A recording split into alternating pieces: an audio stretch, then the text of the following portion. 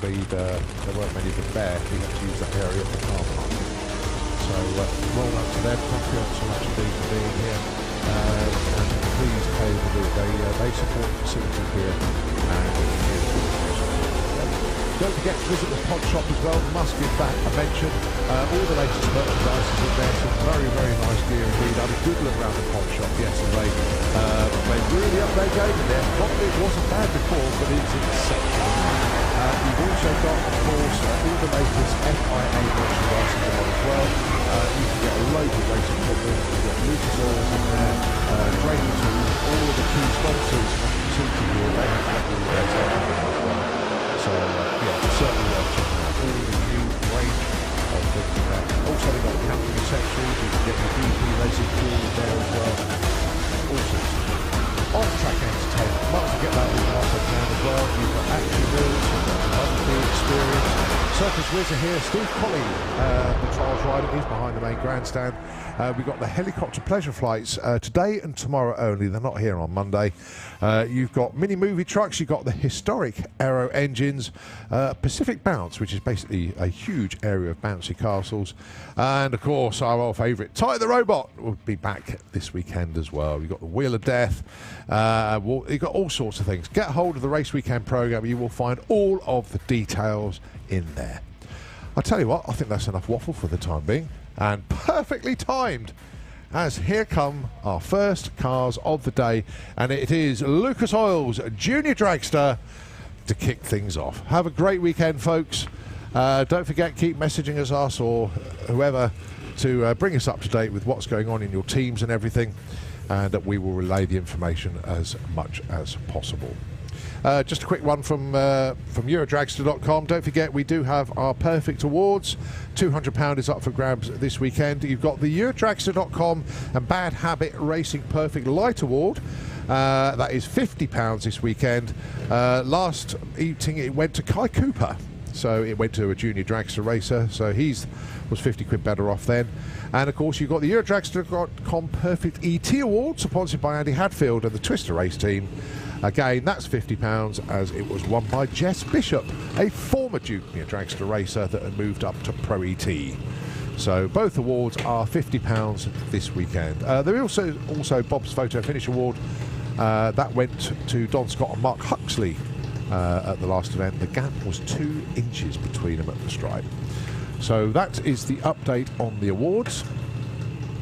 As our first pair of juniors come up to the line.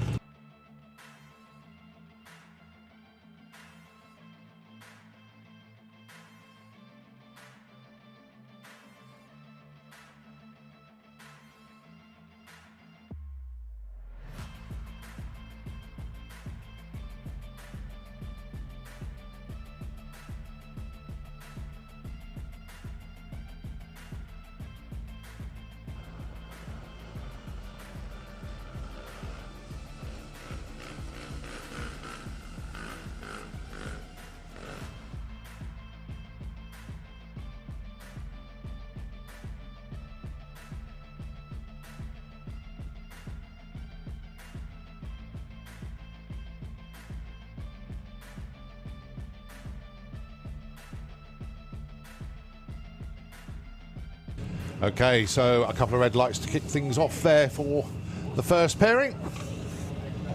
So, yeah, our youngsters are already on there. So that was Finley Fagg and Emmy Crundwell with their first 2 runs, or their first runs of the day. Right, next up, Max Taylor, Harry Redshaw. Max Taylor, he is in the Kestrel lane, and of course Harry Redshaw, he's in the Slick Tricks lane. The idea of this is to cut the best light possible. Whoever's reaction time is closer to all the zeros will be top of the pile. 3 counts them down. Oh, 009 for Harry Redshaw, but Max Taylor opens his account very nicely indeed with a 0-3. So he basically is your number 1 qualifier so far, but there's loads and loads of time.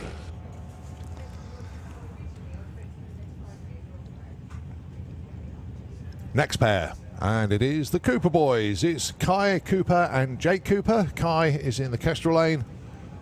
Jake is in the Slick Tricks lane.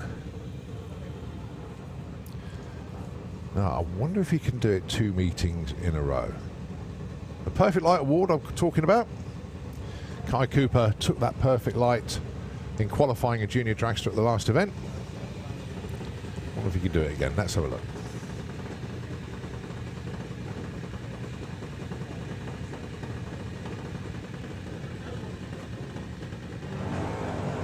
.09 red for Jake. Kai goes 0.11.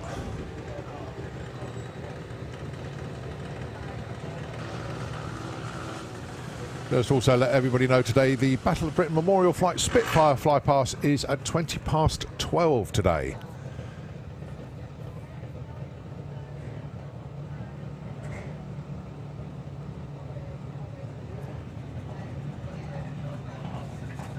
Next pair, Harry Peters and Grace Smith. Harry with the Raptor and Grace with Boost Monkey. So Harry in the Kestrel lane, bringing the car up to the line. And of course, Grace in the Slick Tricks lane.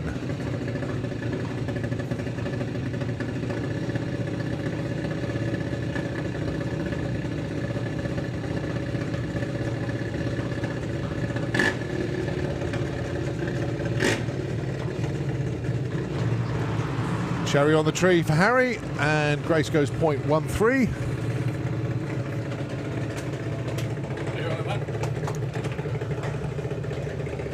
So Grace goes in number 3, Harry number 8. Next pair coming up. Daniel Weir. He's in the Kestrel lane.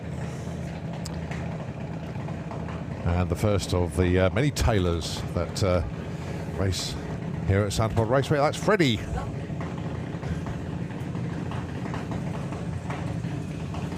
Can I please have Super Pro ET into the pairing lanes, please? Super Pro, can we have you into the lanes, please? Off they go. Oh, Freddie Taylor into number 1 with that one, a 0-1-1. That'll do nicely. Daniel goes 0-5 red, just a little bit too quick. I'm not actually late. I'm just useless. No. Morning, everybody. Hey, how you doing, mate? Do you know what? I just hope the rest of the season's like this. I'd said exactly the same. Just pause. Not a breath of wind. Perfect out there, isn't it? It's just beautiful, isn't it? I mean, I drove up this morning, as you probably gathered, hence the fact I've just got... Well, I've been talking to everybody.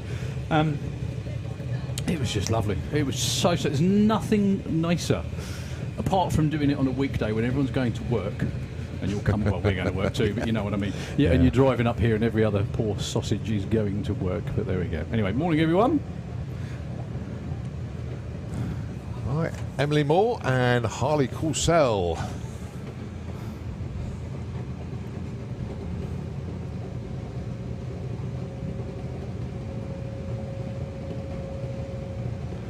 So this is round 2 of the National Championships. Round 1 was a few weeks ago.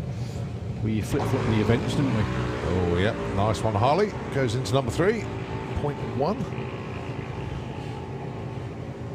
And Emily with a 0.24. Stays the right side, though. There we go. We've had 12 go through. 6 of them we've gone red so far. 6? Well, that's not bad. I mean, they've got a whole bunch of... yeah. They've got 3 today, sessions. 3 tomorrow. And, yeah, loads of qualifying. Loads of qualifying. So up next, Liam McDonald and Tom Peters. Tom is in the Kestrel lane, Liam over there in the Slick Tricks lane. Now Liam's car has been doing some serious promotional stuff. He's been elsewhere, hasn't he? His mum and dad took it to the, there was an event in Dublin. I can't remember what it was called. It was a stunt show. I think it was called a Nitro stunt show without any Nitro cars, but whatever. Lots of people nick that name and misuse it, don't they? I think. I like the fact that he takes on, goes to a 8th mile drag strip and takes on all these hyper BMWs with 700 horsepower and he blows them away. And whoops them, yeah, absolutely that. Well, he goes 0.11 on that one. Puts him in number 5. Today, to say the McDonald family tirelessly support junior drag racing is possibly the... Well, it's the whole sport. Yeah, the understatement of the decade. They really do. They're amazing. Absolutely amazing. And I don't think they can hear me, but Graham and Adele, I need to catch up with them later. I had a wonderful message from them yesterday. And need to go and have a chat with them. So if they play this feedback when they get back, yes, we will definitely have a catch up. So Right. sorry, apologies. No, my fault.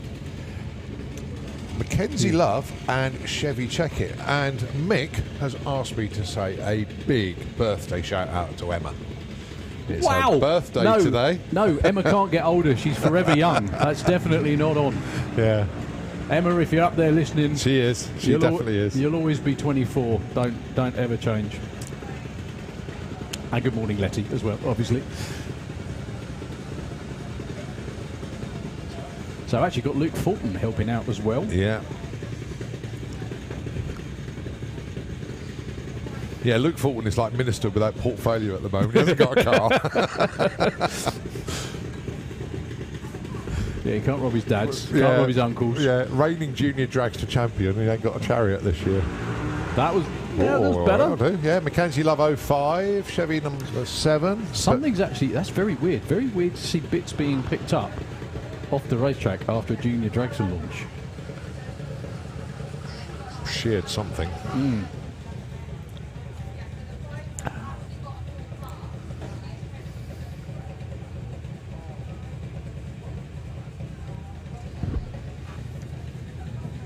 So what day did you arrive? Tuesday, knowing you, probably? No, Thursday. I just like to drop the caravan up here.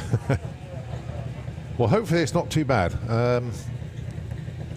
Mackenzie's really focused this year. Really wants to do well. So even though he didn't make the finish line, he still gets that counts, does he? Yeah. Okay.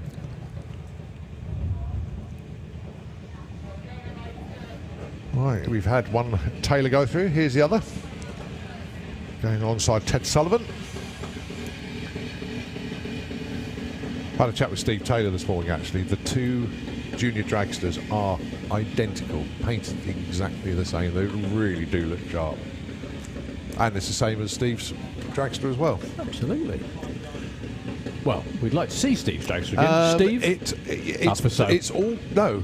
No, really? They've told him to put it up for sale, but nobody bought it. Okay. So he's keeping it. It's ready to go apart from the safety gear, and he won't put the safety gear in until he knows when he's going to run it because of date tag. Yeah, makes sense.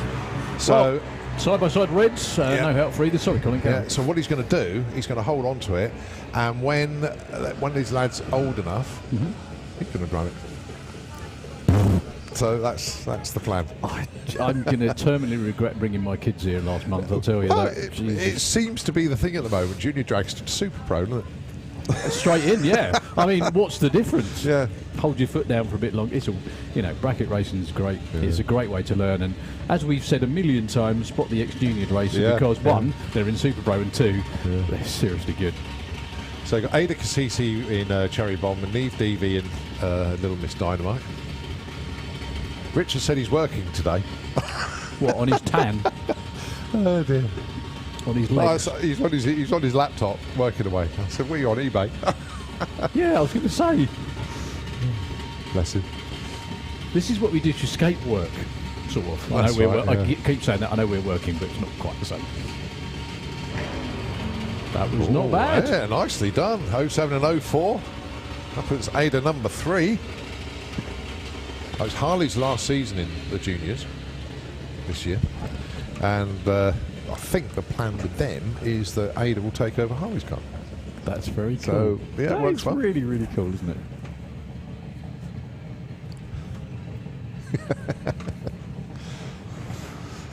Ellie Mae Brown and Lola Bell Kent. Now, Dad's got the funny car here as well this weekend. They were set up on Monday, I think. making the most use of a nice plush motorhome. Yeah, very nice. Exactly that. There's Grandad Tony out front, and Ellie Mae Brown. These again, just how intertwined all of this is. Right, Tony Pearson and Lee Brown, who's just over there as well. Morning, Tracy, if you're watching in or out there somewhere as well. Yeah, they all live around the corner from each other. They've known each other for donkey's years. They work together, all sorts of stuff. And Lee's wrenched on Kevin's funny car numerous times as well. Way too quick for Lola, unfortunately. That was a 08 red, 03 green for Ellie, though. That was pretty good. Yeah, that's good. That's number 2. Nicely done.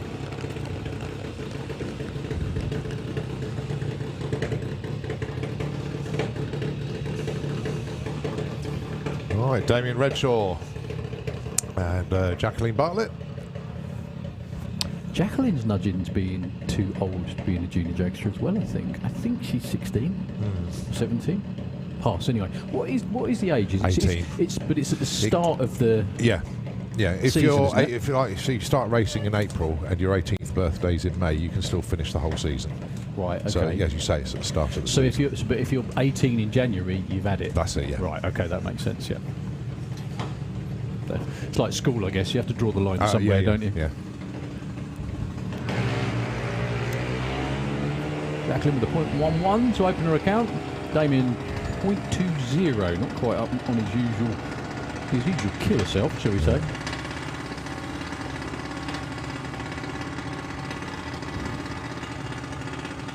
The other thing I'm liking already, compared to a few weeks ago, which is a shame for a few weeks ago. It was a great event.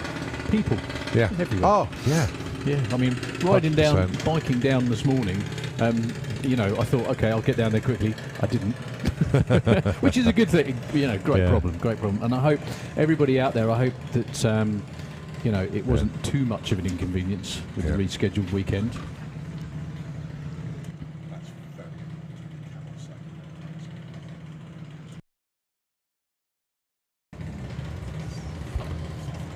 Richard Wilcox, Teddy Howe.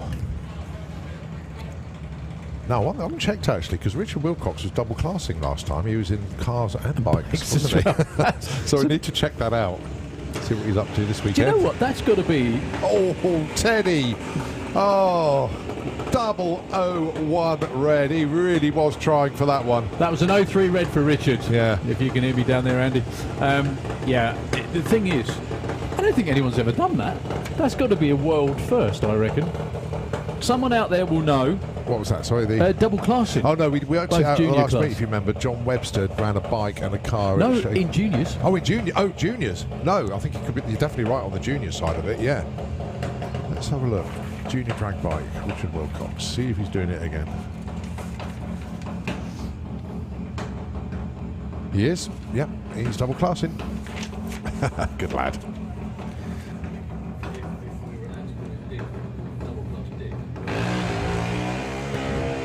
So, Luke Muggeridge with an 02 red. That would be, thinking out loud, that would be quite cool, but I'm not going to.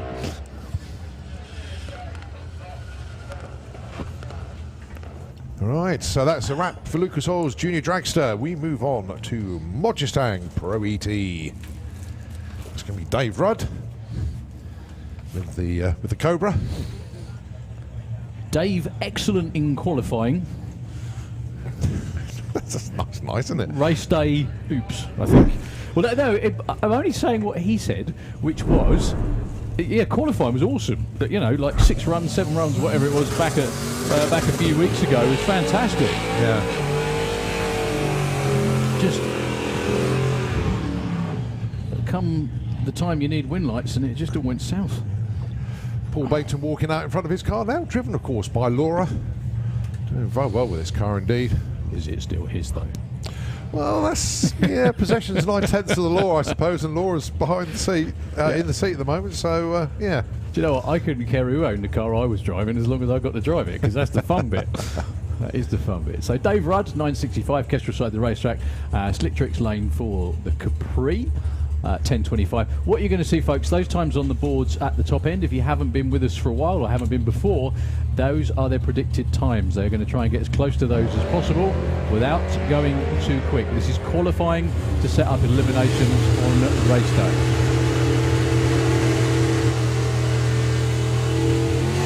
.983 for Dave Rudd, a bit off pace. Laura as well, 10:42 on a 10:25. There's the temperature is gorgeous, the track is gorgeous, the crowd's gorgeous. No wind. We're just we're the ones letting the side down. Yeah, well, there's just a trickle of a tailwind, which is fabulous. All right, Tom Kay and Brett Featherstone. Brett, of course, defending champion from 2022. Yeah, the man that made Simon Goff quit. that will set off a nice phone call. Just getting excited. Morning.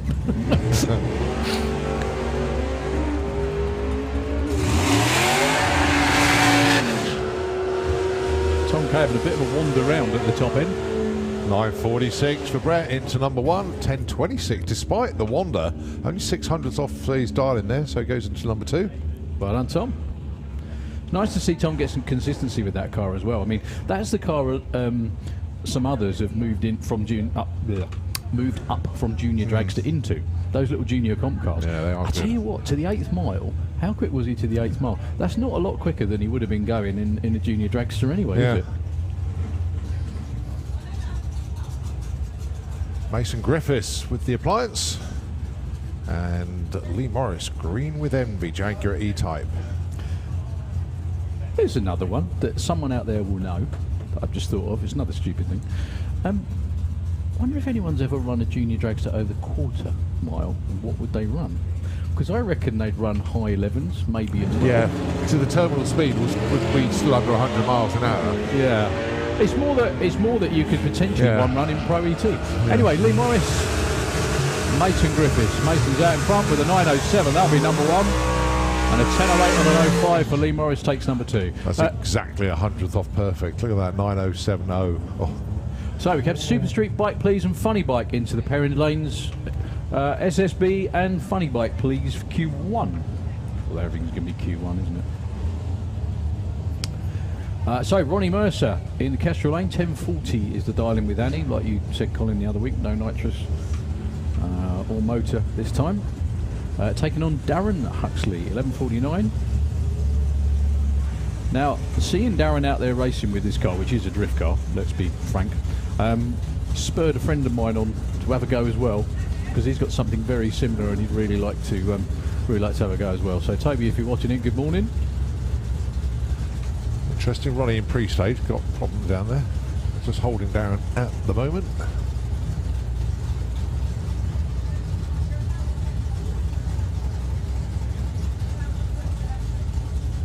All good.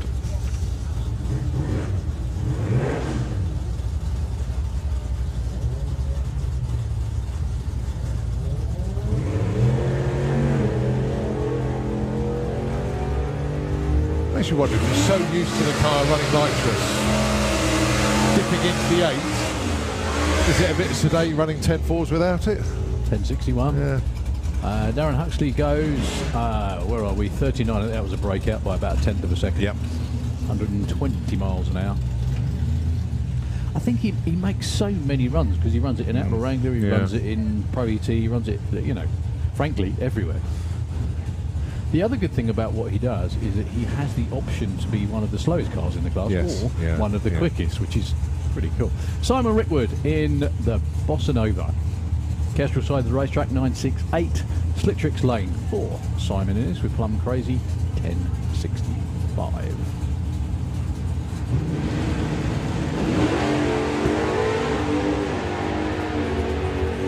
Once again, red lights don't matter in qualifying.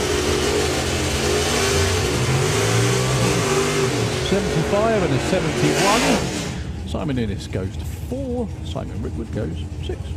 Yeah, Simon Rickwood, one of those at the previous meeting that set a personal best, and it was a massive PB for Simon. He's well into the low 9.5s because those like mine shaft conditions, tailwind, killer track. It was just all perfect for him. It's all aligned. Yeah.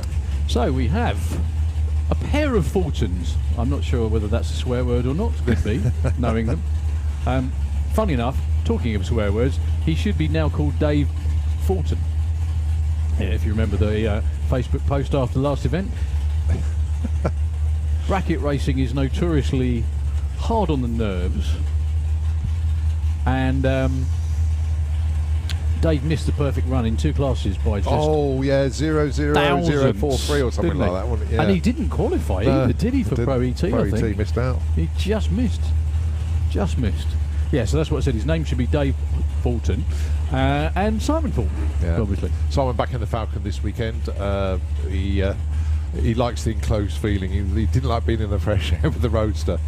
So remember, he was in the Roadster at the last event. So transmission fixed. He's back in the Falcon with a 9.10 dial-in as well. That's seriously nippy, especially considering that car's a supergas car.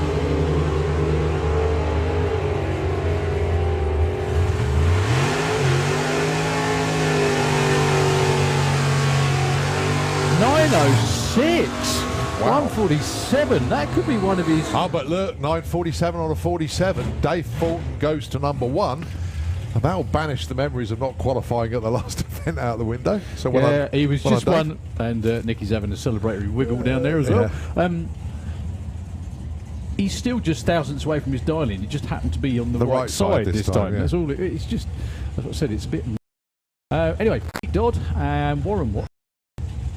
In a car, I think Simon Full named, didn't he? Till fairly recently. They do have. Like, Dave. Right. Hang on. Yeah, Simon, no, Dave had that one. I can't remember. Yeah. I know it was a Fulton. Yeah.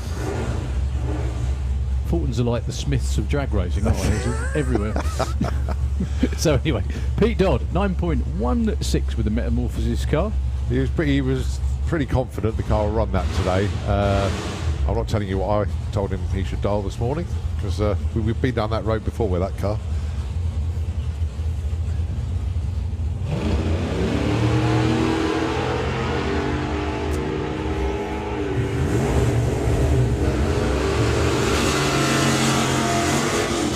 .921, nicely done. 10.01 for Warren, nearly a second off what he wanted with the car.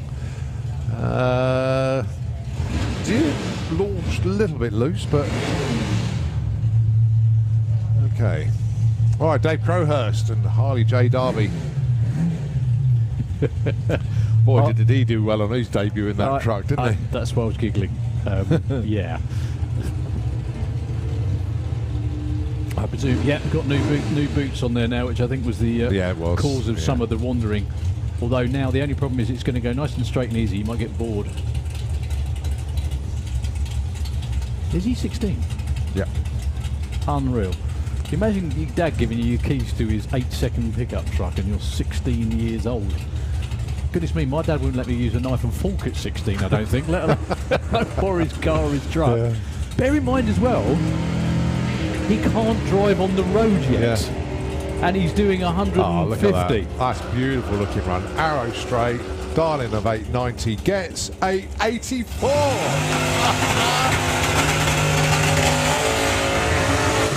16 years old, 154 miles an hour.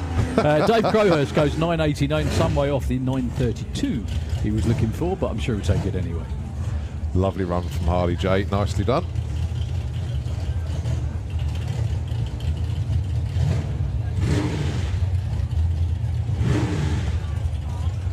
Well, Stevie Gates with the Duster. Ziva is the name of the car. Really good team this, really throwing a lot of weight into the world of drag racing now, and we welcome it. Going alongside the Dark Revenger himself, Dave Cherritt. Yeah, Dave had a bit of a hit and miss weekend a few weeks ago too, didn't he, I think? We're so used to cut that van running 1090s all the time, and now he's unleashed. 975 now. I'd say that was pretty much everything he's got in there. 71 and a 10.08. Stevie Gates goes to number 11. Dave Cherritt 12. I think it was at the Hot Rod Drags when we had amazing conditions. I think it was last year as well, actually, or year before, possibly last year. But they were running Dark Revenger, got in the 9.5s. Wow! Absolutely flying that day. Well, bear in mind he's had that for as long as he had. Know, it must be. It's been around a while. That wagon. So John Dalrymple. I haven't seen John for seems like a long while actually. Always pops up at Dragstalgia in the Willis Wars. Yeah. Got a very smart new race shuttle trailer, which Blackett Photography have caught a perfect side-on shot, and he's transposed that onto the side of the truck. Looks really cool. Why not? 9.05 and 10.31. He goes to number 5 actually. John Bean 15 with the 10.31. Way off pace actually. 9.60. Yeah, I don't know if John missed a shift there, but the front end dipped and then it came back up again. So I didn't quite know what was going on there for John. So you could see he was going to lose a little bit of ET there. Do you know what? That's one of the tricks I remember from years ago. What funny you just said about that is that instead of races, instead of having the trailer sign written and everything with all the sponsors' names, have a picture of the car on there, because all the sponsors' names are on the car anyway. So it looks cool, and you've still got everyone's name on it. Yeah. So, Bailey Ashdown, Kestrel Lane.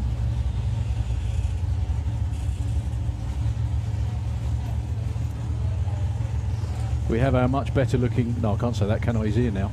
Oh, no, it matches his shirt. That's dreadful. Bailey Ashdown looking for a 9:45 with the Banks Nightclub Dragster. Takes it all the way to an 8:48. I've got that. Somebody had the wrong stop in the car. I prefer to be this end, though, to be brutally honest with you. Is this my life now? Yeah, it is, mate. You can't publicise.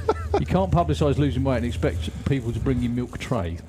I know, but I've just been given two what are they? Satsumas, tangerines, whatever. A pear, a banana, 2 plums, an apple, as a goodie bag today. Thank you. Well, these are courtesy of the Cassells. Ah, right. Okay. I thought they were my friends. Colin, if they just sent you Easter eggs or something else, they would have torpedoed your diet, and what would have happened? Yeah, exactly. True. Very true. Yeah. Thank you ever so much indeed to the cool cells. Oh dear. How could do you know something? How can someone look disappointed and happy in the same sentence? I now know. Actually, Brilliant. Yeah. I'm wearing my sunglasses to hide the tears. Yeah, that's the one. Smiling, saying thank you very much. Oh dear. Never mind. Anyway, morning, Thomas. Are you back this weekend as well? I am. Excellent. That's very, very good news. Who are you helping out? So you're just helping out the juniors this weekend? Yes, I'm just helping out Jack Taylor and juniors, and obviously Harley. Excellent. But I'm here, and I'm going to be here a couple more times over the year as well, I think. So fantastic. And you're doing some of the live feed stuff as well. Yes. You're all over the place now, aren't you? Yeah, I'm going to get my steps in today, I think. Right, okay. Can you take my phone with you? So it makes it look like I've done some steps as well. Do you know what? The best way to do that is trim your hedge. Because a very good friend of mine, he went, all I've done is stand in the garden, I haven't moved all day, and I've done 70,000 steps. And I said, well, what have you been doing? He went, oh yeah, I've been using shears all day like that. So any sort of movement like that, and it all counts. That clean-up won't be too long, folks, in case you didn't know. We can't race with any kind of fluid on the racetrack. Colin, just very quickly too, I know you read it out at the start, but obviously there's more people filing in all the time. Oh, yes. Schedule-wise, what's going on when today? Give you the track times first, and these are estimated times as close as we can. We're expecting a Fuel Funny Car. It's around about 20 past 11, and that's when we go into effect what we call a pro session, where you see Fuel Funny Car, Comp Eliminator, Pro Modified, Top Fuel Bike, Nostalgia, Funny Car, and they are all qualifying. And then in exhibition we have our jets. So you've got Oklahoma Willie, Spider-Man and Fire Force 5, as I say, they're purely exhibition this weekend. And then we go into another round of Sportsman qualifying. The pro session kicks off again at 2 o'clock, and then another pro session at 5:15. The track due to run until about 8 o'clock this evening, so it's a full-on day for us here. Right, all I can see are splodges. Is that your eyesight not working yeah, that's properly? my Okay, eyesight, give it to me. Eagle-eyed action man again. Here we go. Right, aero engine startup is at 10:30. That is behind the main grandstand. So if you start hearing some very sort of strange engine noises that we're not used to on the drag strip, that's what they are there. Titan the Robot will be appearing at 11 o'clock in the Titan Arena. Has he got his own arena now? He has, right? yeah. So Titan will be out at 11 o'clock, 1 o'clock and 4 o'clock.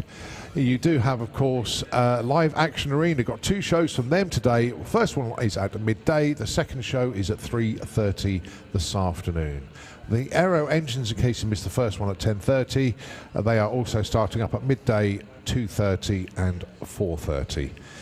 You've got Action Wheels, you've got the Wheel of Death, Circus Whiz, you've got all of our great sideshows. The best thing to do is get hold of the race weekend program. It's £5. It's available from the pod shops on site, and that will tell you everything that you need to know.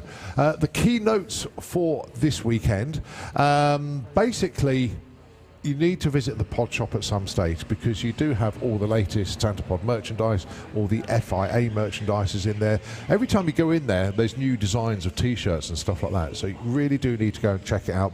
Also camping supplies, things like that. Just very quickly, sorry Cole, just very quickly, talking about timings, just in case anyone hasn't realised, everything is timed and planned, so you can move from one place to another kind of seamlessly, so the show kind of goes on through the day. So you have all the jets, all the fuel cars and everything over here, then almost directly afterwards you have the live action arena show going on, and then we come back over here and vice versa. Anyway, sorry. There's a lot of first time visitors to Santapod this weekend, so a very warm welcome to all of you. Don't forget, you can go round the back of the tower and the back of the drag strip here, go into the pits, have a look around all of the teams that are working away. You've got that huge trader area as well, and as I mentioned to you, the main pod shop, if you're on the banking, if you look over to the other side of the racetrack, you'll see the green pitched roof buildings there. That is where the pod shop is. So yeah, please pay them a visit.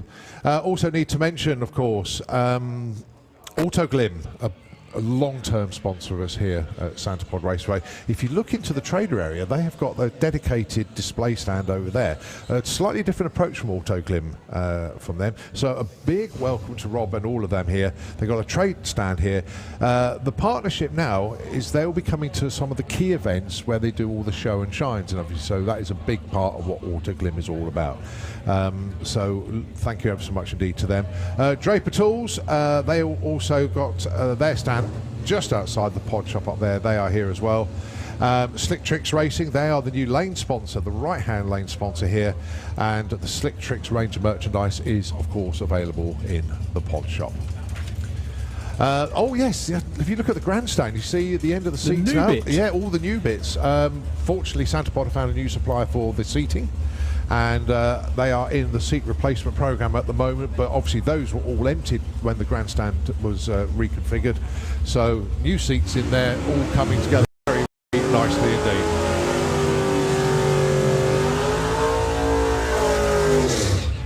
And we are back to racing. So one of the Huxleys and one of the Watkinses. There are a number of Huxleys in racing, as there are with the Watkins family too. This is Mark, who is now solidly in the 9s with the 975 in the Kestrel Lane with the little Toyota. He's now got the problem of slowing it down for Supergas. Taking on Neil Watkins, who had a great time a few weeks ago as well. I think everybody did actually, didn't they? I don't know anyone that went home. It's always good when a race just sort of starts and finishes on time and everyone gets loads of runs. Yeah, let's not forget Neil Watkins, number 3 in the points chase at the moment after one event.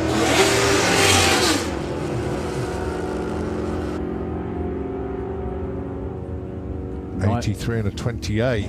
Not bad.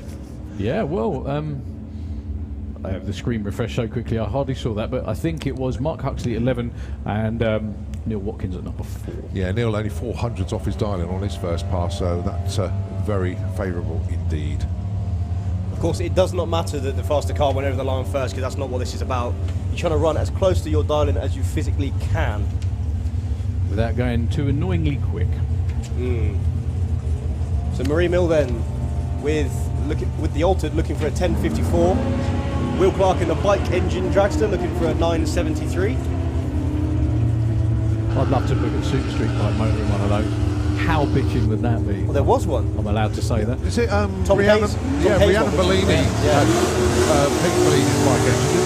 979 up into 10. Marie gets number 13 with a 1068. Yeah, absolutely no. I mean, like one of the 6. One of the 6. I know what you meant. Sorry, but yeah, one of the 660 engine. When those cars originated in the States, they were. I think it was George Bryce had one with a Pro Stock bike engine in it that ran high 7s, and it's like that must be just a lot of fun. A lot of fun. And if you think about it logically, because bike engines tend to be a little more cost effective than big blocks and things, you can go seriously fast. And lastly, before I end my little fantasy thing, top fuel bike motor in one. That'll do it. Oh yeah. That'll be it forever, that would, wouldn't it? 4 stacks straight up in the air. and planted. Amy Watkins and Tom Watkins, back to reality. Got just a little mention. Amy Watkins has the hashtag Lizzie Strong on the back window. I saw that appear yesterday. That, of course, in reference to Lizzie Muzzy in the USA. I need to say, extended member of the drag racing family that's going through a real battle at the moment. 9:01 plays a 9:51. Tenth of a second off, only gets you number 14, and we're only halfway through the class, I think. Yeah. Or thereabouts. Yeah, so yeah, Lizzie, of course, friends all over the world, and yeah, all the support that we can send from here to you. Yeah, Dad's actually been over here to help out teams before as well. So, yeah, like you said, drag racing worldwide family as always. Yeah. So Daniel Fulton, 10.13 with the poncho against Nick Mugridge.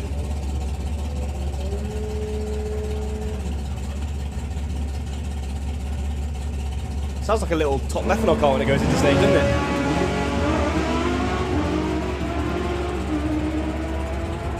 And then, if you close your eyes, it sounds like a bike. Yeah. 10.19 at 1:31 for Nick to open his account. Daniel Fulton goes 10.47 on the 13, 15 and 21. Dan actually got a 009 light then, which is stout. I don't know if he was having issues, but it sounded to be a bit on and off the throttle. It was going down the track. But even the front, when it was like he had a trampoline on the suspension, it was just bouncing way too much. Don't know why it was doing that. Right, the young lady that made her debut in Pro ET at the last event and took the world by storm. Perfect light. And she's 0-2 already. Right, let's see if she can hit a dial-in of 9.15. Not far off at all. She's into the number 3 spot with a 9.18. Picking up where you left off, I think. Yeah. That's cool, isn't it, really?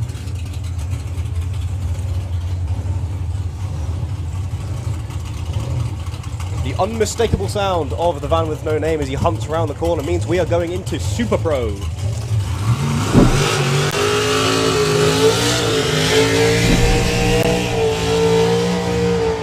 And that young man, Tom Atkinson, has the bounty on his head, because whoever knocks him out eliminations will get the 50 quid, as Tom was the winner at the Spring Speed National a few weeks ago.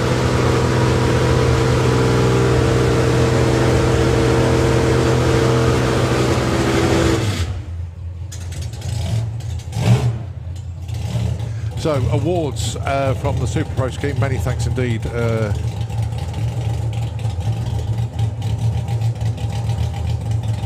Sorry, to Rich Walters. Number 1 off the trailer. So, number 1 qualifier at the end of Q1, obviously, will get £50 and a medal. Number 1 qualifier overall is £100. The event winner gets an extra £250 plus a trophy, and that is on top of the Santa Pod money as well. So it's all part of the Peatney Memorial Super Pro ET sponsorship scheme, and of course the bounty we've already mentioned on the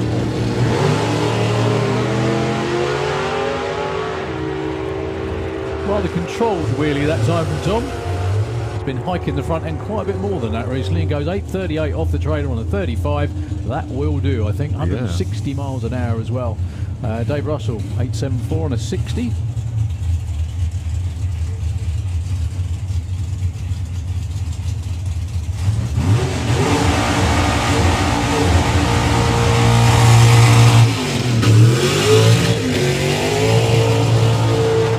How good is it to see the Wildcat in Super Pro? First time in memory, Many I years, think, yeah. actually. I don't think he's run it before. That's Darren Pitt. Made a Herculean effort to make the door slammers last year after putting it on his lid up at Melbourne Raceway. Looks quite straight again now, actually. Yeah, it does. It looks super straight.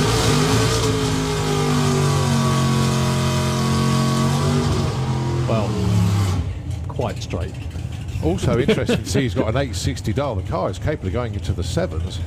But I think they're tuning it for consistency more than out and out pace. Going alongside Ashley Bell with a Teenage Dream Chevelle. So one interesting thing about Darren's car, the Tiger livery car in the Slick Tricks lane, is I'm going to say it's stick shifted, but it's no clutch. So it's a Lenco, but it's got the actual levers that you're pulling down the track. Oh man, how young are you? Everything used to be like that. Do you know they used to manually shift top fuel cars too? Did they? Yes, That's 100%. And funny cars. They used to have to, in fuel funny cars, they used to have to, there was a lever between their legs and they punched it into second gear.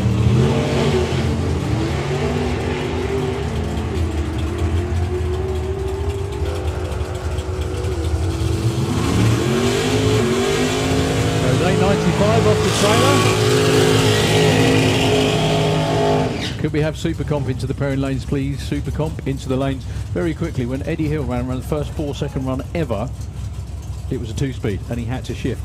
So they used to drive with one hand, and invariably they had the shifter just to their right on the dash all the time.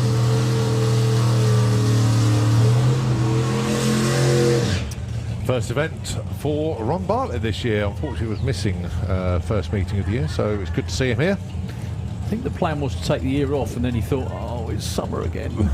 I think he's only running select events, and I think he's only racing this month, actually, because I think he's doing this Door Slammers, potentially the main event. I don't know, but I think that's pretty much it. He's keeping it sensible this year, anyway. Well, Stu Morris had been out of the driving seat for about 10 years, got behind the wheel of the Team Camaro at the last event, took number 1 qualifying in Super Gas, doing very well with him.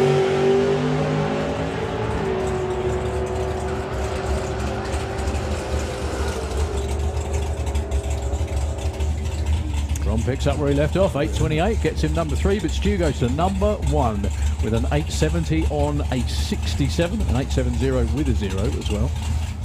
Well, I'm going to try and slot these in between burnouts and runs as such. The 2023 sponsors for the Pete Knee Memorial Super Pro ET class: AJS Bodyworks, A-League Roofing, Alders Automotive, Another Small F Limited,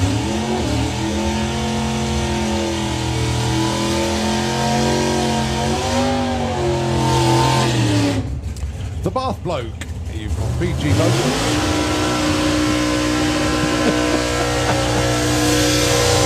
It's about as good as saying over to Nitro FM, isn't it, really? It's guaranteed to happen. Yeah. Copy Print Depot, Fenny Racing, Garage Thomas Haas, Giles and Hartley, Giles Services Limited, Good Vibration Motorsports, Harry's Coachwork and Pit Equipment, Hauser Race Cars, Holly Walters Dental, HR Racing, Hydro Hose, JK Farzik Technic, Joe Kellett Racing, MJC Property Solutions, Pavement Racing, Pete Walters Race Design, Plane Racing, Premier Rosettes, RW Services and Custom Paint, SB Racing, Solar Precision, Swinny & Son, Team Time is Money, Ultra Plastic and Windscreen Wizards.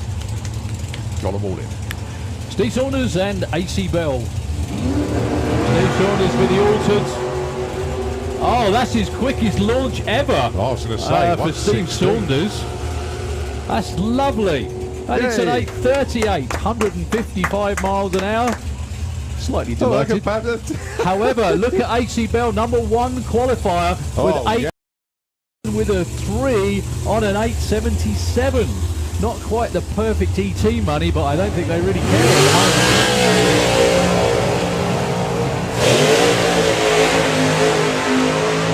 moment. The other thing to pay attention to, now I'm going to ask Thomas what this might be.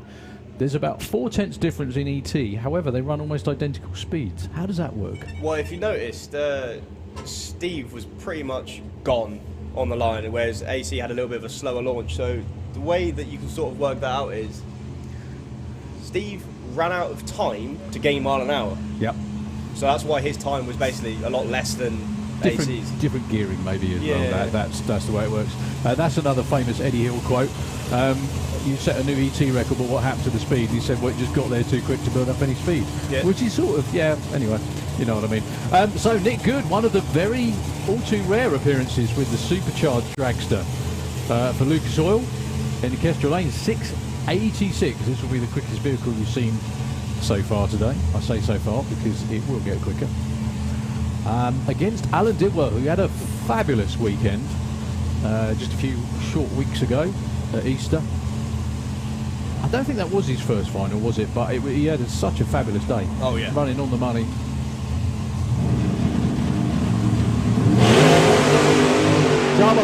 192 reaction time for Alan Didwell as well. As you'd expect, Nick is long gone to a breakout. 681 at 193.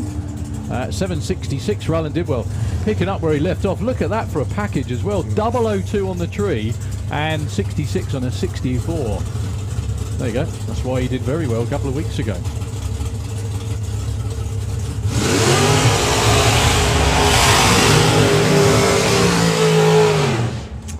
So the other Lucas Oil car with Matt Peters at the wheel. Slick Trick side of the racetrack taking on Scott Hauser, who's been racing this car, even though that car looks absolutely brand spanking new, and it's probably, what, 10, 12 years old, something like that now? There or thereabouts. Yeah. Well, I think he debuted this car when I started racing. Yeah. Which was about 13 years ago. Wow. Is it that long? Wow. I mean, I know he's had, what, 3 championships in that car now? But it looks, if you look at it, there's not a speck of anything on it at all. It's amazing. Such good condition. So Matt Peters had a pretty good weekend. Back at Easter as well, went a couple of rounds of racing. Chief Starter doing Chief Starter stuff, which is checking out to see if there's any leaks or anything like that. All seems to be good. Both with big block Chevy power. Both looking for 7-second runs. 7.34 with Scott. Notice Jeff didn't change the dial in as he was standing there on the line this time.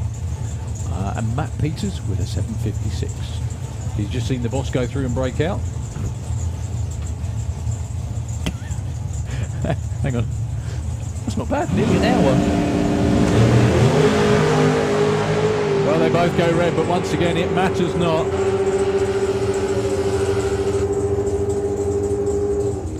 $7.59.37. Scott goes 4. Matt goes number 5. Very good morning as well to Ian Turbeville. Thank you very much for the message, mate. I didn't forget that one, but you didn't run it on Nitro. Talking about junior comp dragsters. Right. He put a V-twin in the dragster for Laura to drive a little while ago. Also, if you fancy going Super Pro Racing and joining everybody, the Bad Blood Dragster, I do believe, is still for sale. Please contact Ian or Laura. Unfortunately, Laura has retired at the tender age of 20-something, I think. But yeah, if you fancy joining in and want a beautifully turned out car that's consistent, quick, and very, very reasonably priced, please contact Ian or Laura. The car itself has been around a while and very successful. It is too. So Brian Pateman should have been taking on Andy Thetford.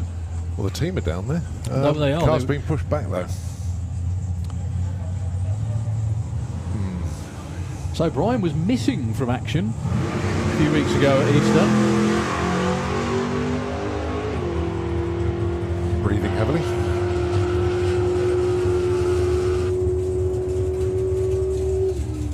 9:11.152 to open his account.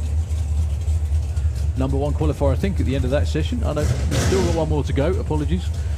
Or a couple, actually. No, I think that's Super. Oh yeah, Joe. Yeah. And Lee. Exactly.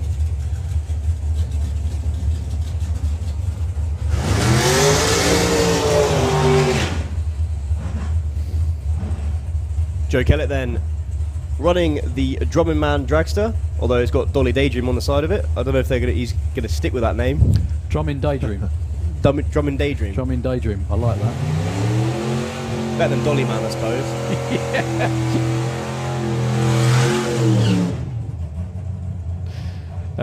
The other car that the Kellecks have in their possession is actually up for sale. Another beautifully turned out monostrut dragster that Joe ran for a couple of seasons. I think that car was the one that Noah Stutz originally cut his teeth in a few years back when he ran it in Supercomp. It was a bit of a monster car for Supercomp. I think that's Wheelie Bar chalk that he ran over on his burnout. Someone's left it. It was left on the top of the car. Yeah, it is. Either that or it's to put the dialing on. Yeah.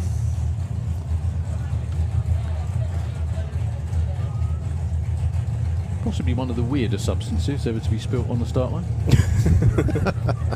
And no, please don't message in with the weirdest thing you've ever seen spilt on the start line. Thank you very much. Sir, no, go on, Colin. Yeah, can we have Nostalgia Superstock into the pairing lanes, please? Nostalgia Superstock, come on down. Joe goes 0-2 red once again. It matters not. Looks like he's breathing a bit heavily up the top end too. 8:36, only 158. Looks like it was hurting itself through the finish line a little. 11:75 that time for Lee Huxley. No help at all. Yeah, the track crew down there doing their thing. Whatever that is down there. It's nowhere near the start line. It won't be an issue.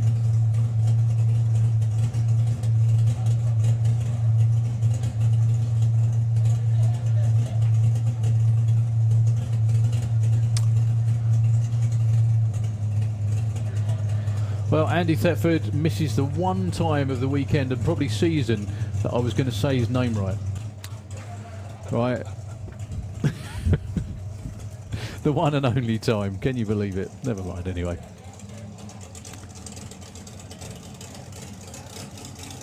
Daniel Giles then bringing the Giles and Hartley dragster forwards. About to do his burnout.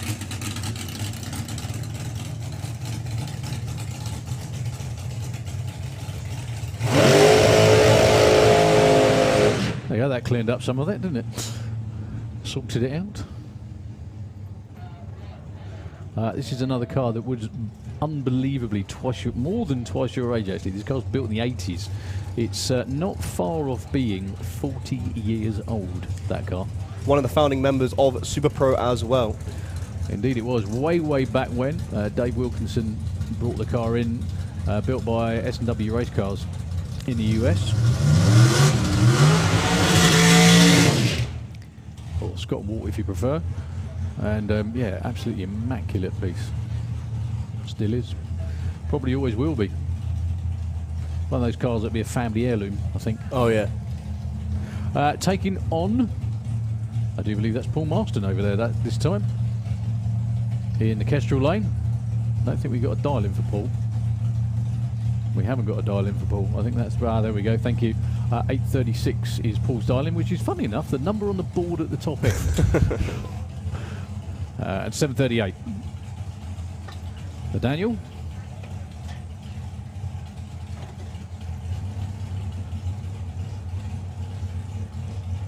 So obviously Daniel's dad Barry usually drives the car, but they do switch and change.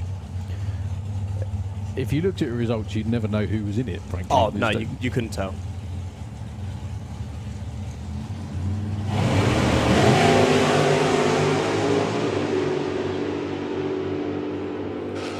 Daniel long gone to 7:38 with a 4. That only gets him the number 2 spot though, because AC Bell was closer. 8:31 for Paul Marston, breakout by 5 Hun. I think they knew what it was going to run after what Bailey ran the first run before, but there we go. He's number 16, which means he's in the show, but I'd rather get a qualified number the right side of the board. So we're about to go on to 2 wheels, I think. We're just taking care of the last remnants down there on the start line. So AC Bell, his first ever number 1 qualifying position. That's going to be a tough one to get around as well. 877.3 on an 877. That's only 3,000th of a second wriggle room.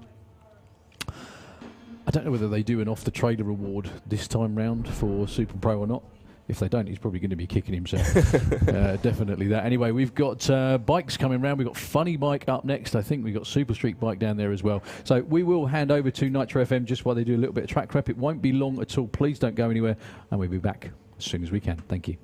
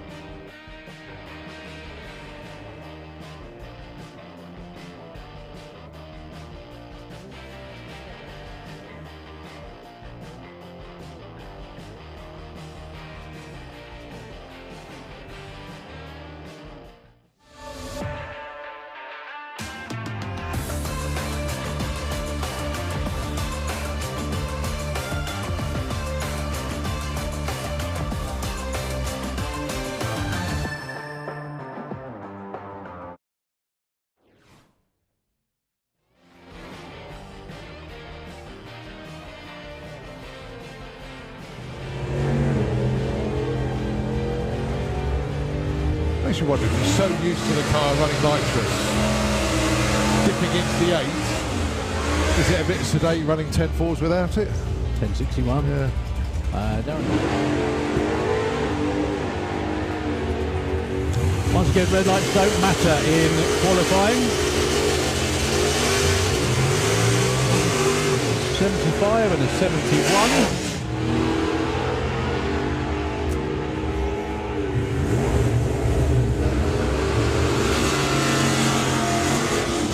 9.21, nicely done. 10.0. Boris Car.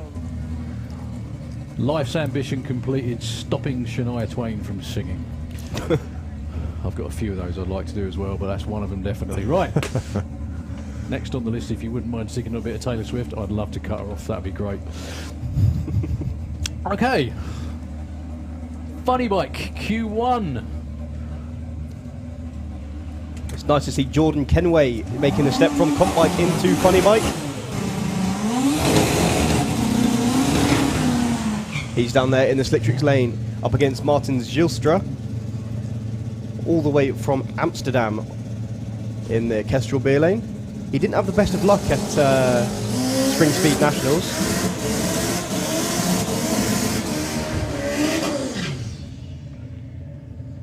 Actually, I don't think he made a run at all at Spring Speed Nationals. Yeah, it came to the line every time to do the run, and it just did not work out. He didn't get qualified. No. He did have 6 or 7 runs, and every single time, how maddening must that be? I mean, again, unfortunately, that now this isn't. I know this isn't a commentator's curse because it happened every time last time as well.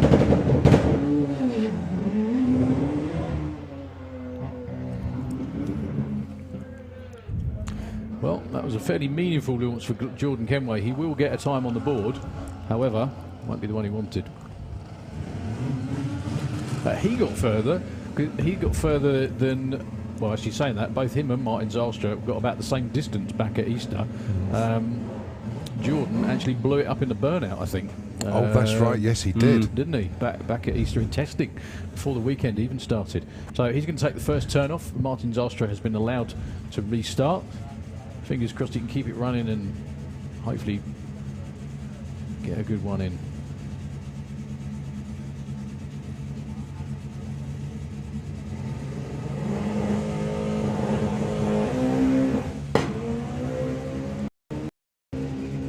Further than Easter was what we were saying. He's going to get a time on the board, which gets him into the show, which he couldn't do last time out. 8.97, still goes 150 mile an hour.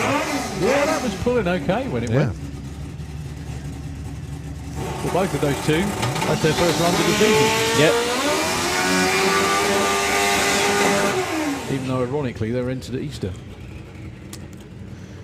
So, Lorcan Parnell taking on Dave Peters. Dave Peters with the Rigaboot Express solidly in the low 7s a few weeks ago in the Slick Tricks lane, taking on Lorcan Parnell. If you ever want to exhaust yourself, go to the Storm Racing Facebook page and read, because it will knacker you out just reading it, because I can't believe what they go through to keep this thing running. It is an incredibly innovative machine. And Lorcan,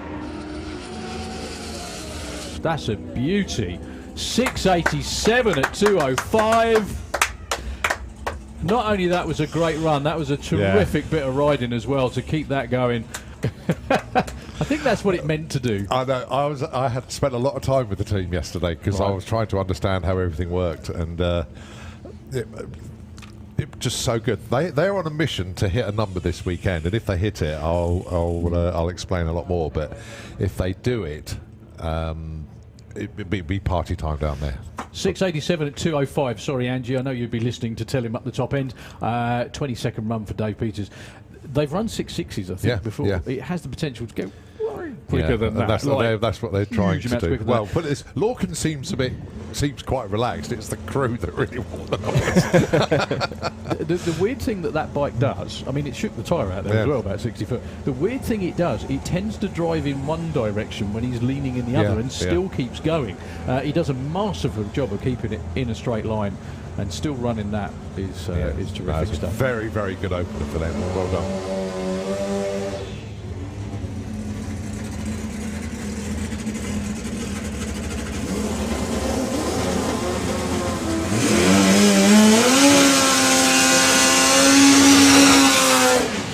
of those unmistakable sounds. This time it is Roger Moore with the box of frogs. Roger was having a great time a few weeks ago, back at Easter. I chatted to Roger yesterday. I said, "You missed the Pro Mod?" And he goes, No. He said, "I'm retired now. This is enough." He said, "You know, this is what's known. Is this a mobility scooter for retired Pro Mod drivers? Is that what it is?" Sorry, Roger. Take it on Eric Richard. Eric, great to see him back here as well in the Kestrel Lane. Another 6-second funny bike, one of Europe's quickest as well. Problems for Roger Moore. It will be Eric on his own. I think this was a new machine for Eric last year, actually.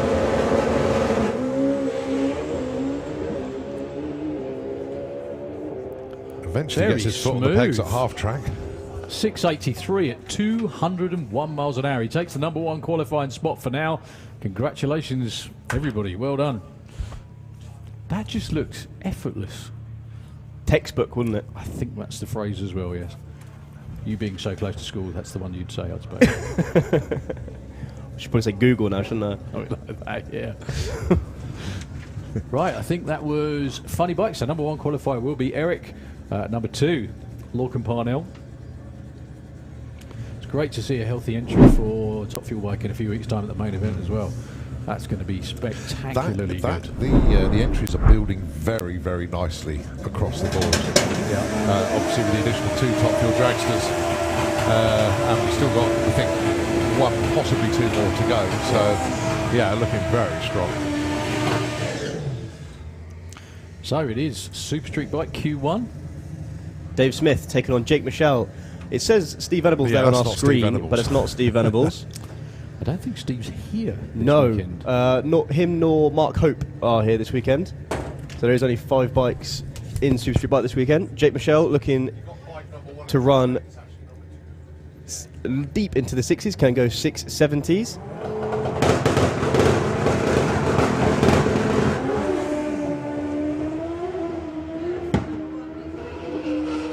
He's holding on to that. Yeah, ride it like you stole it, Jake. Very nice. 686.214. That'll do. 124 to 60 foot, 458, 172 to the 8th mile. From all our friends that are watching in around Europe, very, very good morning. Well, that's nearly lunchtime over there. But we're looking forward to seeing everybody back again in about a month's time, 4 weeks' time actually, the end of May for the FIA and FIM main event. Now, I know Jake's made a few tweaks to his bike since the last meeting. He's changed a couple of things to try and get a bit more mile an hour. And I suppose 214 mile an hour isn't slow. No, but that's one of his fastest speeds.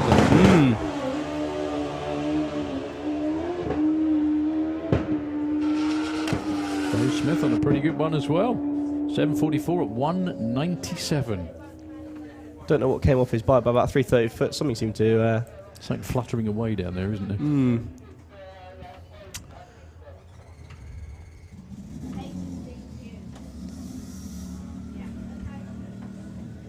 So now we've got a couple of Morrisons then. I believe it will be Al Morrison Jr. against Ross Morrison.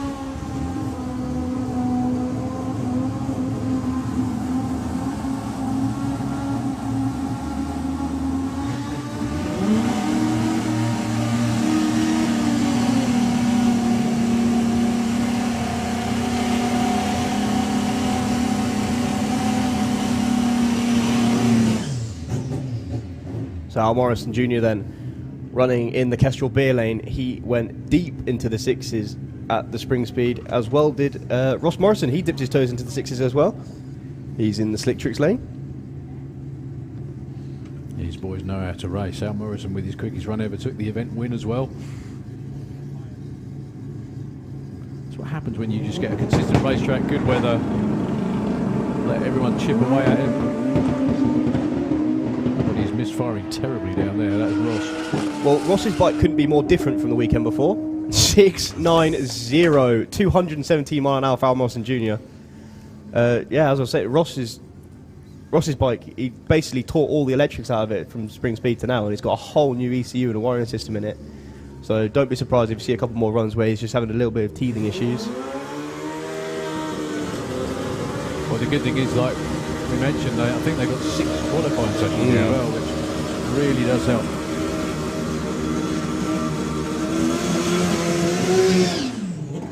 Helps them nail it down. So, Alan Morrison. Just seen Junior. This is Senior. He's riding this weekend also in Super Street Bike. He campaigned for quite a while in 850 bike, but he's got a new bike now that he's getting very used to. Mid-7s last weekend, or last meeting. We've got 6 members of the Morrison family racing this weekend. It's absolutely superb. I think there's 9 entries in the team this weekend as well. Yeah. That's pretty good. That's a 765 at 183. So up next, I think we have the Wild Bunch. Supercomp. Beg your pardon. Yeah. Sorry. It's easy to get confused. Oh yeah, we'd have a roadster in Wild Bunch, would you? Sorry about that. I think you can actually. Actually, you'd have anything, can't you? Well, as long as it's no doors and it's nostalgic, you can have what it want. Because Paul Brown campaigned his roadster in the Wild Bunch. He did actually, yes. Yeah. He just got told to pinky promise that he'd turn all his electrics off. Yeah. So Steve Hill with the Black Pig 2. And the jammy dodger himself, Richard Tunstall.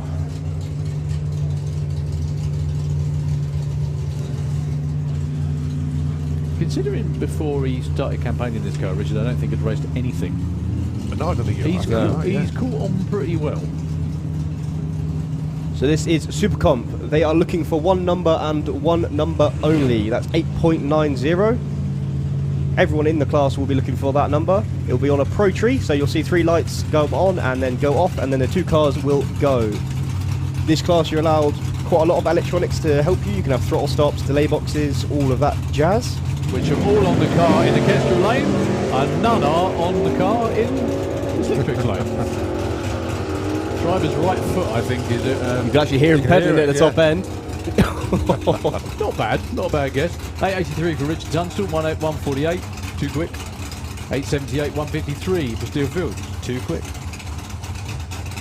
So the issue that Steve Field's got, because he hasn't got any of them electronics to help him run the 8.90, he's obviously got to watch Richard, assuming he's going to run 890, and then judge it that way.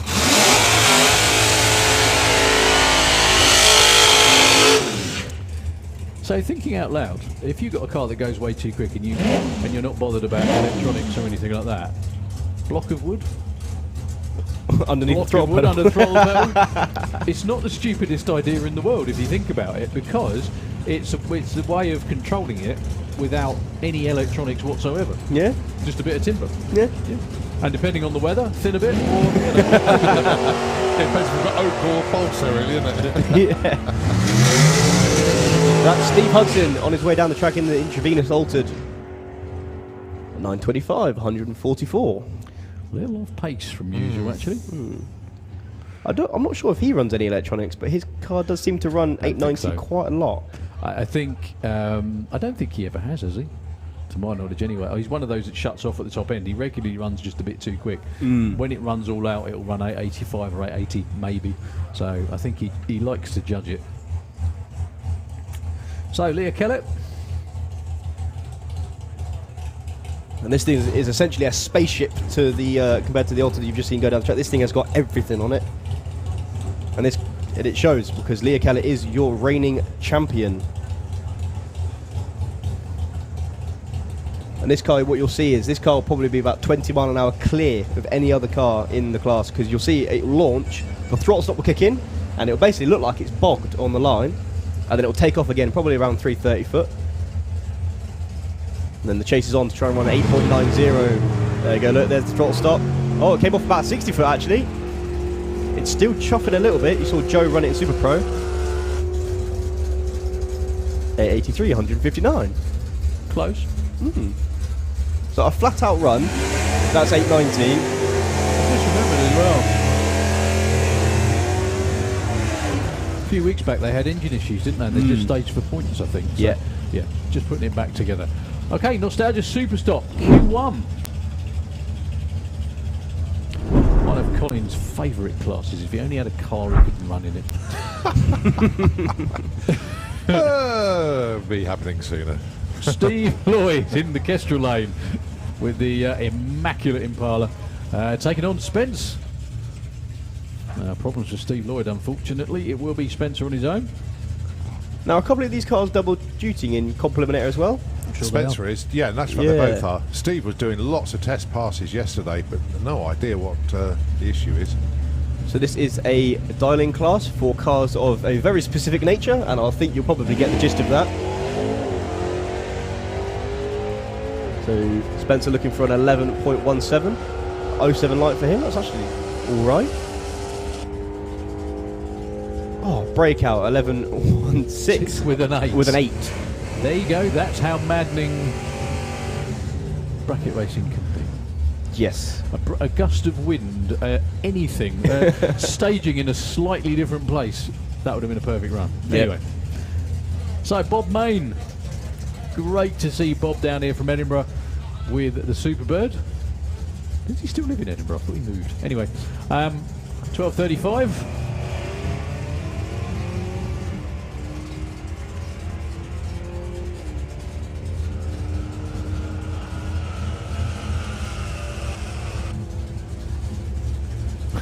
.32 with 5.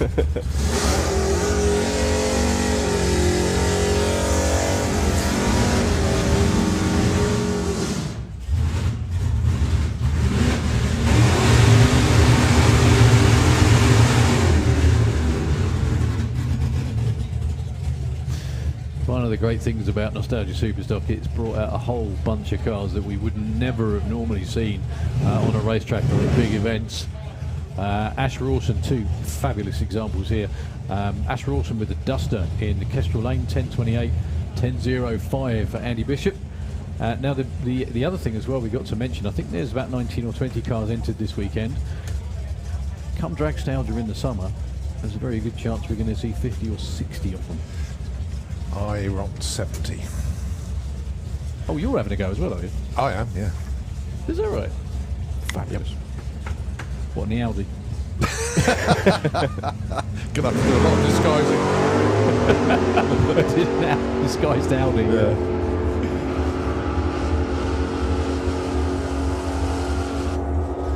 .10:28 goes 10:24. Andrew Bishop goes to number 1 by virtue of not breaking out. 10:31.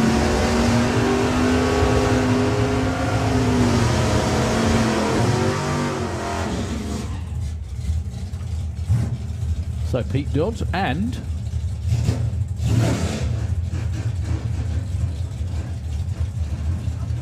the very cool looking Sport Fury in the Kestrel Lane.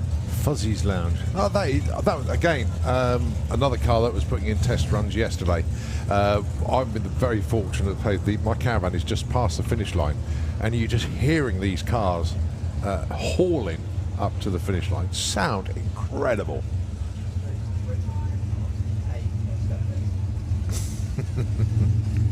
So yeah, Neil Francis with the Rust Bucket, and the very well-known Metamorphosis Camaro, now campaigned by Pete Dodd.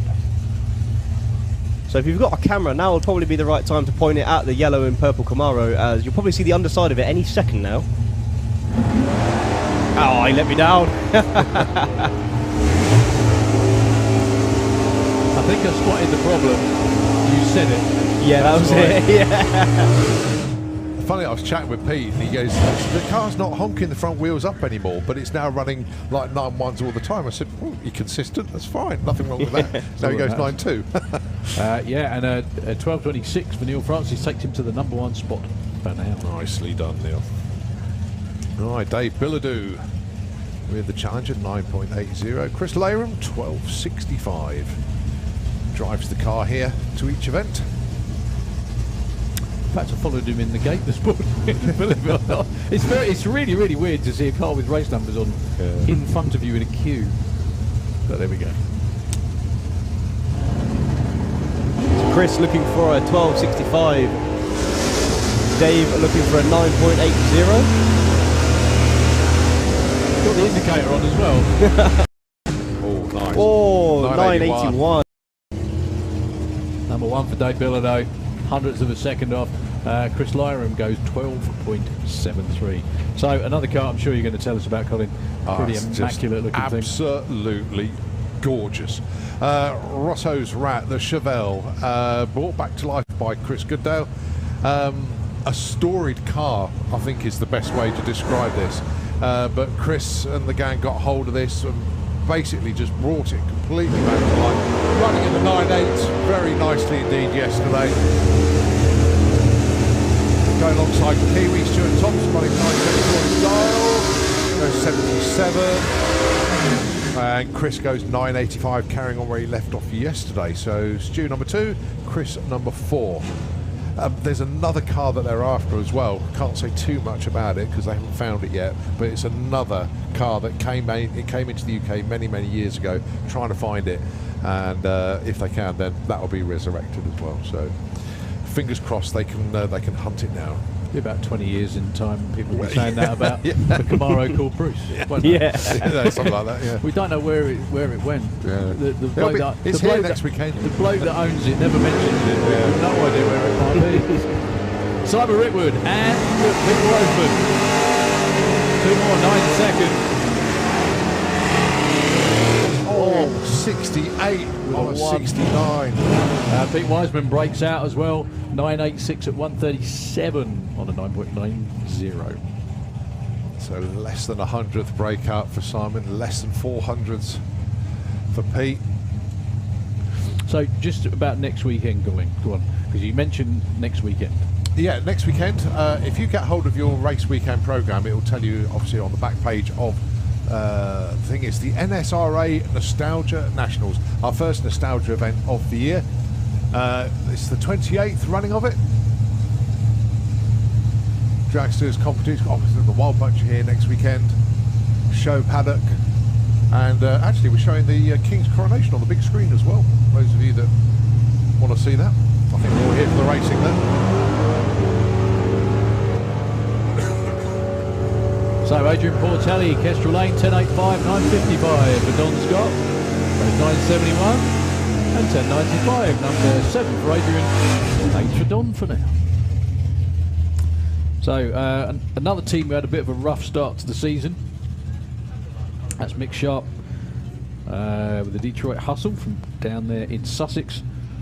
The Axle decided it was the next weakest link. They got it all sorted out and back before the start of points races, which is what testing's for, obviously.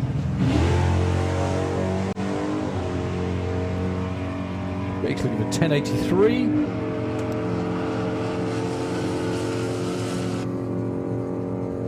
$10.65 at 122. I was going to say 6.69 at the 8th. Well. That ain't going to be a 10.83. That's all right. Well, obviously, the new axle made the difference. Yeah, that was working a bit too well. Good to see Herb Andrews down there as well, helping out. Morning, Herb. So, comp bike, I think, Q1. Yeah.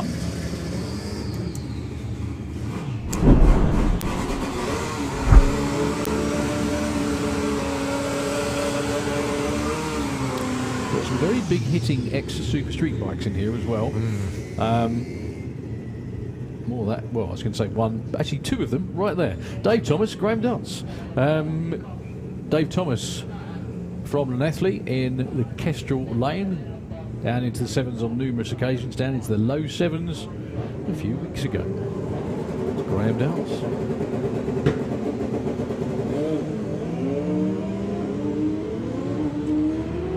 That won't be a 7-second run for Dave Thomas that time.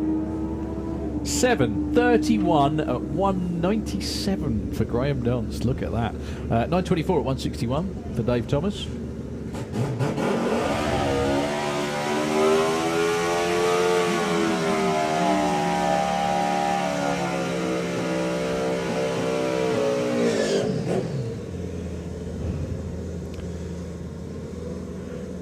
Is that right?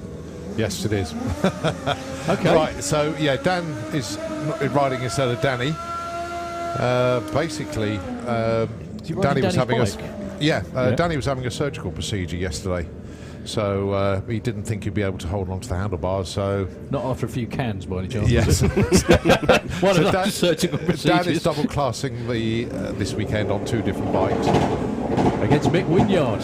So Dandy, his first attempt in comp bike on Danny Cockrell's machine.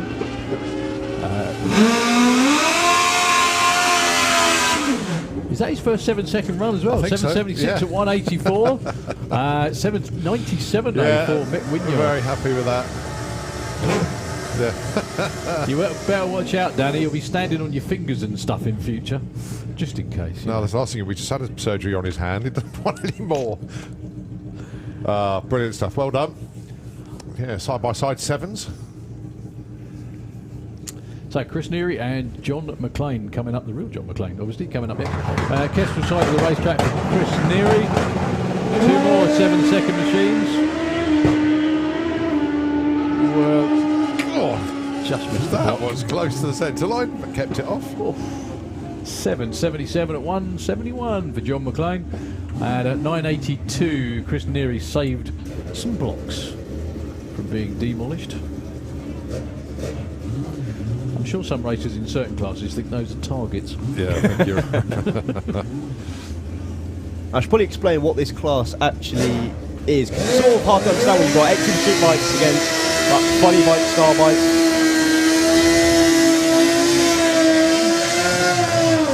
So if you remember back in the day, you also had competition altered, didn't you? Where sort of like anything Yeah. goes.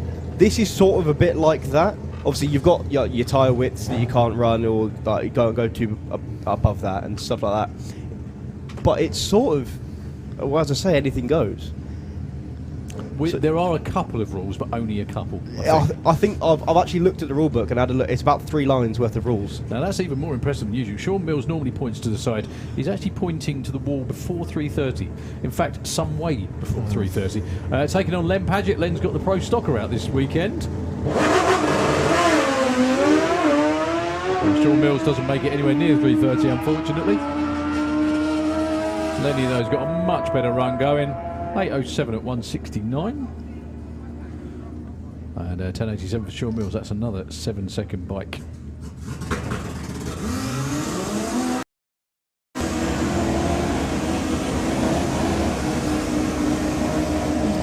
I know that Sean Mills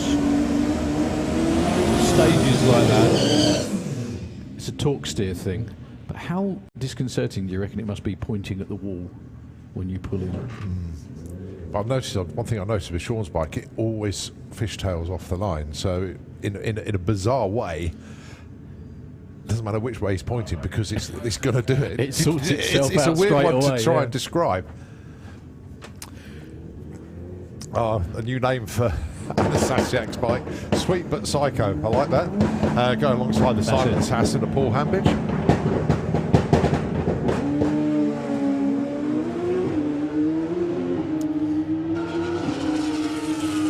Good looking run for Paul.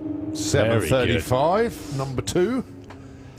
And Anna goes 9:04 at 1:58. So I've actually just pulled up the rules for comp bike, and it basically just says a class designed for motorcycles with unrestricted modifications. Cracking. And then I've read the rest of the rules, and it basically just says that everything's allowed.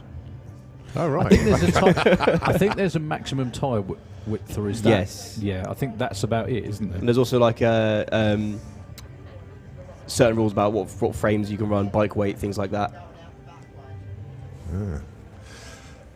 One size fits everything. Or soon to be one size fits nothing but ex-Super Street bikes. Well, talking of ex-Super Street bike, and well, he's certainly ex-Super Street bike rider, is the man below us in the Kestrel lane, Gary Bow.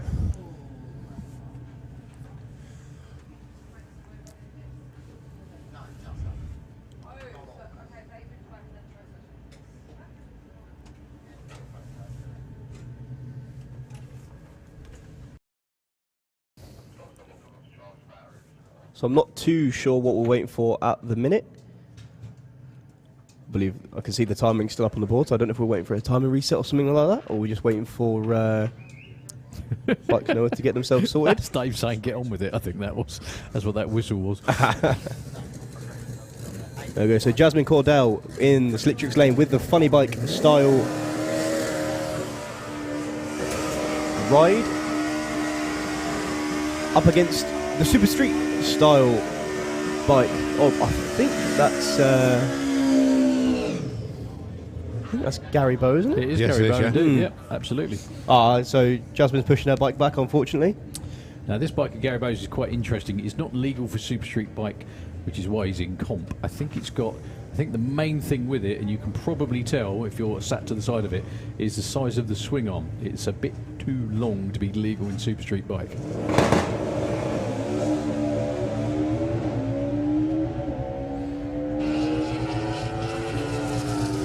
Just running it into a 788 at 173.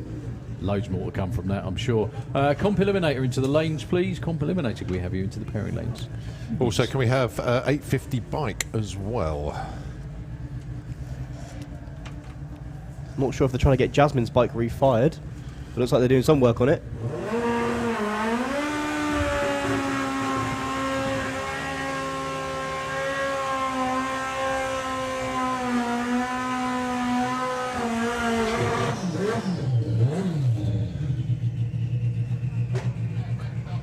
So Adam Burns then with his booster just doing the burnout coming forward.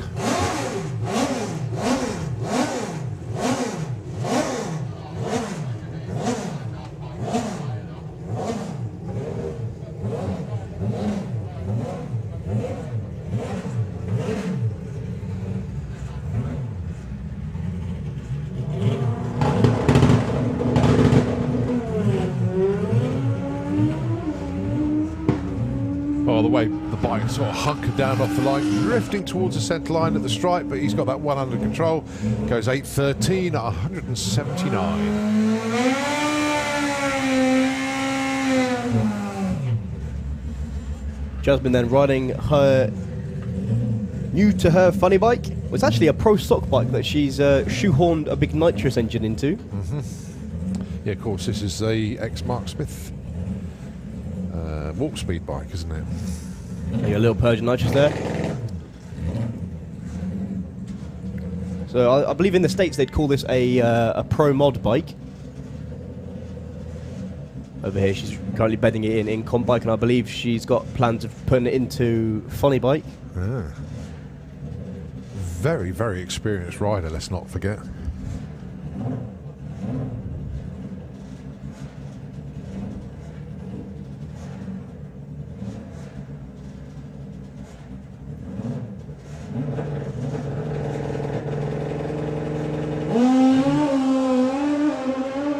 Now that's a lovely run. That's probably the straightest run we've seen from her for a while.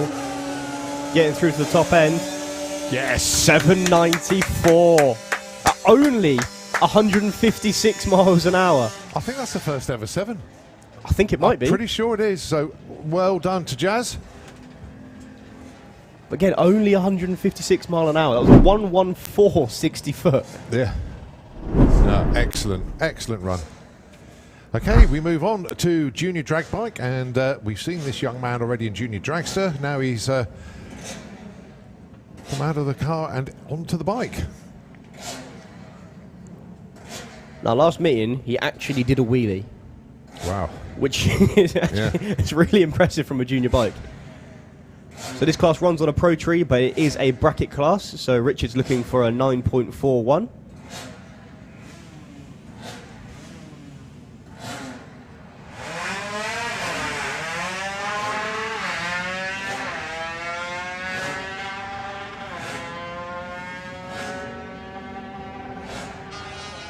Gets a 960, so nice little opener.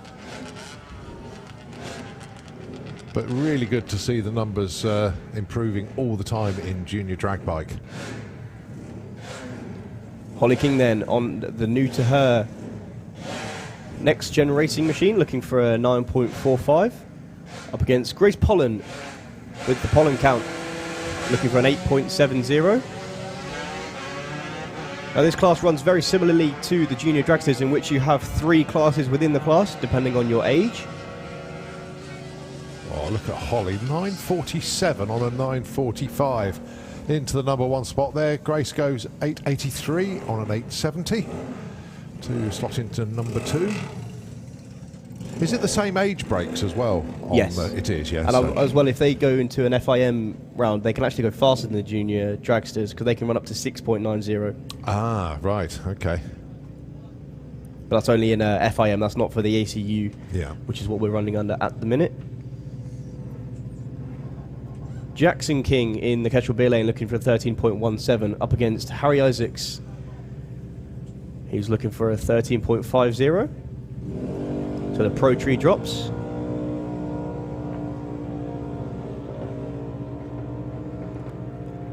Jackson looks like he's way ahead of Harry at the minute.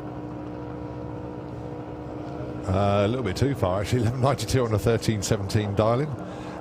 Big old breakout, that one. 1413 on a 1350 for Harry. He stays the right side.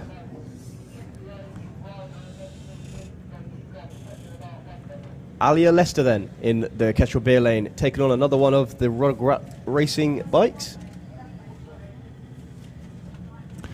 Ooh, can we have Motorsports UK Pro Modified into the pairing lanes, please? Can we please have Pro Modified into the lanes?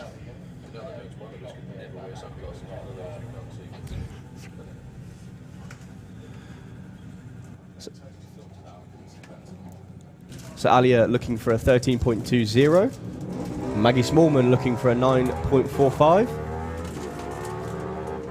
I was speaking to Leo, Alia's dad, yesterday, and he said he was wondering when we were going to get Alia's name right, because apparently we called her every other name but Alia. Right. Look at that, 13.20 with a 6. It takes her to the number 1 spot. And a 9.47 takes Maggie to the number 2 spot.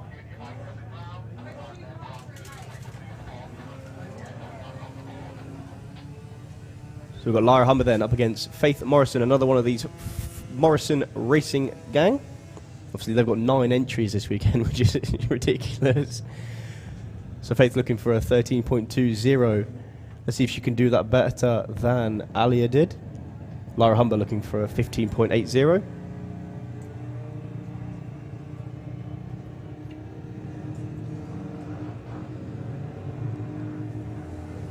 Well, it looks about right. Let's see what it's like as she crosses the finish line. Oh, 13.30. Lara goes 15.5 on a 15.8. Big breakout.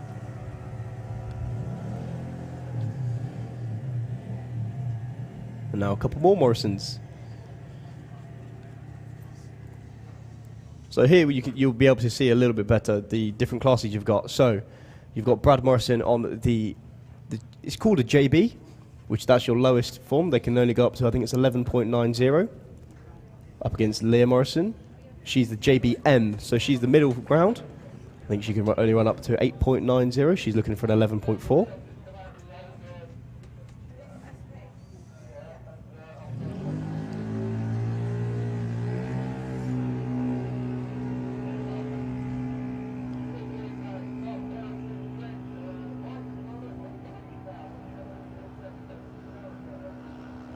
Goes 11.49.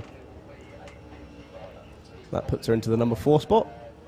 Brad goes 14.84 on his 14.6. And he goes into the number 8 spot.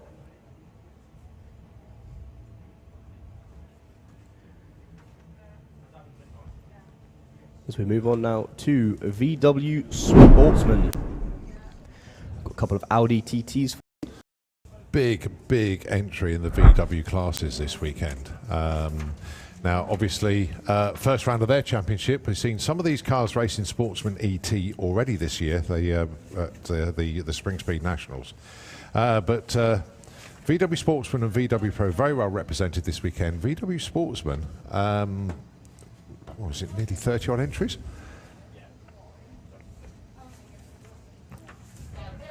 Doesn't tell me actually how many there are, so I have to count them. So John Gallant then in the Kestrel Beer Lane, he's looking for a 15.00. He actually goes 0-1 on the tree. And Paul Robinson Looking for a 14.66. Actually says John should be driving a Scirocco. That doesn't look like a Scirocco to me. Oh, look at that, though. He's 100th off. 14.67 on a 66. Nicely done. Paul celebrated his birthday this week as well. So, a late gift. And he'll take that. Right, Reese Finney with the Lupo going alongside Reese Taylor with the Ibiza.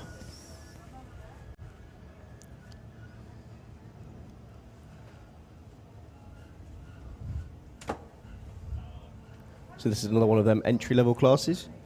I'm not sure what the fastest you can dial in VW Sportsman is. 12.99, because then you go into Pro. Is that what it is? I believe so.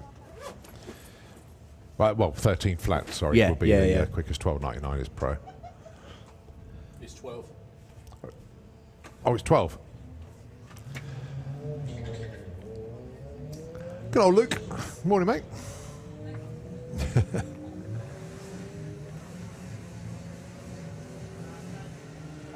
I wonder if you can guess which one of these cars is diesel. Well, I can't see the one on the left lane, so I don't know. So 15.50 was the dial, 15.57 was the result. Nicely done. A breakout, though, for the Lupo. 0.2 too quick on 16.64. Can we have top fuel bike into the pairing lanes, please? It's top fuel bike into the pairing lanes. How about Danny Bean with his Lupo from Banbury? 14.10 is the dial-in, and it is the Crawdog. John Crawford, 15.15 his dial-in with the Golf.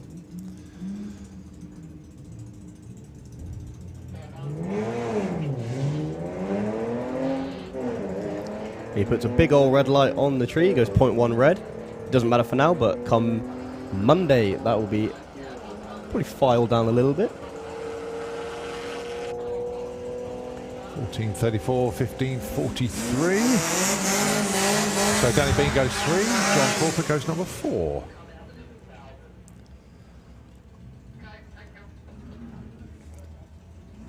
Another Lupo. Popular cars in VW Sportsman. We've got Tom Circuit. He dials 18 flat. And Steve Metcalf with the Blue Steel Baja Bug, 16.65. I've just seen that Thomas's car is actually called Harold, and I love it.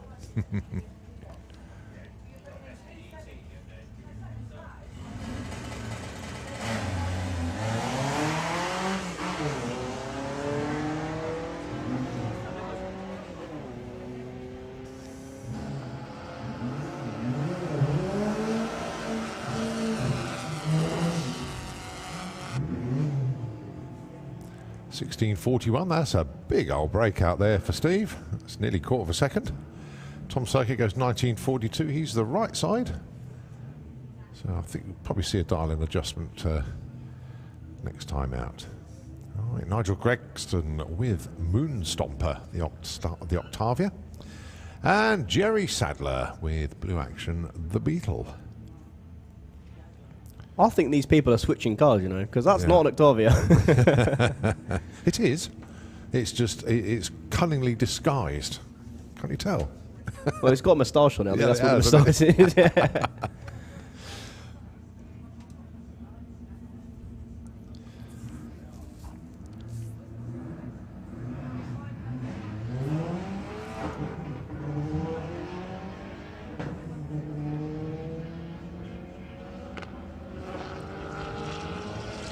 Nigel looking for 14.50. Think it might be a little bit off that.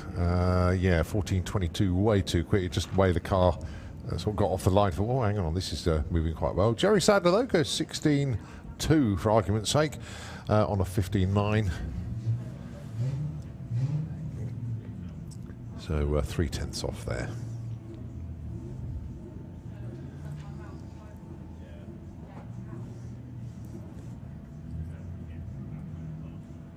Right, next up then, Lawrence Clark. Just news story from Lawrence. They had all sorts of issues with the Thunderbug. It just would not work whatsoever. I don't know the exact issue, but the net end result is Tom Herbert got in touch, said, don't worry, I'll bring the Golf up. So it's Tom Herbert's car, but with Lawrence Clark driving it. Going alongside Martin Ayton with his V-dub.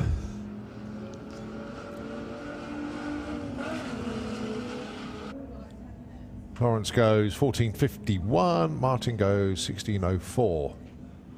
Yeah, it was one of those deals where Lawrence was going to be racing come what may this weekend. Everybody chipped, made sure that he was running this weekend. And that's the drag racing family and especially the VW crowd all clubbing together to making sure that that Lawrence gets his runs in this weekend. Next up, Andy Cooper, the fat man, with that time is being set in Skoda Octavia. I knew it wasn't one last time. Culling Disguises as a Golf this time. Yeah. Going alongside Phil Jones with the Dragon Wagon, which we all know is a VW Beetle. Culling Disguises an Audi A3 this time. So Phil looking for 14.75. He's certainly going to get there first. He's either going to go too quick. Yep, 2/10 too quick. 15.54 for Andy Cooper. A little bit off what he wanted. So he goes 6. Phil goes 11.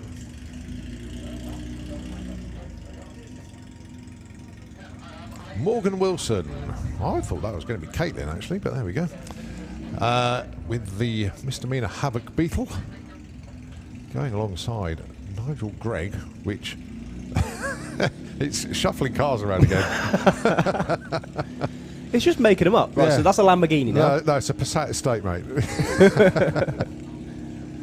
Has he written something on the back window? So, oh no, it's just his race number. So Morgan then looking for a 16.95.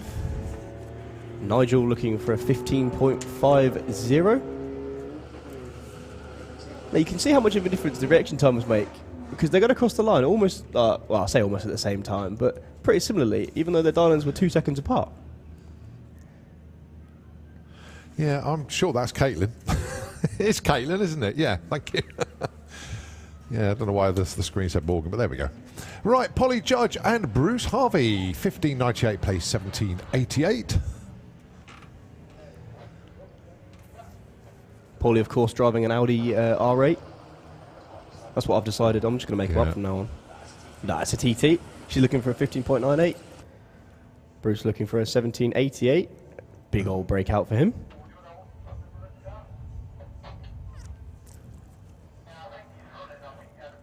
Oh, the young lady that was having an absolute ball yesterday. How are you doing, Trev? Good to see you. Have you managed to get her out the car yet? Once. I think she had about 9 or 10 runs yesterday. This, of course, is Lorraine Large. If you look at the style of the writing on it, she's a nurse. She's an NHS nurse. And it's in the style of Valentino Rossi on the lettering. It's great. Love it. Dial 16 flat. Ooh, cheeky little wheel spin as well. They're telling me about this, what was it, the VW DRC Awards last year, that Lorraine will be racing this year, and finally it's all come true. And she gets a 15.70. Where did that one come from? She was consistent in the 16s yesterday, put the race head on, and it goes a 15.7. Love it. So that'll be a dial-in adjustment next time round. All right, Jordan Clark with the Golf. Can't miss that one. Yeah, he's not going to lose that one in a car park, is he? No. But it actually works. I like that. So dial-in for Jordan, it's 14.50. He gets 16.96.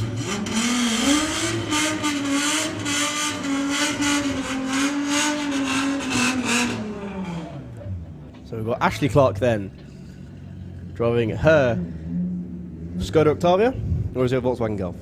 It is actually a Golf this time. Andrew Bambrick with his Mark II. Making the car light as possible, taking the bumpers off it. No interior. That's just about as fast as you can go in VW Sportsman without going up to Pro. 13.15. Oh, no, Luke changed it to 12, didn't he? Well, he let us know it was 12 flat, so...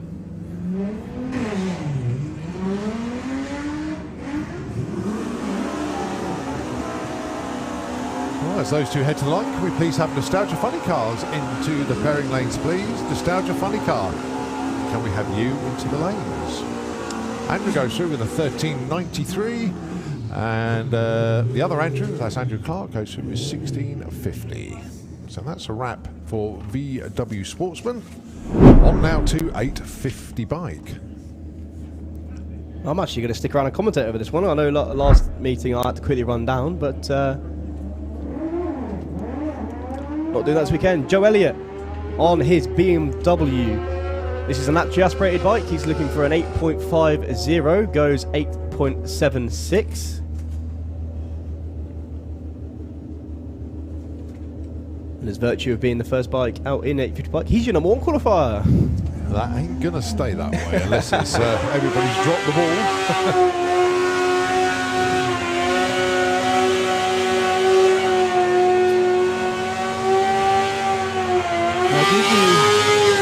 I don't know whether you fellas saw this weekend, but there's been some money put up for the best breakout.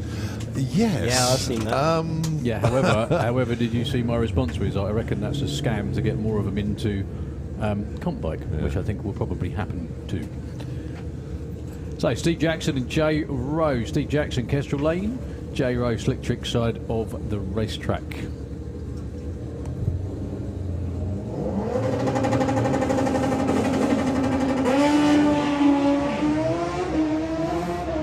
Well, photographer hunting for Steve Jackson. He went into the blue box as well, which is a bit of a no. 8:44 at 1:57. It was, however, very, very well held. Managed to keep it off the wall and trickles through to a 14:78, which ironically gets him better qualified than a bloke in the other lane that went 8:44 at 1:57.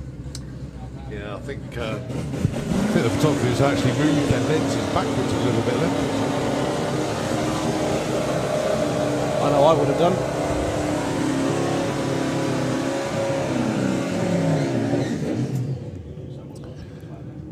Right, Dan Dieth actually on his own bike this time, going alongside the Texan Stig, as he's now known by his, some people. Yeah, Johnny Hines, of course.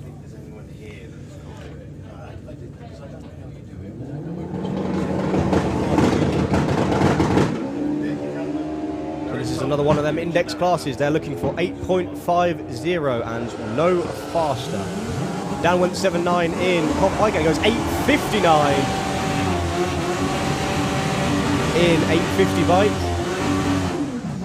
Takes him up to the number 1 qualifier for now. Johnny Hines goes 8.70. Well, this would be an attempt at the breakout, unless they're going to try and calm it down. I don't know. Stacey Reed.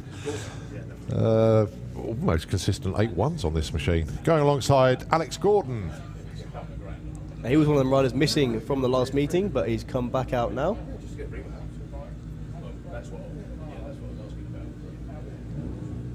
Well, Alex's machine has a habit of just going mentally fast mile out. Oh, but he rolls through stage.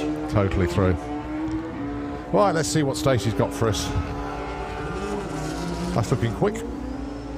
Yep, 8.27.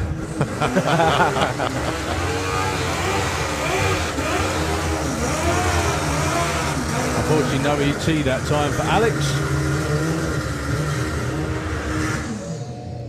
Keith Wright then, up against Brad Head. Lots of work going on in the pits. Well, Brad was there as well, but obviously on Craig Wright's machine, huge. They were burning the midnight oil and more. I think it was about 3:30, 4 o'clock. They were still working on the bike. Well, Brad said he was going to probably sit out this one, but he's obviously changed his mind. He's going to go through. Good job he did. 8.50. Wow. For Keith Wright. He goes number 1. Brad goes to the number 2 spot with his 8.55. Well, Keith Wright, I mean, fair to say Keith's bike has normally been 8, 8, 8, 9. Sometimes struggled to get into the 8s, and he's nailed one straight to the mast there. 8.50 with a 7. Takes the number 1 spot. Well done, Keith. Cracking run. So we've got Martin Hallett then. Or as his friends know him, Pack. He did all right last meeting as well. Not sure where he sits in points in a minute, but it was definitely going to be near the top. I can tell you, actually, because I do have all the points here. Martin Hatt number 2 in the points, yeah. Dan is number 1, Craig number 3. Haven't seen Craig, actually, in this session, though. I'm not sure if he's sitting out just to not rush the bike completely. Martin goes through, goes 864, 155. He goes into the number 4 spot. Now I'm just looking around the corner and I'm seeing some cars that look pretty exciting. Is it the Escort van? The Escorts van is there. Damn straight. I was talking about the Fiesta, to be fair. He likes tow cars. He's that kind of bloke. Tow cars are where it's at. They get with the action. It's weird to say Escort van and you're not actually meaning a tow car. That is an out-and-out race vehicle. And looking for good things this weekend, for them, to be fair. I'm quite sad because he's removed the back doors. Yeah. So they can't swing open anymore. No, but they come up like that. I think the parachute would stop him doing that. Yeah, that's it. Anyway, good morning. How are you? I'm very good. I just thought I'd pop in, compliment it down. So, It's nice of you to make an appearance at your home track. You've been everywhere but this year, haven't you? no, I've been here quite a few times. I'm only kidding. I'm just living your lifestyle. I've taken your advice. As you say, summer is short, winter is long. Get on with go it. racing as much as you can. Yeah, and in as many places as is humanly possible. Damn straight. Yeah, you got it. Ticking off as many as we can this year. The great thing is about getting on a plane, getting in a car, wherever you go in the world, if you go to a drag strip, you will have hundreds and thousands of friends, basically, no matter where you are. Just a shame you've got an ambassador like you doing it, but it is what it is, isn't it? Oh, dear. Yeah, he's nothing to do with Build us, him up folks. and knock him down. Definitely That's it, nothing. No, but I mean, you're going to some pretty kick-ass places this summer as well. I mean, you've already been to Malta, obviously. Yeah, obviously. You're going to Italy shortly. Italy next week. Next week. Yeah, Excellent. on Friday. Looking forward to that. That's going to be fun. Although we did look at the weather, and the weather didn't look perfect. So we're waiting to see whether we go to Malta instead. Because it's just another. There's a race. It's round 2 of the MDRA in Malta next weekend as well. Okay. But obviously, I wanted to go tick off Rivazano because they've only got 2 rounds in a season, and I've only got so many empty weekends. So that in my diary. With that place, so I know you haven't been yet, but is it actually a prep track? Because I know a few people have mentioned that it sometimes is and sometimes isn't. Well, it's an airfield, but they prep like the 60 foot and beyond. But you get Drag Race Union, so round of Super Pro ET and Pro ET. Yep. And there's a few front wheel drive cars and stuff. Such a lovely scenic looking Oh, it place looks as so well, beautiful. Literally, I saw a photo the other day that someone had taken, obviously from a plane, flying them up, and you've got mountains either side. Cracking place to go. Anywhere else this summer? Going to Dragton in July because that's now back on the schedule. Is it? I thought that was gone. No, like a lot of people. they've got at least one more race, hopefully, and the guys are fighting to keep it going. But it was like Dragton's back for July, and I was like, right, go. Just a word of advice to any of our Dutch friends out there: don't let loot in the gate, because the last time we went to a racetrack, it was the last event, which was at Alistare, wasn't it? Yeah. You close places down, you do. Sorry. Yeah, so Dragton, that's really cool. I really did think Dragton had gone forever. Yeah. Anywhere else? Tiepp in August. Never heard that place go. Hockenheim in August. Small place, go on. Drag Week in November, but we're going to Tampa first. So we're basically doing 4 drag strips before Drag Week. Okay. And then finishing off with Charlotte. So 9 drag strips in 12 days. That's not bad. And then in December, World Cup finals. You're going to need a new bucket after all this bucket list stuff. You know that. You're going to need like spare buckets. Well, the thing is that I've got my 20th wedding anniversary next year, and I figured divorce is cheaper than a holiday. Well, you're going the right way about it. It was only last week she found out. She was like, what are we doing next weekend? I was like, I'm going to Italy. She's like, you what? We're going to Italy. I was like, no. I said, no, sorry. She was like, why? And I was like, because every car for hire car was like a Fiat 500. Okay. And the jump from your small car to a sensible sized car was ridiculous. He's saying this with a straight face, folks. I'm not taking my wife because of the cost of the hire car. Carry on. That's it. It's all right, carry on digging. That was it. I just think there's me. There's me. There's young Liam from the Santapod crew. Okay. We're not small people, you see, and you just can't fit that many. And you sort of look at the hire car, right, what do I take? Do I take the other half, or do I take the European front-wheel drive merch?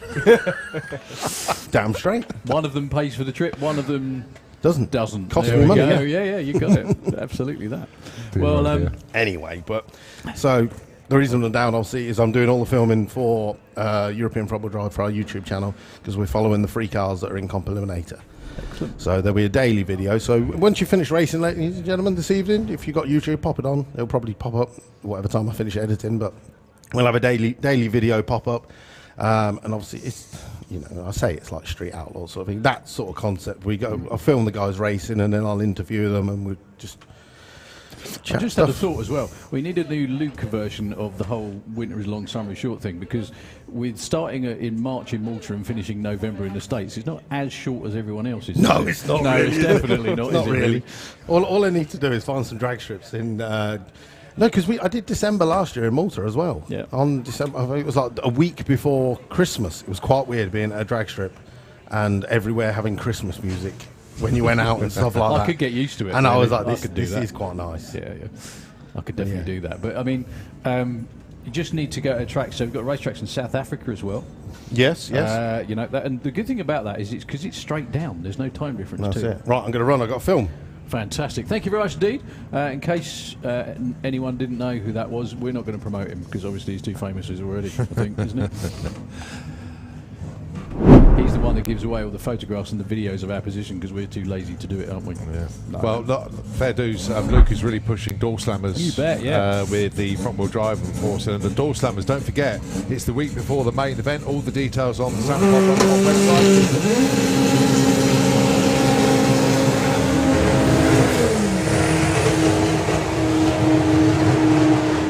Needless to say, the entries for that are starting to pile in. We've seen Marcin Blouth is bringing that four-wheel drive Camaro back. Oh, I can't wait to see that. Well, obviously, as it was meant to come out the factory. Yes, of course. Chevy got it wrong, he got it right. Yeah. What I was going to say problems as for well. Kev. Oh, dear. Oh, no, he's He's okay. all right. Sorry, it's just the marshals are running out with rags and extinguishers, but no, It's only a Ford. okay. It's only a Ford. Don't panic. Actually, no, it's not, is it? It's a Vauxhall. in there. Yeah, it's a Vauxhall Ford. Hence the fraudster. What I was just going to say very quickly about Luke, because he can't hear now, possibly. If you want anyone promoting your series or anyone involved in drag racing, Luke works absolutely tirelessly, promoting it, pushing it, spamming the life out of people. Come and race. Come and race. Come and race. You know, to the point where, you know, he comes up here and commentates on Run With Your Brung days, and then if a car looks quick, he'll go and see them and say, right, you need to come and join us, and they do. And there's a great correlation between the increase in participation and Luke bothering people, which is a good thing. One of the perfect examples is Terry Newton out there, actually, because Luke said, look, there's a class for you in Comp Eliminator. Why don't you come along, run on a prep track, see what you can do? Terry's doing really well. So this is, of course, Comp Eliminator. You have a number and you want to beat it by as much as you physically can.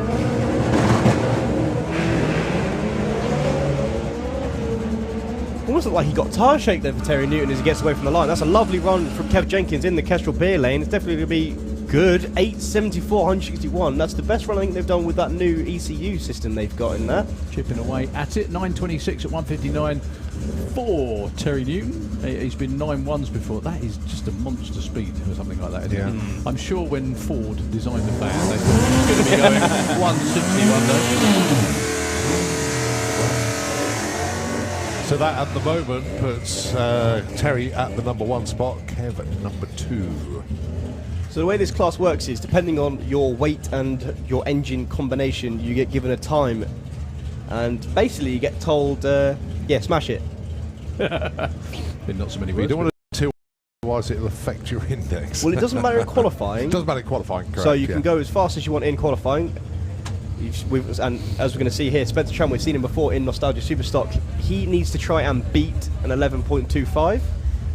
He's still got the dial-in on the board of 11.17, so that shows that he can go faster than that. And another front-wheel drive car as well, the double BAF at 9.20 for Simon Crowley with the Trailer Queen. Simon has not boost problems, but he has trouble keeping the cylinder head on the car. When it does run, though, it goes like a scolding cat. It's also quite a unique-looking vehicle from this vantage point, because the front tyres are way wider than the rears. 11.16 900s quicker than his index for Spence. probably looking for more than that. What's the quickest he's been, Colin? 10.9, I believe. Really? Yeah. 15:43 for Simon. That's 73 miles an hour. But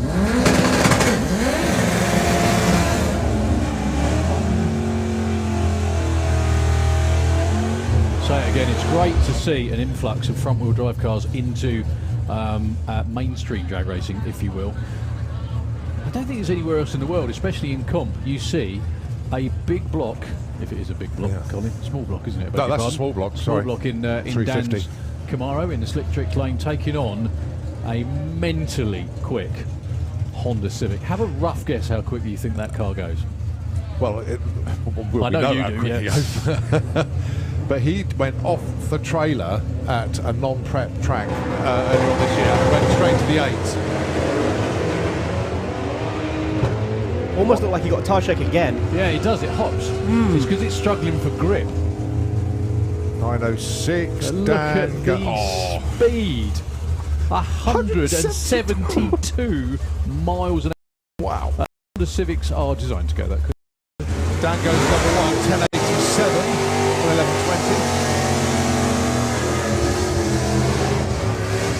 1120. I think the issue for these front-wheel drive cars isn't actually getting grip, it's actually breaking the traction. Because what you want to do in your front-wheel drive car is break traction and spin it to about 60 foot and then start to gain the traction back. Because otherwise you basically just break Otherwise you're not going to run 200 miles an hour. Of course. Nick Williams and Steve Lloyd. Nick with the Camaro was absolutely flying at the last event.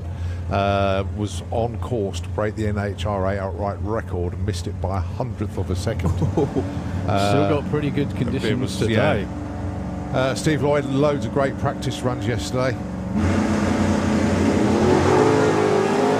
Beautiful wheel stand from Nick. 0-1 light as well.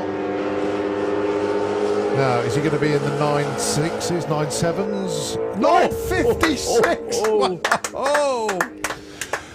Wow, what a run. Number 1, need we say more? 11.25 on a 25. If that was bracket racing, well, Steve Lloyd's got it dialed. But it's also nice to see he's got it back out. I saw he had issues in Nostalgia Superstar. Yeah, I think that was probably just a slight fluid leak from transmission. I know they've been working away on that quite a lot recently. But outstanding run for Nick. But the news story there is Dan's car at the last event was a manual, but broke the gearbox on its third pass. What, 3 weeks ago? Yeah. Right. So it's now got the auto box out of the Chevelle in it. So they've had to switch it. So Blimey. And isn't this a nice sight to see? We've got Pro Modified coming round the back of the tower. Yeah, first qualifying session of the year for Motorsport UK Pro Mod. Side by side, 6, sometimes 5 second door cars.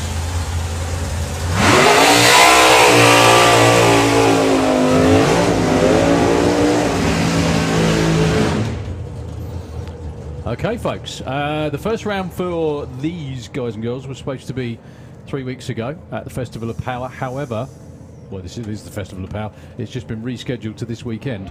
But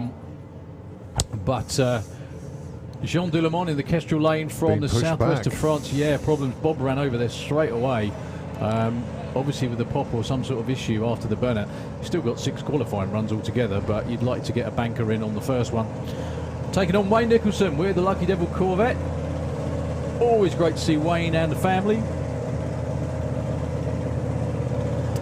That's interesting to see. Wayne has not got a bug or a backup guy at the front of the car, but what he has got is he's got his crew chief at the back with a headset on, talking to him.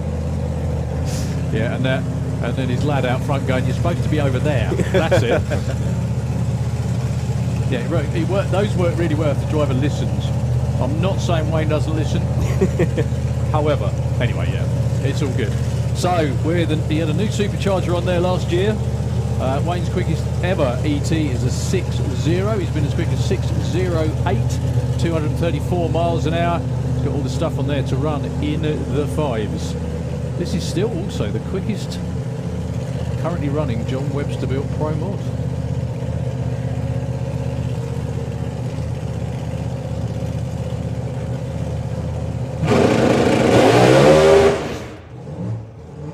Well, a little bit too much oomph for the start line that time round.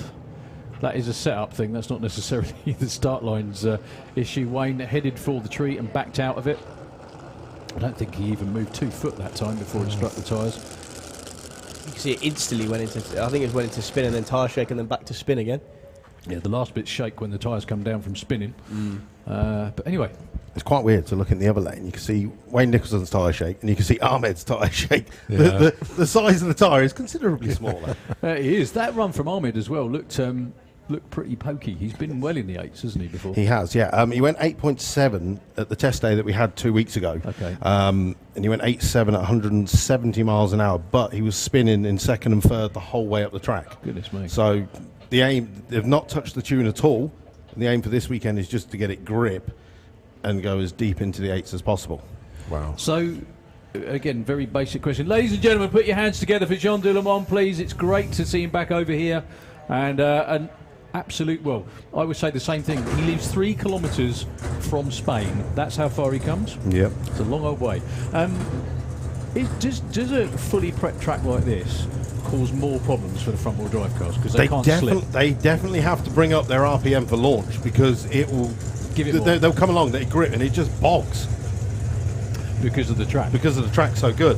Obviously, that's their first run out today, and it's only going to get quicker and quicker. And obviously, Terry's trying to run his first 8-second pass, and Simon's looking to go deeper into the 9. So all 3 cars are fantastic, and it's the guys in comp love it. It's great. I just said there's nowhere else in the world you can see front-wheel drive cars racing big block muscle cars in comp eliminator or anything like that, is there? My favourite thing about it, though, is the back half between the V8. So you see the V8 lead first, and then you see the front-wheel drive car mooning past on the back end.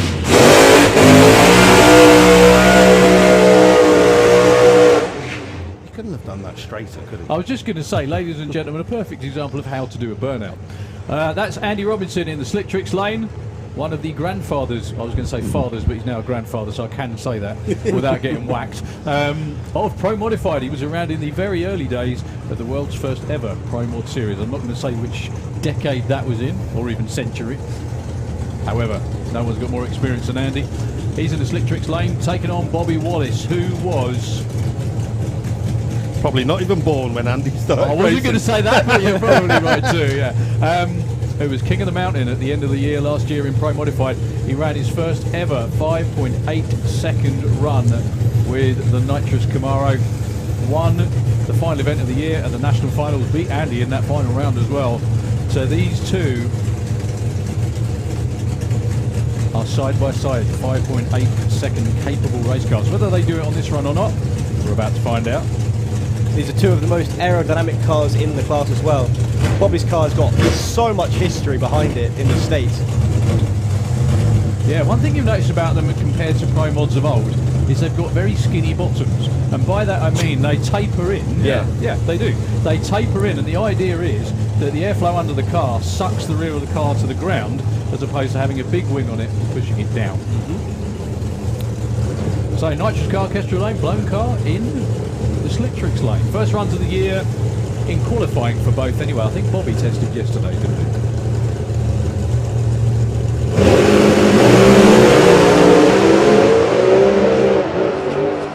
No tyre shake for either. Bobby goes 6.24 at only 190 miles an hour. Sounded like something was amiss with Andy's car. It didn't sound like it was happy at all. Launched pretty well. Bobby's 60 foot. Oh, my goodness me. Just seen that. The phrase out of a cannon is often used, but rarely like that. 0.96 to 60 foot for Bobby Wallace. 109 for Andy. That's almost like a second gear launch kind of number to 60 foot. But again, first run of the season. They'll nail it down by the end of today. Right, I've just got a message from James Woodford of Kev's crew. They're currently they've sent me a picture, look. They're currently sat working on Kev's car, getting it ready for door slammers. You're having a giraffe. So they're going to get that someone out. that's retired is coming back at the door slammers. No, that's all. No, funny enough, Kev did tell me this. He said, "Yeah, no, we are literally coming out and having a play at door slammers. They're using it bizarrely as a test to see what exactly. I don't know. They want there's something that's niggling him." So the best way to sort that Right, itch is Kev, I scratch don't it. mean to break it to you. You're into drag racing. You've got a door car with a blower on it. It's always going to niggle you. Yeah. There's never going to be anything that doesn't niggle you. Is that right? Yeah, It's damn straight. 100%. No matter Let's what be it honest, is. no one ever leaves drag racing, do they? No, they don't. Super gas into the lanes, please. Super gas into the pairing lanes. I'd be more worried that once he does it that once, that itch is back. Yeah. You can't just walk away. It doesn't leave. No. No. Right. A good mate of mine says drugs and drags are only one letter apart, but a whole world of it, the rest of it is all the same. and one is more expensive than the other by far, and I'll leave that to you to work out. That's it, innit? So, we have a licensing run for the absolutely gorgeous 55 Chevy. Again, caught up with the team yesterday. They still haven't got their half track. Oh, really? So they still need to achieve that one. So that's the update that I thought it was 2 full pulls, but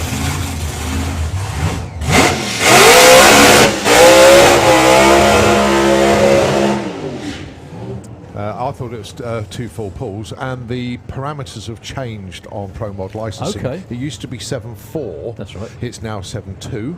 Okay. Well, I think this can do that. And the speed used to be 180, it's now 199. Oh. As it goes silent out there, unfortunately. Now, that car was running pretty rich because I think I've just been gassed as it came underneath the tower. You get used to that. It's all right.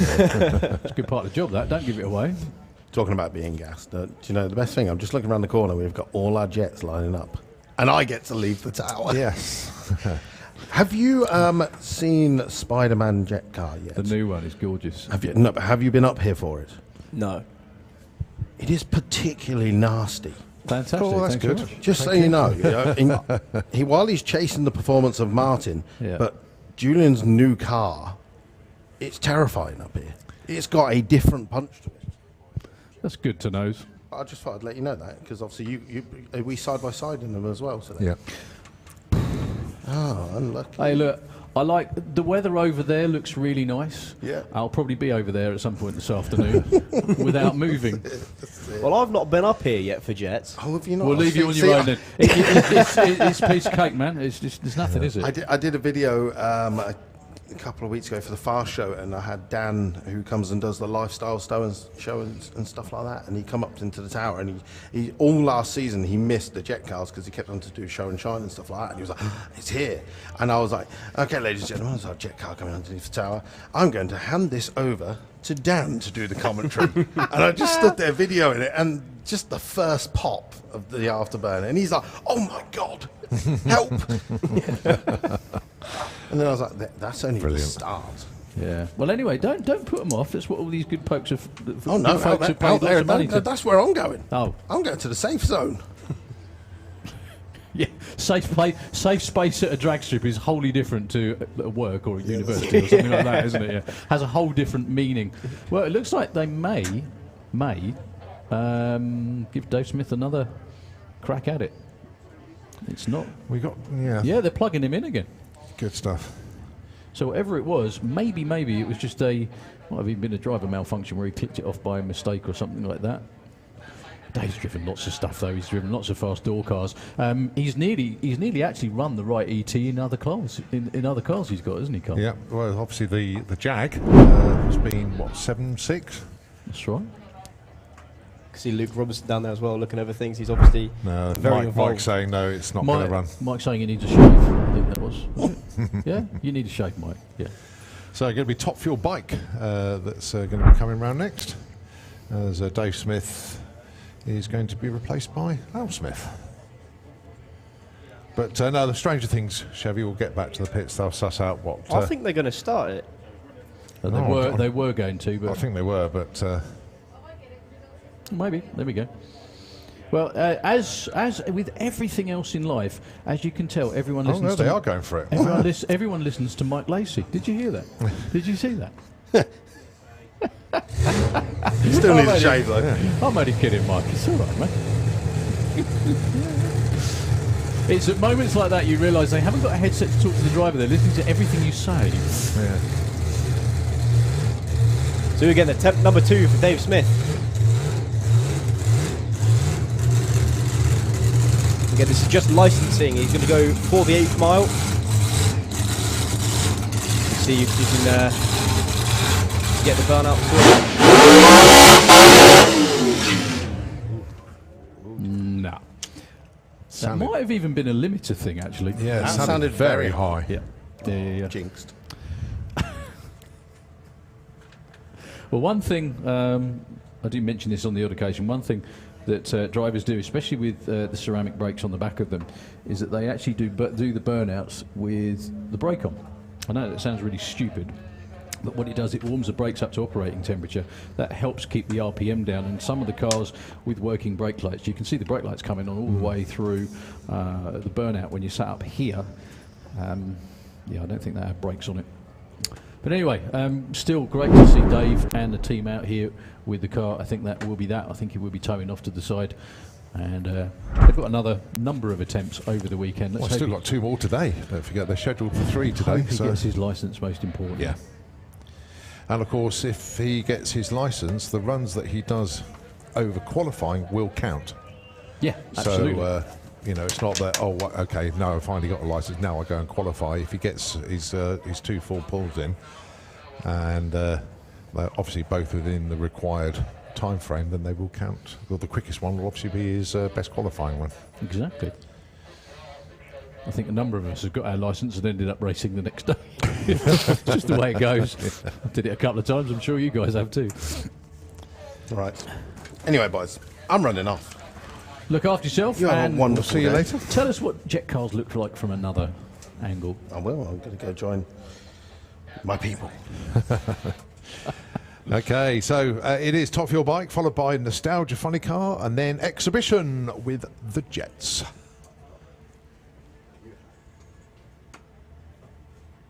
I was going to say, I sent you all the PBs thank on you your very phone, much indeed. and Thank I'll you. send you the information for VW Pro, which is coming up. So I'm Perfect. not going to get that far. Okay, thank you very much. He knows he can't send it to me because I can't read. Yeah, got the PBs. Thank you very much. Yep, excellent stuff. And that's the signal. Al Smith's going to fire up his Triumph 3-cylinder top fuel bike.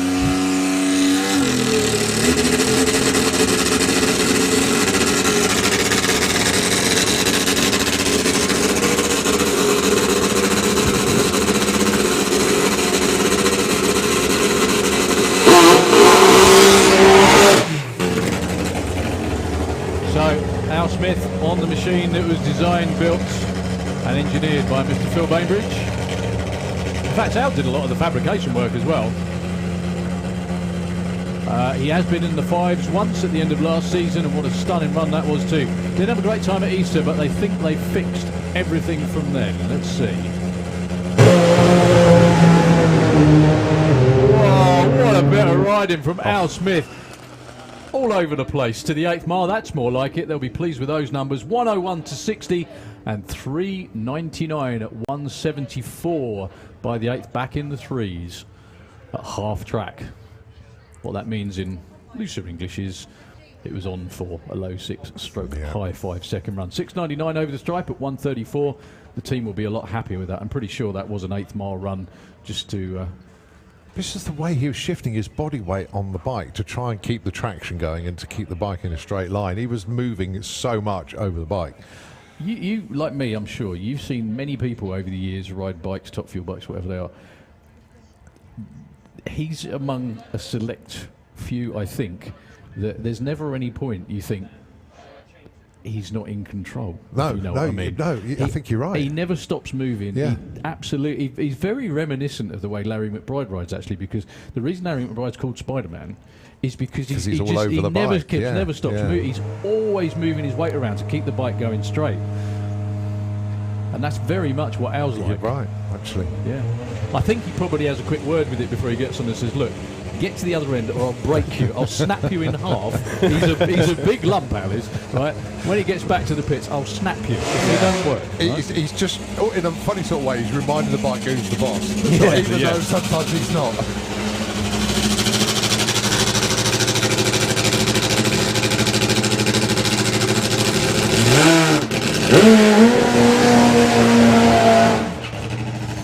So Neil Midgley in Slick Tricks Lane.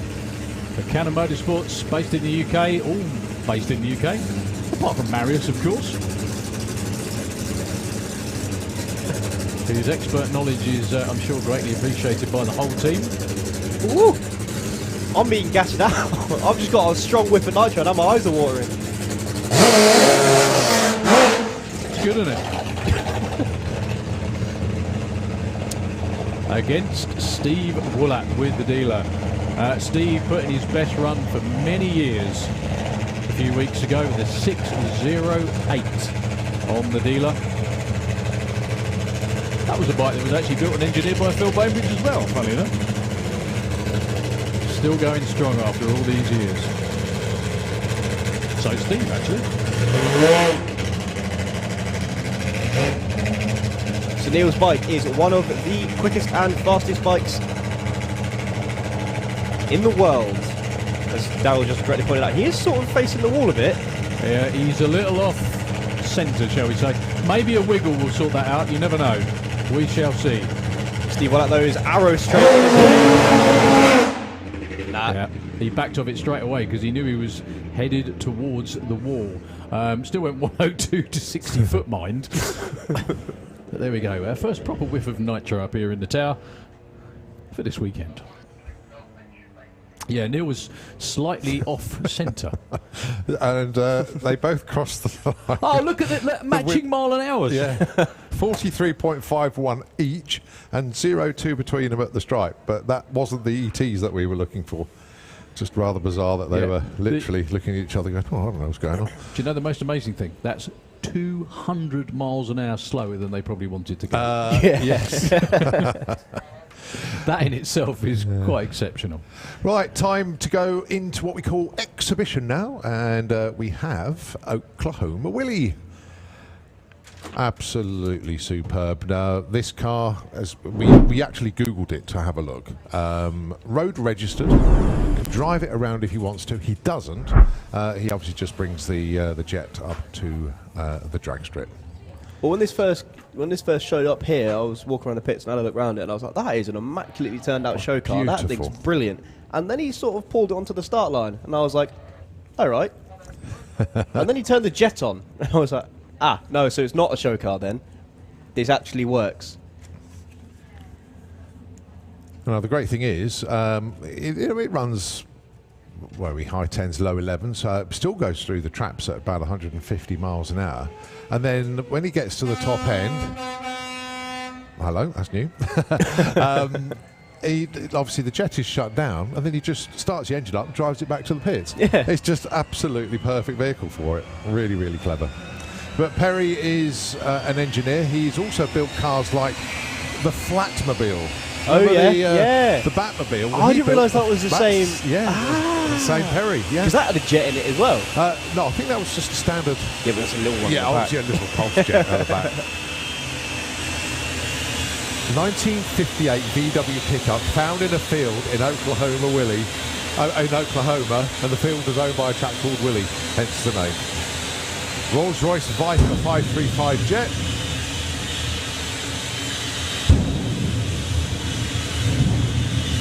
I tell you what, it's a bit ominous staring right up the barrel of that thing.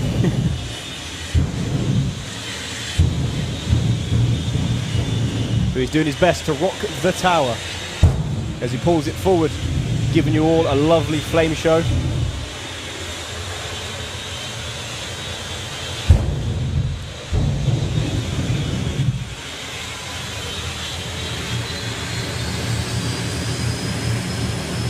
Oh, the smell of nitro replaced by the smell of kerosene. I actually don't know which one I could choose. They both smell brilliant.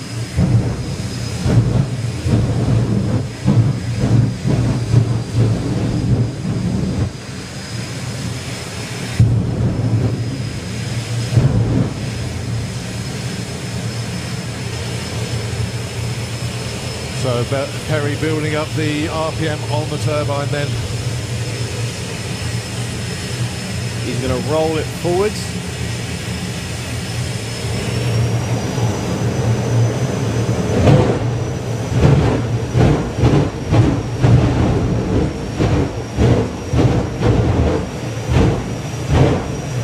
Now he is actually facing the centre line. But there was no need. He doesn't really get along off the line very quickly. Look at that. Ladies and gentlemen, that is a Volkswagen bus with a jet on the back. Wow. 1073 at 153 miles an hour. Nicely I done. think that's his fastest speed. I know he's been 149, 150. I don't think he's been 153 before. I don't think Excellent. he's been in at 10. 10 well, no, I think, again, I think 1073 is a PB. We will check and we will let you know on that. But that was outstanding. He has been, yeah, 150 previous, yeah? 160. Ah, Okay. right, okay, thank you. Thank you to Mr. Pirate for telling us that. Very kind. Oh, absolutely superb. But great opener for our exhibition of jets. Oh, the great thing about this is Julian is in the Kestrel lane. He's not underneath us. So the race director gets one up the nose as well. That's nice. It's not normally shared out in such equal measure. Yeah. It's interesting that he's actually gone into the Kestrel lane, because they do usually just stick to the Slick Tricks lane, don't they? Exactly, yes. We're normally the ones that get fried. Unless, of course. That will be why. Ah, right, okay. Give them a team a cheer, everybody. That's the Oklahoma Willie gang in the transit off to get Perry, although he can actually drive back. Thank you very much indeed. So I'm not sure if 5 is going to pull around as well. They've certainly pulled it forward. So just looking, I've also got Firestorm here this weekend as well.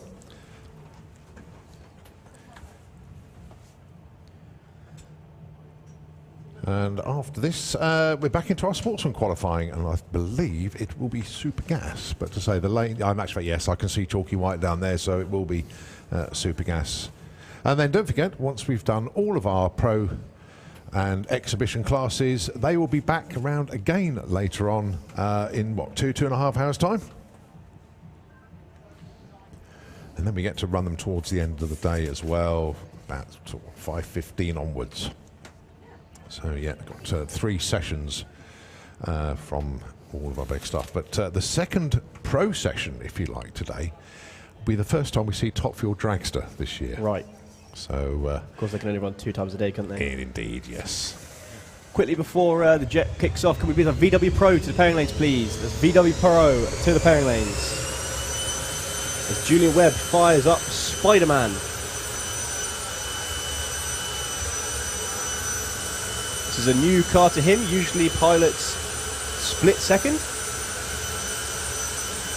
But he's chasing down the times that pesky Martin Hill runs with this new lightweight car. Of course, let's not forget Julian's car. This car was built by Hauser Race Engineering, and it was Scott that's actually done most of the fabrication work on this. So, and Julian very, very proud of what Scott and the team over at Hauser Racing have actually achieved.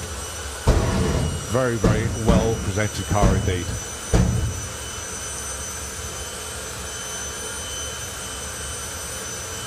I'll tell you what, that is one thing to put in your portfolio, isn't it? So I've got dragsters, and this one's got a J in it.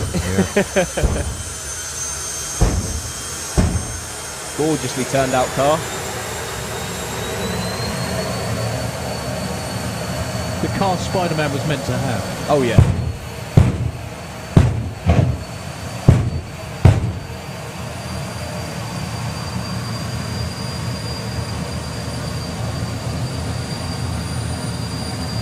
I think what sowed the seed for this car was Julian got to drive 545 a few years ago, didn't he? And he thought, wow, this doesn't hang about. I've got to have one of those. So here we go then, Julian Webb with Spider-Man.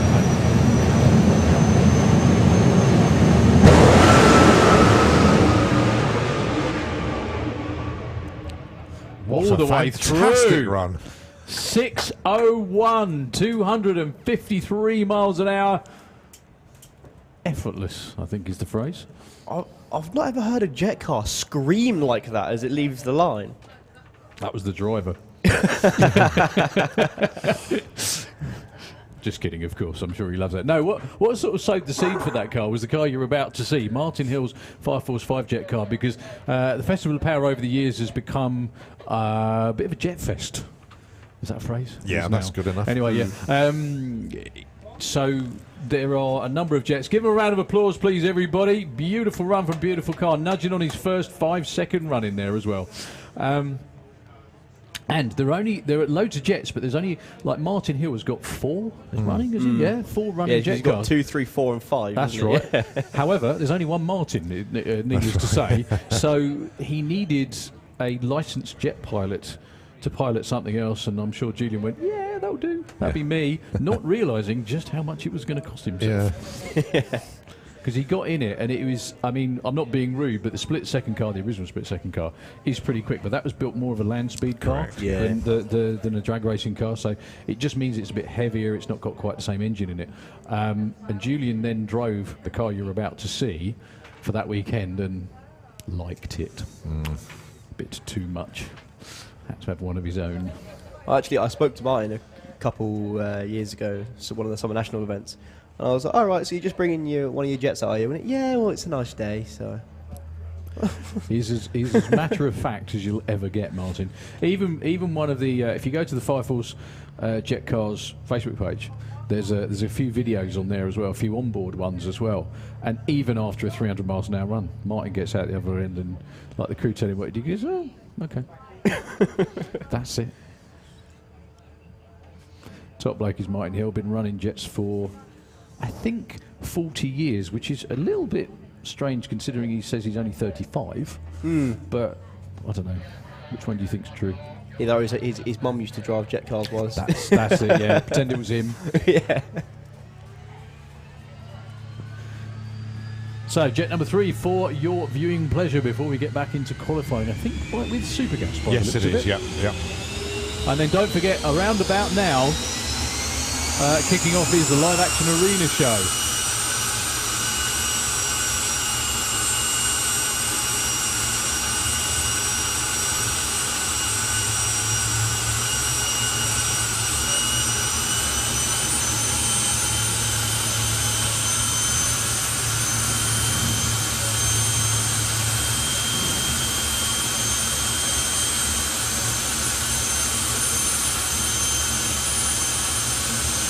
So, 2 cameras on the, or 3 actually, is it? 2 cameras on Martin down there on the starting line.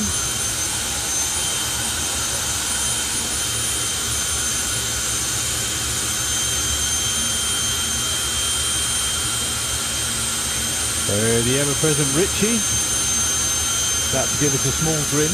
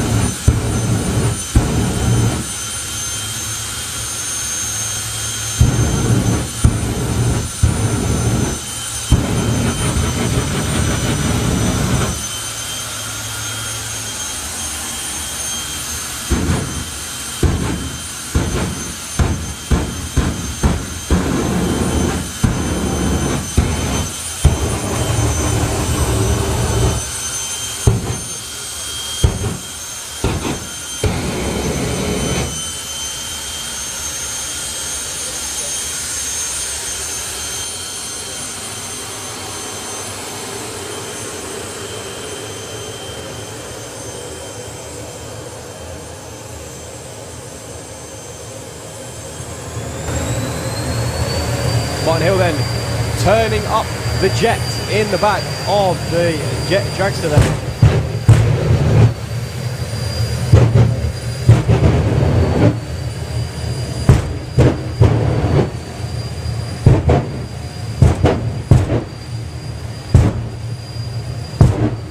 Times like this, I wonder if any commentator in the world has ever got out marshmallows. You know, I'm sure we could work it out, couldn't we, fellas? Yeah, we're right. It is rather warm out there when I walk back. So Martin's going to put it into stage and he's going to turn that jet up even more as the tree's going to roll down. 0.98 to 60 foot, my goodness me. Clicks it way before the finish line, still goes 5 35 at 268 miles an hour. As we were car alarms in the distance. That's how you know it was a good run. Ever the showman.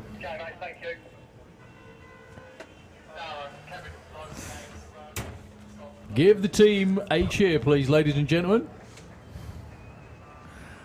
And if you think that was a show, please don't go anywhere at all. We've still got Nitro Funny Cars at the head of the lanes as well.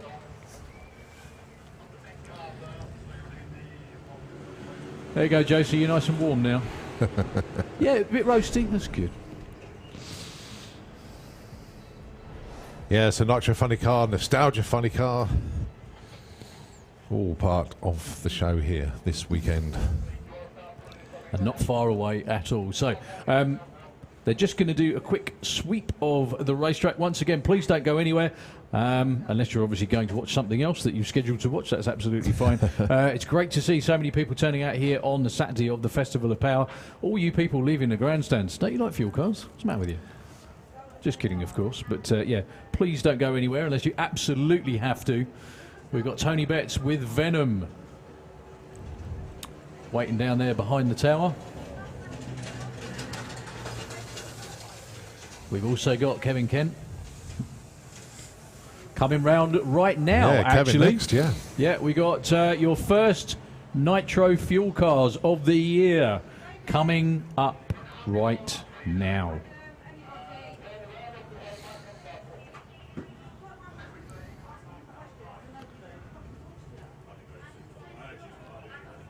The crew look very well. You can always tell it's the start of the season because the crew look very well groomed. Give it about a day, and they'll all look absolutely covered and wiped out. I'm intrigued on Tony Betts' crew, actually. You see the guy next to the cockpit at the moment? I don't think he's going to fit in there. No. Tighten the robot checking out. No, that's Tony's Bumblebee. car. That's Bumblebee down there. Oh, is it? I apologise, sorry.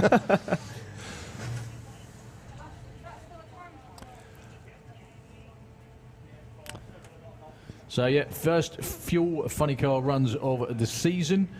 No doubt going to be a checkout pass to start the year.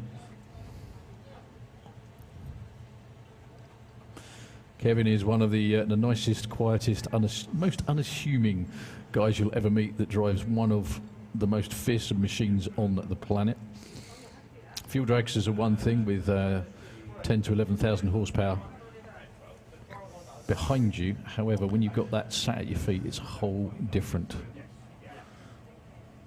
thing. While we've got a quiet moment as well, a very brief quiet moment, I just want to say a very big thank you to Andy. Andy, I don't have your surname, so I'm sorry I can't say any more than that, but Andy, thank you very, very much indeed for bringing up, check this out, he's given me a copy from an old magazine. Oh, wow. Oh, yeah. Yeah, no, it's all right. It's an article I wrote. Jesus, it says 2006 or thereabouts. But yeah, it was an article I wrote for 440 magazine. It was copies of that. Did I really say all that? Jesus. Anyway. Listening to me now, you'd never imagine I'd talk that much, would you?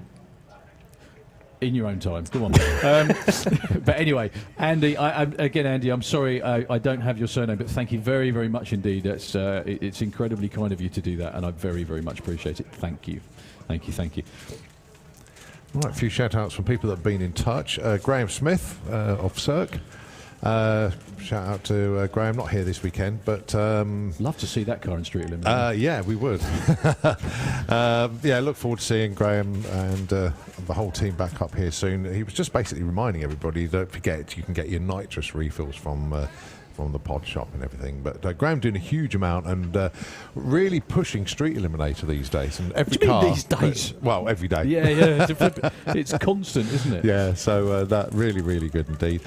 Pete Mathias, Pete of the pod. We love Pete. He's watching the live stream all the way from Mauritius. So nicely done, Pete. Good luck to all the racers and hope everybody has a great weekend. Good friends of us here, Perry Wilson. Just letting us know that he's here. Comes to a lot of the events these days. One of our super fans, I think, is the best way to describe young Perry. So good to see that he is here this weekend as well. And also a friend from way back when, Nick Dale, got your message. Thank you very much indeed. I will catch up with you soon.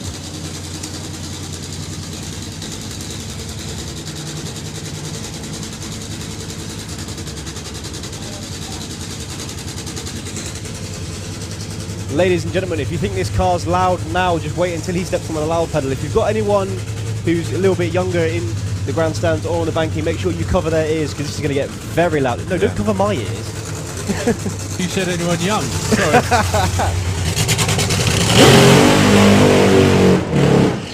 Yeah, I wasn't lying. It does get very loud. Yeah, it's a very valid point, actually, Thomas.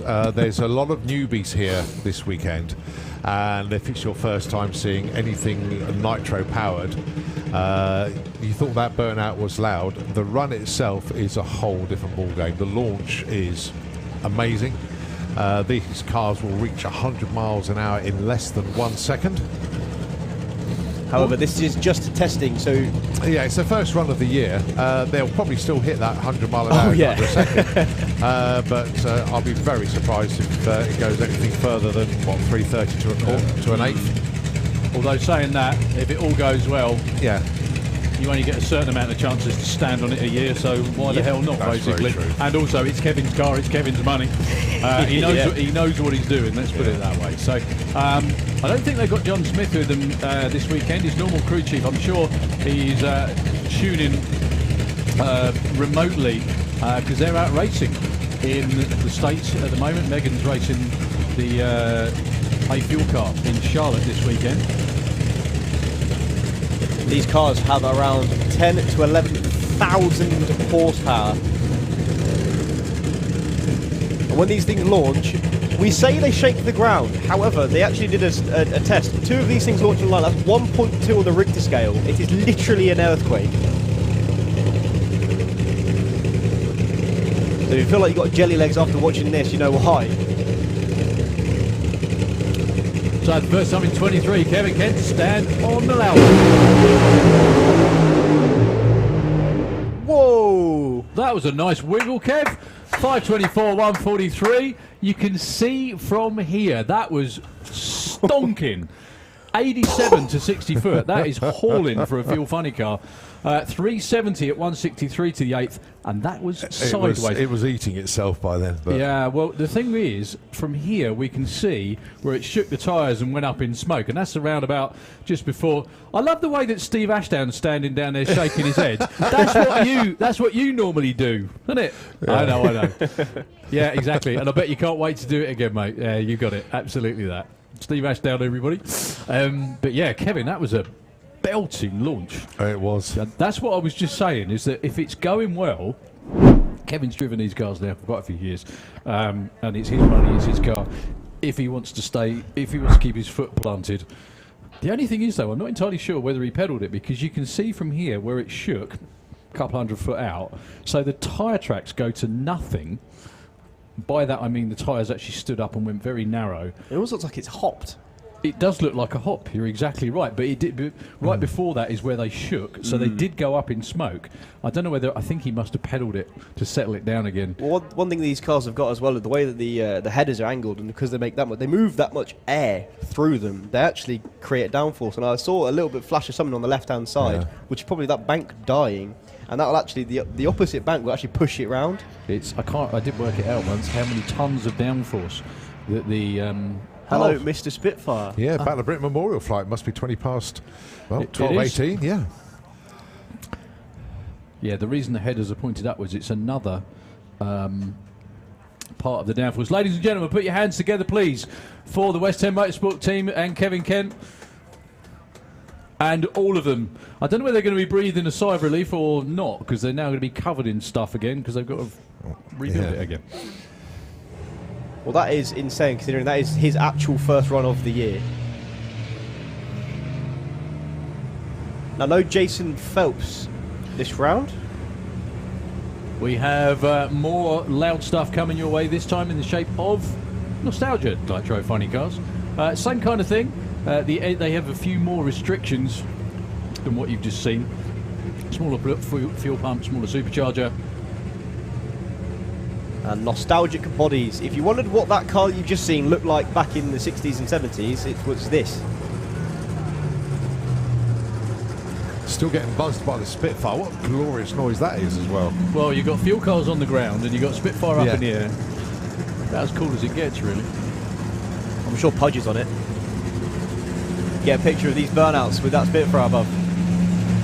Tony Betts with a new body on Venom, or the altered body, I should say, on Venom. And Tim Garlick with Apache. I've just seen an Apache as well. He's got new little covers over the front wheels that he never used to run before.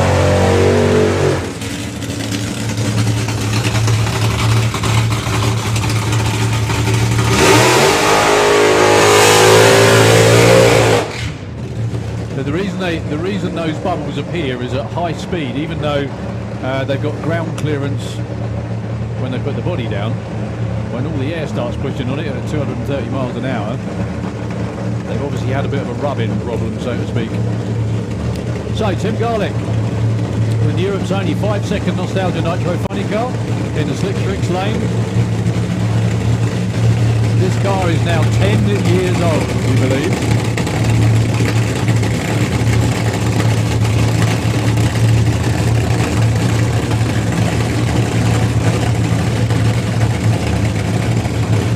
So as Darryl was saying this morning about the old Top Gear guys having to shift gears to go down the track, these are some of them cars. They will be changing gear as they go down the track. Not like you would in your road car, however, they will be shifting from first to second. Tim Garlick's already at the blue line, and yeah, Venom's been shut off, unfortunately. So it'll be a solo then for Tim Garlick. Not sure what happened there, actually. I thought John was just adjusting something, Yeah. but Leaning out. yeah. It sounded like he leaned it out. Yeah.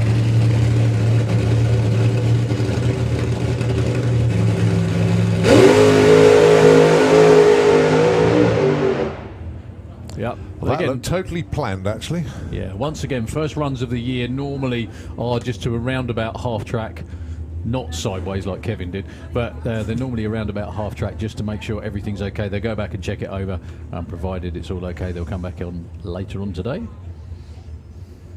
and take it a bit further and a bit faster. Well, they actually had a little bit of a bump around where you can see the tyre marks where Kevin obviously had a little bit of a bump. So I don't know what's going on there, but It may just be where the clutch comes in, something it could like that. be, yeah. Tim turns off safely at the top of the track. My goodness me, I bet that car looks like the sun's out when it's in. It's incredibly bright. Yeah, one of the quirks of that, they had to change the windscreen on the car. They had to make a few alterations to the body because it was so low. Tony couldn't see the tree. Oh wow! So when he was coming forward into stage, he had to guess when the light was, well, where the light was and everything. And I don't know if you've seen those things that they use for trucks and stuff. They put a couple of those. I don't know what they're called. They're like bifocal amplifiers. Yeah. Either that or Tony's eyes are going at his age. I don't know what it is. But they had those on there, so Tony could even have a guess at when, where the tree was. But to be fair, I'm looking at it now. You can actually see how the windscreen does go up a little bit higher than it used to. It's barely noticeable. I don't think you'd even notice it No. if you didn't know it was there, to be honest with you. So we've got qualifying for Supergas, I think it is next. Yeah, coming. I just want to make a special note. Trevor Horncastle is on the crew this year. Of course, he was with the Stones back in the day. And it's the first time that Trevor has been involved with the team, especially on the start line, for 30 plus years. So My goodness a very, me. very warm welcome How back cool is that? to Trevor. Well, I was just How you doing, mate? Good to see you. Nice to have a catch up yesterday as well. I was just going to say, apart from Tony's son, I think everybody on the team's a pensioner, actually. I'm now going to get a bunch of angry, very, very angry people coming up. Sorry about that. But no, as we jokingly say, I mean, Trevor has probably forgotten more than most people know from his days of How cool is tuning that, though? the Stones team back in the day. So, yeah, welcome back, Trevor. Yeah, it's still tons of work, no matter what car you ran, no matter what era you ran it in. So yeah, we're just going to have a quick sweep, and we'll be on with Supergas, I think, up next. Just want to quickly give a shout out to my mum. I don't know. I think she said she was at 330 foot. Sorry. I'm allowed. Can't be one of the... Mum, hi, No, Mum. no. Come on. Hi, Where Mum. is she? She parachuting in at 3:30 foot. Yeah, I hope so. That'd be funny. She was watching the live stream last time, and I know she's actually here now, so thought I might as well.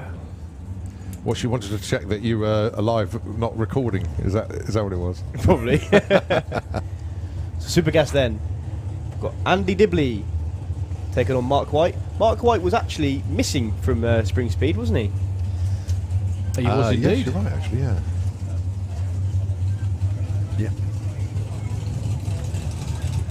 So Andy Dibley, your reigning champion in Super Gas. So you've seen a few index classes. This is another one of them.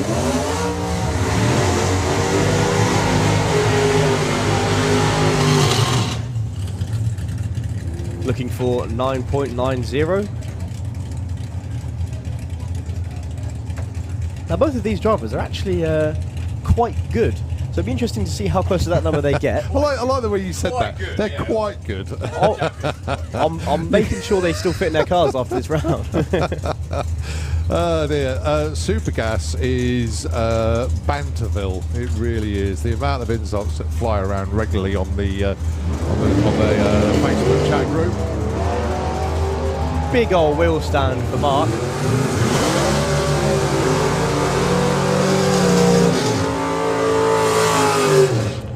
And it's Chalky that's taken the #1 spot. Could hold on to that for a little while. 9.92 at 132. Dibs goes 10.07 at 147. Now, did Mark test yesterday? If he did, I didn't see it.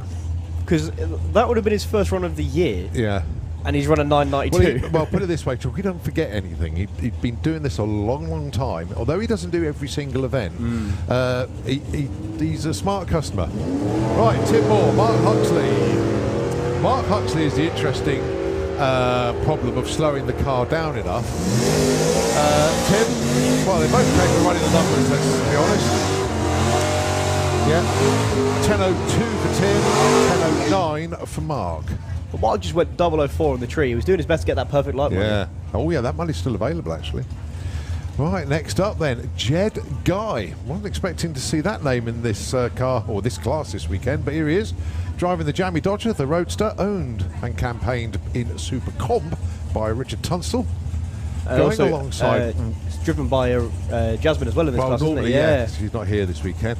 Going alongside Wayne Hiscock, who normally runs in Pro ET, and Wayne will run off into the distance. There he goes. And he'll have to back off at the strike to about 110 miles an hour.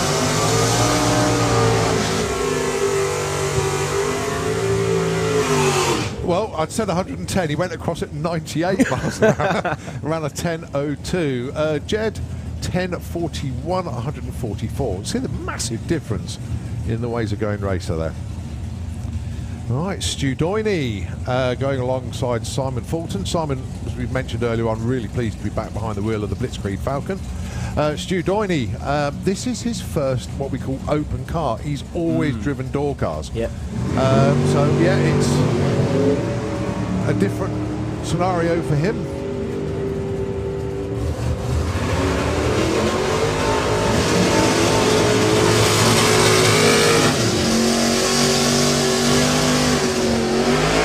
Nice run for Simon there, 9.94. Stu, 11.36, a little bit off pace. I think you backed off actually. Interesting thing with Stu, so I said to Stu, I said, well, how do you find driving with your legs apart, as you know, in the Roadsters? Yeah. But no, that car, his feet are together. Oh, are they? So I thought, I'm a bit surprised at that, but Yeah. there we go. Right, Dave Fulton, Dan Page. Right, Dan had, 6 qualifying runs that he broke out on, and then he finally got it right at the last session at the Spring Speed National, so we know he can go quick.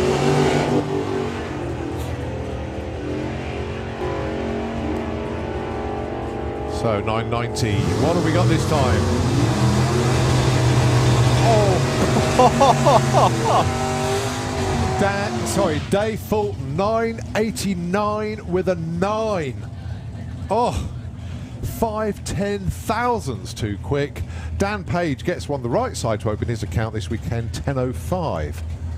Right, next up, Andy Harrison with the Brute Force Sierra going alongside Stuart Morris, #1 qualifier 3 weeks ago at Spring Speed. Of course, that was his first time back in the car for, 10 years, we reckon? So now switch roles. Colin is on the outside guiding his brother in, instead of Stu normally guiding Colin in. He's obviously against Andy Harrison with the brute force Sierra. Now Andy is a past champion in the class. Or Stu, 001 red. 986, 981, double breakouts. God, that was a tough old session for Supergas.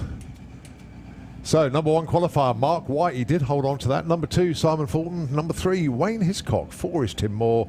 Dan Page, Andy Dibley, Mark Huxley, Jed Guy, Stu Dorney, Dave Fulton, Andy Harrison and Stuart Morris. The last 3, the ones that broke out. We move on to VW Pro. Graham Fairhead, Chris Pointer. Graham, of course, is your champion.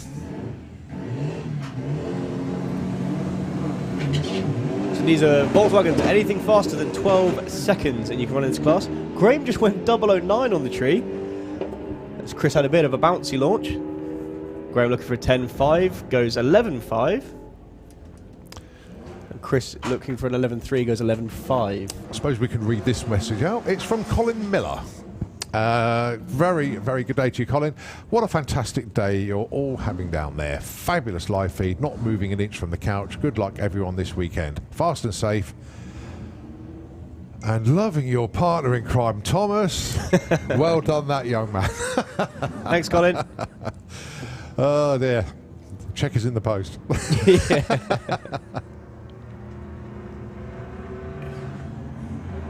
So Ian Dale then. Looking for a...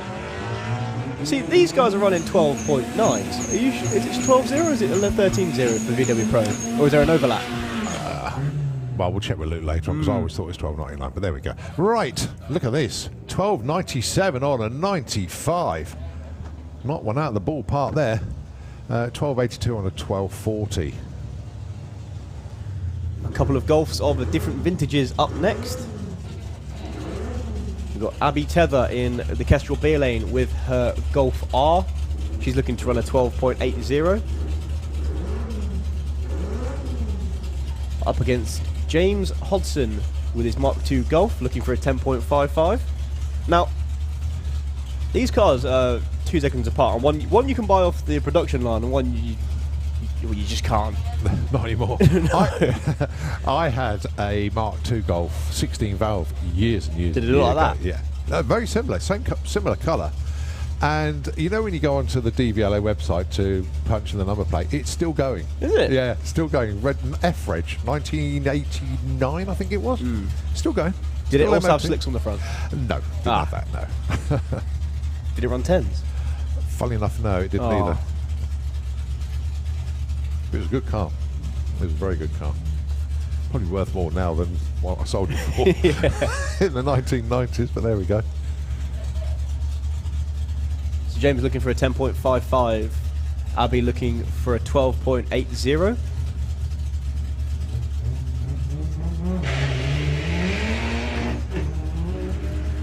And that was a meaningful launch from James. You can hear the tyres protesting. Good looking run though, 10.79 at 132, and Abby 12.88 on a 12.80 puts her into number 2. I think that shows as well how fast some of these cars actually are. Because you think about like a Nissan GTR, the newest one, the R35. Yeah. Well, that'll only do a 12 in the quarter mile. And he's driving a Volkswagen Golf that's 2 seconds faster than that. Well, that's quicker than I've been.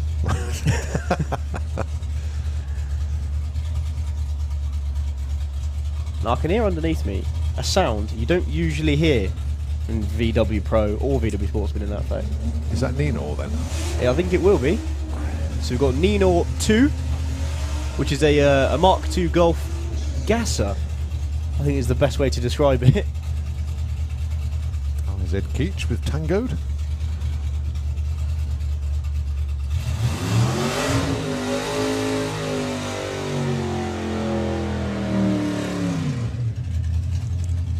Yep, Nino 2. Now he came to one of the Monday racing clubs, I believe, a couple of weeks ago, and he launched it with some beans because obviously he was just testing at the Spring Speed Nationals, and it look pretty stout. He's pointing left by quite a margin, actually. Yes, I'm surprised he's going to be allowed to do that. Oh, there no, we he's go. all right. Plenty of steering lock. So he's looking for a 12.00.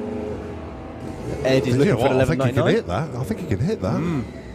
Oh, 11.87 broke out. Well done, that man. 12.21 for Ed Keach. But that was a good start run for Nino. Like it. Some checks going on in his lane though. Hopefully they won't find anything. As beneath us we've got the decimal tenths car. Now this car runs in not only VW Pro, but there's a VW Heads Up class, and he does come out as well for door slammers. He's looking for a 12.00. That's Chris Waterhouse. He's up against Danielle Coppin, looking for an 11 flat. Yeah, that is seriously quick.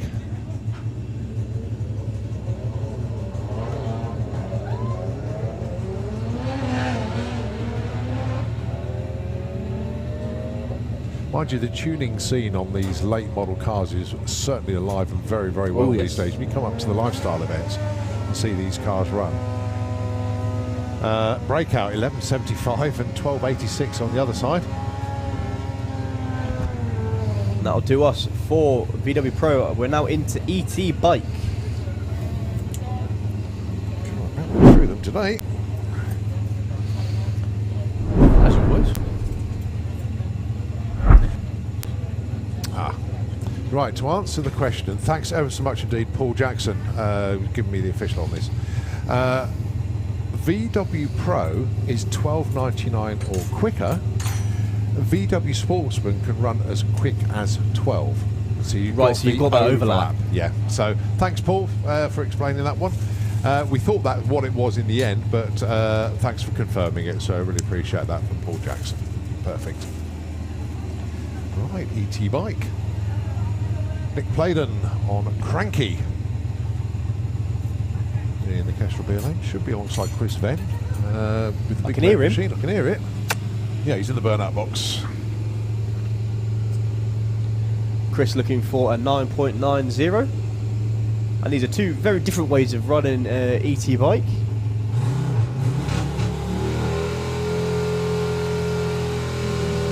Chris running the nostalgic sort of Super Twin. And Nick running the ZX9R.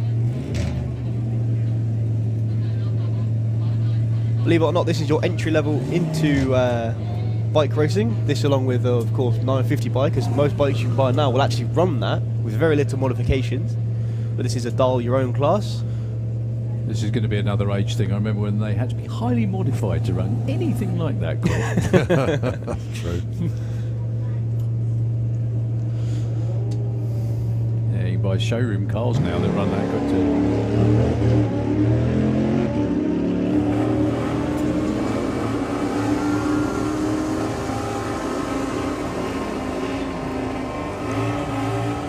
Right, Chris goes 10.15. Nick Playden though, 10.46 on a 10.40.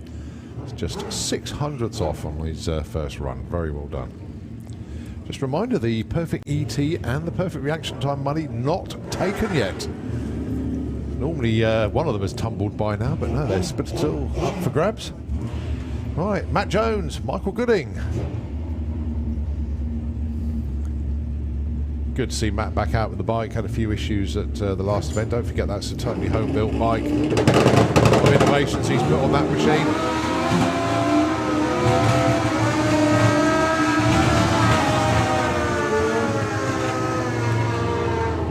Michael goes 9.23, 151. Problems there for Matt, but knowing the brains in that young man's head, he'll be getting that back to the pits, and he already knows what he's going to do to fix that to come back out for his next run. But very clever young man, and a lot of the ways he's approached like problems with that bike in an engineering way is very, very clever indeed. He's another one of those guys as well that when he's not racing, he's marshalling, isn't he? Yes, he does a bit of everything, Matt. So much appreciated. Very quickly, I just want to say hello. Good afternoon to the Deep Race family. Daryl, thank you very much indeed for the photographs. Good afternoon, Ronnie. Good afternoon, Pam. Hope you're having a great time. And thanks again for the photographs. That does look pretty cool, Daryl.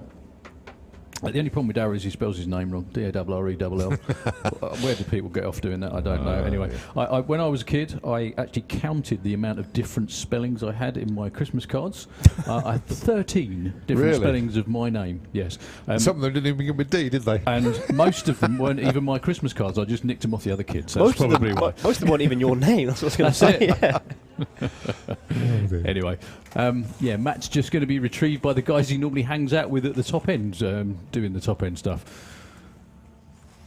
Thinking about it, I can think of a few names I could call you, and probably maybe one of them is your name. One of them is. Yeah, I know.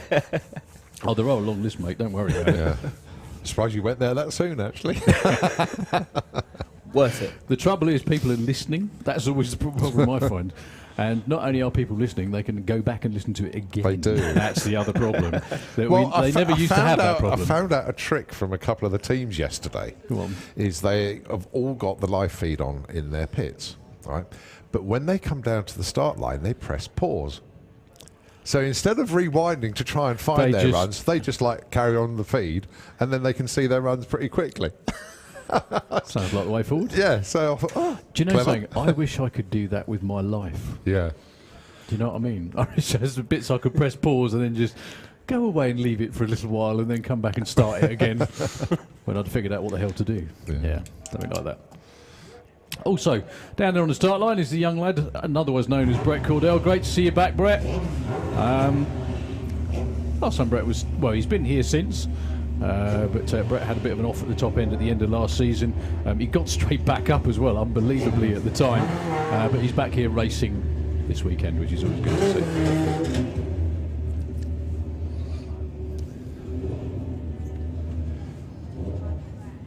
So first up then is Justin Moulton and Carl Hester. A shout out to Carl's mum, actually. Wishing you all the best. Get very well soon. Unfortunately, took a bit of a tumble, and yeah, I can't say any more than that. But please get well soon. So Justin Moulton, Carl Hester. Carl goes 11:18 on a 1090, 10:46 on a 10 flat for Justin.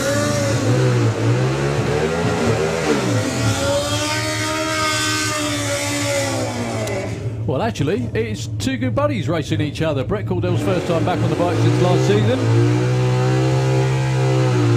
And he is going to be taken on Scott Collier. I think these two used to race in junior drag bike as well, actually. They've been around that long. Anyway, Scott Collier was #1 qualified back at Easter. He does 950 in the Slick Tricks lane and 955 for Brett on, like I said, his first run back. Also, the whole Collier family want to say a big hi to Scott's best buddy, that's George. George, hope you're watching in. And yeah, I'm sure, like the rest of us, you wish Scott all the best for this weekend. He just missed out on the championship last year. Maybe he can go one better this season.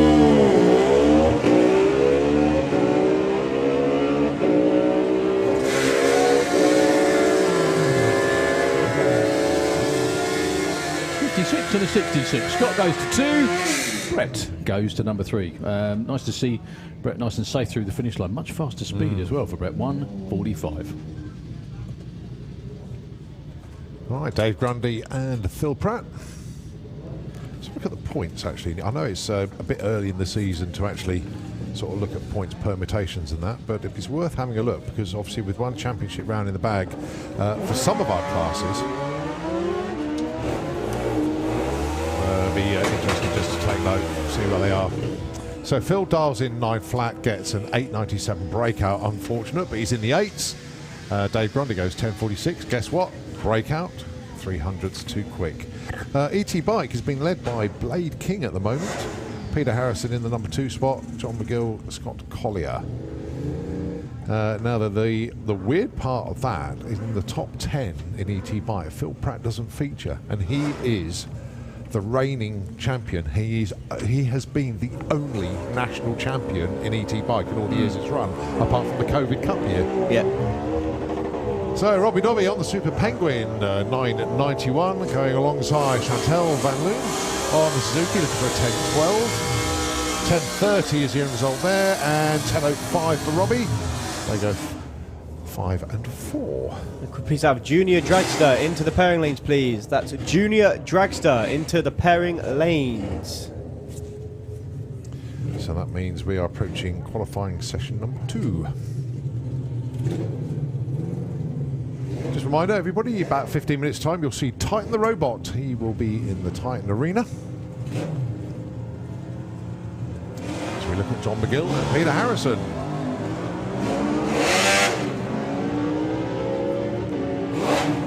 John McGill looking for a 10.89. Peter looking for a 10.78. Goes 11.17. John goes 10.96 on his 10.89.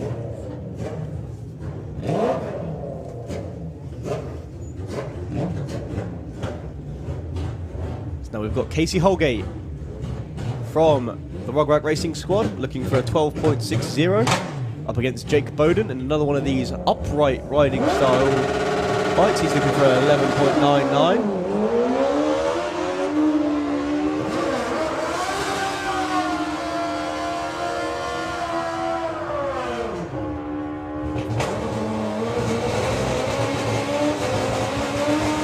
Well, break out by a 10th from Jake, and Casey goes to the right side with a 13.12.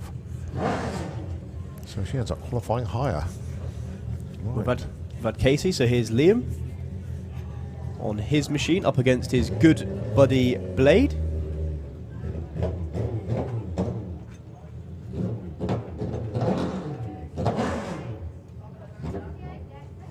I think that Blade must have been racing for what, 12, 13 years now? Well, I think they both have. They both pretty much started at the same time, junior bikes. These two are pretty much the best of friends.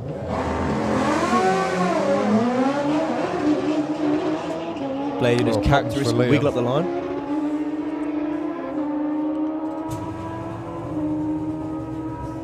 .907, 147, plays a 10.94 for Liam.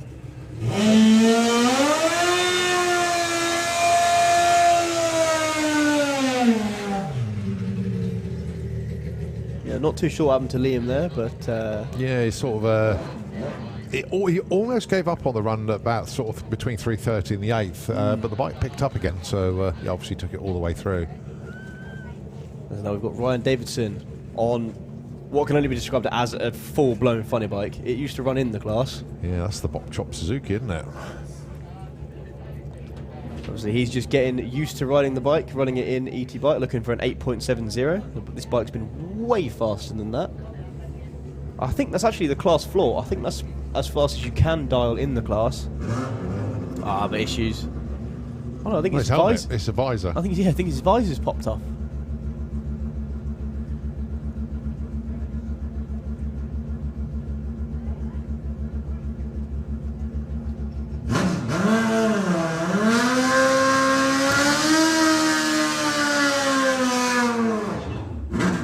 And that's a shame. He's Well,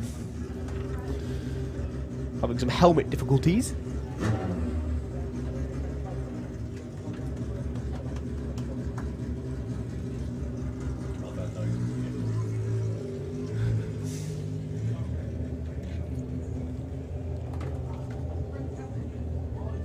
right, Bill Marsh on Armageddon.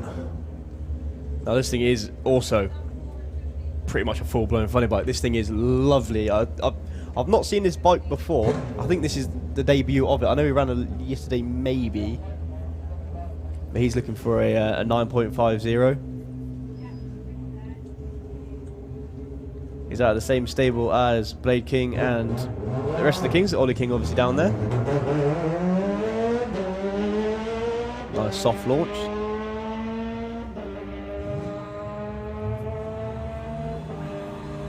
But lovely done. Goes 11.78, 116 miles an hour. I think that may well have been a licensing run by the fact that the scrutineer's down there as well, and Ollie looks quite happy. So go in the right direction.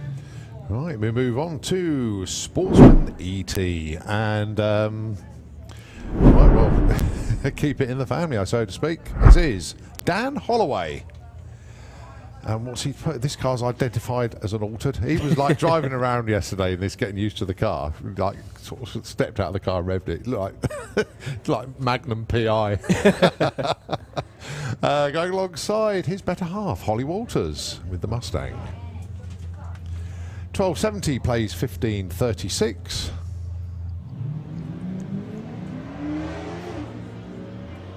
Yeah, unfortunately, the engine in the Rattler expired at the last meeting in a rather spectacular way. So Dan, very fortunate to have the offer of this car for this weekend. Goes 1317, but 1546 from Holly. Closer to dialing of 1536. Jago Stokes with the Skyline from Didcot in Oxfordshire, going alongside Steph Pateman.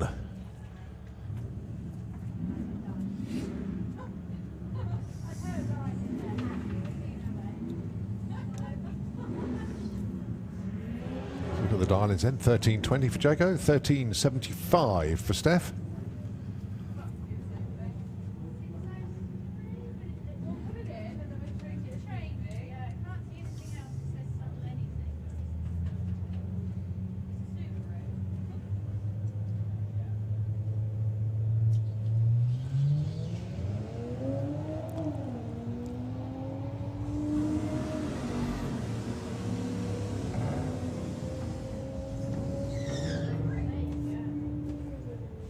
So 1329 for Jago takes the number one spot. 1396 from Steph.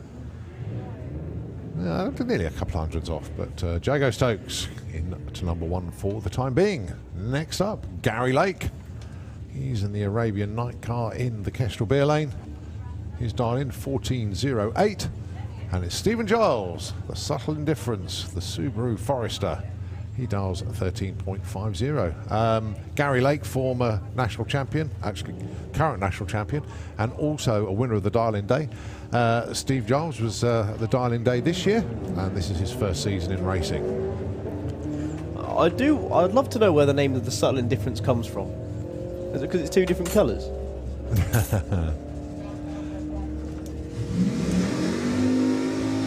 Gary goes 1423, 1406 from Stephen, so Gary 3, Stephen 6.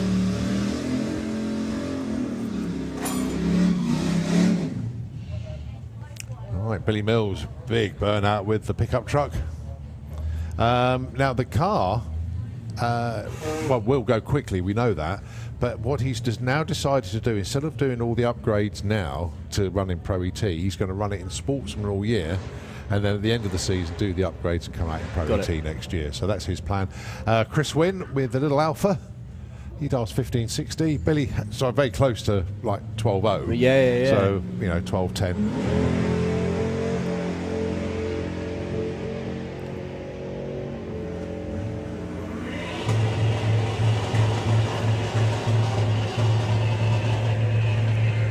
$12.19, nicely done. Chris goes 1559. Breakout. Oh, 1560. That's 1559. Okay, that's very distinctive burnout from Ash Simons down there with the Dream Wrecker Skyline. His number of choice this time is 1326. And the drive shaft breaker, that is Steve Mellors, 1590. This is dialed in today.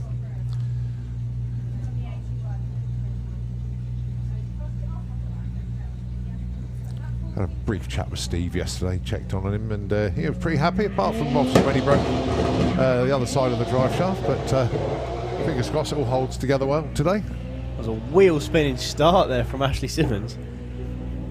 Clambering for traction.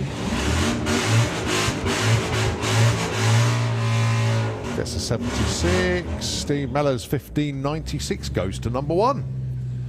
Well done, Steve. 600's off.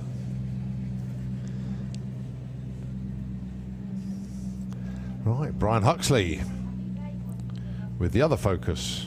has unfortunately had a Starline incident with these new Focus, or the one they built to go proper racing with. So he's back in the other one, alongside Liam Sturman with the Powerflow Jag XK8. Actually, that's a different Focus to the one that he replaced the last Focus with, because obviously... Is it? Well, it was an estate last time, wasn't it? Not sure. Obviously didn't focus hard enough. Yeah. He's still got his 004 on the tree, though. Well, he's a very experienced racer. He knows what he's up to, and he's doing this a long, long time, and he can get anything to react. And let's have a look at his dial in 1856 on a 45. He's only a 10th off, and that is pure experience. Very, very well done. Felicity Gibbs and Ashley Clark, two very, very good friends off track. Felicity looking for a 17.10, Ashley looking for a 1750.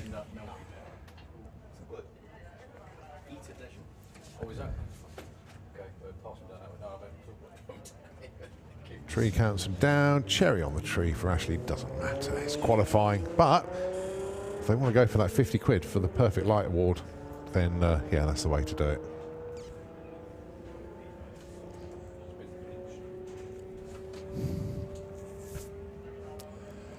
$17.28 and a $19.59. So Flick goes number 7, Ashley goes number 13.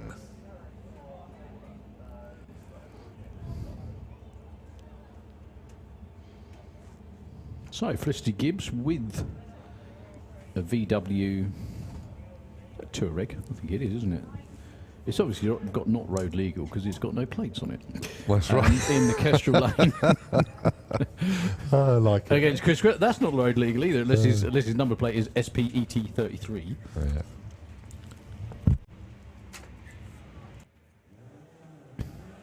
I beg your pardon, sorry, that was James Grew with the Touareg from down there in Eastbourne. Sorry, Felicity was the pair before. 1520 goes 1537 and 1584. Number 7 for Chris. Number 10 for James Crew. Sorry, I beg your pardon. I didn't mean to call you Felicity. Sorry, mate. Never know. Could be a good nickname. Okay, Matt Horsall from Manchester with incredibly cool looking Escort. Looks much more at home on a rally stage. In a Kestrel Lane, 1520. Taking on the other member of the Dual Fuel racing team, Carl Magera from Watford.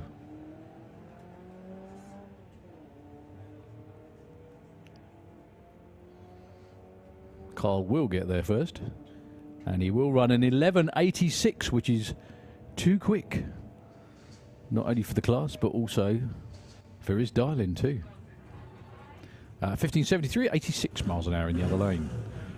Richard Palmer taking on Georgina Smith. Richard, Kestrel Lane 13 flat, 15.70 for Georgie.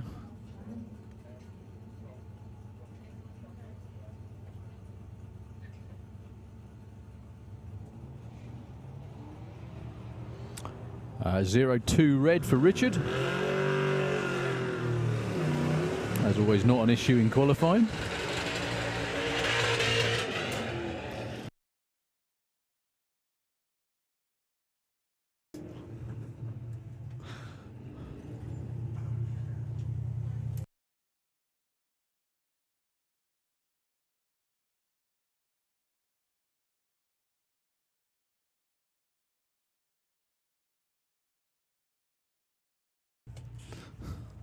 So, Kirsty Tram, 12 flat again. That's the quickest you can dial in Sportsman ET with a beautifully turned out Camaro. Taking on Debbie Taylor. Debbie's in the Slick Tricks lane.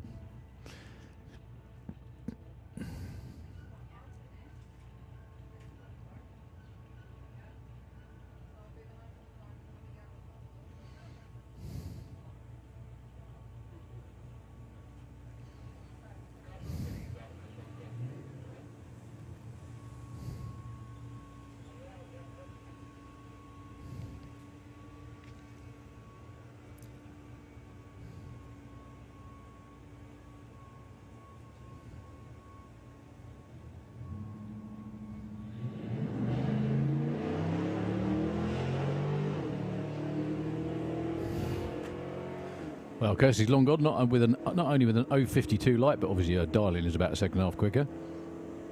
12.07, nicely judged. And a 13.70. Kirsty goes to number 2. Debbie in at number 12 for the moment.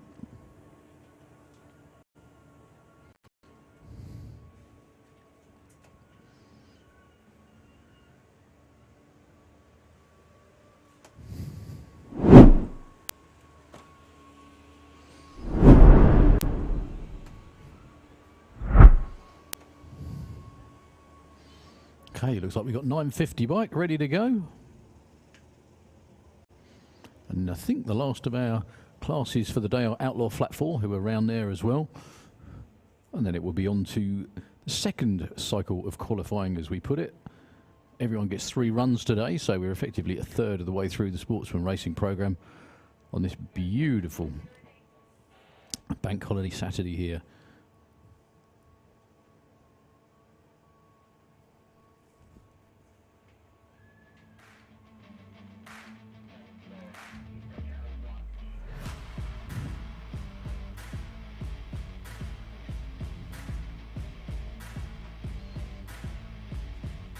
Wondering what Mr. Marshall's doing down there on the start line. That's not water, that's actually glue. How they prepare the racetrack is it's not a dark art really. It depends on the weather, it depends on how hot or cold it might be and everything else too. And they mix the grip juice with a few things to make their own magic. We're going to hand you back to Nitro FM just for a couple of moments while Ian has a quick jog over to the tractor, play a few ads maybe, and we'll be back with you really seriously 1 or 2 minutes at the most.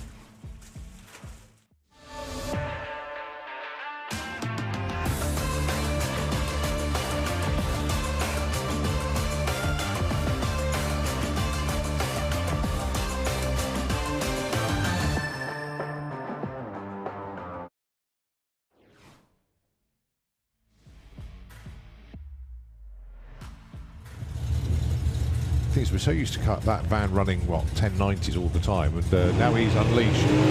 975 now. I'd say that was pretty much everything he's got in there. 71 and a 10.08. Bailey Ashdown looking for 945 with the Banks Nightclub Dragster. Takes it all the way to an 8. 48. We'll get loads of runs.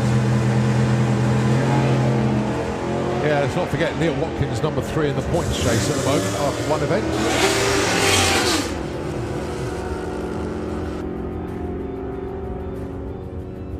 Right. 83 and a 28. Will Clark in the bike engine dragster looking for a 973. I'd love to look at Super Street Bike motor in one of those. How bitching would that be? Well, there was one. I'm allowed to say that. Is it Tom Hayes? Reality Buzzy in the USA? I need to say, extended member of the drag racing family, going through a real battle at the moment. 901 plays a 951. 1/10 of a second off, only gets you number 14. A little top methanol car when it goes into stage, doesn't it?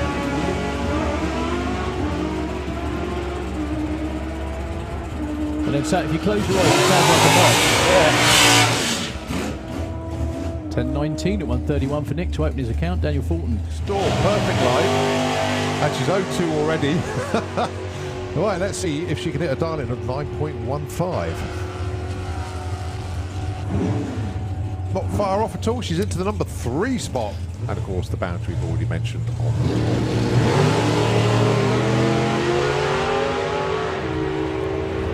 Rather controlled wheelie that time from Tom. He's been hiking the front end quite a bit more than that recently and goes 8.38 off the trailer on the 30% into second gear. Thank you very much indeed. We are back to racing. As always, the easiest way to know you're getting on with it is to get a teacher.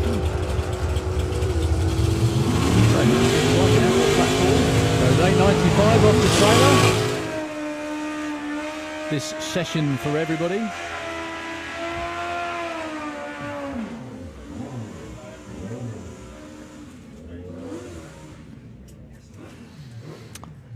Up first, we've got Dave Hall in the Kestrel Lane, taking on Rob Stanley. Dad Conrad down there on the start line too. I think they still have the family Pontiac Grand Am up. I'm sure they have it in the garage. I think it's still up for sale. Perfect car for, well, either Pro Stock, which is what it was, or Comp Eliminator 2. Name of the game here, run 950 and no quicker.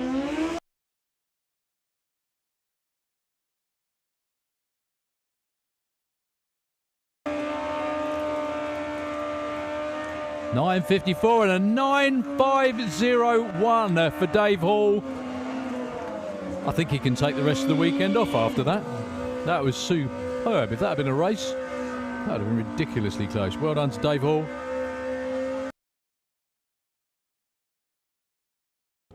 Now, the funny thing is, back at the Easter event a few weeks ago, we were wondering out loud if the whole class had ever broken out, and guess what?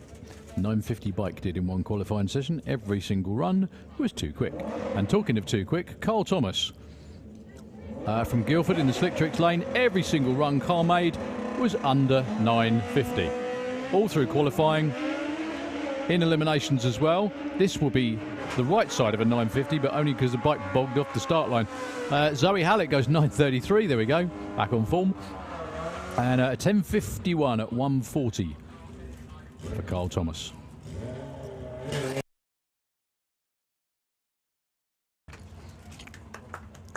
No breakout. What's going on?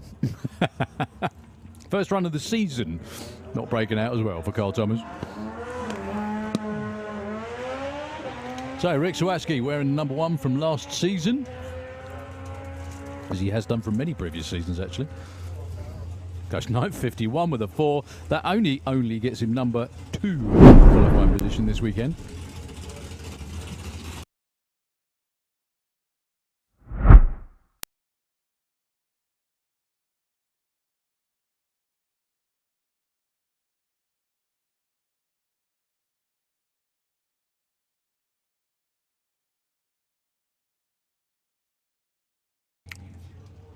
So, first passenger run the year, I think. Actually, well, definitely this weekend, obviously, for the 2-seater.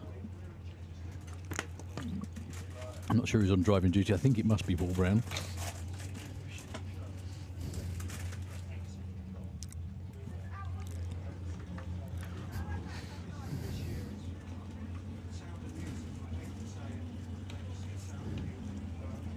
So if you ever wonder what it's like to go 170 odd miles an hour in a quarter mile, well, you can find out.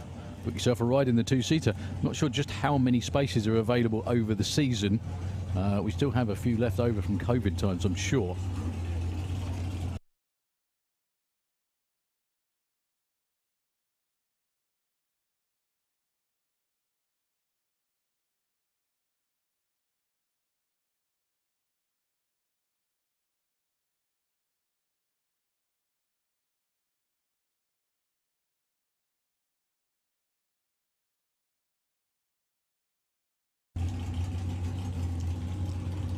Yeah, almost definitely Paul Brown in the seat, because I can see Steve Warner standing there watching them.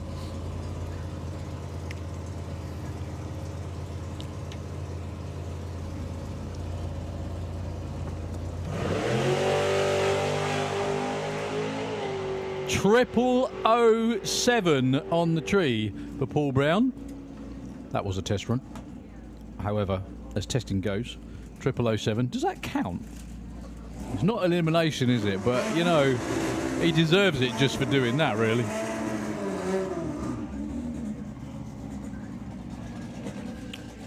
Okay, Outlaw flat 4.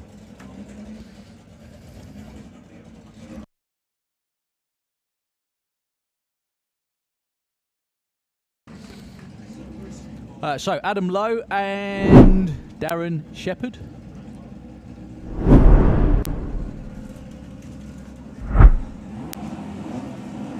Heads up, class Outlaw flat 4. Good looking run going from Adam Lowe. This could well be in the 10s. 10.93 at 121. And Darren Shepherd cruises through with a 12.67, 110 miles an hour, good speed.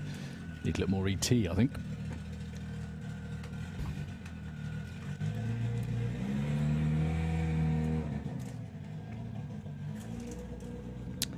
Okay, James Wooten.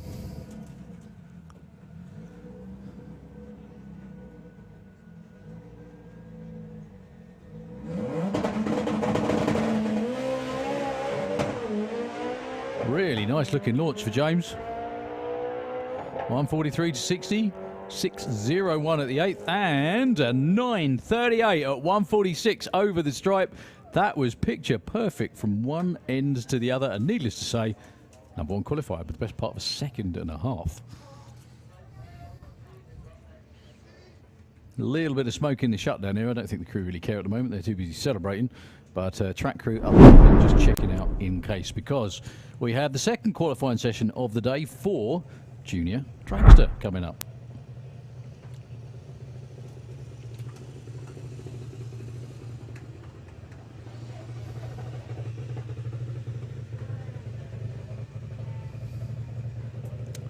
So we're back to racing on the 8th mile, half track if you will. However, in qualifying, it's all about reaction times. Who has the quickest reaction time will be number one qualifier, and so on down.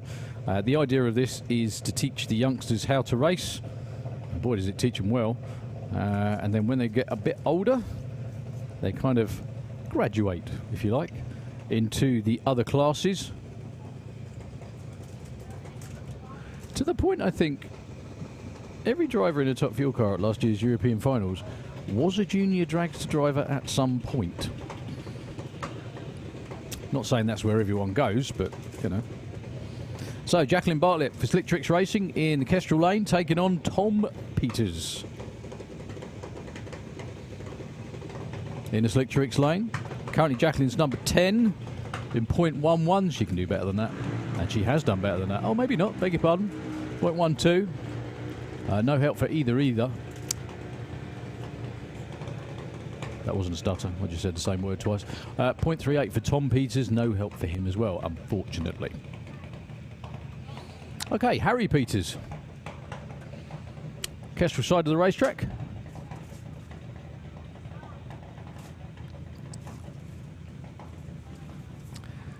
Taking on Jack Taylor. Jack and the family over there in the Slick Tricks Lane. Currently number 26 and 27. I'm going to make an uneducated guess that they both read lit in the first session.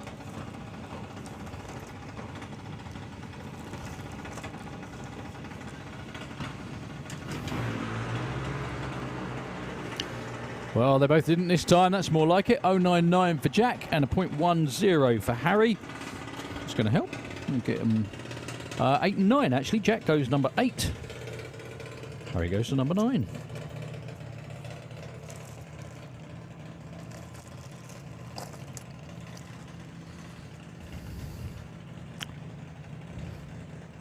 So, Richard Wilcox back round again. 2 classing this weekend. As we said, running in both Junior Drag Bike and Junior Dragster 2. In the Kestrel Lane, taking on Teddy Howe. These are number 18 and 23 at the moment.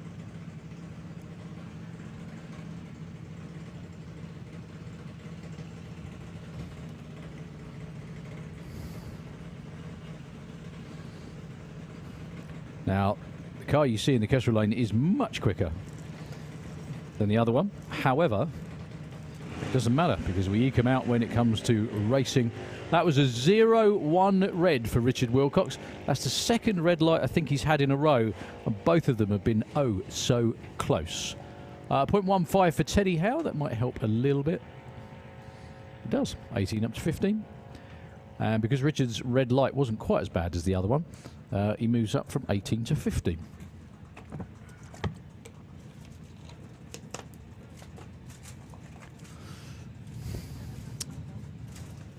So Lola Bell Kent down there in the other West End car, the West End Dragster. West End Dragster and a West End Fuel Funny Car. Dad drives the funny car. His eldest daughter drives the Dragster. Going up against Jake Cooper, and I think Jake's actually deep stage. Once again, it doesn't matter in qualifying. And they both go red anyway. An 05 red and a 009 red. Unfortunately for Lola Bell, just that little bit too quick, so no help for either.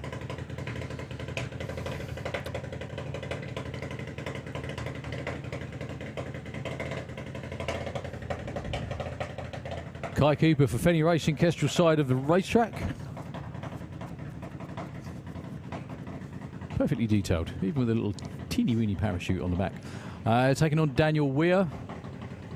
Kai's number 11. Daniel is down in 26, which I can only presume was a red light in Q1.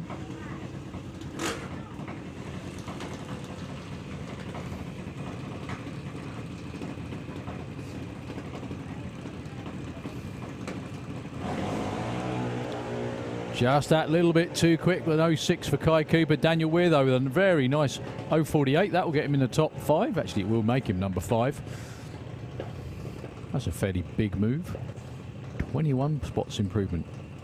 Are you warming your fruit in the window? Is that what you're doing? No, it's ripening them, I think is the word. Is that what it is? Right, fair enough. Yeah, there's enough ripe things up here as it is. So, Harry Redshaw for Odyssey Batteries, Kestrel side of the racetrack against Mackenzie Love. Harry is 20. Mackenzie is number 6 at the moment. There's still loads of wriggle room in the top half of the field. However, we will be narrowing it down over the next 2 days. These are number 1 and 3 in points at the moment, actually. Harry took the win, as we know it. Yeah, one thing I was very interested to find out about was the just how much of a big deal qualifying points are as well when it comes, especially when it comes to the end of the year. Huge difference. Red light that time for Harry, an 04 red, but a 0.26 for Mackenzie. That will make him number 2 for now. Nice move, young man.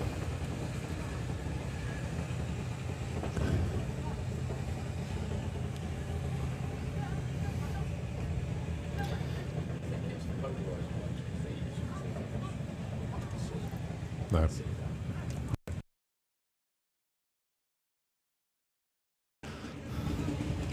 So, Liam McDonald from Dublin, Kestrel side of the track.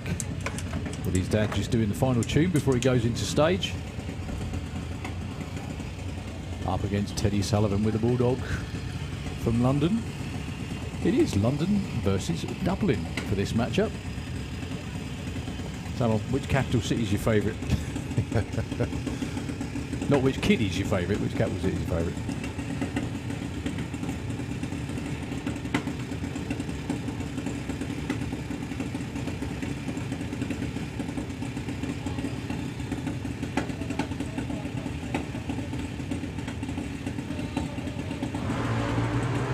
Nice move for Liam. In fact, it's a lovely move up to number 2. A 0.17, like 0.15 for Teddy. That moves him up to number 16.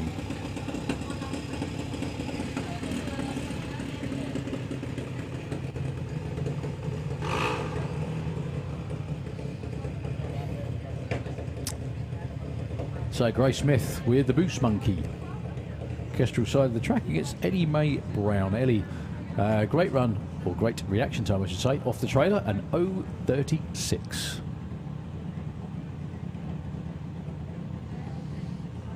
She started out the day, or started out this session at number 2. She's now down to number 4.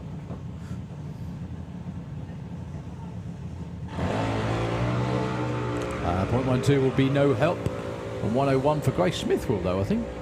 That's going to put her up close to number 12, actually, I think that is. 15 to 12, indeed it does.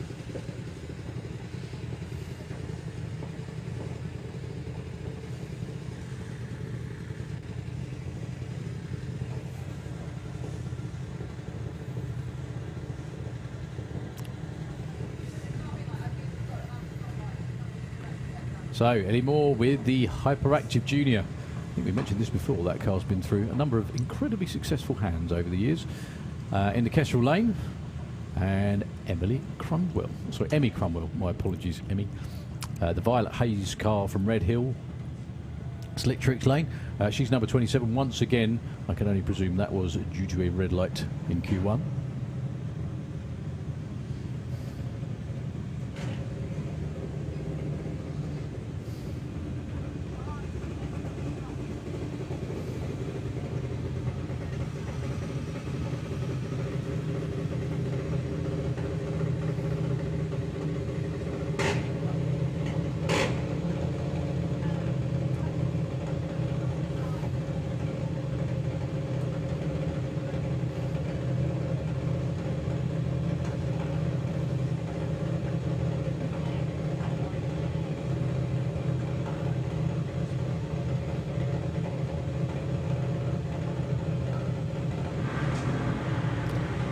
Well, Emmy was looking at the tree for a while there. 0.525. That is just over half a second, that reaction time.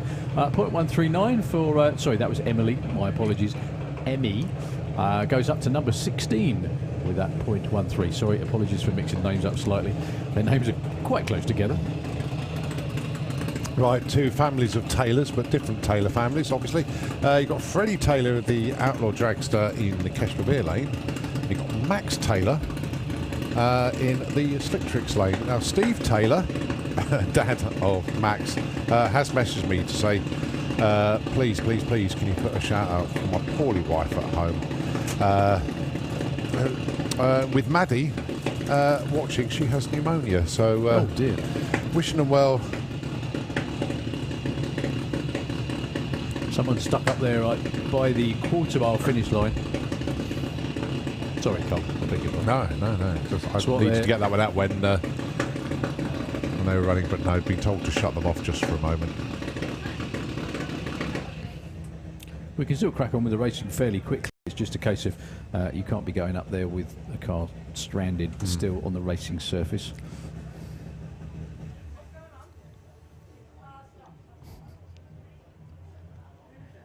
Right, Live Action Arena is running at the moment. If you can see, while As you there's can people tell. at the top of the banking looking down, that's because Live Action Arena is in full flow at the moment. You know, in all the years I've been doing this, I've still never seen a live You've action never arena seen it's a really good I'm show. sure it is. It's great. Really obviously. good show. I've just never seen it. I've just never. I've just never made Yeah. it. Always been here doing the racing thing. No, I've been fortunate enough to sort of host some of the Live Action Arena shows over the years, and seeing what goes into it all, and you get to see behind the scenes stuff as well. And the Maximum Lock team are like, always like, oh no, let's try this. You know, they're sort of going through. They have a set routine, but they keep tweaking it. Okay. And this is what we're going to do on this one. This is what we're going to do here. And then obviously the monster trucks, you know, all their procedures that they go through, the safety features and Right. everything, remote shut-offs and things like that. And then you just don't stand anywhere near Terry Grant when he's out there, Ever. because he'll either run your toes over or nick your phone. So, Or no, a combination very of good. both many times, actually. Yeah. But no, very, very good entertainment over there. And of course, you know, when the monster trucks come out and start crushing cars and doing leaps and things, it's it's good fun over there. Good fun. I would say I have to take you over it, but I do, because, again, I can never quite...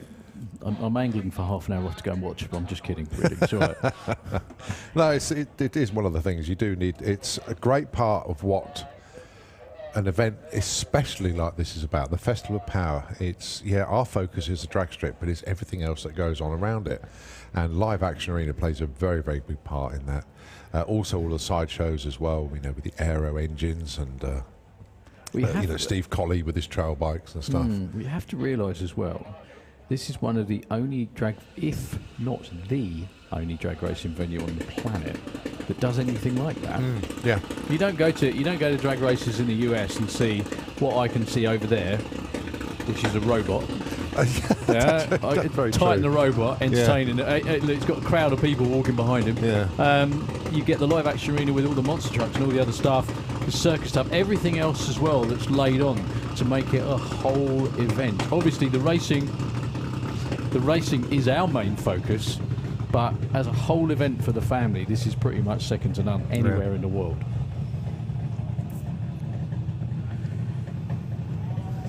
So, Finley Fagg and Damien Rebshaw will be your next pair.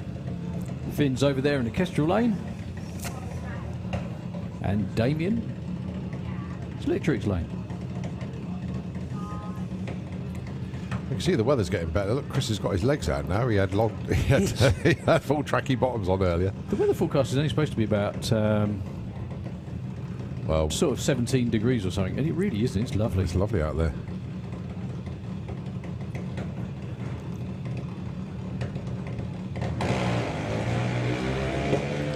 Nice 04 from Finley. That's definitely going to move her up into, the top 7? Yeah, number 7 spot for there. Damien up from 19 to 11. The order is starting to be shuffled around. As is always the case. Yeah. Now, let's see. Colin. There's me thinking that was you and it's not. Because I never see you and Titan the Robot in the same place, No. but I have now. No, he's a robot. I'm a machine.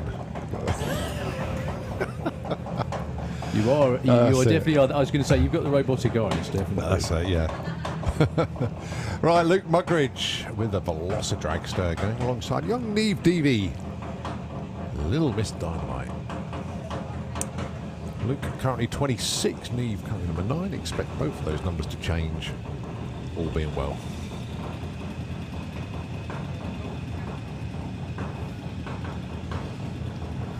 Yeah, Luke red lit, I think, round 1. Neve had a really nice 0.7. Both Caitlin and Dad Rich were pretty happy with that. That was great, look at that! 0.26. You know Caitlin's happy when all you see is like a massive blonde hair everywhere. Yeah. It's a lovely thing to see. She's now number 4, Neve Deevy. Number 3 for young Mr. Mugridge as well. Great side-by-side qualifying run from both. So that was 26 and 9, numbers changing. And they did. They hugely changed. 3 and 4. Well done. Well, hang on a minute. Now the top 10 is 0.4. Yeah, oh yes, we're getting into that territory again, aren't we? I think. Do you know what? After the first qualifying session, 0.4 was number 2. Yeah. And now 0.4 is number 10. Well, we're not even halfway through, are we? Harley Corsell can certainly mix things up. Oh, red light for Harley with and 0.009. Oh, so close. 0.15 for Ada. That won't improve her lot at all. She stays at number 8.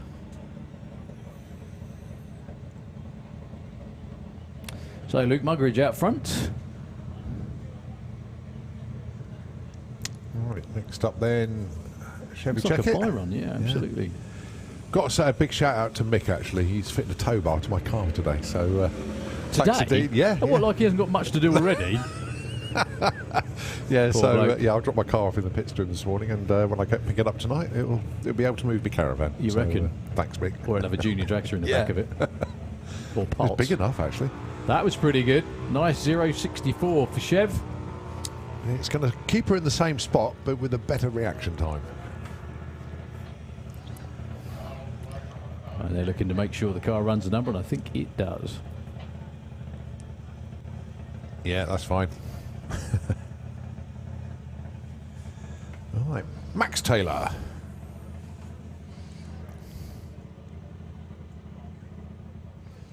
Say, get well soon to the Taylor family at home watching the live feed. Well, young the other Mr. Taylor is not going to be making this Q run. They're on the way back to the pits, unfortunately.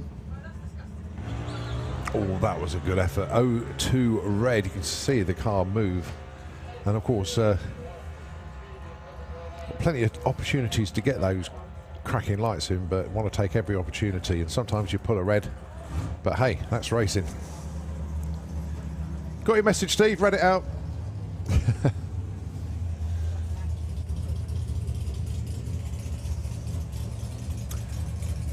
Right, we move to Pro ET. So, class sponsored by Modgestang.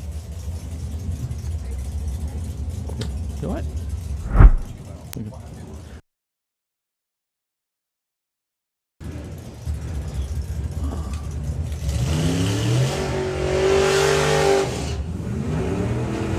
So, Tom Dalrymple with the full tilt Willis.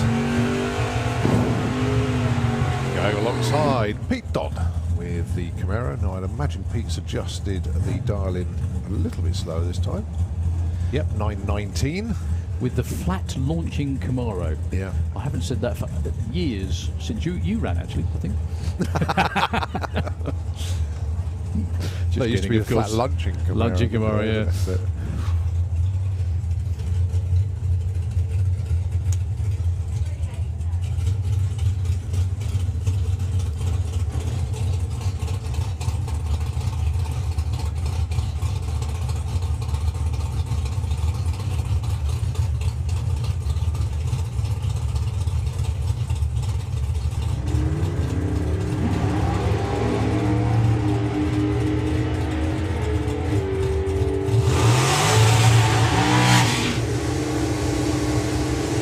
10.24 and a 10.04. John Dalrymple stays 7. Pete Dodd stays 8 for now.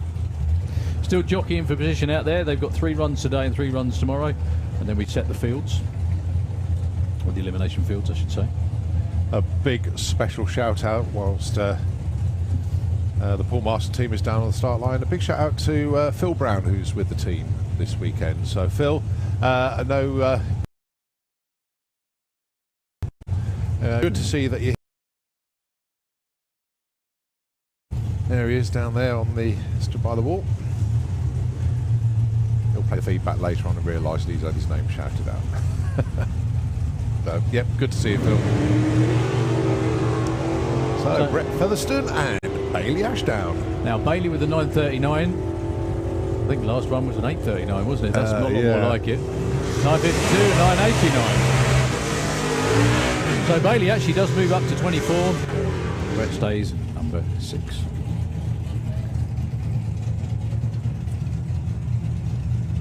So Laura Baton with the family Capri in the Kestrel Lane. I call it family. Obviously it's a dad's, but you know how these things work. 10.34 for Laura, taking on Simon Rickwood. Simon Rickwood, between 2 classes, has got 12 qualifying runs this weekend. Yeah, he's a busy how does boy. that work? Yeah, exactly. And do you know what? He'll take every one of them, all being well. Watch the car launch as well. Very, very sorted these days.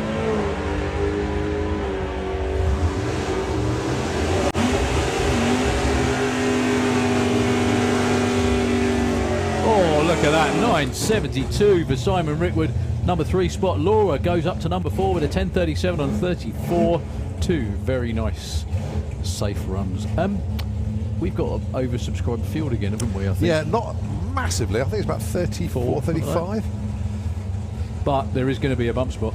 And yes, there will be. It's going to be squeaky come tomorrow afternoon. I think one of the differences is Nostalgia Superstock are actually racing this weekend. Yes. So like the likes of Don Scott and so on. And some are double classing, but some are just sticking to racing Nostalgia Superstock. Yeah, just on hold for a second while we get the dial-ins in. Right, John Bean. And that's Warren Watts down there, isn't it? It is indeed. 9.0 for Warren, yep. And a 9.60 for John Bean.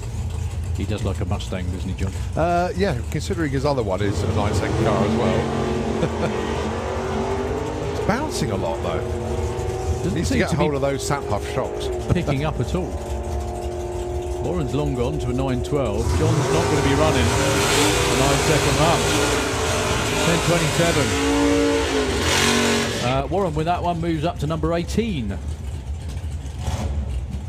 Yeah, that's 2 runs in a row that John's car's been, shall we say, misbehaving. Now, one of the things I really love about modern day drag racing is you get people like Stevie Gates. To my knowledge, he's never raced competitively in drag racing before. I'm sure he's been plenty of times and everything else. However, goes out there, buys a proven car, turns up with an immaculate looking car, crew, everything else as well, and gets right into it. Right. Pete Dodd did the same as well, didn't he? I don't think Pete Dodd had been in anything before. Against Dave Crowhurst, Slick Tricks Lane.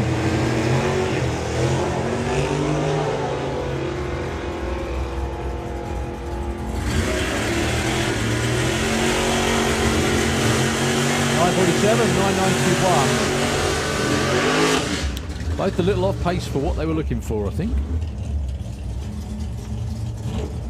Right, number 1 qualified. I can't believe saying that. Number 1 qualified, Dave Fulton from a DNQ at the last event. Going alongside Simon Innes, currently number 11. Dave Fulton sticking with a 9.47. Simon 10.71.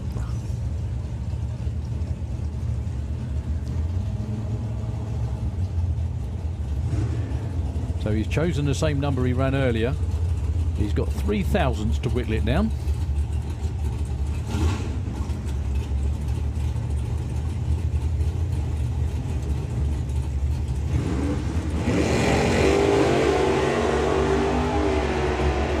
Well, having a stab at the purple line, missed it by 0.011 for the ET. Well, consistent. Yeah. Simon Innes, though, up to number 4 with a 10.73 on a 71. Nice job.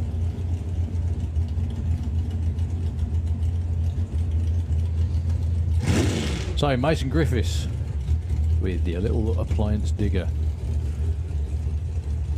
Dialing 903 in the Kestrel lane. 9.75 for Dave Cherrett with the van.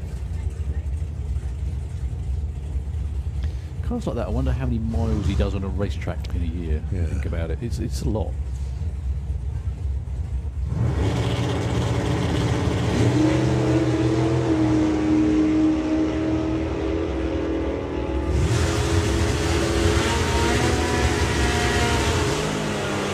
And 987. Dave Cherrett actually improves though, up from 24 to 19, a bit closer to his dial, still not as close as he'd like.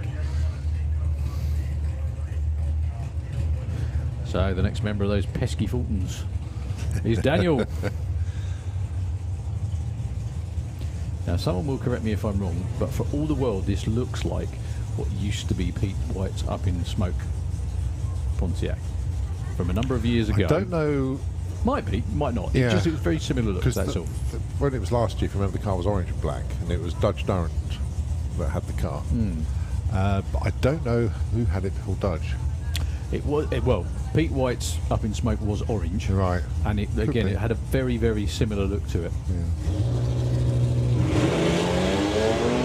Well, both wide awake off the line.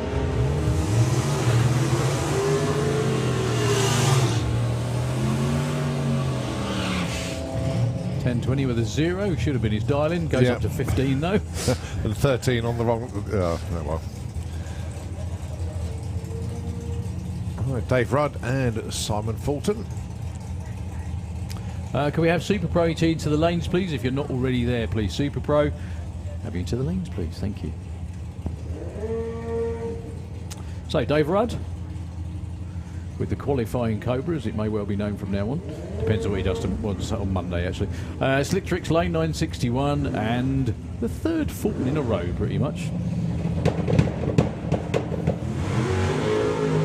With a rather terrific 904 dial-in. Well, we know the car can run quick. 896. Whoa! Knocking on 150 miles an hour. I'd say that car's working quite well now. Dave Rudd. Kelvin, get it right, son. Come on. Dave Rudd breaks out by exactly 100th of a second. Oh. 960 with a 0 on a 61.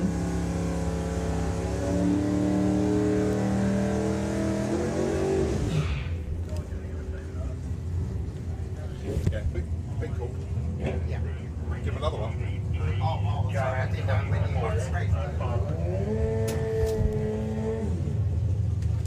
So, Nick Muggeridge taking on Harley J. Darby. Needless to say, 2 ex-junior drag racers. One with a car remotely similar to what he used to run. That'll be Nick in the Slick Tricks lane. Dials 10.10. Nothing like a junior dragster for Harley Darby. In fact, this is what is quite mind-blowing about this. If he wanted to, Harley Darby could still run in junior dragster, couldn't he? Yes, he can, yeah. Now that would be a serious double class, Pro ET and junior dragster. Just another call in the lanes for Super Pro. We need you in the lanes as soon as, please.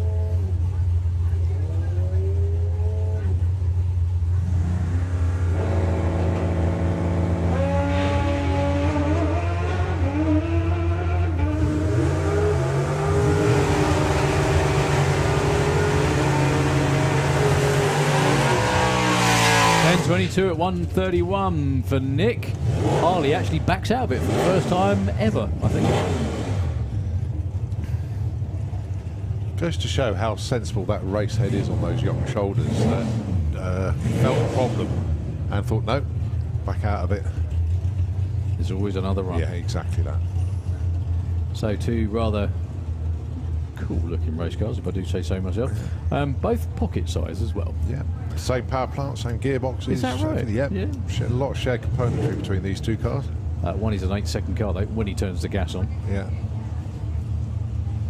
You've got to know that Mark actually thinks that's what I could run if I put nitrous on it. And both of those 3 lights.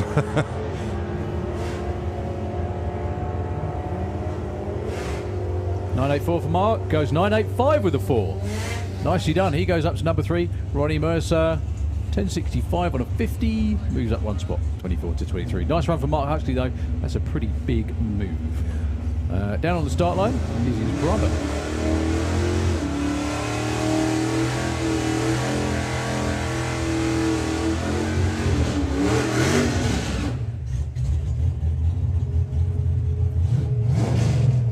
That's Darren Huxley in the Kestrel lane, 11.40. Up against Doris the Charger.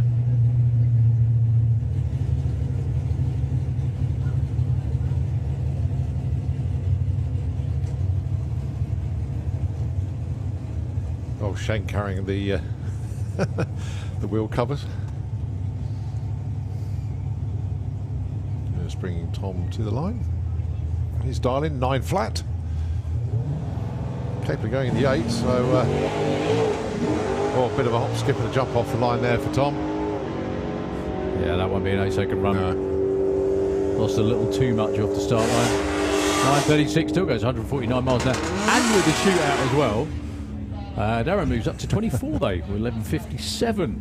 Must admit, I was thinking that was going to be a lot further off from 9 flat than that.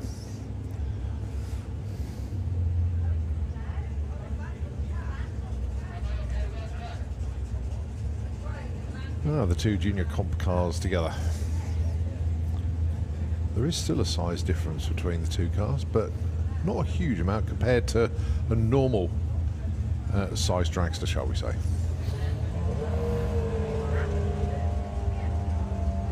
Well, 977 is the dial-in for Will in the Kestrel lane.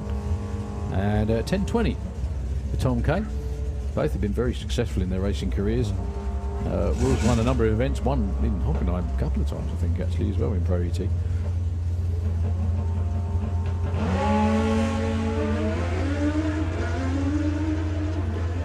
That was a big wave. Still loose, isn't it? Yeah. 983 and 1033. Well, they just move around each other, actually. Will Clark goes up to 13 and Tom Kay goes down to 14. All right, Marie Mills and Neil Watkins.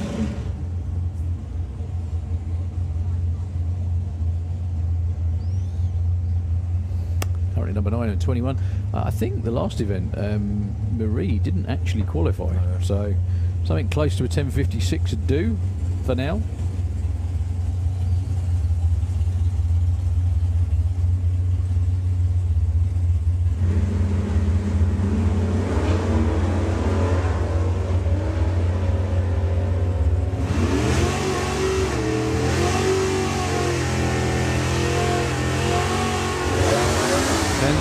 For Marie up to 18. Neil stays number 9 with 11.55 on a 28. Just a little bit too far off. So Watkins number 3 of the day, or this qualifying session anyway. Amy Watkins, very, very successful racer herself. Runs in Nostalgia Superstock. She's interestingly not double classing this weekend, just sticking to running in Pro ET in the Slip Tricks lane. Against the class's new star, Jessica Bishop.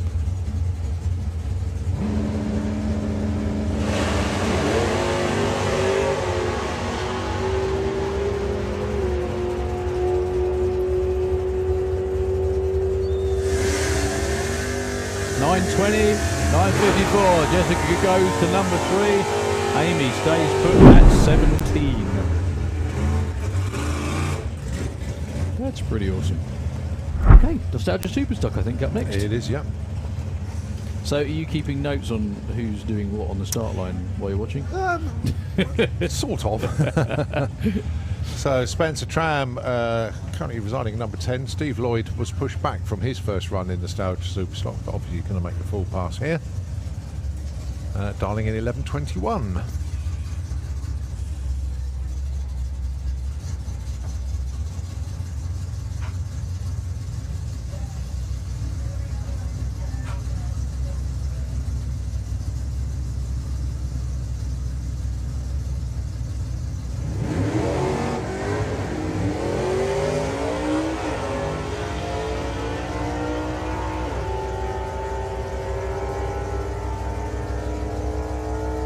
Lines goes, oh, number 1, perfect ET, Spencer Tram.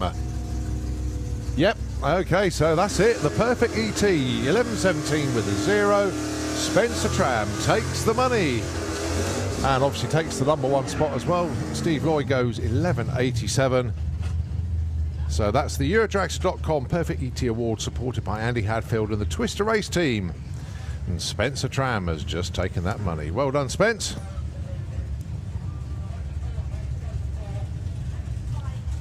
Yeah, low 4 light as well, so not a bad effort. Mick Sharp, Chris Layram. Mick looking for a 10.65, Chris a 12.68. 61 and a 12.95 breakout for Mick, a little bit too quick, even though he moves up 2 spots. And Chris Layham 12.95. All right, Bob Main and Ash Rawson.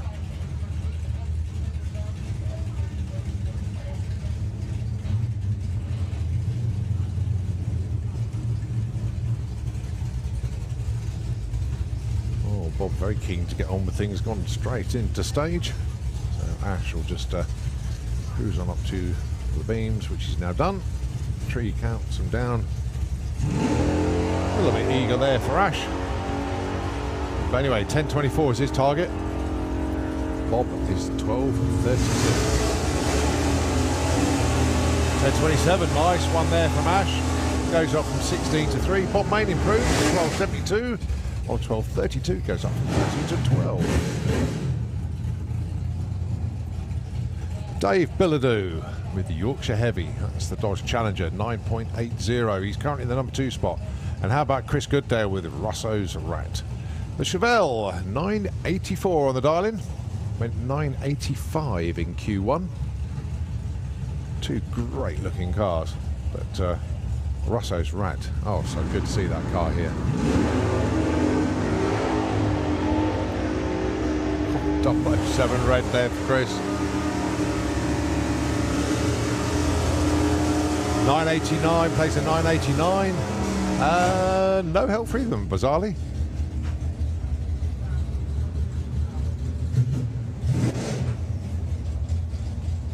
Neil Francis with the Rust Bucket. That's the Plymouth in the Slick Tricks lane, going alongside Pete Wiseman with the damage case. His darling is 9.80. Neil's is 12.26.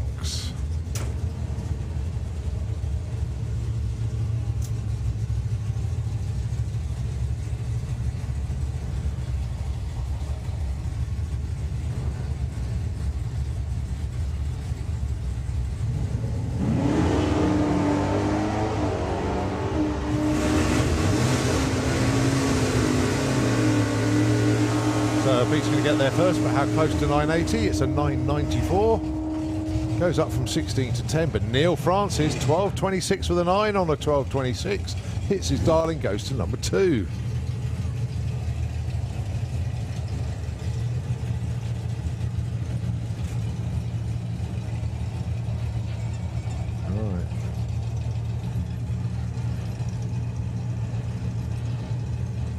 Well, I'm normally saying Jack Bishop, but I've got Andrew Bishop this weekend. It's swapping the driver's seat, going alongside Kiwi. That's Stuart Thompson with the Duster.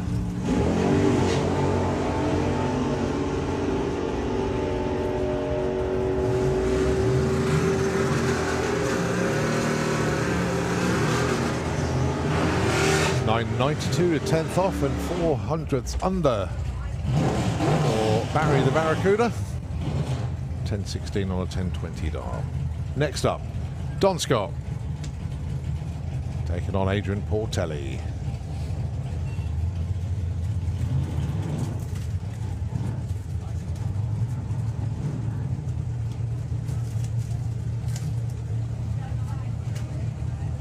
Waiting for Don's dial-in. It's just been fed into the computer now.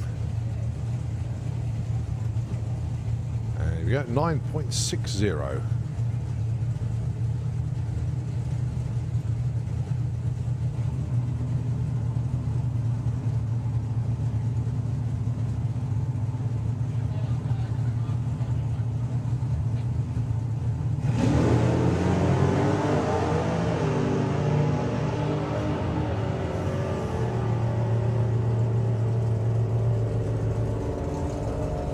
9.78 there for Don. Adrian goes 10.90, breakout by 0.02 of a second.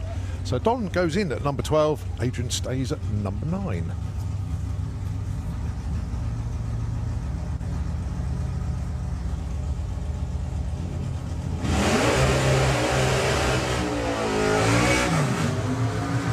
He's back round again. It's Simon Rickwood with Bossa Nova. Dialing in 9.72 for this one. And going alongside Pete Dodd, another guy that's double classing this weekend with the Metamorphosis Camaro. He's dialing 9.22, which I think is a very good show, actually, the way the car's going this weekend. Likewise for Simon, so you could see some moves here. Pete Dodd, currently number 7. Simon, currently number 16.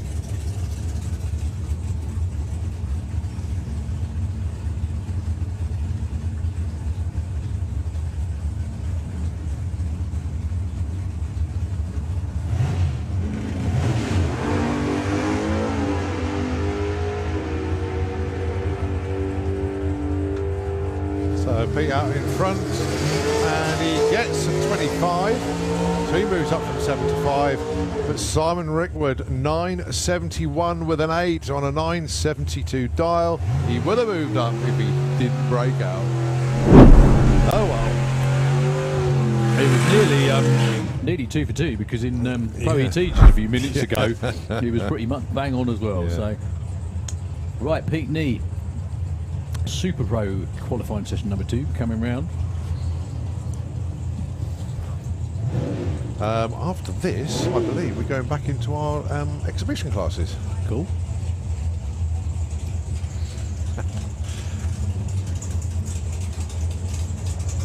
So it is Tom Atkinson, your current points leader and the winner from the first event a few weeks ago back at Easter in the Kestrel Lane. 8.38, 8.50 for Lee Huxley. I think more cubes in there than ever before, helping him run consistently in the 8s.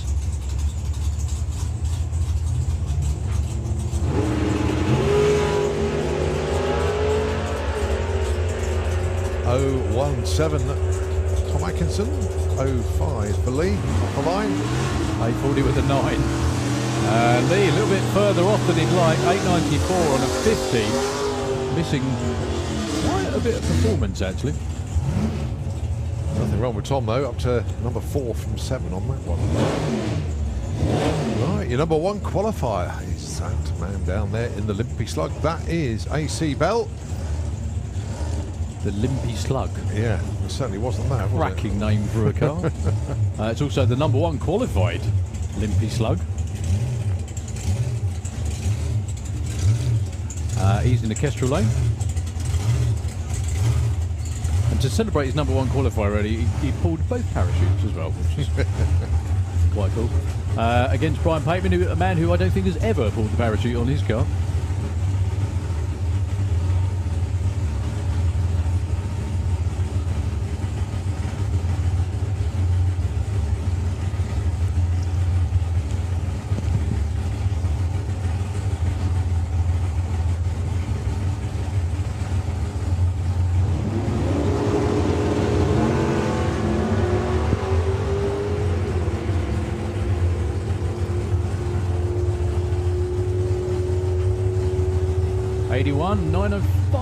Brian moves up to 10.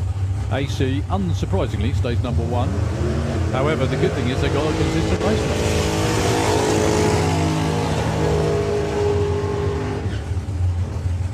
So Rocket Ron Bartlett then with the beautiful Ford Anglia, voted best appearing car for last year at the SPRC Awards.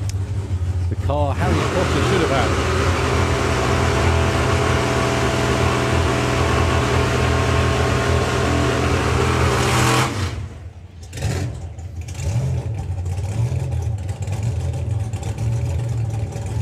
The van with no name.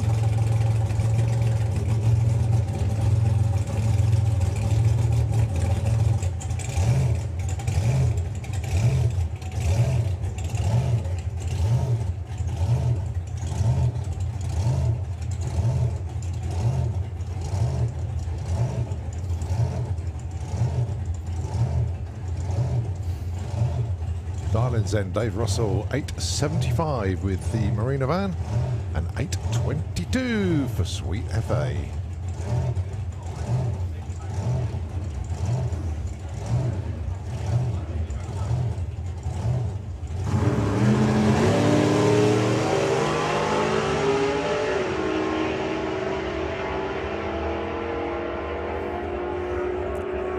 Well, Rocket hugging the centre line there, goes 8.30 at 1.64.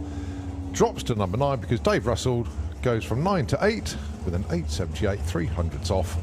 So they swap places.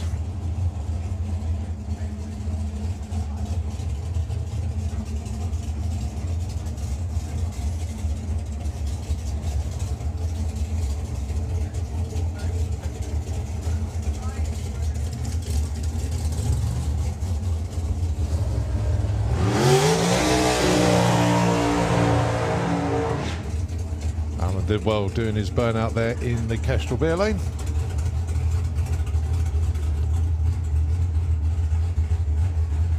And going alongside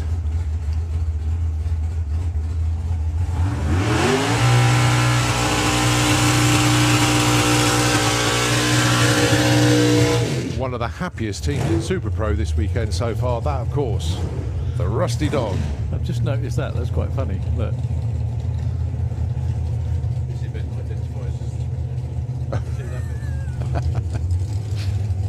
So Steve Saunders with the 32 coupe. 8.38, darling. Wow. Alan did well going for a 7.67.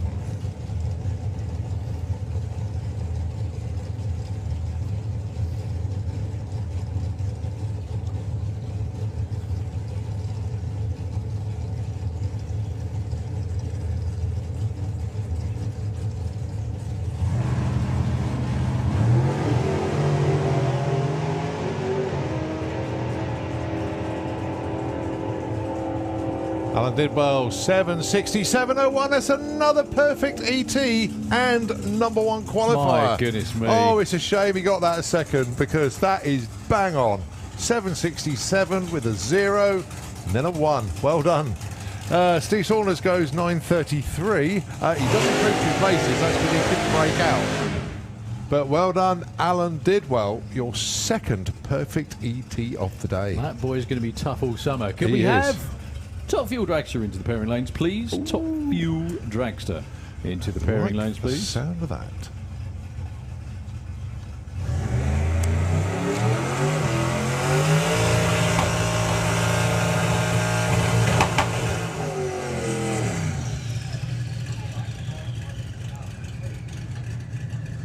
So Andy Thetford and Daniel Giles, your next pair. Andy unfortunately pushed back in Q1. Hopefully he's going to make a full pass this time. Giles in an 8.20. Young Daniel Giles with the Giles and Hartley Racing Dragster, 7.40.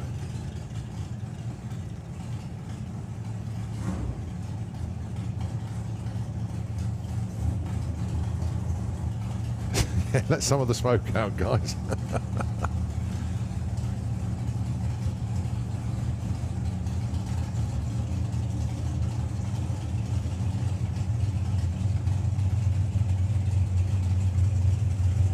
Still a lot of smoke inside that cockpit.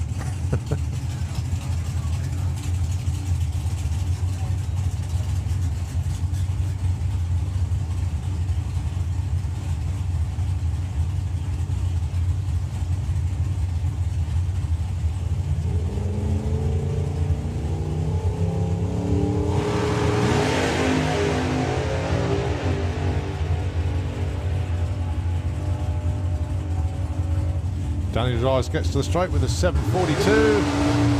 Andy Thetford, 8.26 on an 8.20 dial, 600ths off. Goes to number 9. Well, despite not being able to see where he was going properly, 8.26 on an 8.20 dial, very good indeed. And I didn't say his name wrong. Yeah. Because I didn't say it. There we go. That's the way to do it. Darren Pett with the Tiger Tina in the Kestrel lane, 8.60 is his predicted time without nitrous. Wonder if he'll be in the mix again at the Door Slammers in a few weeks' time. That tends to be the only event of the year I think I see that car normally. He doesn't normally enter the mainstream events. Door Slammers definitely. Well, But- maybe he's using this event as a test. Yeah. I think the roof's still got some wrinkles in it, but it doesn't matter. It gives it a bit more character, doesn't it? Yeah. Up against Stu Morris. What a return that was a few weeks ago. 870, 860. This should be pretty close all the way up the racetrack. Well, it would have been.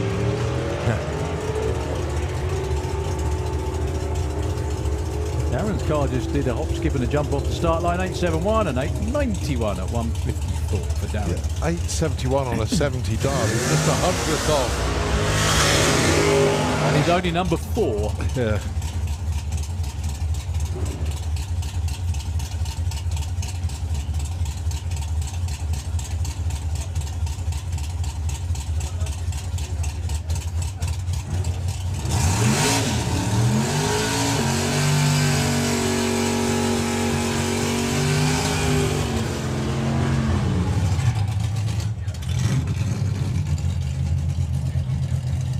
Right, okay, if anyone's out there not in the viewing area, we've got Jet Cars not far away.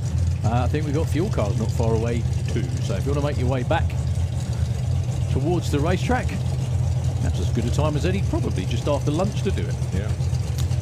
So, Matt Peters, we've seen his lads out racing in Junior Dragster. Here he is with the Lucas Oil. I was going to call it a top dragster. It is a top dragster. In Super Pro. In the Kestrel lane, 756 for him, 899 for Ashley Bell. That's the slowest number you can dial in Super Pro, but it won't be the one he's running because I think he shut it down. Yeah.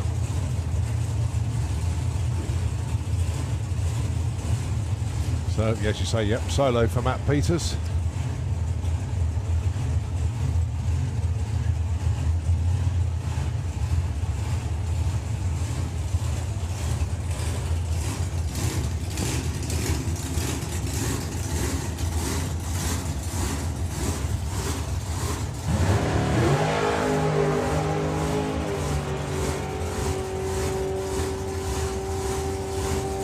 That's a good looking run. 760 on a 756. Dial stays number 7. Yeah, it's a good I track think time now. More than anything, I'm just so happy for him after years of, quite a few years actually, of seemingly struggling with the Pro Mod, Yeah. actually getting some runs down the racetrack all the way to the finish line. I was thinking the same. Yeah.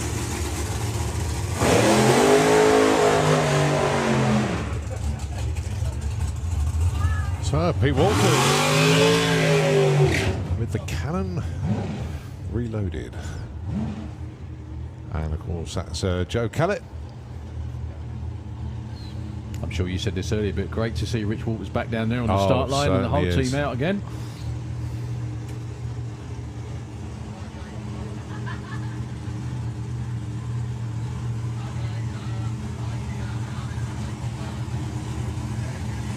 Mr. and Mrs. Holloway taking a break from running in Sportsman EZ as well to help out. Yeah. Just kidding, Holly, not Holloway.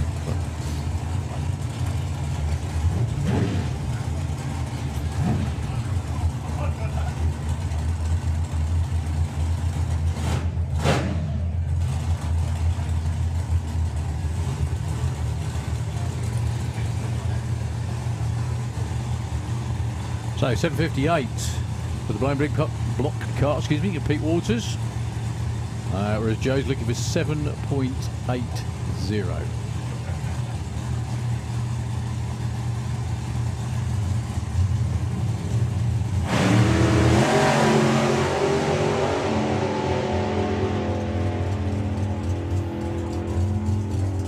Joe won't get a 780. Pete won't get a 7.5. 769. Still a good number though. Gets on the board at number 19.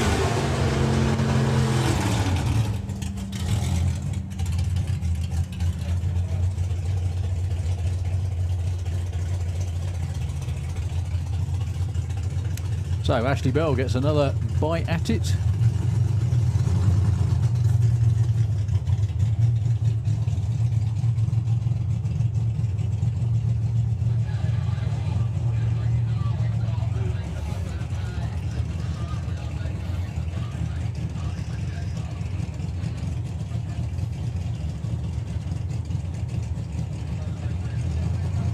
Mr. Marshall says the track is yours, sir. So, nudging his way in will be Ashley Bell.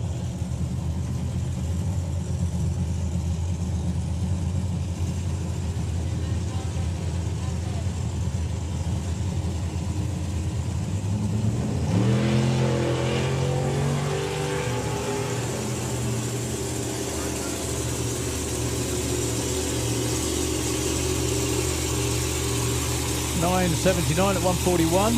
Still quite a way off where they want to be, but work in progress, I'm sure.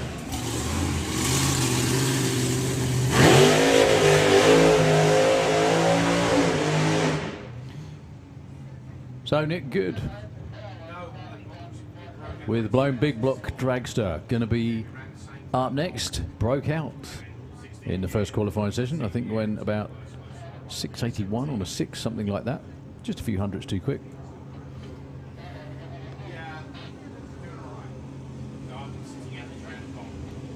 This time round he does the 683, which I think was around about where he ran the first time.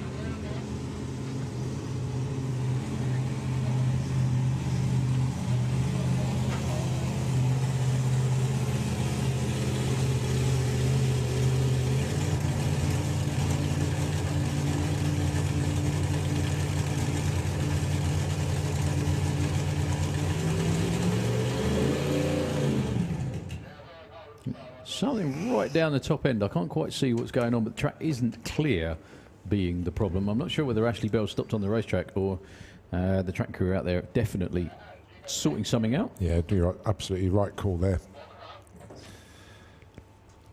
So obviously Nick Good shut down.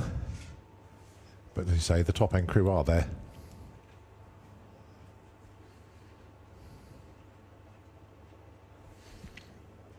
Still got a couple more cars to go in Super Pro, one of them being Paul Marston with the Dragster.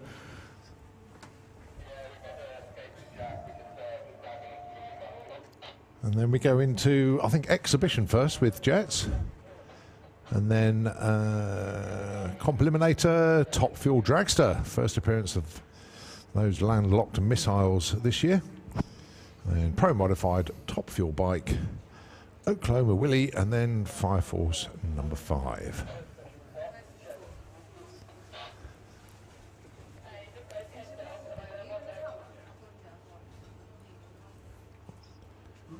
Well, they're just pushing the car through the gap now. It depends if Nick can start up or if he needs to refuel. I'm not quite sure. Yeah, they just rolled him back towards the water box, so I think they just fire him up and he'll go again.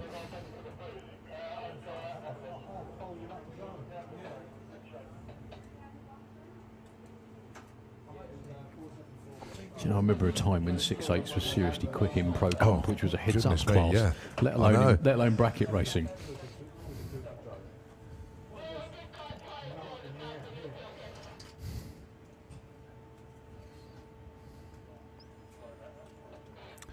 Yeah, literally, I think you're absolutely, again, spot on. They're just going to refire Nick Good's car. As they do.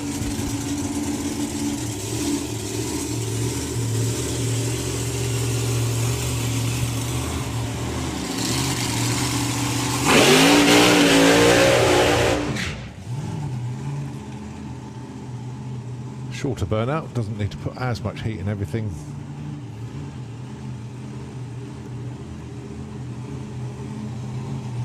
Just being backed up now.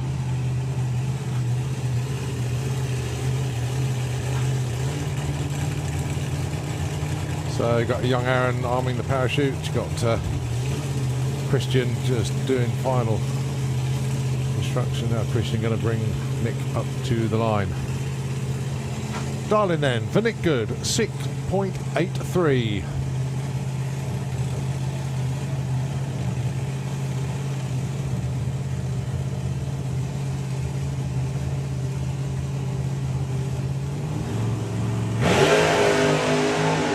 Where that car carries the front wheel off the line. Beautifully controlled, good looking run, 6.82 with a 5. Oh, missed it by 100th. So he stays number 17, unfortunately, but cracking run nevertheless. They got it pretty much bang on. Yeah. Unfortunately, pretty much ain't quite bang on, but bracket racing for you. Scott Hauser. Next under the tower, going to be taking on Paul Marston.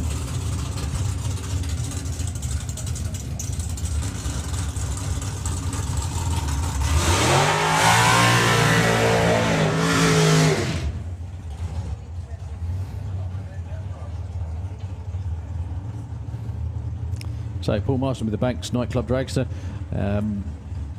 This car races in two classes. Pro ET with Bailey Ashdown at the wheel and Super Pro with Paul at the helm. 830 is the chosen number in the Kestrel lane.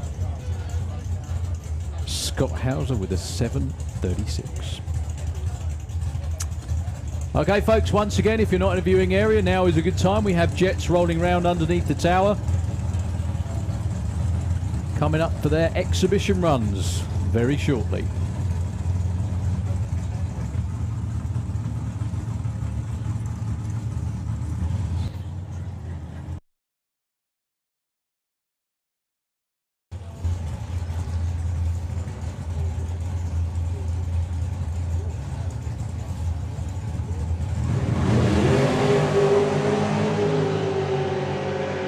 Oh, Scotty trying to cut down the tree that time, went 0-1 red.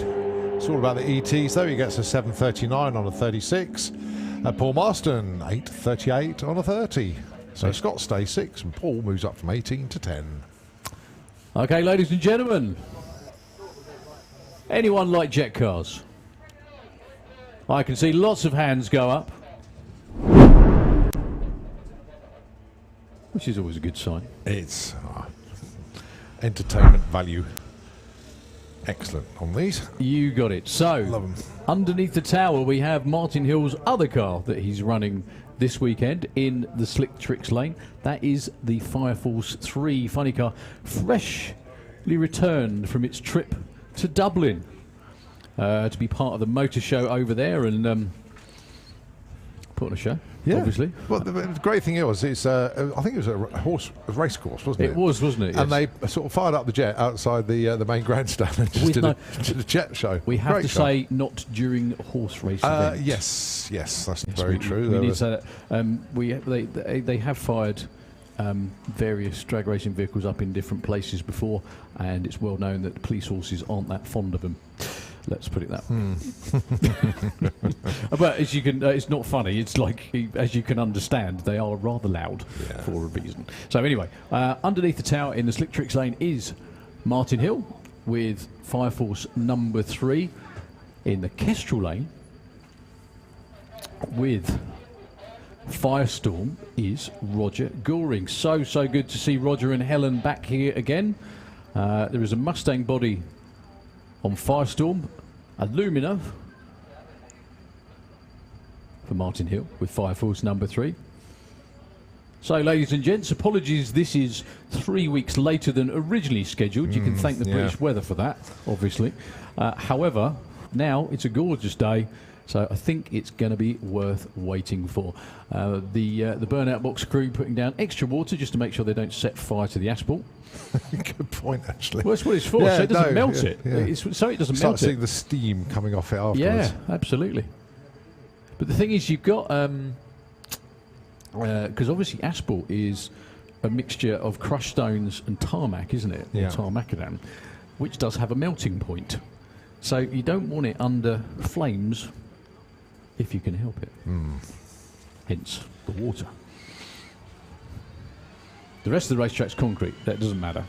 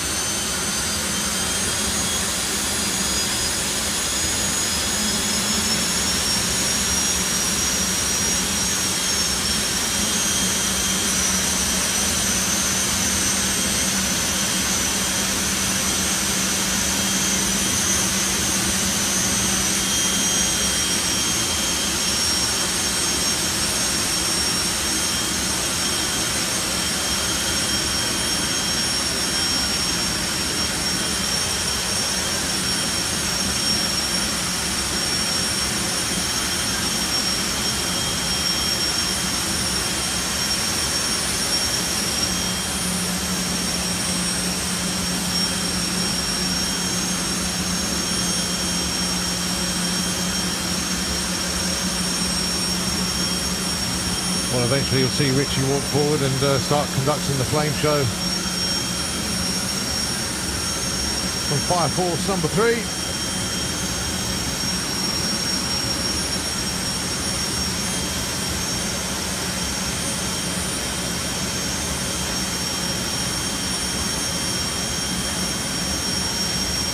Waiting from the nod on the other side.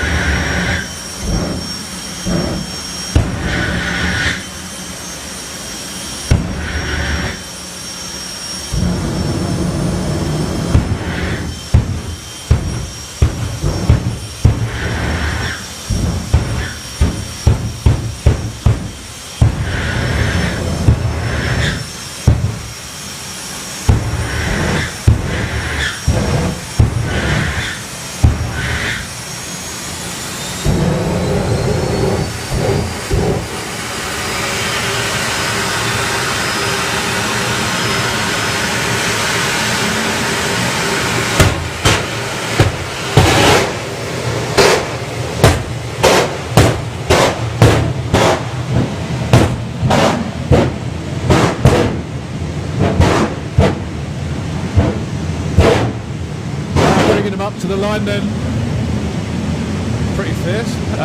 Fairly fierce, to be honest with you.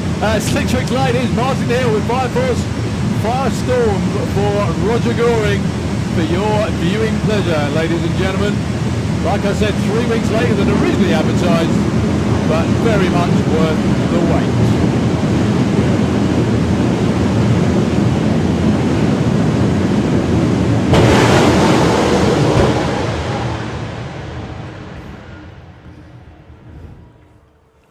505 at 241 miles an hour for Firestorm and Roger Goring. Excellent run. Problems off the line for Martin Hill. Looked like he pedalled it almost. Yeah. 564 at 230 for him. Maybe still had a bit of Guinness in the system, you never know. But well done to both teams. Give them a huge round of applause, please. Oh, I love these exhibition cars, I really do. Yeah, like you said, that was a touch on the fizz. Sorry. Yeah. Oh, yeah. Actually, I saw Richard out in front of Fire Force telling Martin to turn the flames on, and he looked over towards Roger and was like, come on. Yeah, let's go. Okay, next up, we do have, I think, a little bit of track prep before we go into Comp Eliminator. And then it's going to be Top Fuel. Do not go anywhere, I think, is what I read into that. Yeah. Absolutely that. You can see Ian just adjusting the slicks on the back of the sled on the tractor. So just a little bit of track grooming going on whilst we get ready for our feature classes. So Complimented Top Fuel Dragster, Pro Modified and Top Fuel Bike all coming at you. But we're going to take a break from commentary just for a moment whilst they do that little bit of track back. So soon as engines fire up, we'll take it back. So Nitro FM, the airwaves are yours.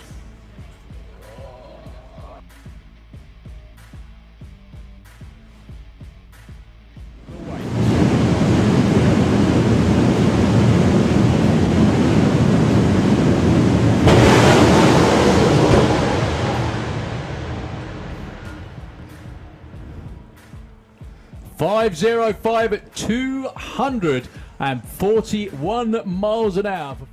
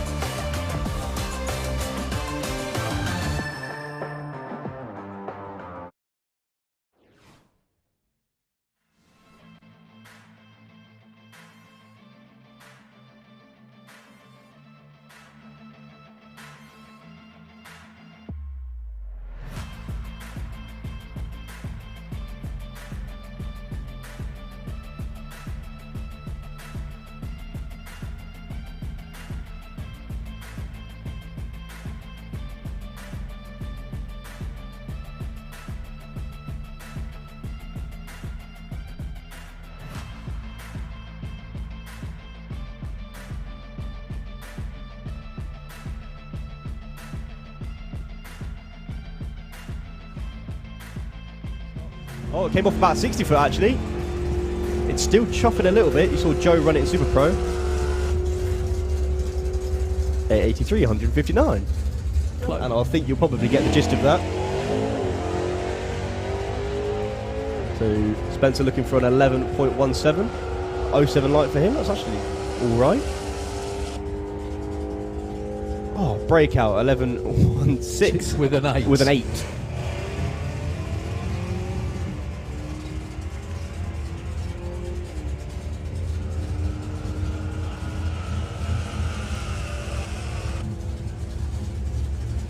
.32 with 5. Gonna have to do a lot of disguising. Now disguised Audi. Yeah.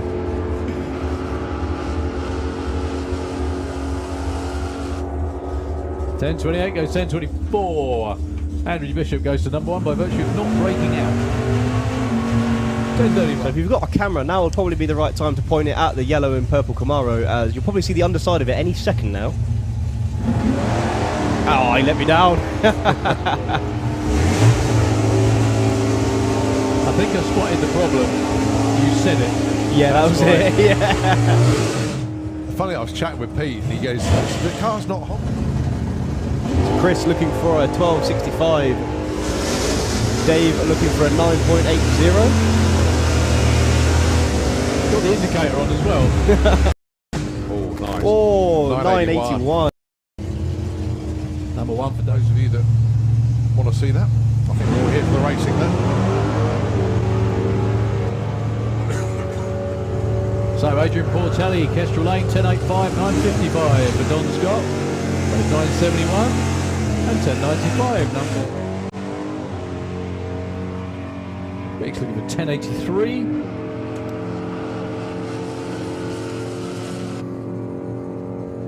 .65 at 122. I was going to say 669 at the 8th. Oh well, eh? with yard. So Dandy, his first attempt in comp bike on Danny Cockrell's machine.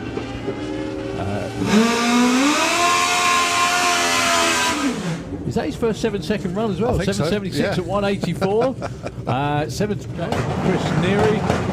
2 more 7-second machines. God, Just missed the that block. was close to the centre line, but kept it off. 7.77 at 3.30. In fact, some way before 3.30. Taking on Len Padgett. Len's got the Pro Stocker out this weekend. Sean Mills doesn't make it anywhere near 3.30, unfortunately. Lenny, though, has got a much better run going. 8.07 at 169. And 10.87. The Sasiak's bike, sweet but psycho. I like that. Go alongside the Simon Sass and the Paul Hambidge.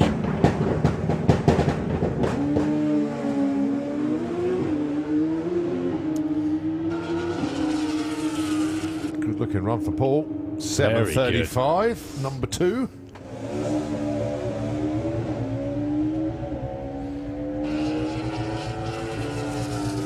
Just running it into a 7.88 at 173.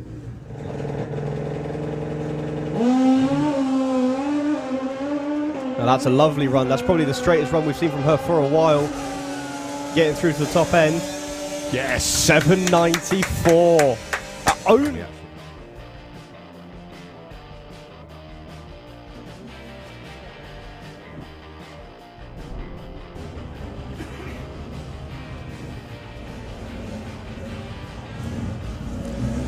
Okay, so we are back with Comp Eliminator.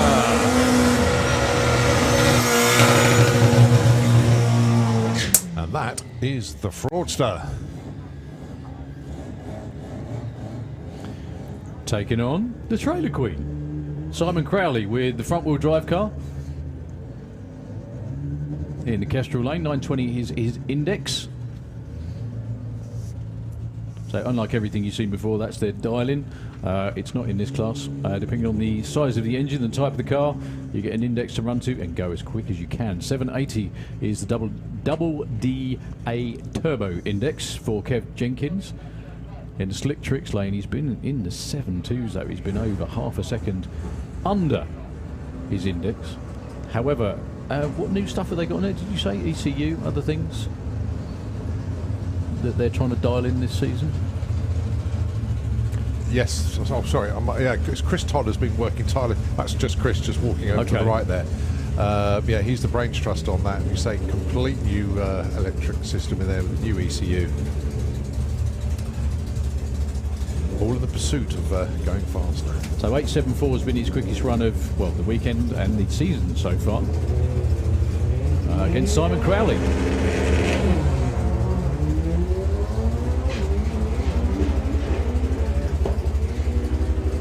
Whoa, Kev with a big wiggle just after half track. Still goes 10:58 at 107. Simon Crowley with 11:61, 138 miles an hour. That speed does not go with that ET. No. He had a really big wiggle out there, did Kev Jenkins. Right, Steve Lloyd with the Impala and Nick Williams. Outstanding 9:56 in Q1. So the form from 3 weeks ago continues for Nick. Yeah, we got lots more of this coming your way as well. Don't forget Pro Modified coming up and Top Fuel in just a couple of moments, folks.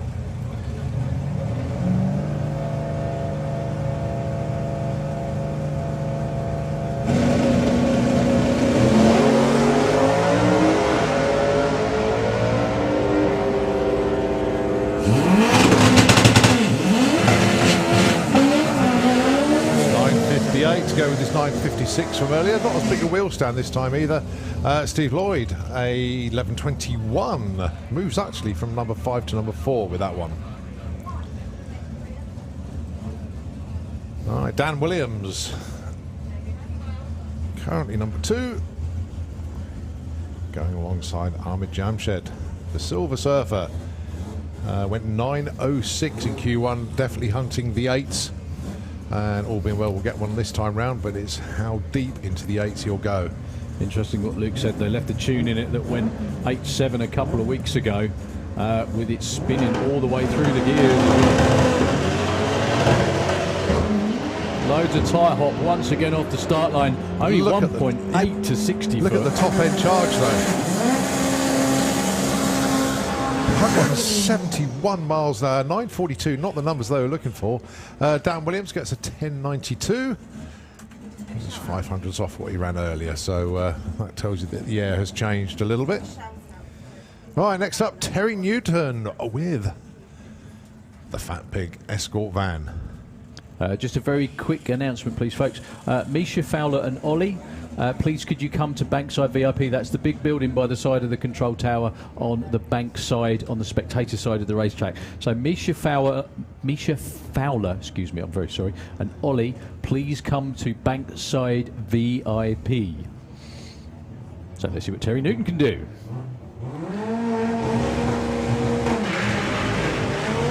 Look at that tyre hop, wow. That's a much better launch from Terry. Could it be his first 8? It's going to be close. 9:30, 159 miles an hour.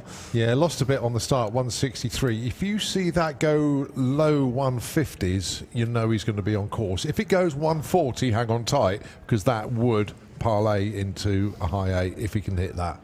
So that's what I'm looking at the moment. Is I had a good chat with Terry and the team. So yeah, we need 9.4 on the 1.4 on the 60 foot. Once we hit that, then the rest of the run will come. Right, ladies and gentlemen, boys and girls, if you're a fan of long, loud, pointy cars, and let's face it, who isn't? First time this year on this side of the pond, side by side. Top Fuel Dragsters. These are exhibition runs this weekend. They'll be racing for real in just 4 weeks' time at the main event, where we already have an increased entry over the last few years, at least anyway, of Top Fuel Dragsters for that weekend. In the Slick Tricks lane, the Slick Tricks car, it is Suzanne Kallin from Sweden.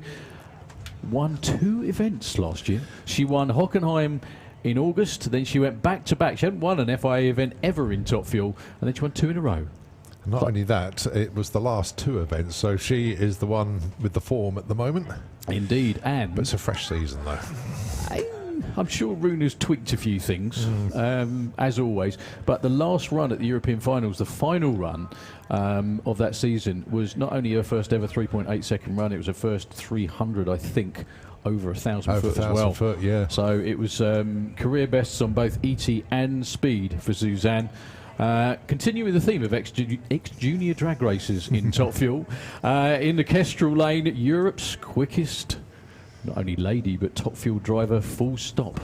There is no one that's been quicker over 1,000 foot than Ida Zetterstrom. Just announced a new partnership for 2023 with Edelbrock, KW Parts and mstrand.ax, who were the front sponsor for her last year. She does love a bit of Top Fuel, does Ida. These are both their first runs of the season. Both cars owned and tuned by the magician himself, Mr. Runefield. It's almost perfect Top Fuel weather, little bit of sunshine, fabulous racetrack, and let's see what they're going to be doing. My guess is they're going to both be going to 3:30 or thereabouts. But just the fact that they're out here and we're starting the season. Yeah, but not only is it the driver's first run of the year, it's the team's first full opportunity to get together. But the starters are attached, the fuel bottles go in.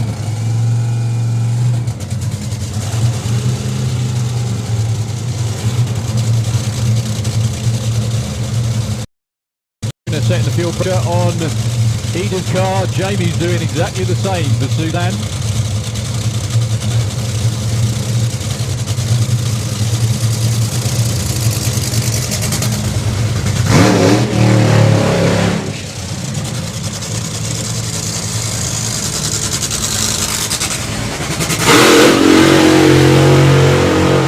Well, a lot bigger throttle stop for Suzanne. Not that it makes any difference at all. Nice to see Erin here supporting Ida this weekend. Oh, that's cool. Dave Vector messaged me. He's all the way in Singapore at the moment, tuned in. So Oh, you poor blighter. look forward to seeing you. Yeah, he's got to in a pay few for the weeks. racing somehow, isn't Yeah, he? yes. Oh, the waft fumes straight away. Love it. Yeah, it's... Do you know what? Summer is now officially started. It has. Yeah. Absolutely. So, Ida Zetterstrom, the only Top Fuel racer in the whole of Europe who was running the 3.7s over 1,000 foot, and that was still by no means a perfect run. It was last year at the main event, she went 378 in round one, but the car was pooping out and eating itself up a little bit towards the finish line. Also, a big thank you and welcome to Edelbrock and KW Parts on her car. In a time where obviously the world economy is struggling, so good to see companies stepping up to help out European drag racing.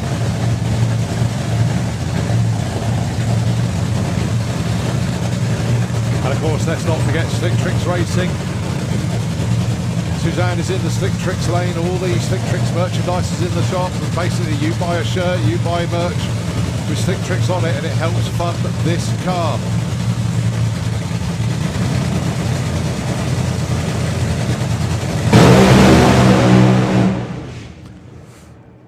Well, unfortunately for Ida, she kind of picked up where she left off last season. That was exactly what that car did about 3 runs in a row last year at the European Finals, where it just blazed the tyres at the hit of the throttle, didn't even move off the start line. If you look from up here, which I know you can't, but we can see the tyre tracks go from being very wide to virtually non-existent almost instantly. Yeah. Very much the hourglass figure. Nice launch for Suzanne, 0.837 to 60 foot, which is one of her quickest ever, actually. That was flying off the line. It certainly was. Doing what she's told, backed out of it by 3:30. I'm sure that was what she told anyway, wasn't it, Keith? Yeah, what she was told, yeah. Not famous for doing what she's told, however, that was good. That's in the right direction. You never know, it might happen eventually. But yeah, Suzanne with a really, really nice launch. A 0.83, I do think, is one of her quickest ever. Ida, comes to a stop around about half track. The reason that the chutes came out, by the way, is that they have automatic safety shut-off systems on the cars that if anything goes pop, if the supercharger burst panel or relief panel goes bang, it actually shuts the fuel off and pulls the parachutes, again, just in case. So I think the team will be grateful that was their first run here this weekend, not in a few weeks' time at the main event. But all the same, big up to them for coming out here entertaining everybody. We've still got Pro Modified Top Fuel Bike and more jets to come. Could we have Super Street Bike and Funny Bike into the pairing lane sprees? Super Street Bike and Funny Bike into the pairing lanes now, please. Right, so just to let everybody know, the third showcase session, if you like, today, it will be return of the Nitro Funny Cars, and then the session that kicks things off at 11 o'clock tomorrow morning, Top Fuel Dragster will be back. Okay. Then the second session will be Fuel Funny Car and Top Fuel in that session, and then Funny Cars and Top Fuel Dragsters will be out again in the last session. So that's how that's actually working. The track crew out there checking as well, just to make sure. It doesn't look like there's too much on it, if anything. Ian's getting in the tractor, so they may well be. I don't know what that is on track, but it looks like it's actually literally blowing Nida's sock cufflet. Could well be. Yeah. Yeah, she's probably. It's the only issue that you have as a driver with, if that sort of thing happens, and it's happened to her now for I think that's 4 runs in a row actually, that's happened, where the car it didn't move, it didn't get past, it didn't even really move without blowing the tyres off, or smoking the tyres if you prefer. As a driver, you're just waiting for it to happen every time. And she did a good job of stepping off it straight away, because you have no time to react whatsoever. But what I will say is, it's happened to me. I've had that happen, not quite like that, but same sort of thing, where the car just stood up on the tyre straight away, and you feel it instantly, because you don't get planted backwards. Your backside just goes straight up instead of forwards. Yep. And Ada did a real good job getting off that nice and quickly. So she's going to be taken off the racetrack. A little bit of a sweep. I don't think it's a clean-up, more of a sweep out there in the Kestrel lane, just to keep things moving. We got Perry Watkins with Oklahoma Willie. We've got Top Fuel Bike and Pro Modified round there ready to go as well. And we need Super Street Bike and Funny Bike again into the lanes, please. I'll just have a quick check-in on the time. It is 20 to 3 in the afternoon. So now we can just check our timetable of events on site, just to give everybody a heads up what is going on where. Historic Aero engine fire-up behind the main grandstand, happening now, basically. You got 3:30 live action arena will be their last show of the day, or second show of the day, whichever you prefer. So that's 3:30 this afternoon, live action arena. So if you see everybody congregating at the top of the banking, you know that that show is on down there. Steve Colley with the Charles Bike Arena show, that is at 4 o'clock this afternoon. Also, Titan the Robot will be out again at 4 o'clock. The Wheel of Death, 4:30, that's behind the spectator banking, as is Circus Wiz. Circus Wiz will be there. They're running now until 4:30. And the Action Wheels Arena will be running until 5 o'clock. Don't forget, we're going to be running till, at least 7, forever. Possibly 8, who knows? We just got to see how things pan out. And of course, in Fuelers Bar tonight, we do have live music from the band called The Hype. So they will be entertaining all of you people that hang out in Fuelers Bar this evening. The place to go. Really lively atmosphere. A lot of the racers go there as well. Good place to spend an evening over there. The place doesn't go to sleep, really. You never know who you're going to bump into there as well. No, it's a good mix of people. What I would say, honestly, it's like going to, for people like you, me, and probably everyone really, it's like the best pub in the world, because you just bump into endless racers and people that you've got loads in common with. It's just marvellous. I never forget, years and years ago at the European finals, back in God knows when it was, I went over there and I turned around, the bloke standing next to me at the bar was Peter Svensson. He just set a European record in top of your bar. I said, "Oh, what are you doing?" And do you know what he did? He said, do you want a drink? And I went, "No, after what you've done, I'm buying you one, definitely. Obviously not alcoholic, because you need to race. Yeah. But it's just fantastic, and it's so much fun. So much fun. So just a little clean up where Eda stopped out there. Another quick couple of hellos as well, if you're watching at home, to Ian and Laura Turbeville. Ian, thank you very much indeed for the messages, mate. Yes, I do hope you get the Super Pro car sold sometime soon. It's a fantastic car. If you are thinking of stepping up or going in the 7s in a dragster, he's the man to talk to. Also, The Deep Roast family, who I think are up there on the bank somewhere, both Daryl, with the incorrect spelling, and Pam, and the rest of the kids as well. Hope you're having a fabulous weekend. Thank you very much, Dee, for the pics, Darren. Looks cool. Look forward to seeing it out. While the track crew do their thing, we're not going to be too much longer.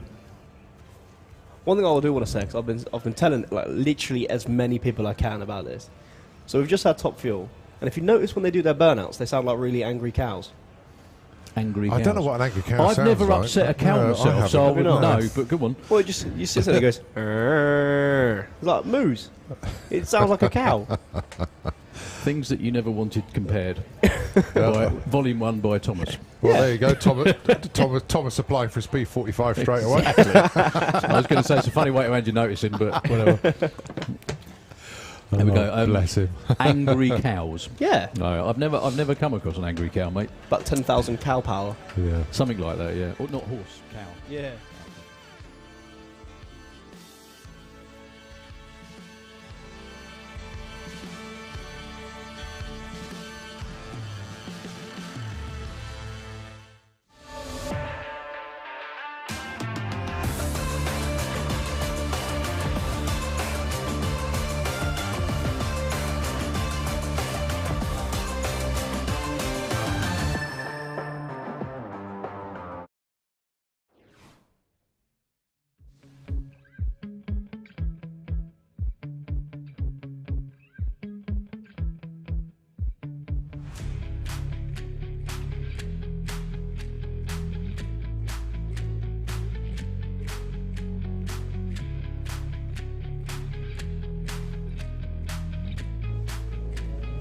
Good old Luke. Morning, mate.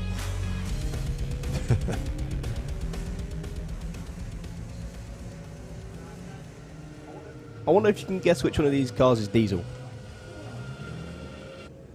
Well, I can't see the one on the left lane, so I don't know. So.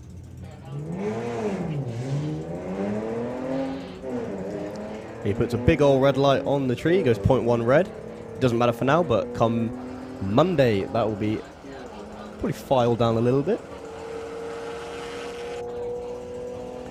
14:34, 15:43. So Danny B.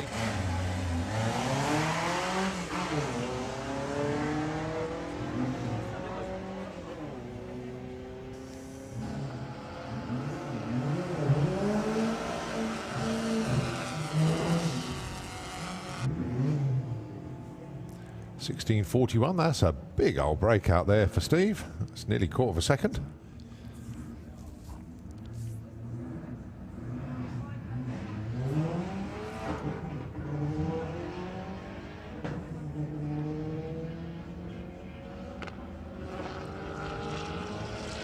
Nigel looking for 14.50. Think it might be a little bit off that. Yeah, 14.22, way too quick. Just weigh the car. That's all gone. So it's Tom Herbert's car, but with Lawrence Clark driving it. Going alongside Martin Ayton with his V-dub.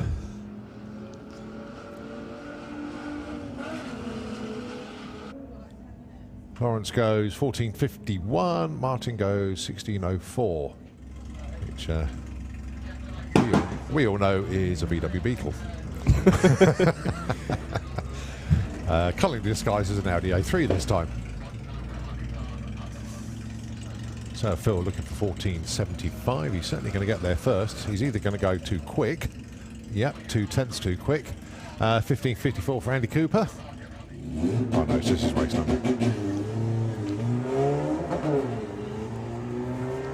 So Morgan then looking for a 16.95. Nigel looking for a 15.50. Now you can see how much of a difference the reaction times make, because they're going to cross the line almost, well, I say almost at the same time, but pretty similarly, even though their dial-ins were 2 seconds apart. Ooh, cheeky little wheel spin as well. They're telling me about this, what was it, the VW DRC Awards last year, that Lorraine will be racing this year, and finally it's all come true. And she gets a 15.70. Where did that one come from? She was consistent. 12, didn't he? Well, he let us know it was 12 flat, so...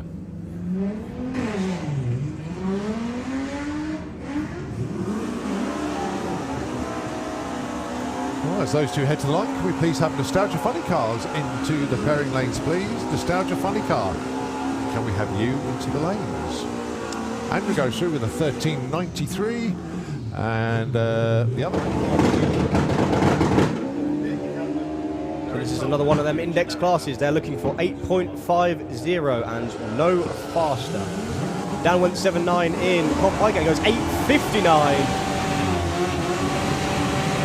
in 8.50 bike. Oh, but he rolls through stage. Totally through. Right, let's see what stage he's got for us. That's looking quick. Yep, 8.27. 34 o'clock, they're still working on the bike. Well, Brad said he was going to probably sit out this one, but he's obviously changed his mind. He's going to go through. Good job he did. 8.50 Wow. for Keith Wright. He goes number 1. Brad goes to the number 2 spot. Yeah, Dan is number 1, Craig number 3. Haven't seen Craig actually in this session though. I'm not sure if he's sitting out just to not rush the bike completely. Martin goes through, goes 8.64, 155. He goes into the number 4 spot. By as much as you physically can.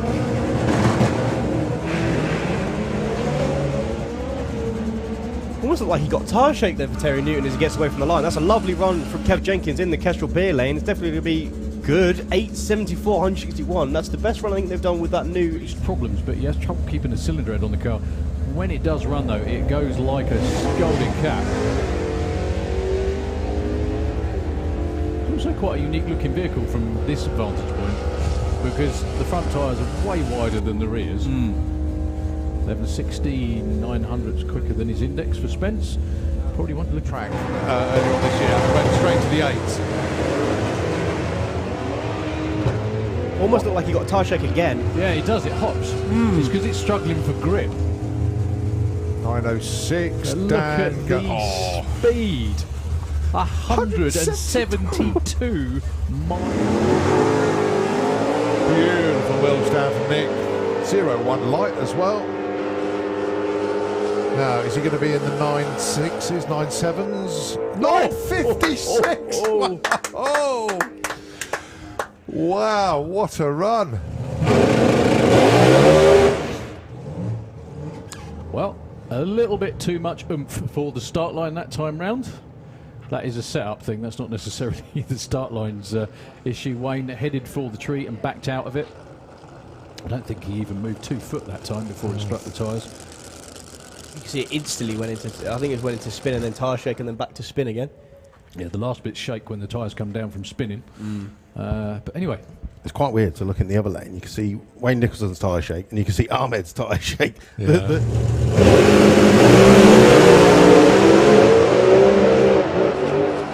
No tyre shake for either. Bobby goes 6.24 at only 190 miles an hour. Sounded like something was amiss with Andy's car. It didn't sound like it was happy at all. 3.5 Jet. So here we go then. Top fuel bike. I tell you what, it's a bit ominous staring right up the barrel of that thing. Neil Midgley. We're still getting over the fact about the cows. He's doing his best to rock the tower as he pulls it forward, giving you all a lovely flame show. Devon, and we'll see you in a few weeks' time.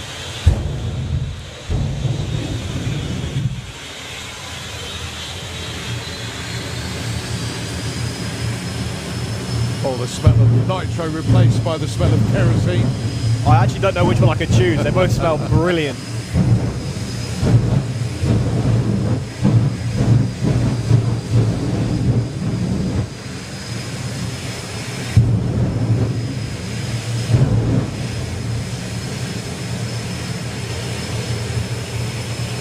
So Perry building up the RPM on the turbine then.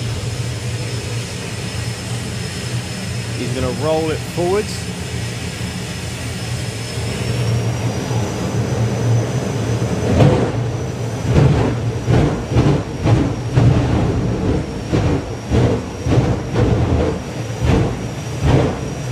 Now he is actually facing the centre line, but that was no need. He doesn't really get along off the line very quickly.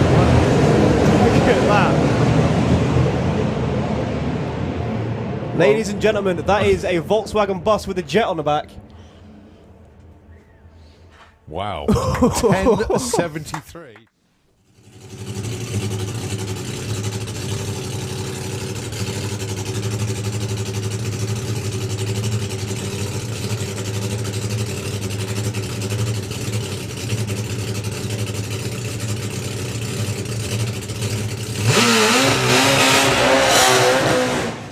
Do you know what? I'm just thinking, and smiling at the same time, pushing Neil Midgley back is multi-time European champion, one of the most successful top fuel bike riders in the world, and the bloke that built that bike and used to own it, Ian King, and he's looking him straight in the eyes just before he's about to ride the bike he used to.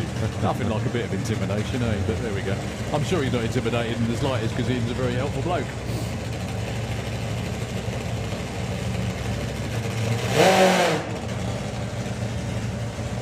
So hopefully nice straight runs for both this time round. Slick Tricks lane for Steve Willett on the dealer. The Cannon Engineering, Neil Midgley in the Kestrel lane.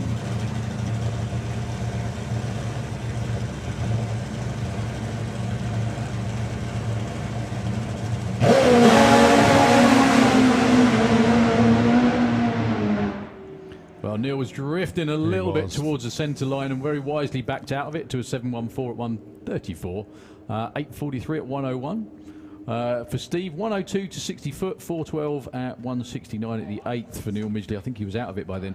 There was also quite a fair bit of clutch dust, which is normally indicative of, well, the clutch taking a bit of the power away. I don't know about you. I'm now bracing myself for what he's going to say next. Are you? Yeah, I'm just ready with the kill button on the... No, that's right. No, he doesn't know we've got a trap door. Oh, that's right. Yes, I forgot about that. Yeah. I'm just going to take a step back. Yeah, that's it. No, it's everywhere over there. It's 2 steps back. Yeah, you don't want it. to take. Oh, dear. Okay, Right. so yeah, unfortunately in that session, no Al Smith. I'm sure the team are just going through everything, making sure it's A-OK. So, Motorsport UK Pro Mod qualifying session number 2, Jean Dullemont and Wayne Nicholson. Wayne is another one of those like Ida who's affected by not getting past 60 foot for some time actually. The closeout of last season, I think, at the national finals was very much the same for Wayne. When the car hooks and goes, it flies, absolutely flies.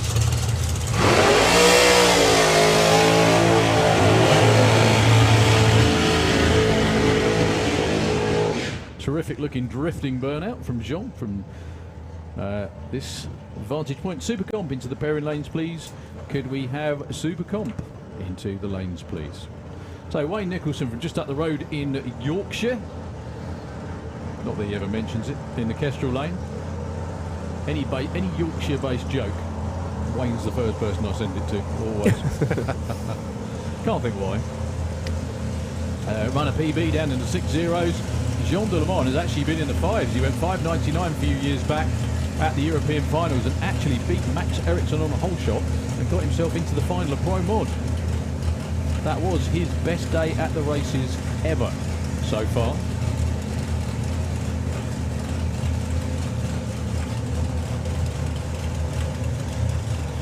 So Wayne Nicholson then for Lucas Oils, the Lucky Devil Corvette.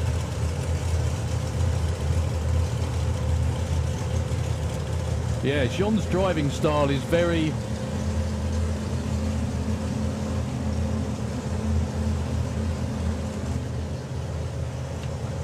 how can I put it? All over the place. There's been numerous times he's been absolutely everywhere. Here we go.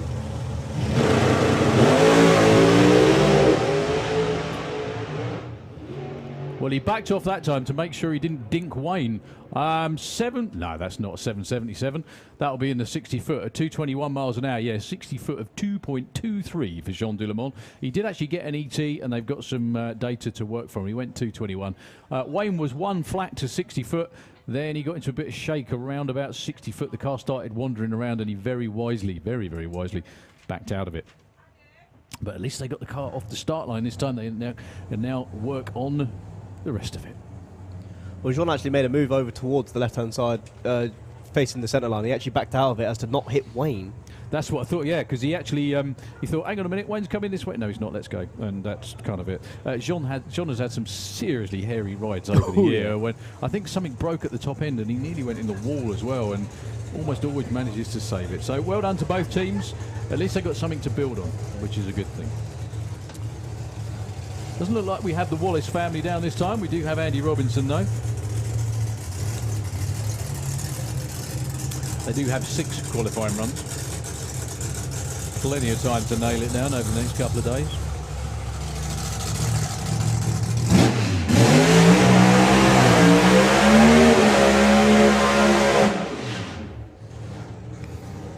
Do you know what? You could tune a piano to that pitch, couldn't you? Because it's the same every single time he does a burnout. That's Andy Gus Robinson in the Kestrel Lane. Purveyor of Robinson race cars down there. Build an awful lot of cars that you see out here in action. Mainly door slammers, but not just those.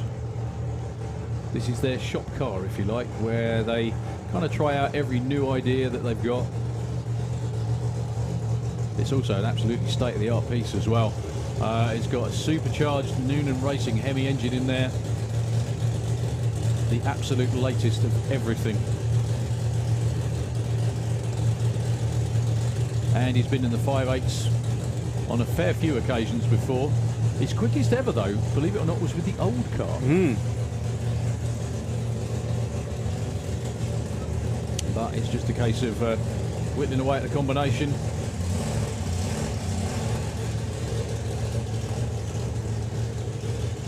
So, son Luke, who does the tuning out the back. That's daughter Steph bringing him into stage. So, good luck, Andy. Nice A to B run, could well be #1 qualifier, which currently sits with Bobby Wallace at a 6.24. Almost following the tyre tracks of Wayne Nicholson, but not quite as exaggerated. Something like that. 0.98 to 60 foot was pretty much where they want to be, but it was shaking by the time it got to 60 foot. And a little bit of a wiggle and then turn right before he got to 3:30. So he gets a time on the board. I think that 7:61 was from earlier on today. Yeah, certainly was. So we've got Dave Smith with the Stranger Thing 55 Chevy Bel Air round for the next of his licensing runs.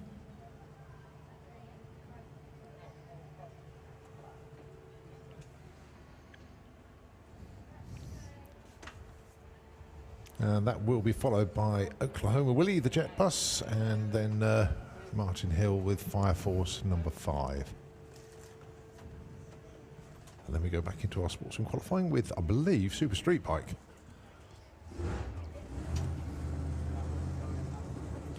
You know you're not going to be, you'll be even less popular than the cow comment if you like crack those open, you know that.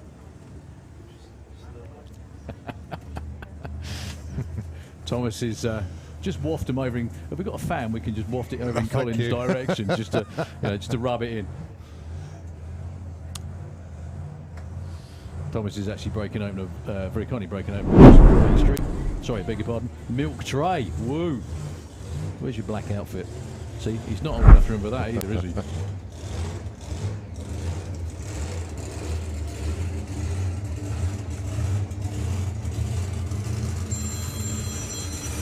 Well, at least it's not a doorbell. No, that hasn't gone off yet.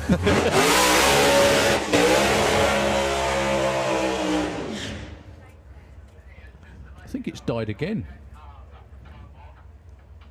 Yeah, it has, I think. Well, what a shame for Dave Smith. He's got the burnout nailed.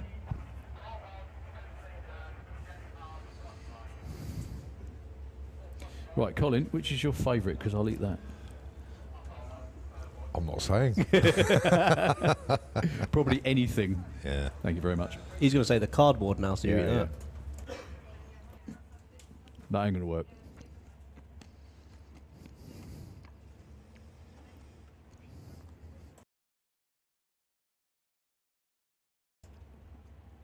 Well, big shame for Dave Smith once again.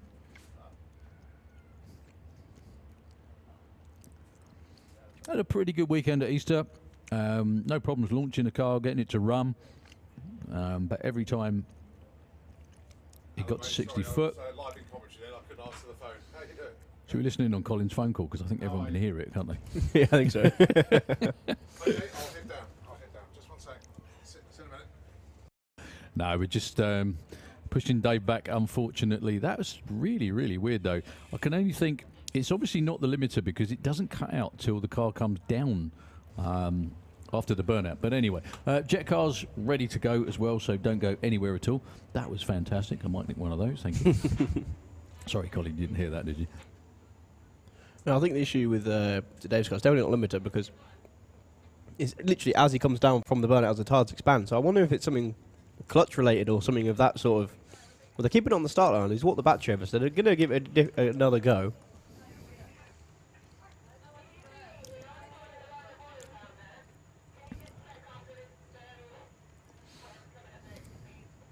I'm just running to go get the magic bottle. The squirt ball. There we go. These cars are that. The fuel is actually not as powerful as petrol. So what they have to do, they have to squirt a little bit of a petrol methanol mix into the starter or into the blower to get it to start on that, and it very quickly takes over with the methanol whilst it's running. So Mike Lacey spraying a little bit of de-icer on the front. It's also a very cold burning fuel. And he's already done his burnout, so he's going to bring it forward and he's going to go for the half pass. He's going to go to the 8th mile, which is that first set of 2 blocks you see out there. Now, if this was for qualifying or racing, he wouldn't be able to refire like that, but because he's still going through his licensing procedure, you don't just get, if you can drive a road car, you can't just step into one of these things and hit the gas. It's not that straightforward. There is a various, what should we say, like a competence test, isn't it, Yeah. I think? Just to make sure that you're in control of the car. I've no doubt Dave is. He's driven many quick door slammers before.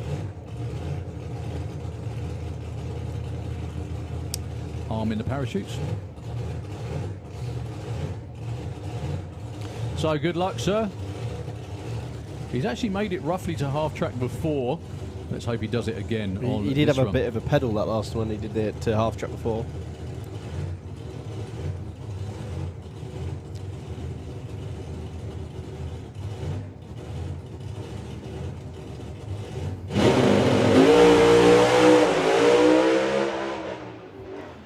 Well, runs out of gears around about 3:30.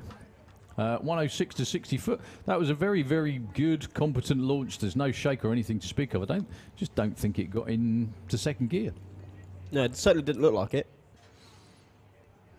All part of the learning process, and fingers crossed it'll be a bit quicker next time round. And as Darryl said, it is a competence test, but not only for the driver, it's usually a competence test for the team as well. Yeah, pretty much everyone. I mean, it is the driver that needs to handle it, but obviously they've got to learn the car. He's got to learn how to drive it too. He's driven a number of very quick door cars before, so it shouldn't come as a major surprise to him, let's put it that way. So we've got Oklahoma Willie sitting around there, and Fire Force, I think that's Fire Force 5 actually, Colin said. That's the dragster. And if you haven't been around to the back of the into the pit area and have a look at the these jet cars, every single one of them is gorgeous and well turned out. Show quality, I think. Well, funny you should say that, because Perry's VW, which we're going to see very, very shortly, was actually built or restored as a show vehicle, and then he just thought, I know what I can do. Stick a jet on the back of it. Anyway, we've got a little bit of track prep to do again, if that's okay with you folks out there. Right down the far end of the shutdown area, the track crew are up there working. I'm not sure what may have been spilt up there, but it shouldn't be too long. Nitro FM, if you wouldn't mind, for a few moments, and we'll be right back with you again.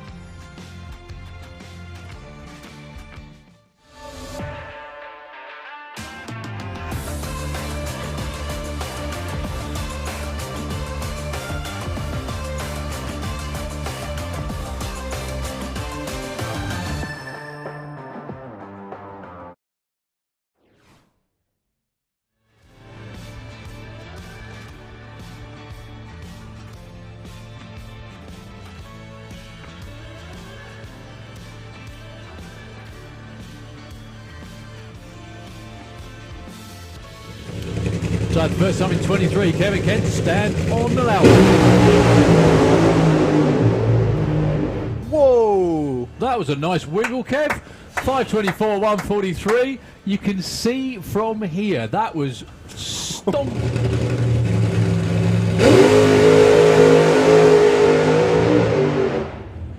Yep. Well, that Again, looked totally planned, actually. yeah, once again, first runs of the year normally are just to around about half track, not sideways like Kevin did. But Oh, Mark Huxley. Mark Huxley is the interesting problem of slowing the car down enough. Tim, well, they both came to running the numbers, let's be honest. Yeah, 10.02 for Tim, 10.09 for Mark. But Mark just went 004 on the tree. He was doing his best to get that perfect light. Yeah. Oh, yeah. And Wayne will run off into the distance. There he goes. And he'll have to back off at the strike to about 110 miles an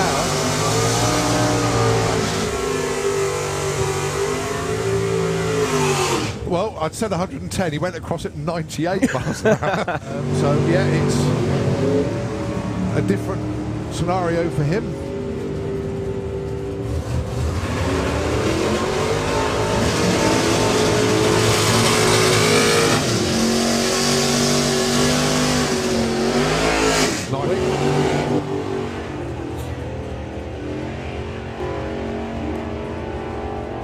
So 990. What have we got this time?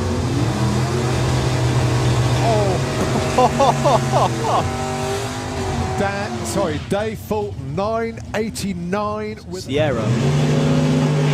Now Andy is a past champion in the class. Oh, Stu 001 red.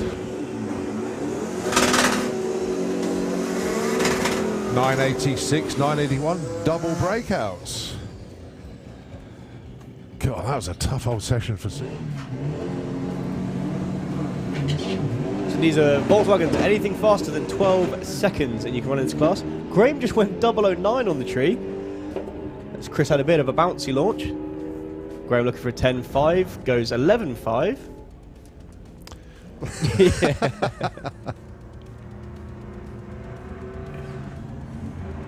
So Ian Dale then looking for a... See, these guys are running 12.9s. Are you is it 12.0 or is it 13.0 for the VW Pro? Or is there an overlap? Well, we'll check with Luke later on because I always thought it was 12.99, but there we go. Right, look at this. 12.97 on a 95. 0?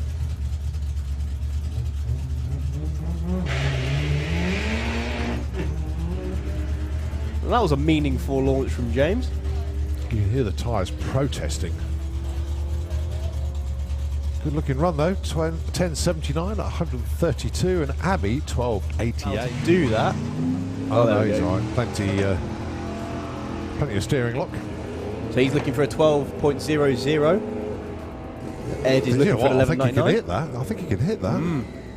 Oh, 11.87 broke out. Well done, that man. 12.21 for Ed Keach.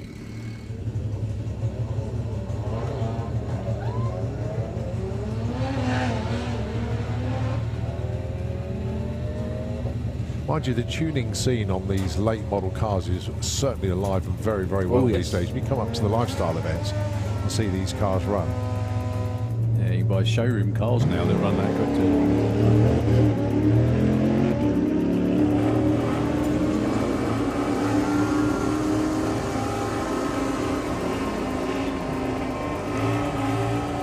Right, Chris goes 10.15. What innovations he's put on that machine.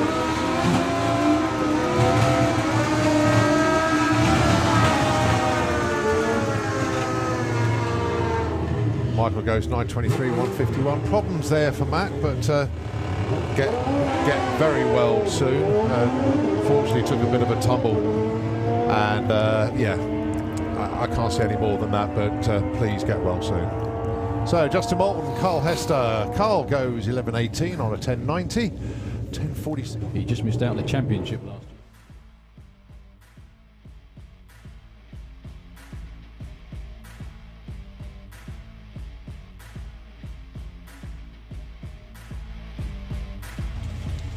Well, there is something in the passenger seat. This is basically Paul Brown on test runs with the two-seater dragster.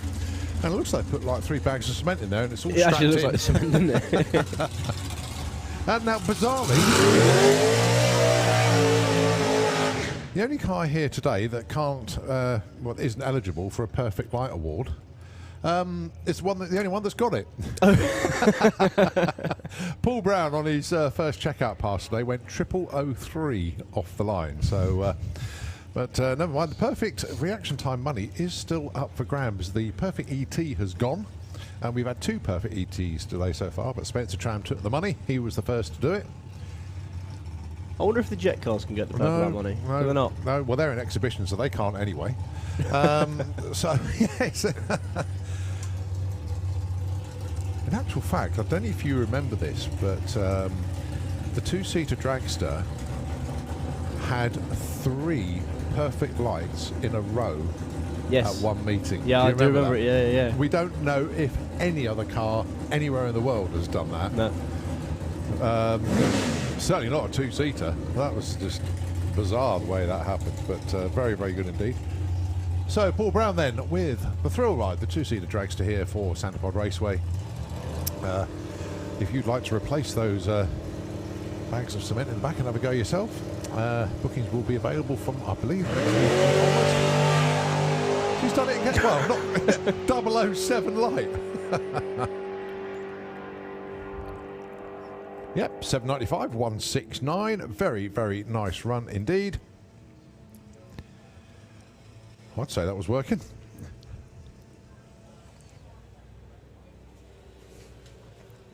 So here comes Oklahoma Willie. Straight out the 1950s. Updated. Mainly by power plant. Do you reckon he has to declare that when he goes in for like an MOT? No, because it's not. I know It's it just, doesn't it's do just, MOTs, just a but- load on the back, isn't it? No, obviously that is built as an outright show vehicle, but that vehicle, as we know, is fully road legal. It's taxed, and although it's MOT exempt because of the age, no doubt because it's been engineered so well, it'll pass the MOT anyway. I think the emissions might be a bit out.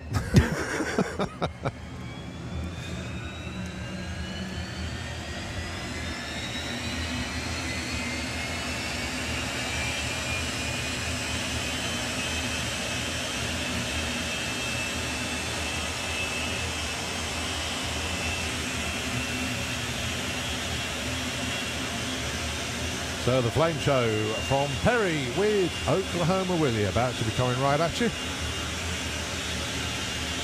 And then possibly another 150 mile an hour plus run as well.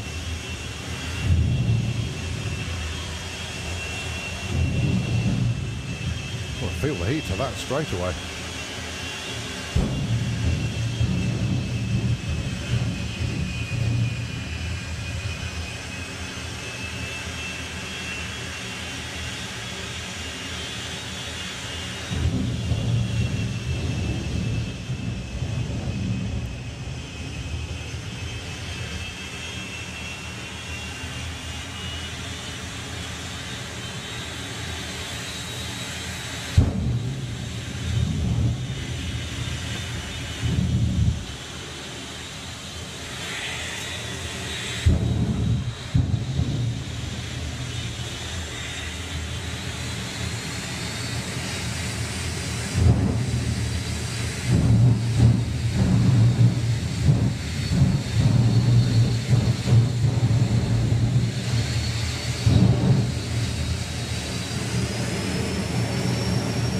So a proper thrust of flame over there for Perry as he starts to blip. Jet up to the line.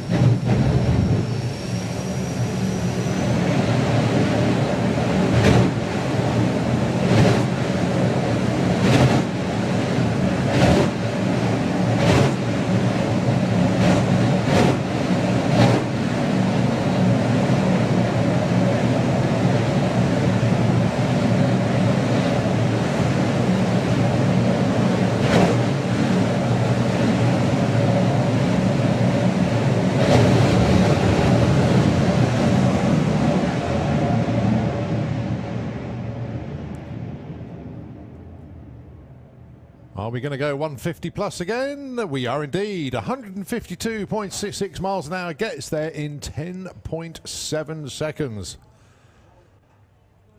The heat that built up in the tower when he was doing that, it's got very, very warm up here. But a cracking show from Oklahoma Willie once again. And to have a bracket car like that, very, very good indeed. We like it a lot. Well, here's another one. And this is Martin Hill with Fire Force number 5, the Jet Dragster.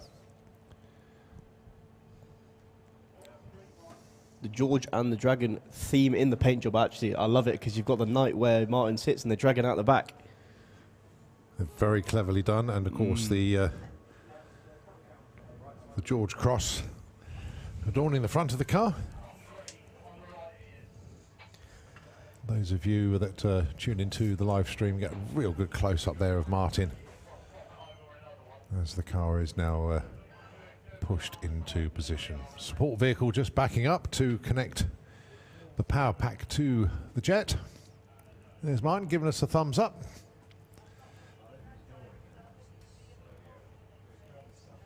And of course, the front man, Richie.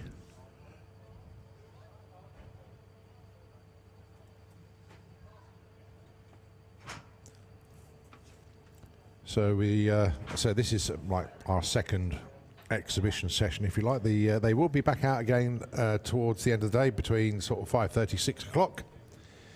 And they get their third runs in of the day, and then of course back out again tomorrow.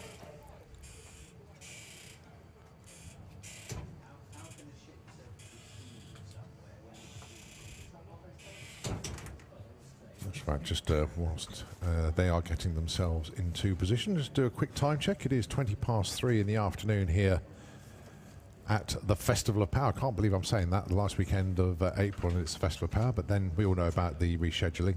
3:30, 10 minutes time, Live Action Arena. Their second show of the day will be taking place. So if you want to go and see, Terry Grant is over there, of course. You do have Team Maximum Lock. You do have, of course, Podzilla, the monster truck. That will be crushing basically anything that's left in the middle of the arena. And, of course, you have Lee Bowers, Europe's #1 professional freestyle stunt rider. So that's what we've got over there for you this weekend. Of course, Team Maximum Lock stars of the Maltese version of, well, Malta's Got Talent. I was going to say Britain's Got Talent, the Maltese version. Why not just say Malta's Got Talent? But no, they did very well on that as well, so well done to them.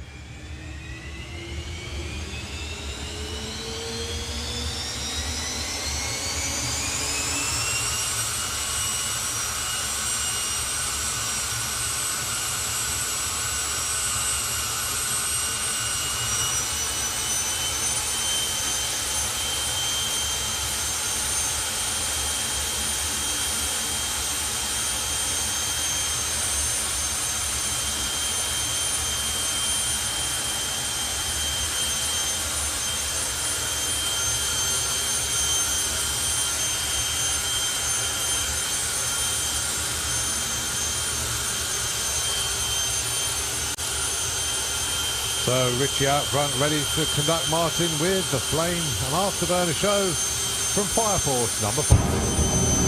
Whoa.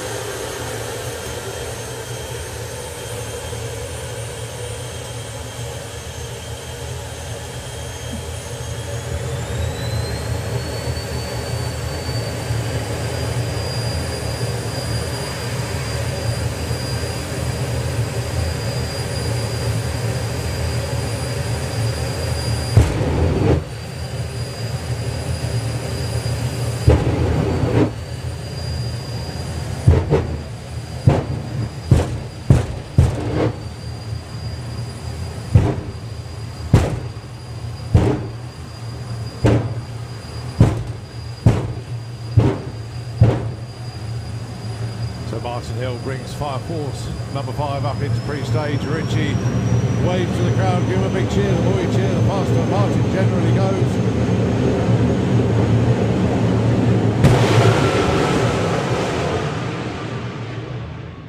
Do you know, I reckon Martin goes 5.34 at 2.74.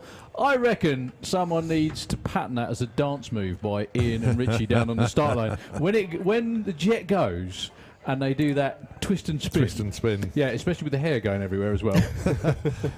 It's got to be a dance move. That's cool. The Fire Force jig, something like that. But another terrific run for Martin.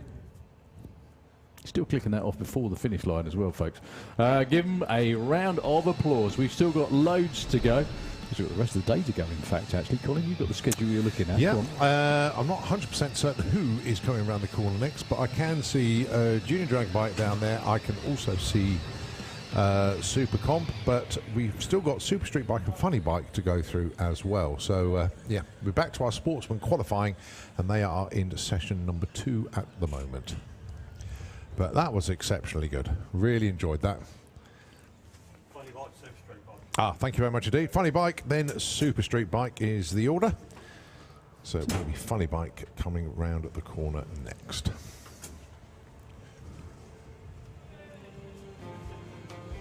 So just a little sweep of the start line. If there's any residue out there, we hope you're all having a fabulous day. This is surprisingly warm out there still. It's lovely.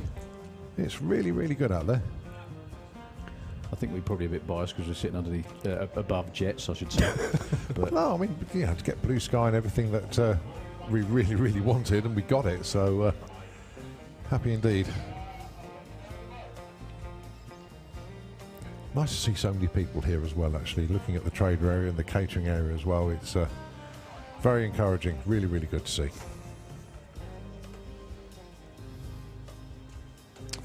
So, rolling around underneath the tower. Here's Mr. Zylstra with the Funny Bike. Did actually get an ET earlier on today, so he's gone one better than he did a few weeks ago back at Easter. I think 6 or 7 qualifying runs, and none of them made it to the finish line and got a timed run, so he didn't get in the show. In the Slick Tricks lane, also, we've got Lorcan Parnell with Storm. Thank you very much indeed, folks, for obviously updating your Facebook stuff, because it's a really good way of us keeping up here in the tower with what's going on. They still had problems with the turbo, or the boost, I should say. So they're going to, I think, leave everything alone and just hope it's all connected right this time.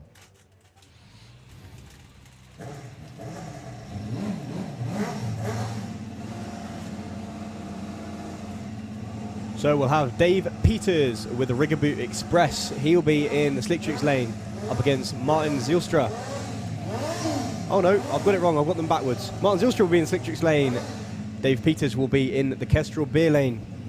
Now Martin got down the track last time, albeit not in a way that he'll probably want. Yeah, but after the weekend he had at Easter.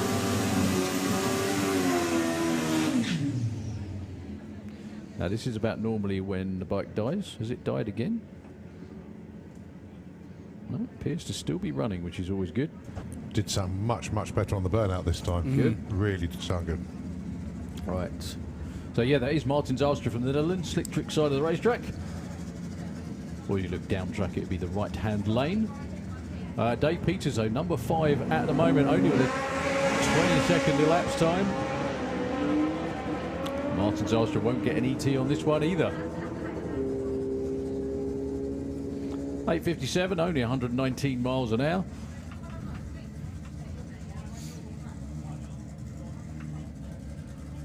And Martin Zylstra, again, does not get an ET because he went through the lights or rolled through the lights before they ran.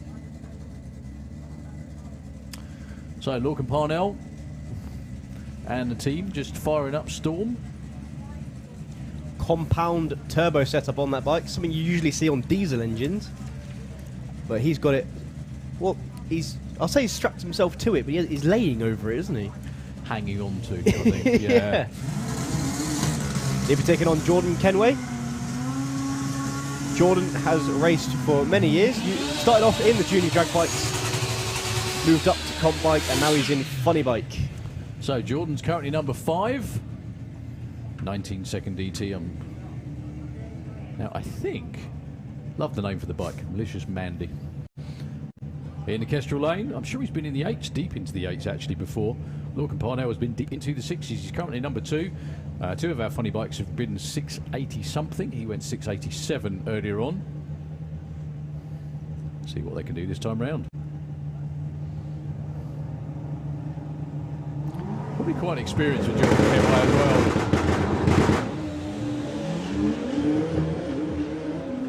Lorcan Parnell with another effortless looking run. 680 at 2:04, back-to-back 6.8s. Congratulations, gentlemen. A really nice 8:49, 171 for Jordan Kenway. That's going to make life a bit better, especially after what happened back at Easter. Well done, sir. Congratulations. Number 3 qualifier as well at the moment. So Lorcan Parnell jumps up to the number 1 spot with a 680. There's lots more in there than that, though. That really does look effortless compared to... I was going to say usual, but you know what I mean. There's so much hard work that goes in to make something look effortless, isn't there? So, Roger Moore with the Box of Frogs supercharged methanol bike. Bob Brooks on crew duties as well. It was actually Bob that built this bike a while back now.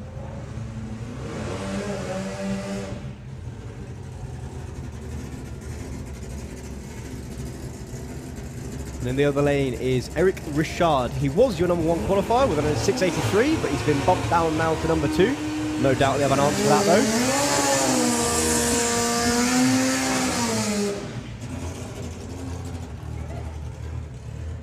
Eric all the way from France. It's great to see him back over here. Yeah, funny enough, his brother's Super Street bike is actually up for sale at the moment. If anybody fancies a go at that. Taking the time to line up absolutely exactly on the start line. Bikes are definitely something you need to be lining up perfectly because they spend a fair amount of the time with only 1 wheel, well technically 3. They go from being a bicycle into a tricycle, but that's only because of the little wheelie bars on the back.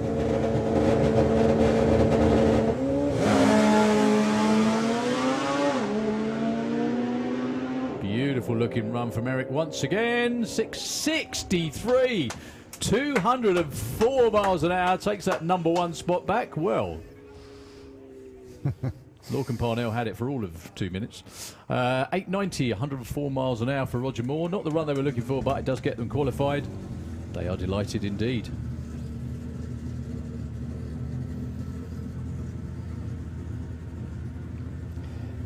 There's going to be some serious, well, the main event next month in Top Fuel Bike. I think we've got Eric, we've got Lorcan Parnell, all on funny bikes. Stu Crane, Yes, of course. as well, who now has Europe's quickest funny bike. It's going to be mental. Not to mention the odd few Top Fuel 5-second Top Fuel bikes too. So Jake Michelle, Kestrel side of the racetrack, Super Street bike. He's currently qualified number 1, went 686 earlier today. Up against Al Morrison Jr. Both these two ran huge speeds. I think Jake's was about 214. Al's was about 217. Well, Jake's done some modifications to his bike to get a little bit more mile an hour out of it. 124, 123, the 260 foot space. Al Morrison Jr. out in front. Long gone. 696. 96. Sorry, 214. I thought I heard someone's bike slipping. I guess it was Jake, actually. 752 at 210. Started to fishtail about 100 foot out, but he kept the power on it. 210 mile an hour is not a 7.5. No, definitely not. I did forget to say this morning, I do apologise. Very good morning to everybody up the top end. Angie and all the guys right up there on the last turn-off and every turn-off as well, and all the marshals too. We have to make sure we always read out the ETs because they stand by the radio, jotting them down, and I get lots of angry Super Street bike riders who don't tell them what they've ran straight away, which is completely fair enough. They deserve to know right away. So, Alan Morrison.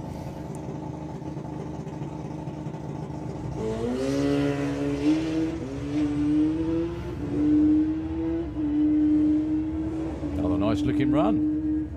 768, 184 for Alan Morrison.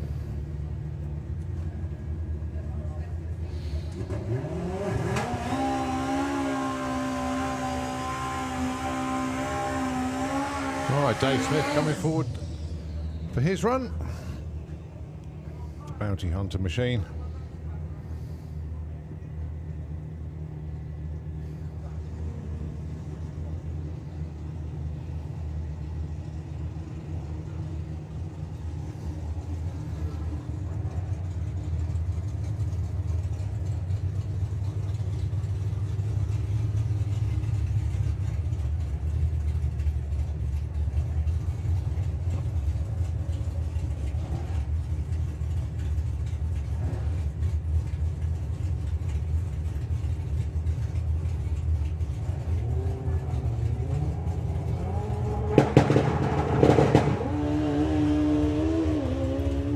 .134 to 60, hugging the centre line, just feathering the throttle.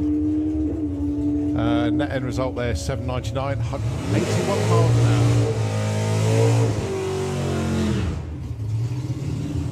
So we move on to Super Comp. Now, one thing I've noticed, can you spot the anomaly down there on the start line? It's not unusual for two drivers to share a car. However, I'm not entirely sure Jed is scheduled to drive anything this weekend. Yet he has his fire suit and boots on. He was driving this in He's Super driving Gas. this in That'll Super be Gas. mine then. Yeah. That's what I missed, sorry. And We I haven't had got Jasmine here this weekend, so I had a little bit of an excursion earlier, and I went and had a chat with Richard and Jed. And if you notice, Jed's hat says 697, and his race number is 697 as well. 006 on the tree. And a 902 at the finish line, 147. bizarrely that takes number one at the moment, so plenty of room to get in front of it.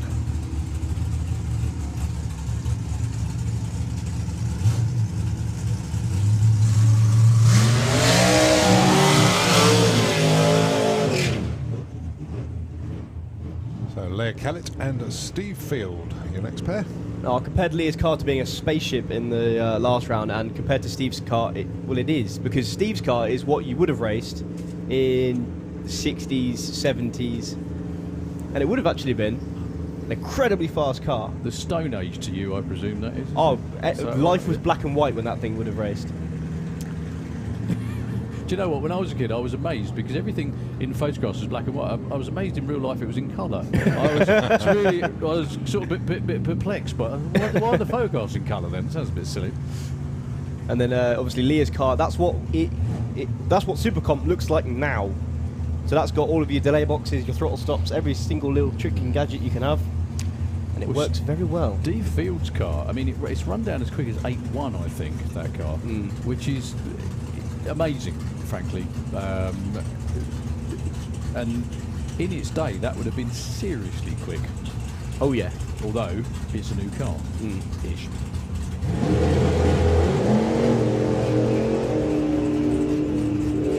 Oh, wiggle time for Steve. I think I've sussed out his slowing down technique. Yeah.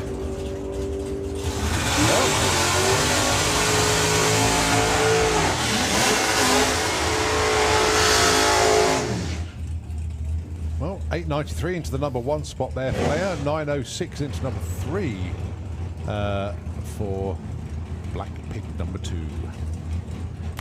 So we have an altered and a roadster this time round. So Stu Donnelly, I don't think made a pass in the first round of Super Comp. I saw him driving back to the pits, and he did make an appearance in Super Gas, as he is double classing this weekend. It's just a matter of time until he gets a handle on this, and then Watch out when everyone he is does. toast.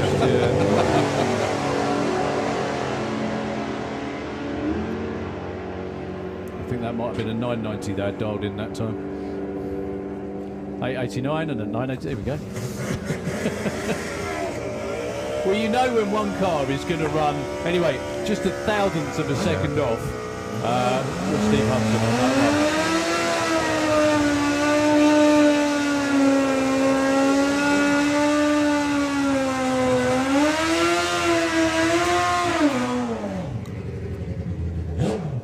one. Comp bike now. So this is Well, as we saw in the first round, pretty much anything goes. There's certain rules about tyre width, but apart from that, that's why you have these two very different looking bikes. Got Dan Diath on the Danny Cockrell owned, well, it's actually like a super street bike. It is, it was. Yeah. Yeah. Up against Len Padgett with the Pro Stock bike. Yeah, you'll see the Super Streeter go past Lenny like a train, which it has, to a 763, 177. Nicely done, Dan. That's his quickest ever. 804 at 159. I suppose now's the opportune moment, now that Dan has just done his run, to say 850 bike into the pairing lanes, please. Also, can we have super gas into the lanes as well? So 850 bike and super gas, can we have you into the pairing lanes, please? I'm going to bet some money that he's going to enjoy doing that, and he'll be in comp very soon on his bike. So Graham Dance, currently number 1 still. 7:31 was what you ran earlier today against Anna Sasiak, who's number 10, went 9:02. Well, Graham's not going to be going anywhere in 7 seconds, apart from backwards.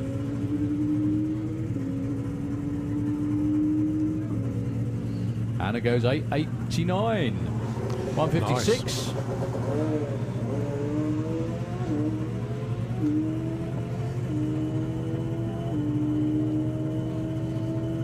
16.9. Now that, right, ladies and gentlemen, if you've got a camera, take a photograph of that scoreboard. That is the most ridiculous combination of numbers you will ever see. 1690 at nearly 200 miles an hour.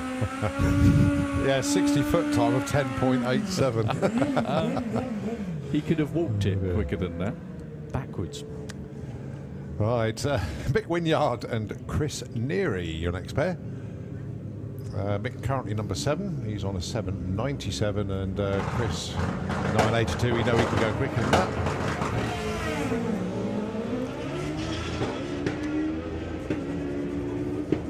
Oh, that's eating itself up. Big smoke for Chris Neary. Unfortunately, 9:12 at 120. He's not going to worry about that. He's going to worry about maybe what's all over his legs. 8:27 at 176 from Mick Wynyard. Stays put. So the track crew out there just checking.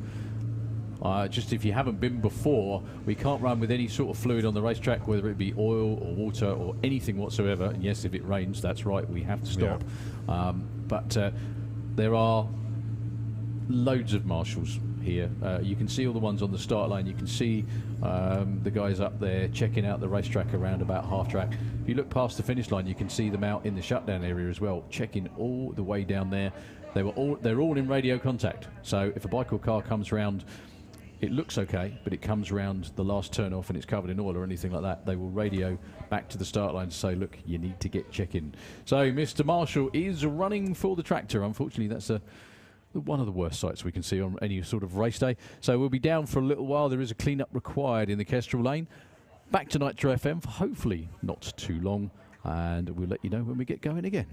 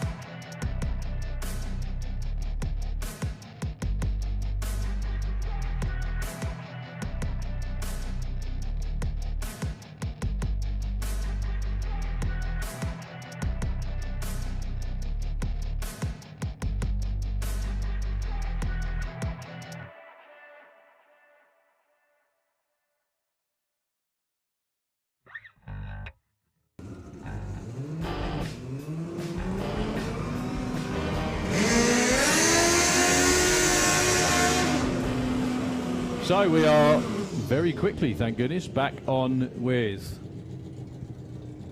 comp bike.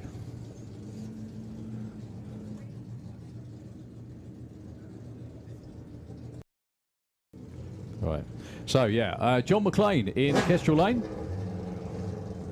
and Dave Thomas, another ex-Super Street bike rider in the Slick Tricks Lane. Well, that was all very quick indeed, which is good news. Hopefully it's good news for Chris Neary's engine as well, being the most important thing.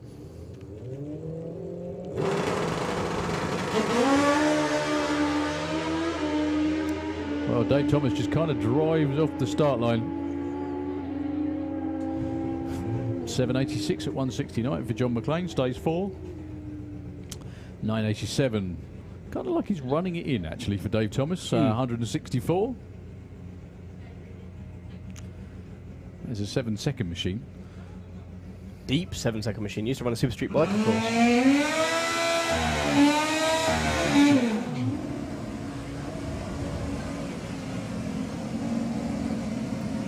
So we've got Jasmine Cordell up against Paul Hambidge. Paul's currently your number 2 qualifier with a 735. One wickedly quick bike. As is Jazz. Now into the 7s for the first time ever. Went 794 earlier on today. But with like not a lot of mile an hour. I think it was only 156 mile an hour. So it tells you how quickly this bike's getting off the line.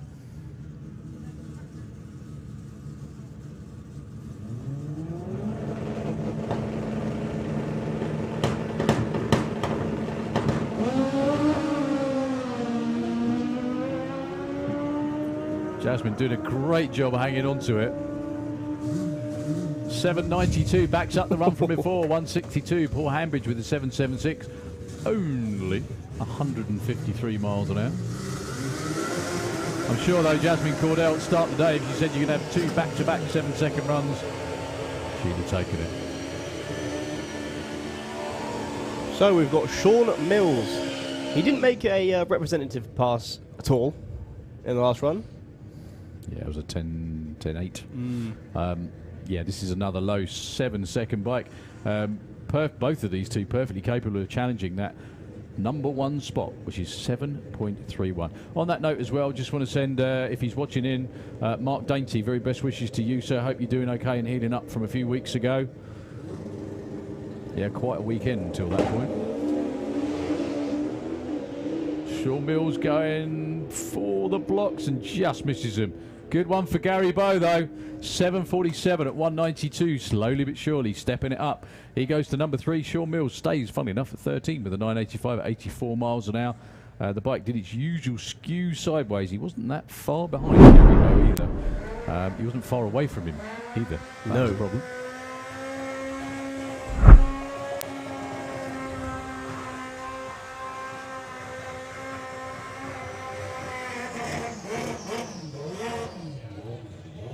Adam Burns on the MIB Racing Hayabusa.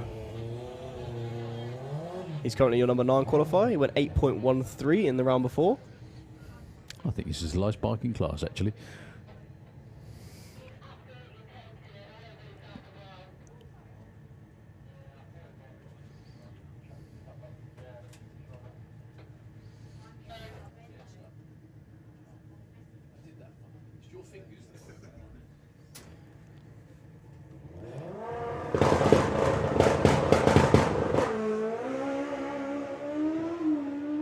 So Adam went 8.13 earlier. Can he nudge into the 7s? I think he might.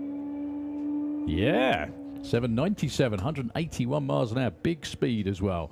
They look delighted that. Doesn't move, actually, I don't think. Stays at... No, beg your pardon. He goes up to number 8 with that one, I think. The screen leapfrogs. Maybe, or maybe 6, actually. The screen didn't refresh itself. So the track crew having a bit of a check. We're going to move on with... We've got Junior Drag Bike coming up next. Yeah, there's a lot of checking going on in the Slick Tricks lane. How many people can you count? I can take at least 12, I think, from here. You're very quick at counting. That was quick, very quick at guessing. But anyway, yes, you can see the amount of people out there Ooh, yes. doing the check-in. Those folks you see out there are the people that make it happen. They're the ones that you don't see all the time, but they keep everything running. So we have got some clear up to do because Ian has parked the tractor out there. Hopefully it won't be too long because the junior drag bike races are ready to go. Nitro FM again, hopefully only quickly though.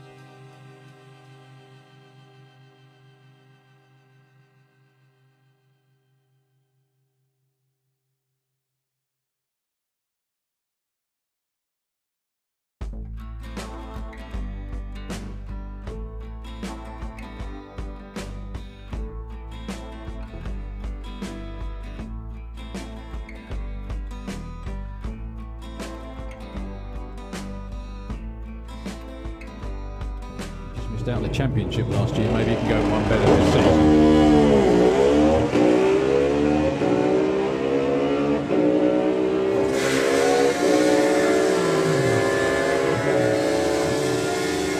56 and a 66. Scott goes to 2. Brett goes to number 3. Nice to Obviously, see. with one championship round in the bag for some of our classes.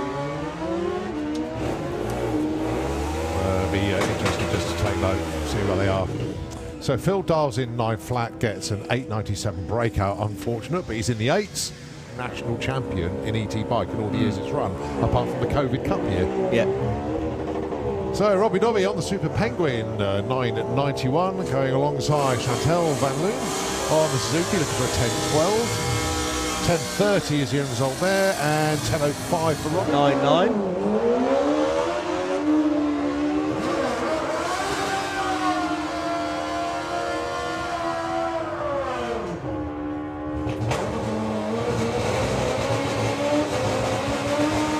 Well, break new out. bikes.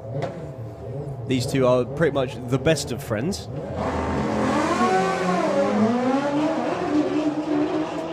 Blade in his Oh, characteristic for Liam. wiggle up the line.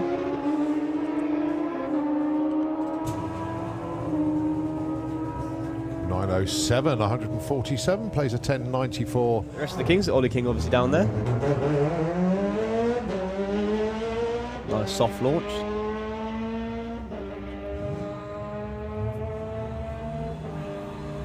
But lovely done, goes 1178, 116 miles an hour. Staying. 1270 plays 1536.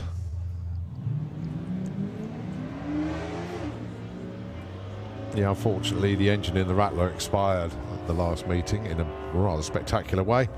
So Dan, very fortunate to have the offer of this car for this weekend. Goes 1317.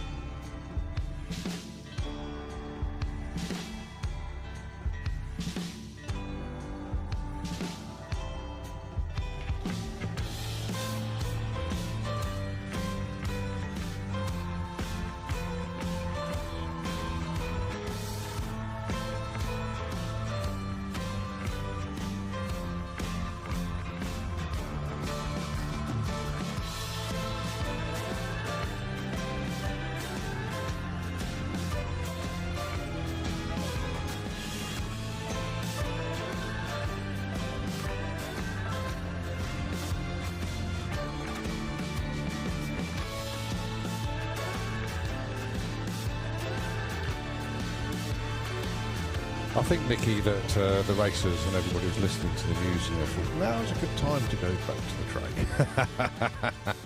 well, that one. Thank you very much indeed. Okay, we are back, and it's Junior Drag Bike qualifying. It's their second session. Let's see how the youngsters get on this time round. Richard Wilcox is one of the bikes. Just here doing his burnout now.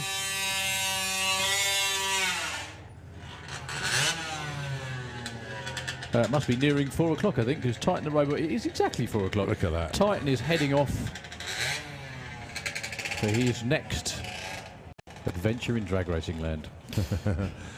Right, meanwhile, Richard Wilcox appears in the Slick Tricks lane going alongside Leah Morrison. Don't forget the juniors on the bikes are dial-in classes where the juniors and the dragsters are on reaction time. So the dial-ins then, Richard looking for 9:46. Leah looking for 11:43.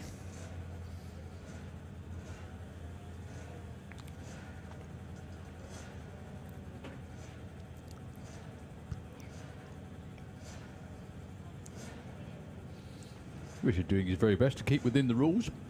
It was actually, that was knowing the rule book, that was.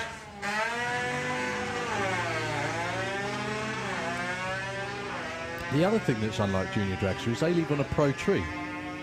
Yeah, that's true, yeah. It's a different way of doing it. 9:57. Jinx. Very good. Very good. Gosh, years since I've heard that. For good reason, because it's quite childish, but there we go. Richard goes to number 6. Leah stays at number 4. Oh, dear. I suppose you're nearer your childhood than I am. My wife says that men don't age; they stop at 12. That's right. And that's it. Your body gets older, but your mentality just doesn't, which is quite worrying for some of us. Right, Brad Morrison and Faith Morrison. Brad is in the Kestrel lane and Faith is in the Slick Tricks lane. 14:75 plays 13:30 on the dial-ins. Brad is currently number 8. Faith currently number 5. One thing I've noticed as well, Faith isn't having to run it off the line this weekend. She's actually gained about 7 seconds. That's a big, big difference. By not having to paddle. Yeah. And She breaks broke out by half a second. Brad, meanwhile, look at that. He's 9 hundredths off and he's only number 5. So I've been speaking to Meg Talbot, she wants to say, like, keep going and well done to everyone who's racing juniors this weekend. But the index is actually 1290. So I don't think there's a Jackson King this round because he broke out, he went 11. Right. So I think he's been unfortunately disqualified. Okay. So that also means that Faith's just gone too fast as well. But she's gone too fast only by a tenth. So she should just get like a slap on the wrist and then she'll go back out for the next one. Right. Well, Holly King is your number 3 qualifier at the moment. Went 9:47 price. She's gone 9:23 on the dial-in this time and misses it by 10:07. Harry Isaacs, 13.99 on a 13.50 dial, stays put.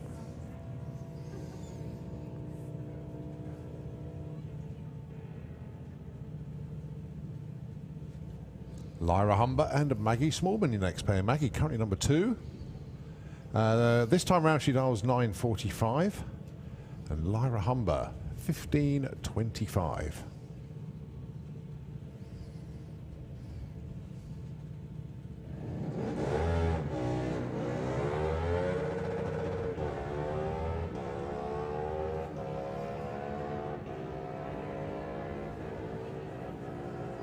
$10.25 is the result there. 8 tenths off. Lyra 15:01 breakout. A little Just bit that too bit quick. too quick. Just very quickly, Thomas, as well. Obviously, when you run junior dragster, you run to the 8th. How many times obviously in the car, you know whether you've won or lost. You know Yes. whether you've run your number or not. That must be quite exciting sometimes, I guess. So my last weekend of racing, I went number 1 qualifier in the last qualifying session. I actually lost my voice because I was screaming that much in the car because I can see it. Because that's the weird thing, because obviously the scoreboards are at quarter mile, you run the 8th, so you can know see exactly them. what Oh, yeah. you've run Exactly, straight away. Yeah. I think I've put some abusives out of the car to Harley when I've beaten him in the past as well. Go Trouble through is the you quarter can probably mile. hear each other shouting at each other in the second half of the quarter, can't you? Yeah, boy, pack it in. Grace Pollen and Alia Lester. Is that the right pronunciation? I hope so. Alia Leicester. Alia, sorry, I apologise. Alia. Alia stays number 1. Reaction time, nothing to write home about both of those, unfortunately. Did she dial 13.20 again? Because if she did, she just... No, went, because that's her best, 13.201. oh, if they'd have stuck with the dialing, they'd have been closer. Yeah. She's still number 1 qualifier, though. You can't get much better than that. All right, Jackson King. So he ran an 11.8, I think, in the last run. Obviously, index is 12.90, so I'm not sure if they're letting him run as just on the back of the class. A time trial, yep. So unfortunately, he is not in competition. This is just a time trial for him. Obviously telling him, slow the bike down, please. Yeah, it's probably another 80 kilos of weight on there somewhere.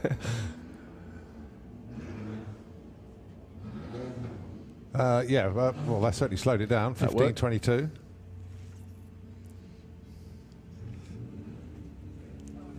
I can see Ollie King smile from here.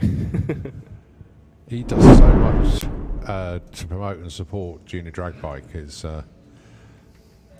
very well received and very well appreciated. So, VW Sportsman qualifying session number 2.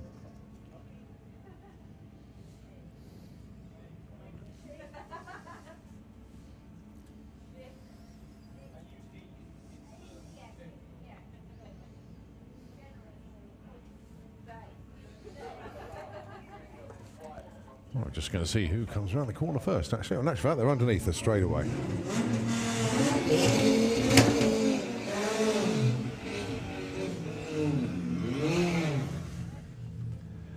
So, pick your golf. Let's see what the computer tells us that they are. That's the interesting bit. Yeah, we've got a Mark II Golf. That's correct. Obviously, Nigel Gregson. That is not what it says on the screen, but there we go. So, dial-ins, 13.15 for the blue Golf, 14.20 for the black one.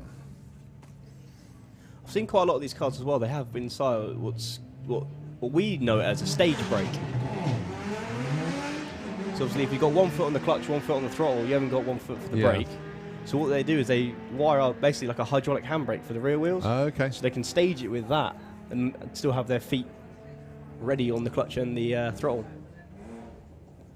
13.42, 14.54, no help for them, so they stay put. Martin Ayton with the little Polo. I miss Homer's Revenge, though, the Sirocco that he used to run. Going alongside Nigel Gregg. 15.50 target for Martin, 15.60 is what Nigel would like to see on his ET to match his dialing. Wasn't far off, 15.79 stays 3. Martin improves by 1 spot. 16.15, but he's a little bit off what he dialed. Right, Paul Robinson, he is your number 1 qualifier at the moment with the Audi TT, and that's the Audi TT in the Kestrel lane, because we've got 2 of them here. John Gallant with Tacocat 2. He was 16 flat. Paul Robinson is your number 1 qualifier at the minute, and he's also your reigning champion.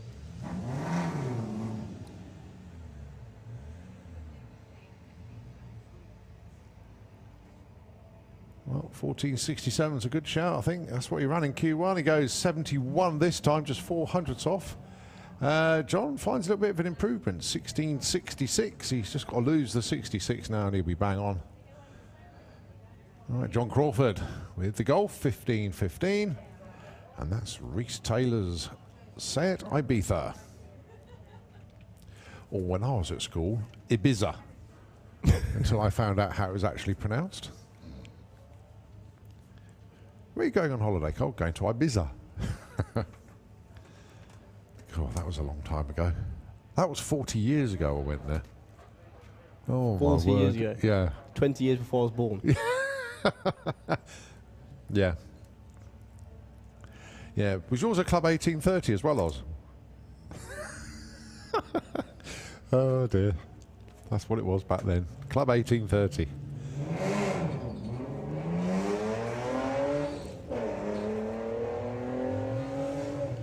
So So John Crawford looking for a 15.15 and Reese Taylor looking for a 15.40. We're going to get to the line pretty much at the same time. In fact, I think Reese is going to get there first, and he does, and he breaks out. John Crawford goes 15.87, a little bit slower than he was expecting.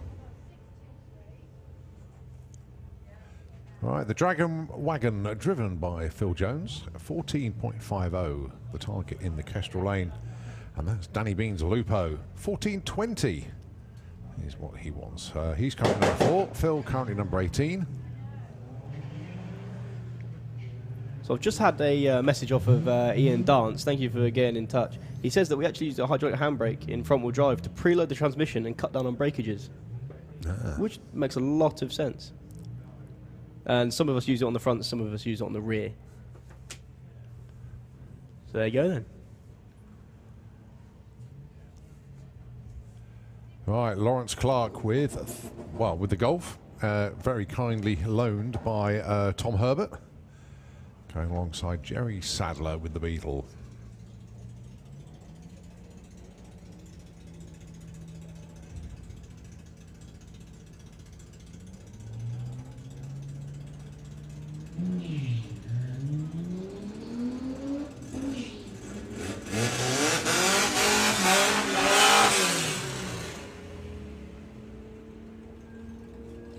Lawrence is going to get there first. Gets there in 14.48, moves up from 16 to 13. No improvement for Jerry though, he stays put. 15.87 is going to be on his timing slip. So Tom Circuit.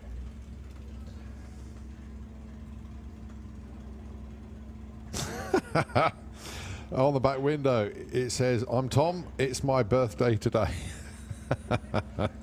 Well, if nobody else wishes him happy birthday, that's because probably we didn't know, but happy birthday, Tom. Going alongside Steve Metcalf. Darling's end, 18 flat for Tom, 16.38 for Steve.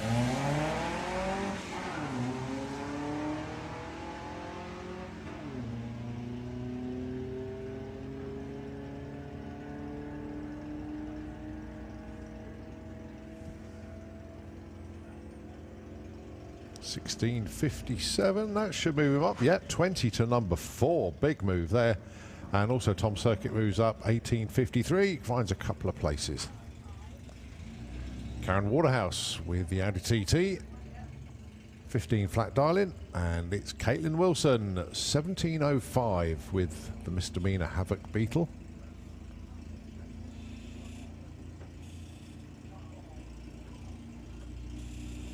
Caitlin, another one of these ex-junior drivers, choosing an odd route up the ladder. Usually you see them go in something like Pro ET, but she's chosen VW Sportsman, and from what I've heard, she's having a blast as well. Well, not only that, there's a lot of family history with that Beetle, so Oh yes. It was natural that she would be in this car. Well, actually, I know what her other car is that she's going to have bringing out shortly. That's going to be quite exciting. So Karen, big breakout, nearly half a second there, 14.52. 17.41 there for Caitlin. All right, Reese Finney with a Lupo, and of course Lorraine Large, the nurse in the Beetle. Massive dial-in adjustment from the previous run, no surprise. Well done, Trev.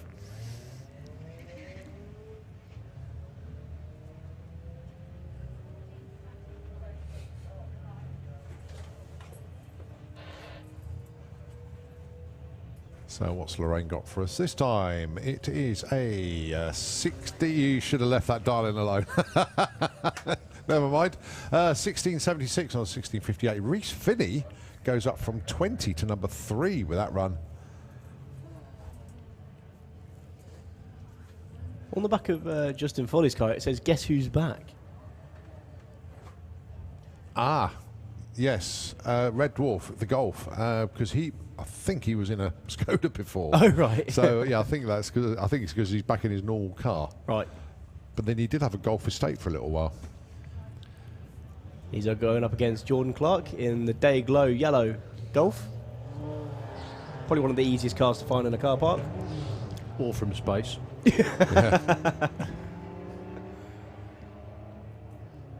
So Jordan looking for a 16.50, Justin looking for a 14 flat. One of them's going to be out by a fair old margin. Yeah, 15.82 on the 14, not quite going the way Justin wanted it. And it was a breakout for Jordan. Quarter of a second too quick.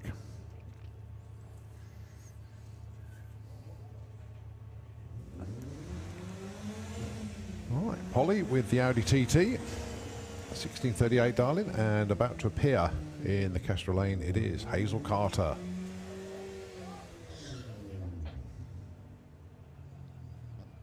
There she is, 14.50 with the Passat.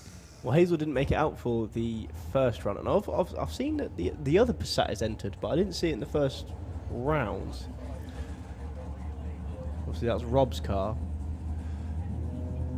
Yeah, well, he's street eliminator, so that's a little bit. No, he's entered in VW Pro. Oh, is he? Yeah, so because it's Oh, VW sorry, I Pro didn't car realise. as well. Yes, of course, yeah.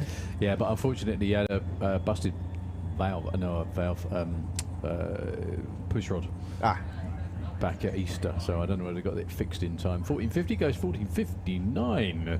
Well done, Hazel. Polly, nice run too. 1652 on a 38. They all look very, very happy in both lanes. Well, mildly happy.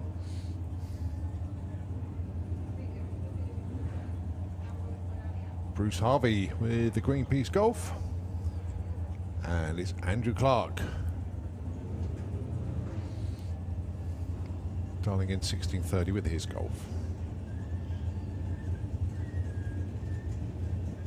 Obviously, his son Will is running in Pro ET. Daughter Ashley out back. I think she's campaigning it in Sportsman ET this weekend as well, isn't she? Yeah, I think you're right. Possibly, yeah. Yeah, they are car sharing. Racing family. Up against Bruce Harvey. He's looking for a 17.68. And she goes red by 03.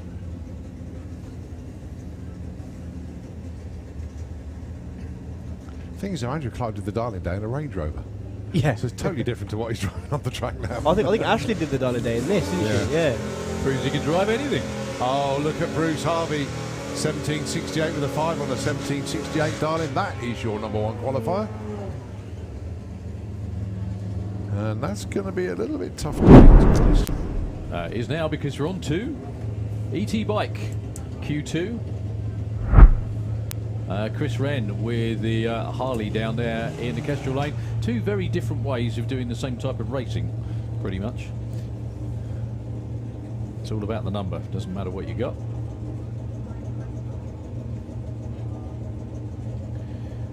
So Nick Bladen is #1 qualifier at the moment in the Slick Tricks lane.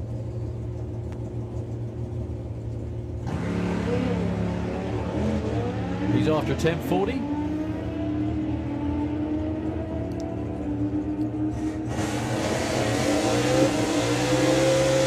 And 1046. Very consistent though for Nick Bladen. They both stay put. So your next pair will be John McGill with the very nice sounding VMAX out there in the Slick Tricks lane, 1069. Up against Scott Collier, keeping the dial in the same at 9.50. Once again, the whole Collier family want to send lots of love out to Scott's best mate George, also his mum and dad Mick and Diane are watching in. So hi to Mick and Diane, hope you're enjoying watching Scott out there doing his thing. He's currently #2 qualifier at the moment. He's going to have to get pretty close to that 950 to get the #1 spot.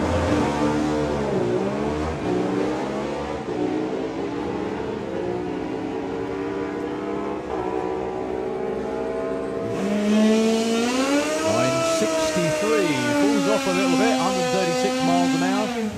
John McGill, 11.15 on a 10.69, about half a second off.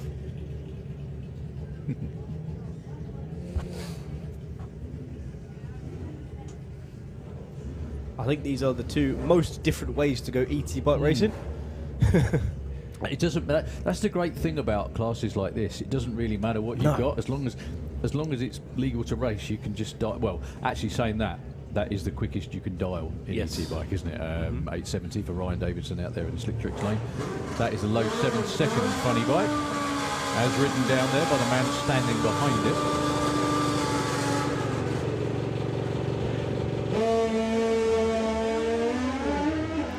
Now, interestingly, Ryan Davidson hasn't actually got a number on the board yet. He will do now. this time. And it's an 896 at 164. Not bad at all. That takes him to number 9. Dave Grundy stays 17. ET bike is one of the more, well, like all ET classes actually, very, very hotly contested.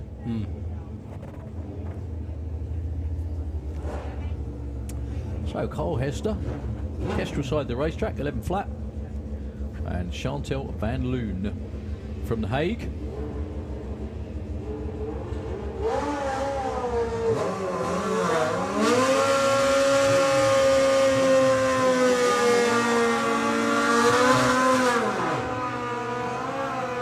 Chantel gets there first with a 10.49, but Carl goes up to number 7 with an 11.16. Well, that 11 flat dial-in.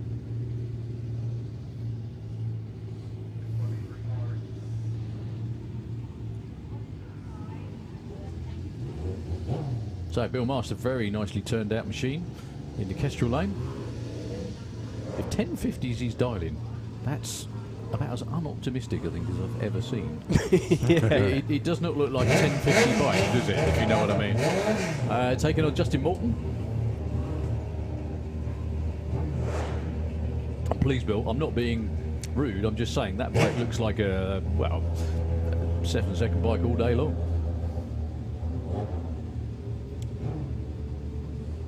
But they know what they've got in it, they know what they've tuned it for, and it is all about running the number. It's not about running as quick as you can.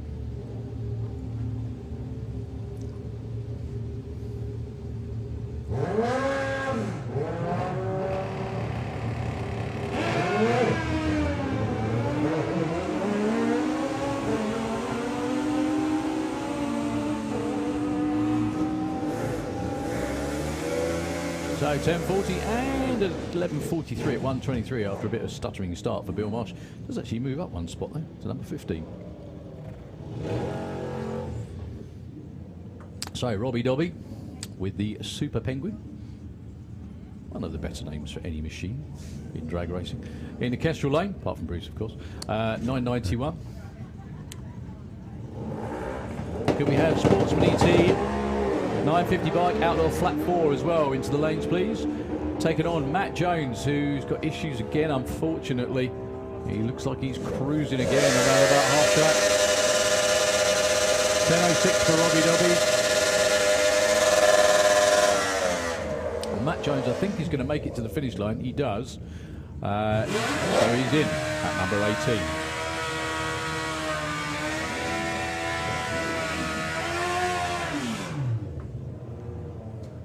Jake Bowden taking on Phil Pratt. Now, I can only presume that Phil Pratt broke out if he's number 19 qualifier. Yeah, I had a message from Suze actually just to let us know.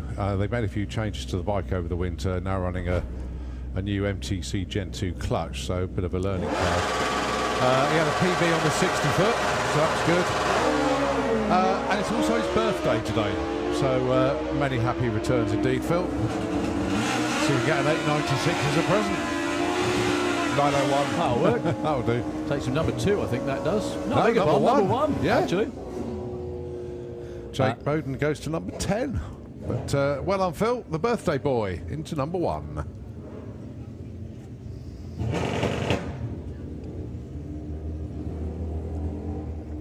Michael Gooding and Brett Cordell.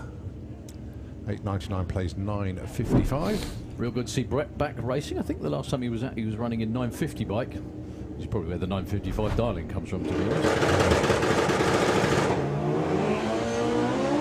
I thought they were identical reaction times. 0955 and 0995. Both red. 10th too quick for Brett. 945 at 142. And a 12.95 for that time for Michael Gooding. No improvement for either. So Pete Harrison and Liam Holgate. Liam is in the Kestrel lane, looking for 962. Pete Harrison is looking for 1070.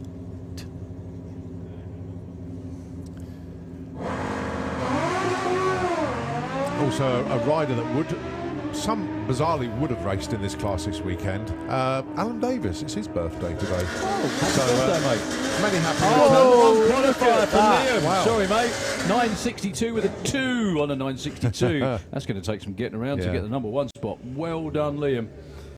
Yeah, Claire asked me to read that out when Combike was running, but I missed that one, so I've done it with the other class that he's quite fond of. So, yeah, many happy returns indeed to Al.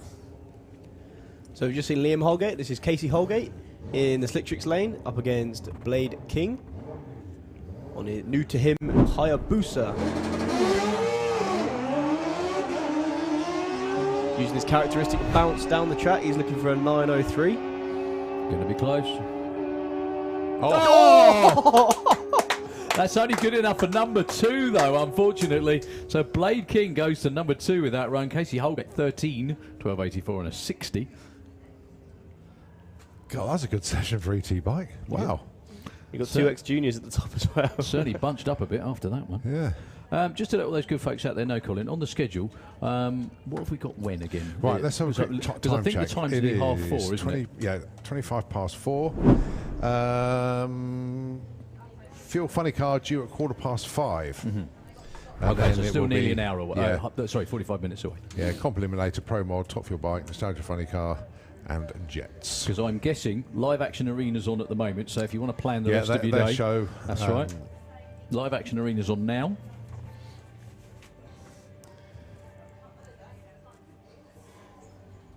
Yeah, finishing off soon, actually, Live Action Arena. Okay, and then it's back over to the racetrack. Circus with, let's have a look. Historic Aero engine fire up their last one of the day in about 5 minutes' time behind the grandstands. Someone got the piano out. Oh, I can hear something. Yes, I can hear it.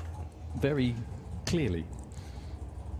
That could be what Julian was picking up earlier on, actually. It may just be a I don't think it's through feed. the headset. So anyway, outside. It might be tight on the robot coming back, you know. could be. You've probably got that right. Oh, yes. Yeah. There's a crowd following him. So we're on with Super Gas Q2. I asked Jed Guy what it's like to drive this as opposed to driving the Anglia, and he just said slow. It probably would be, wouldn't it? Trying to run 990.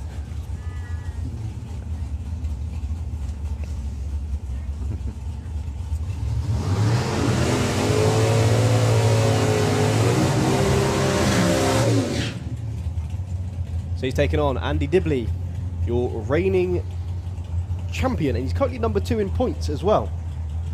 So he's doing all right at the minute. Not sure where he's qualified up to now. I think he's number 6 at the minute with a 10.07. Yeah, we're going to see all these 9.9s fill up a bit, get rid of Yes. these 10.0s, and then the breakout squad. Only 3 of them at the moment. I asked Jed as well what happened on the last one, because, you know, he jumped a bit and then, well, he just didn't press the trans brake button down enough. Because he's got one of them long throws. He definitely held it down that time. Yeah, he's got time to straighten the car out, which he's not used to. Yeah. So it's going to be a well-spirited when they get to the line. 10.01 and a 10.04. Oh, 3 and 6 after that one. They won't stay there, though. Is he busy nailing the Anglia back together? Who knows? No, I think the plan this year was to take a year out because he's got a lot of customer cars on the go Okay. at the moment. Very, very busy in the shop. And as Jed openly said, it takes a lot of time and effort and funds to run a 6-second pop. Yeah, of course. So he sort of thinks, no, if I want to do it, I want to be all in, and he can't do that at the moment. So, but maybe the lure of Yeah, exactly. our friends from down under that are coming to visit us might get him out. I don't know. We'll see. So Andy Harrison. Will be on a solo. Mark White, unfortunately, has just been told to shut the car off.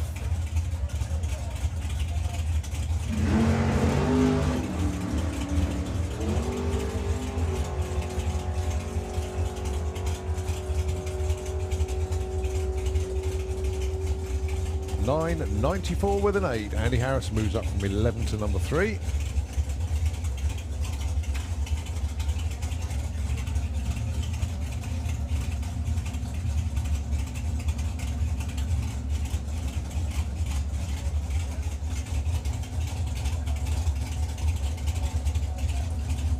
Right, next up going to be Tim Moore, appearing in the Slick Tricks lane. Either that or Tina's guiding a long car.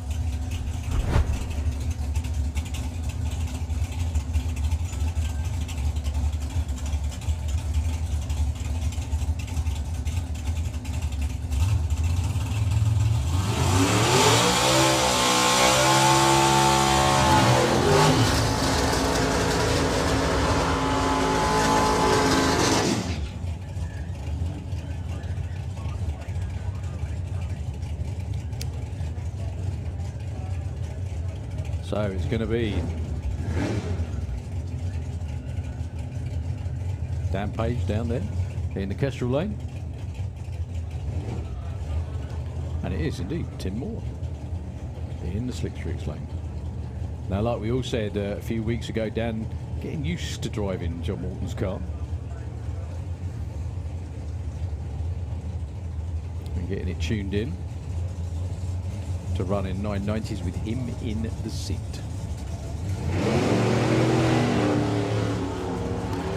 Certainly got the hang of the tree. 021.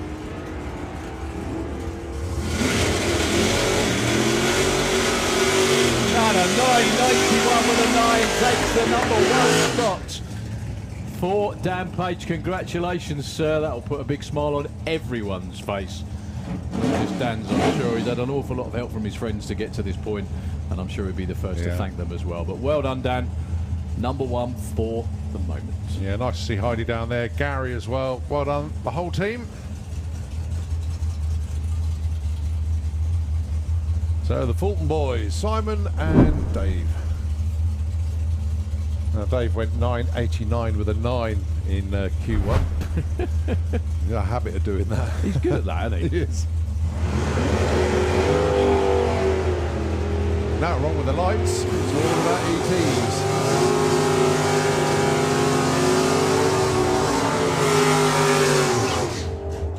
Both the right side this time. 994 for Dave, 996 for Simon, but it is Simon. Stays number 3, but Dave moves up to number 4.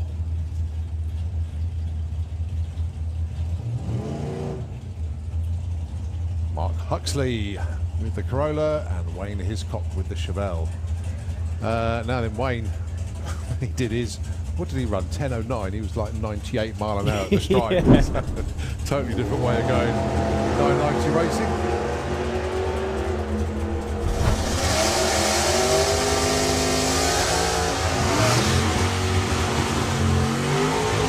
Oh. 992 at 99 miles an hour. Brilliant. Unreal. Also, number 2 spot, I think that was, wasn't it? Yeah. Yeah, Mark Well Huxley done. moved up. So you see all those, like, these all appearing as 9.9s now. Yeah, excellent stuff. So, Stu Doiney with the Rosa. He's currently number 11 with a very off pace for him, 11.36. In fact, a 9.95 would be off pace for him. Against Stu Morris, winner last time out, who went way too quick at a 9.81. I think trouble for Stu holding it on the trans brake that time. He's also way out in front. Yeah, there we go. 968 at 154, but a 96 for Stu gets him at number 7.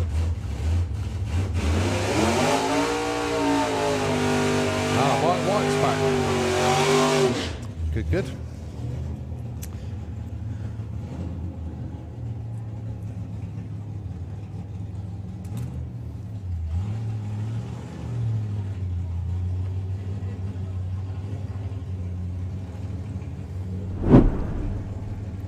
He seems to be facing the centre line though.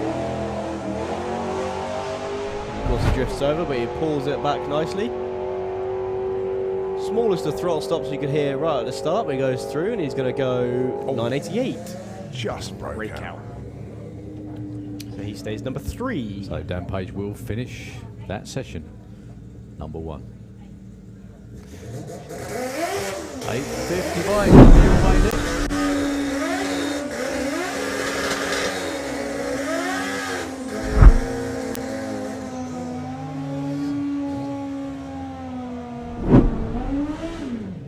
So your number 1 qualifier, Keith Wright.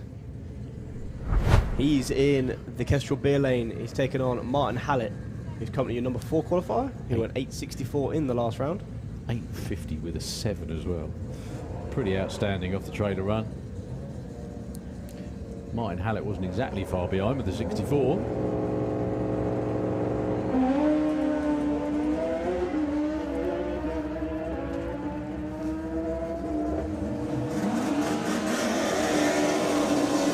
And 53. Once again, Keith Wright bang on the numbers. No change in the order.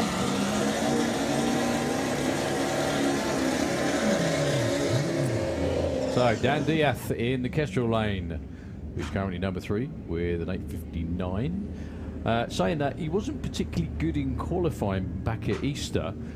However, he was killer on race day. Yeah, won it's the his event. lights. It's just so sharp off the line. And the problem is, as well, is that the guy or girl in the other lane can see he's pulled a good light and then is a bit up a creek come the other end of the racetrack because they know they've got to try and make it up somehow. There he goes to 06 that time. Wow. 881, 861 for Johnny Hines though.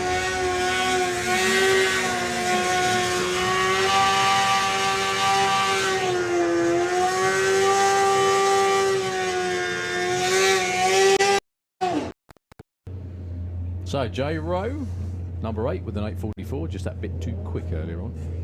Kestrel side. And Joe Elliott. I think he's actually one of the only BMWs in competition at the minute, isn't he? Especially in bike-wise. Also normally aspirated as well, yeah. So they're both looking to run 8.50. 62 and 78. Jay Rowe actually moves up to number 5 with that one. So up next, after a monumental emphasis on mental effort to get out today, this weekend, Craig Wright. Loads of issues after the last event. All sorts of scrambling going on to make it. Chucked everything in the van, drove down here. Here yesterday, spent all day and literally almost all night till the middle of the night. I think they ended up about 4:30 in the morning, finishing this thing and then going to sleep. There's a reason why he didn't make it out for the first qualifiers, because he just was so tired. I know as well he wants to make a huge shout out and thank yous to everyone who's helped him. I know Brad Head had a big part to play, Ian Critchlow, Jay Rowe, Andy Head, who's down there as well. They've all chipped in and helped Craig out, so I know he wants to say a huge thank you to all of them. He's taking on Stephen Jackson. So good luck, Craig.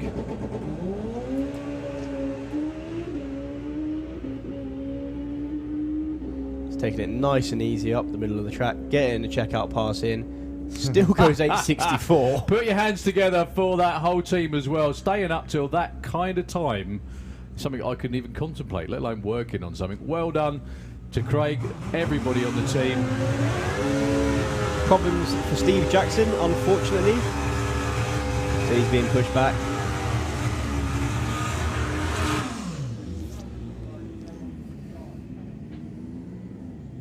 Right, so there's Brad.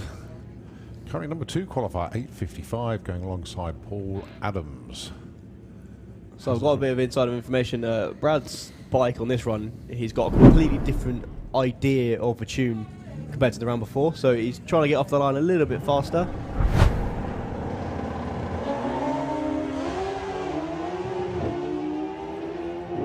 Can hear Paul Adams' bike giving it a little bit of wheel spin. Well, Brad's way out in front and goes 8.60. Nicely judged, sir. Stays at number 2 with his run earlier from 8.55.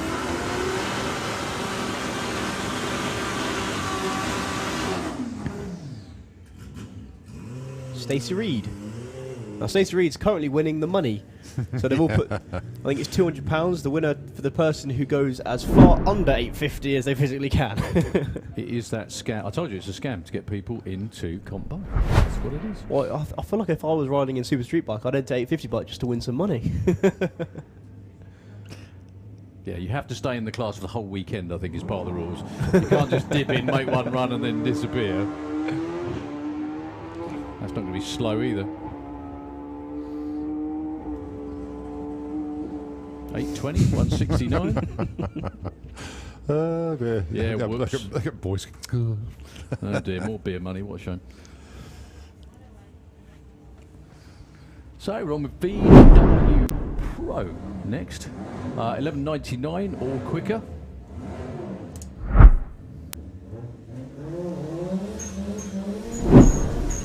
All sorts of interesting cars coming up in VW Pro this season.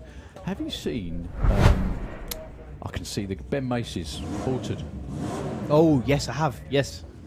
Very, very tasty indeed. It'll be really fun to see what that can do. With a little turbo engine in it. James Hodson then with the Mark II Golf in the Kestrel beer lane looking for a 10.65. Danielle Coppin with the Golf R looking for a 12 flat.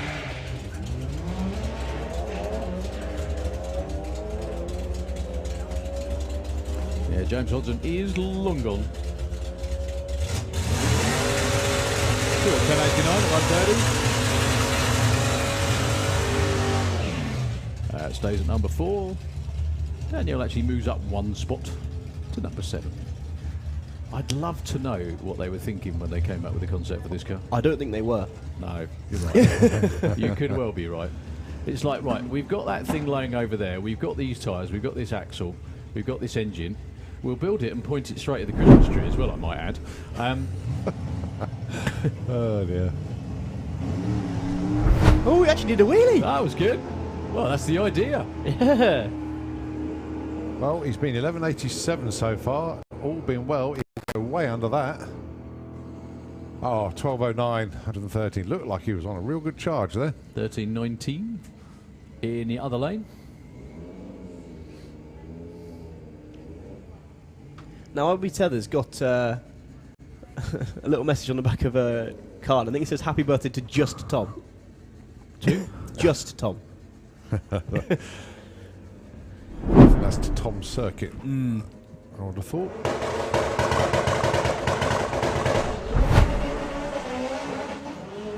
That was one wheel spinning definitely for Chris Waterhouse, not the other. 10 flat is his dial in. Here in the Kestrel lane, that was a good looking run as well. 10.36 at a huge 141 miles an hour.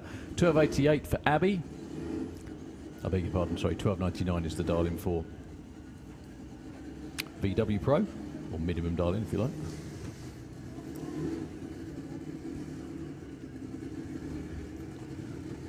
I've just realised as well, there's no Blackcurrant Racing this weekend. Surprised they're not out. Their electric Beetle.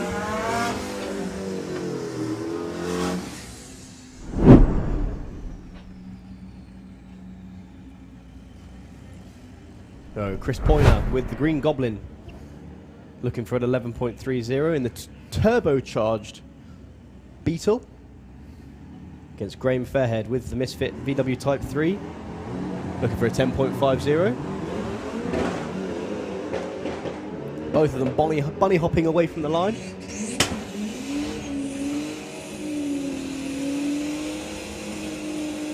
$10.89 and 11.27. No improvement for Chris, but Graham moves up to the number 8 spot. Yeah, breakout by less than 0.02 of a second there. So Chris, slight adjustment next time round, and could hit his number bang on. Ed Keach with Tangoed the Golf, looking for a 12.15.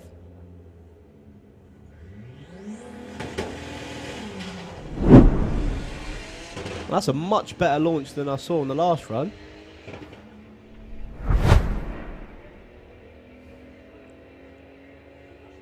Good looking run all round.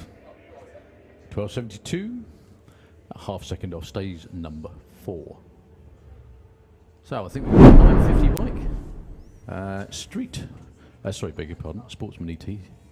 And Outlaw Flat 4. And I think we're about there for that session. Is You that are right? spot on. Yep, they're the last 3 classes to do Q2.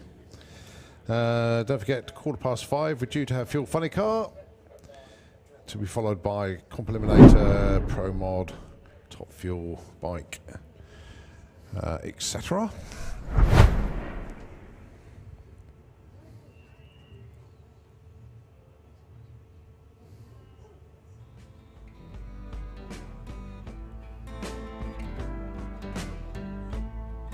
Doing a quick check in the Kestrel lane. Next last round, Colin. It's Sportsman ET. And it is Steve Mellors that leads the pack at the moment with the Hulk MX-5. Subtle Steve, as I called him yesterday when I saw him. subtle. Yeah, I actually had a catch up with him in the pits, and yeah, he's all right. He's all right.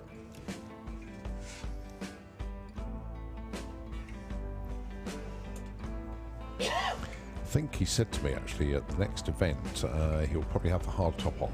Yeah. So whether that'll make much difference to the way the car performs or not, obviously it's the extra weight of it, but then you've got a better aero. So yeah, we'll see how that one pans out. So we've got some cars coming around the back of the tower then. So we've got Jago Stokes against Brian Huxley. This is Sportsman ET. Quite a lot of these guys come in from the dial-in days. God, I thought Brian was going to go in the same lane then. I just realised he's driving around the burnout box. So Brian is a seasoned racer. However, I think his kids have stolen his car though. He's been driving for years. So 18.53 the dial in for Brian, 13 flat for Jago.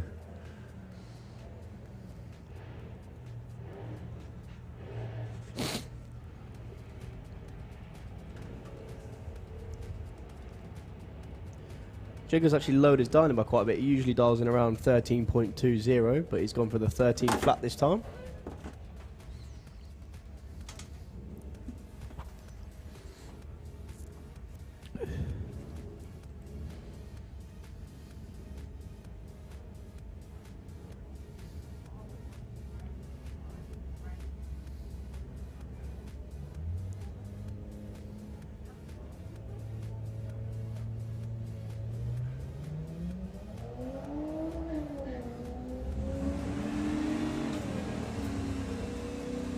So they're now off and running. Jago's going to go through the line looking for a 13 flat, and he goes 13.07. nicely done. Yeah, not bad at all. Brian Huxley goes along the line. Wow. Brian Yeah. goes 56 on a 53 and goes to number 1. That's the way to do it. Stephen Giles and Gary Lake. Stephen Giles with the Subtle Indifference Subaru Forester. It's a 1385. And of course the Arabian Night, Gary Lake, 1418.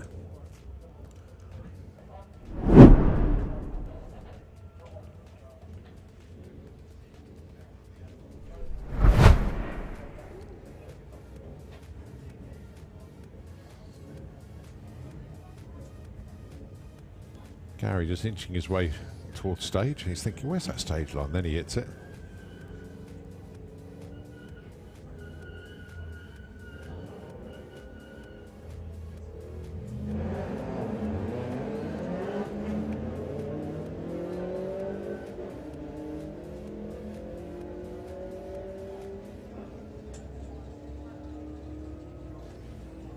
Not a huge margin between them at the stripe. 14.20 for Gary Lake. He goes to number 1, just 200ths off.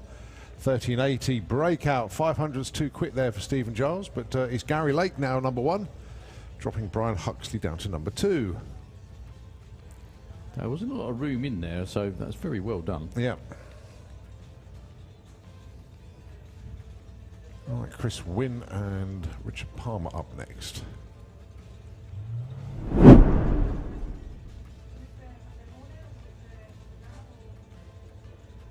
So another one of these cars dialing 13.20 is Richard Palmer in the Slitrix lane against the little Mito,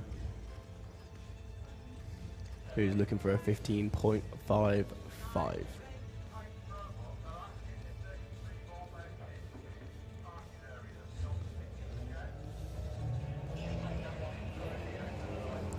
.02 light there for Richard Palmer, 05 red for Chris. Still got the perfect reaction time money to go today. ET went long time ago to Spencer Tram. Richard Palmer gets 13.40 on his 20 and a 15.92 for Chris Wynn. He moves up from 21 to 15. Richard, 18 up to number 10.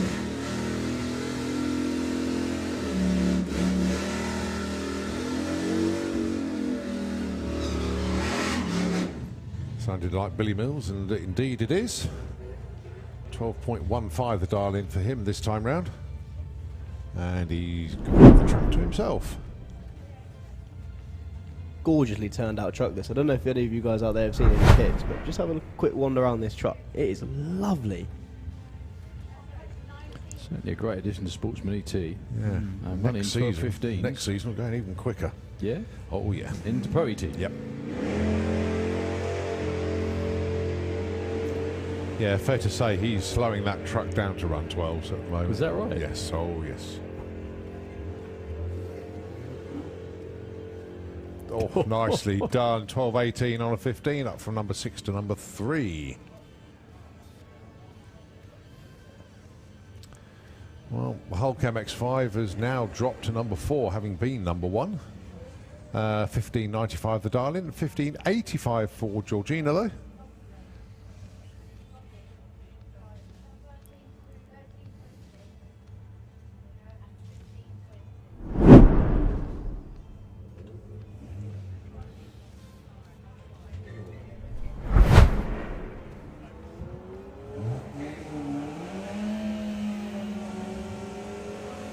I think that was a clothing tag that just came out of the back of Steve Mellor's car.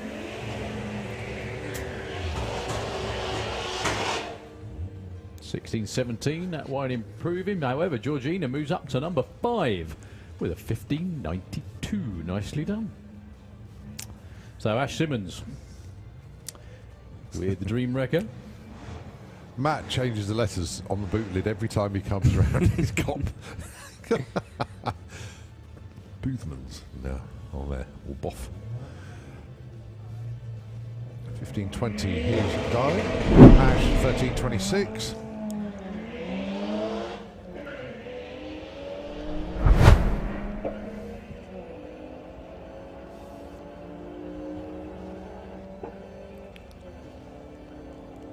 Oh, breakout 13.18, too quick.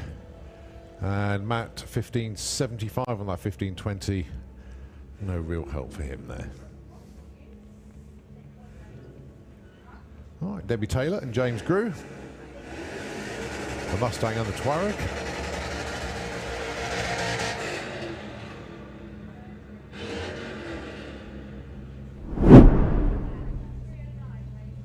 So the number 13 and 14.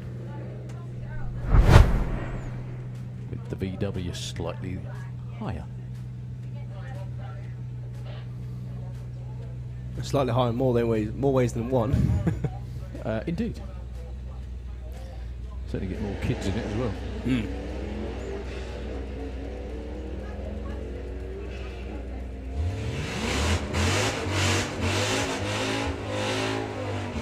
Well, Debbie's definitely going to get there first, but can she run a 13.45? She goes 37 and breaks out a little bit too quick. 800's too quick.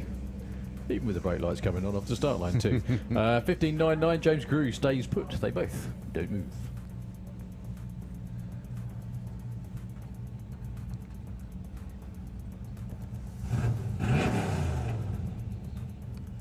Chris Cresswell, currently number 9 with the little Fiesta, 15.30. And Liam Sturman with the Jaguar, 14.75.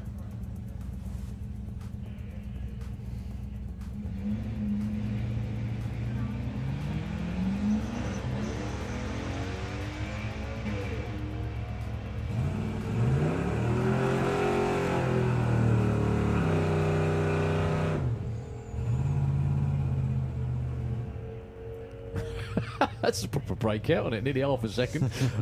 Way too quick. Chris Creswell goes 51 on a 30, no improvement for him, he stays 9. Liam Sturman breaks out, like I said, by nearly half a second. 12 fat is the flat is the dial-in, or 12 fat if you mean, for Carl Magera in the Tesla in the Kestrel Lane. Quickest you can dial actually. 12:03 for Kirsty Tram. This is pretty much a heads-up race. One with a rumble, one with a, well, radio one probably.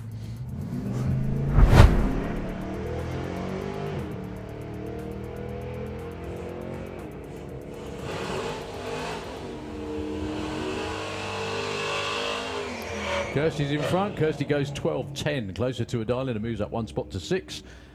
Carl moves up from 22 to 15 with a 26 on a 12 flat.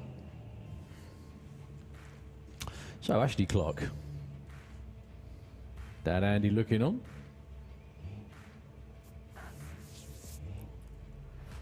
So it's only Mum out of the Clark family we've got to get in the car. Is that right? Yeah.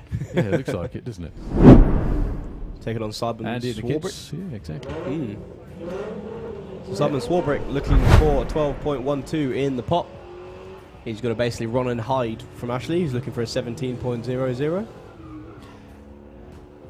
It must be hard to concentrate on what you're doing with other cars just running away in the distance. As Colin would know. Very good. 18.51, but Ashley stays 23.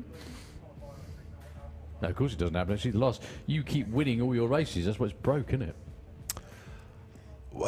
Yeah. No, it's all fixed. I'll be up here next weekend, actually. Not racing it, just put some street miles on it.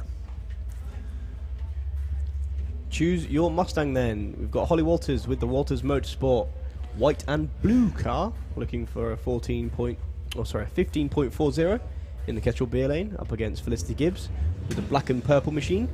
She's looking for a 17.18.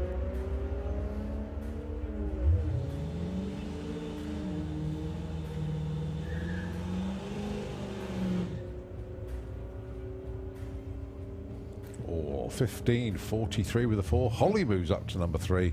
And how about Flick moving up to number 5 with that 17.22. Tell you what, it's all changing around in Sportsman ET. So look, Gary Lake number 1, Brian number 2, Holly 3, Bill Wilson number 4, Felicity Gibbs number 5. All right, Dan Holloway and Steph Pateman, the next pair. Dan currently 18th, Steph currently 12th. Can these two move up? 1385 plays 1280.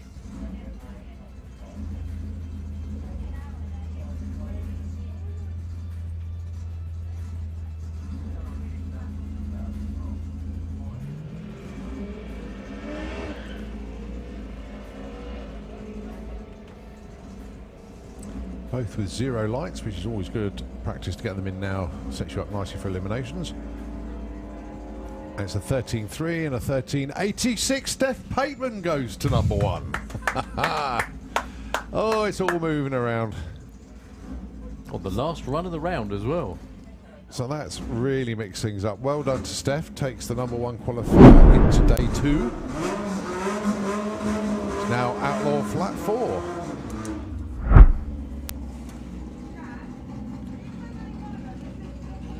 I think there's only the one car in this session. Indeed there is. It's got 950 pop pulling around the back of the corner. Yeah, it's out of low. The flat out machine.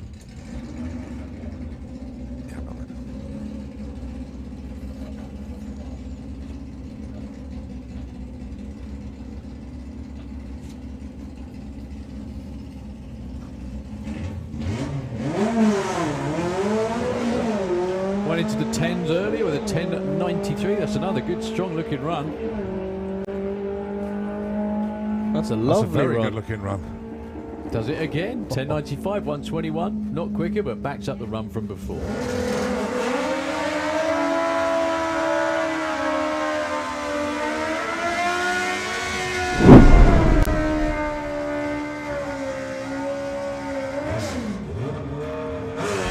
So 950 bike. This is the last class to complete Q2. And then I think we're going to go into comp. No, 'cause Comp are all there. Is that comp or is that going to be Nostalgia Superstock? I'm not sure. no, that's comp because Nick's down there. So Okay.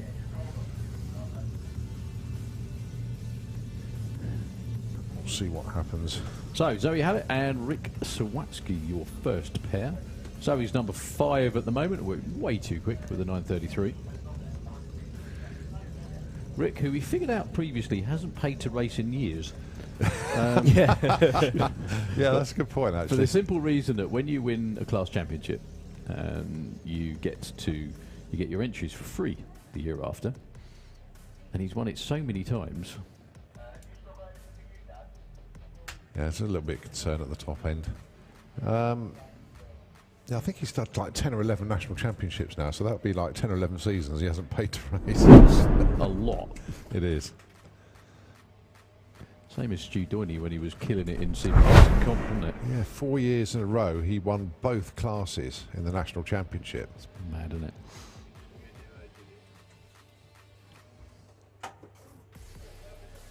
Someone doing a moonwalk at the finish line.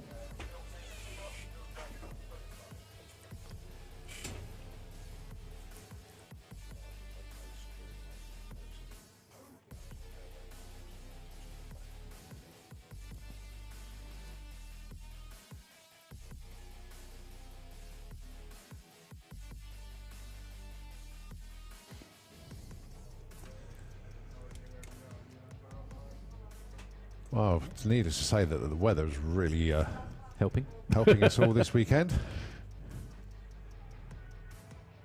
The flag's making some sort of effort to flutter in the breeze, but some of them can't be bothered.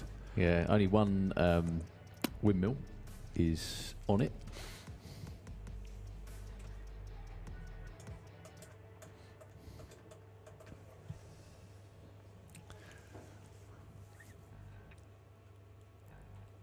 So, I'm not quite sure.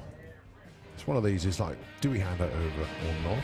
Yes, we do, because as soon as we hand it over, Yeah, it'll come back. it'll come back. Okay, no, ooh, hang on, Ian's just picked his button up. Yeah, Yeah, this there we whole go. start. Oh, that was close. No, Nearly it's because you handed did it. It's because Yeah. you went to do it, was what it was. It's magic. It's a magic cure for any downtime. Yeah.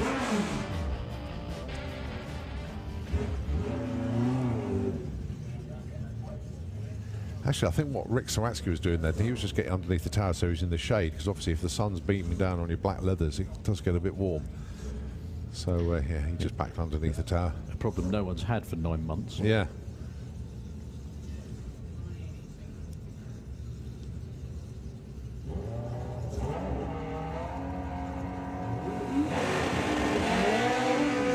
Oh, Rick lost a little bit of traction off the line there.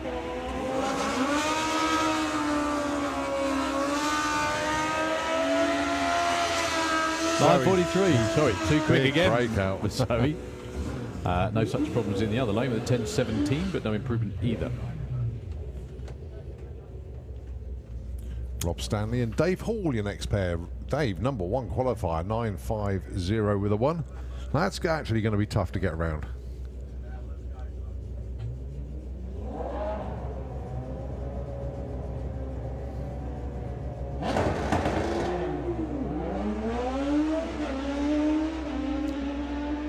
I think Dave's going to get an ET, actually.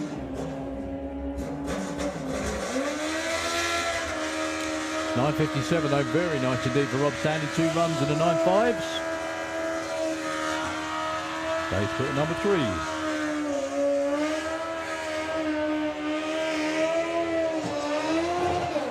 So, can Carl Thomas make 2 runs in a season? The right side of 950. We're going to find out. He needs to lop a second off, doesn't he? He's on 10.51 at the moment. Oh, he can definitely do it because he broke out every Yeah. single run. Now, where's he going to lift? Just there. Oh, look at that! 9 runs later, 9.53, 129, and number 3 qualifier. Congratulations. well done, that man. Well Well done, done. Carl. He may have sussed it. So that actually wraps up Q2. So everybody's now had 2 goes at getting their either car or bike down the quarter mile, or 8th if you're in the juniors. And let's see what we got next. Junior Dragster for Lucas Oils, and a man who's joined us in the tournament.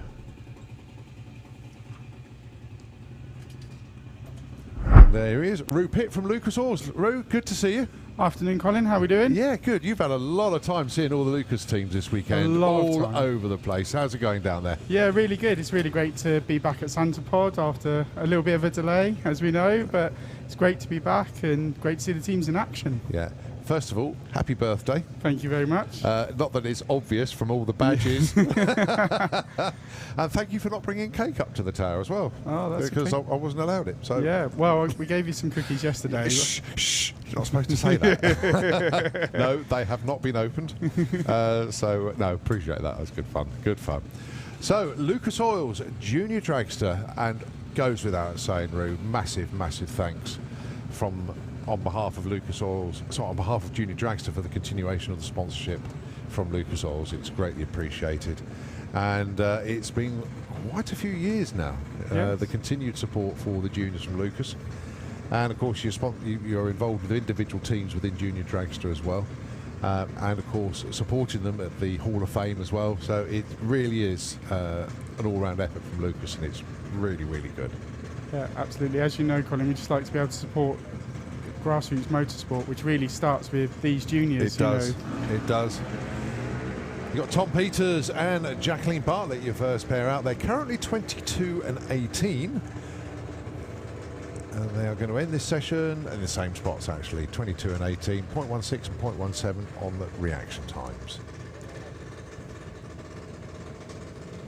Next up is going to be Teddy Howe and Liam McDonald. Liam, number 2 qualifier at the moment, doing really well. And Teddy, number 21. One thing that always presses me with Lucas Oil's Junior Dragster is the preparation that these youngsters, obviously with their parents' help, put into these cars. They all look absolutely brilliant. And this year, Colin, returning, I think they've stepped it up a little bit on the design on the cars. I think there's a bit of a hot competition going on just on the artwork, let alone on the track. Yeah, no, 100% agree. I mean, look at the design on like Teddy Howe's car. I know it represents Matt, that's Teddy's dad, represents the business there. But yeah, it looks really, really sharp. And what the McDonalds do for junior drag racing is exemplary. It really is. Oh, cracking run there from Liam 04. Not going to improve him, but Teddy with a 09. That puts him on the front page, moves him up from 21. He's going to be into the teens. Very nicely indeed. Number 13. Well done. Young man stood out in front of this. I don't know if you know all of the people in Junior Dragster, but that is Luke Fulton. He was last year's champion, but too old now for Junior Dragster, so he couldn't defend his title. Such a shame, isn't it? But at least he went out on a high. He did. He went out on a massive high, actually. He won the championship twice, and he also won the COVID Cup, so amazing. Done very, very well. Going alongside Ellie Mae Brown with Mystig. She's currently number 5. And that's Chevy Checkett that we're talking about in the Slick Tricks lane. That's her third, her third 0 light today. She's doing really, really well. Really impressive, the reactions that these children are pulling away from. Well, it puts them in good stead when they go into the adult or the bigger classes. They're killer. They really are. Absolutely. And as you know, Colin, it's not just drag racing a lot of them go into, but exactly. A whole range of motorsports. It really sets them up for it. Yeah. Next up, Harry Peters, going alongside Freddie Taylor. Freddie is your number 1 qualifier at the moment. He is in the Kestrel beer lane. He has a reaction time at the moment of 0.11. Harry, not too bad either, but he will be aiming to move up. He's on a 0.10, but by the end of the weekend, they'll all be like 0.3, 0.4 or quicker. That's how good they are. Oh, he's gone deep though. And resulting red light. If he didn't go deep, that would have been nigh on perfect, I think. Yeah. But yeah, both went red, 0.1 and 0.5. So they hold their positions, don't they, Colin? If they don't improve, but until somebody comes in and nips in front of them. So Daniel Weir was in the title chase last year, ended up 3rd in the points. So he's looking to improve on this year's standings. Emmy Crundwell, new name in Junior Dragster this season. The car is called Violet Haze. saying about colour schemes on the juniors, the great thing is that a lot of them are one-piece body panels. Yeah. And they can take them off and either send them to an airbrush artist, send them to be wrapped, whatever, and the car doesn't have to leave home. It's just the body. Yeah, Probably fitted a decent estate car. And, so much easier to organise than some of those bigger cars. It definitely does. Not talking from experience there, no, Colin. Well, yeah, no, I've got a big estate car now. I haven't got a junior dragster. Yet. Yeah. Well, I know we did talk about something last year, but that's still in the back of my mind, actually. Okay. It's still in the back of my Good mind. to And I hear. know that you're with me on that, so that's really cool. A little bit too quick there for Emmy. Daniel Weir goes 07. He's already gone 04, so no improvement for those two. So what's your plan this weekend? I know, obviously, you were here yesterday for the test day. You were here today. You're off tomorrow, though, aren't you? We're off this evening. We've got to head up to Lincoln, ready to be at Cadwell Park for a new event for Lucas Oil tomorrow. So it's a busy weekend for Lucas. You're going to be able to celebrate your birthday properly, though. Yeah, well, we'll go out for dinner somewhere, you know. But where better could I want to spend it than at Santapod in the sunshine? You know, the best place to spend a birthday, in my opinion. Yeah. You're saying all the right things. There we go. Right, that's Harry Redshaw. Oh, that's going to move him up nicely. He was 23. Let's see where he slots in. Number 4. Very nicely done indeed, Harry. Of course, a former junior dragster champion as well. He knows how to race.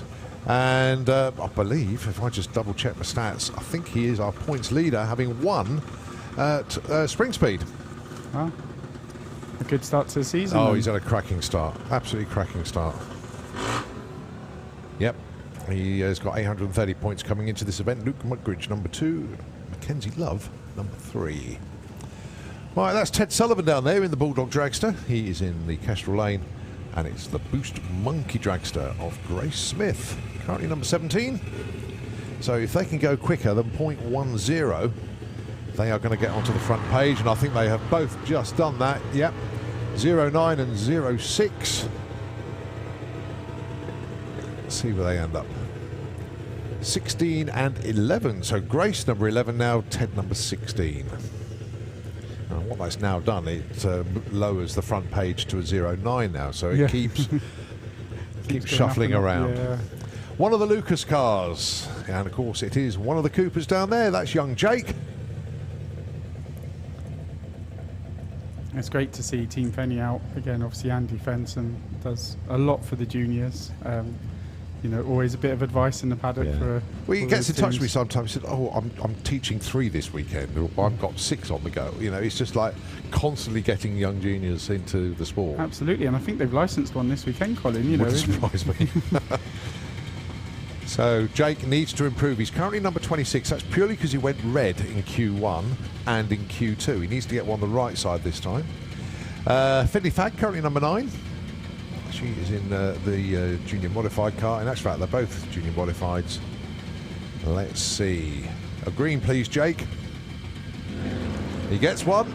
there you go. Oh! And he's gone to number 1. Amazing. There we go. That's what we What like a to run. see. Obviously brought some good luck into the He tower. did. Yeah, Jake Cooper, outhouse to penthouse with that one. 26 to number 1, 002. Wow. Wow. Great effort. That's dropped the mic moment almost, isn't it? Well done. Right, Mackenzie Love, number 6. Lola Bell, number 25. And again, Lola Bell, 2 red lights so far. Again, if she can get a green, that's going to really shuffle her up the order. Mackenzie Love currently on an 026. Don't forget, he's 3 in the points coming into this one. Very keen young man, does a lot of his practice on the internet with virtual racing and stuff like that, so he knows how to cut a good light. Let's see what he can do this time.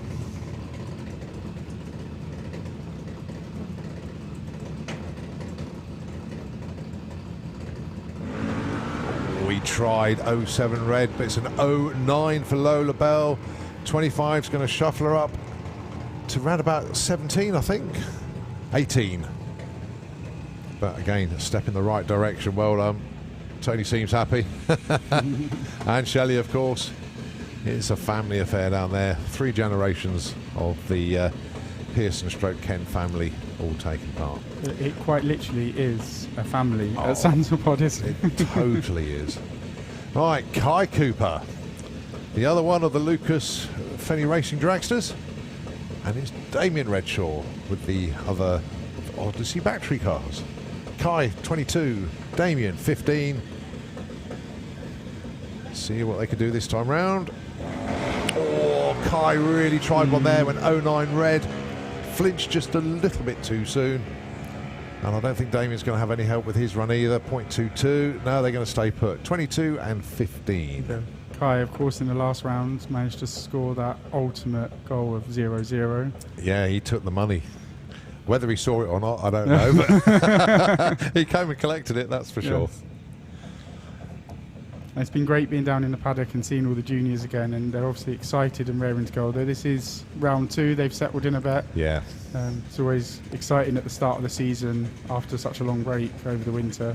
Well, if you look at the stats from Spring Speed, the first round, I think the top 16 was like 0-3 on reaction times between them all. It was unbelievably tight. Right, this is Max Taylor and Neve Deavy. Max goes 0-4. He's already had a 0-3 though. Neve, oh, she just squeaked a red light there. 0-1-7. We're talking minuscule margins here. So they're going to stay put. Max 8, Neve 14.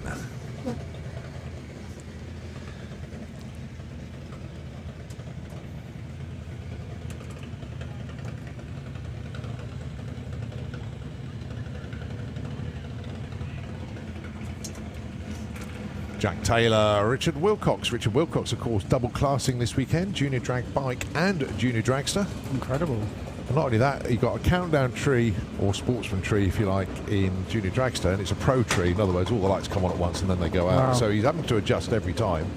Does a good job of it though. Takes some skill to be able to race two Yeah. classes with such difference. So he's currently 26, and that's purely because of 2 red lights so far. So you get to one on the right side. Jack Taylor currently number 19 with the Black Magic Junior Dragster. Oh, that's better. 039 for Jack. That's going to move him to number 9. Richard Wilcox, 1212. He's going to. Oh, he moves him up 2 spots. That's how tight it is behind. Really good. Right, that's going to be Harley Corsell going alongside Luke Mugridge.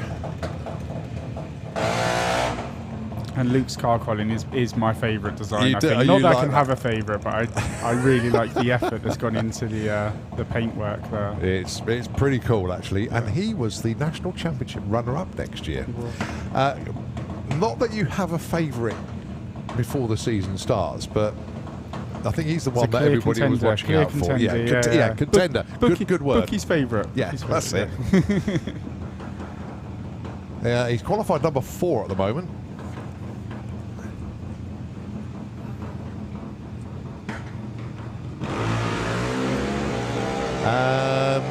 And he's going to stay number 4, but the good thing is it's a 0-2 light. Harley Corsell, though, he was 21. He's just moved up to number 5. Wow. Big move for Harley Corsell. Well done. Happy days. That takes away the disappointment for Mark Corsell. He's not got an 8-second slingshot dragster and runs in Super Pro, and he hasn't got it here this weekend, but you can see the juniors going really well. He's happy. Right, here's the other one from the Limited Funds team, and this is Cherry Bomb of Ada Cassisi. Currently number 11. And I think this could be our last junior, actually. So, Roo, when do we next see you? When are you coming back? You coming Main to event? main event? Yes. Good lad. Yeah, Lucas will be at main event. Good. Almost certainly. Good. I actually called into because you were telling me about the pod shop. I went and had a look, and I didn't realise that Lucas had the big oil display, Yeah. but a cut open oil. Custom made for Santopod. That looks Only really at cool. Santopod. It Very really special. does look good. 04 light for Ada, and she stays number 7, but good 04 lights. Very good indeed. No, Lucas display, really strong in there, so nicely done. No, that's already been and gone. Oh no, there is another junior I can hear below us. It is Emily Moore with the Miss Hyperactive car. Hasn't had a run actually that's on the scoreboard yet. She time trial.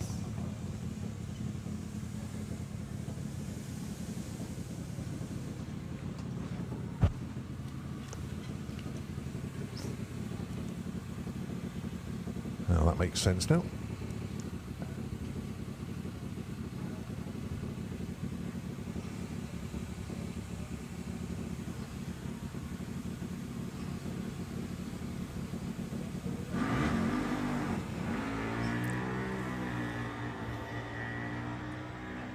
So 0.5 there for Emily, but she's in test mode at the moment. 9:49, 70 mile an hour. Job done. Right, so LaRue, really, really good to see you. Thanks ever so much indeed. Obviously, everything yesterday, and thanks for the continued support on behalf of Santapod and the juniors to Lucas Oils. Obviously, thank you very much indeed. Thank you, Colin, and thank you for all you do with the juniors and the Hall of Fame. And it's great that the Santapod Racers Club continue to support the juniors and make sure the class stays alive. So yeah, it's really good to see all the it effort will always that be goes alive, and not only that, the juniors is the breeding ground for annihilation in the pro categories, be it Super Pro, Pro ET, Fuel Altered, wherever they end up. They always do a great job, and they start their career in Junior Dragster, and no, it's really, really good.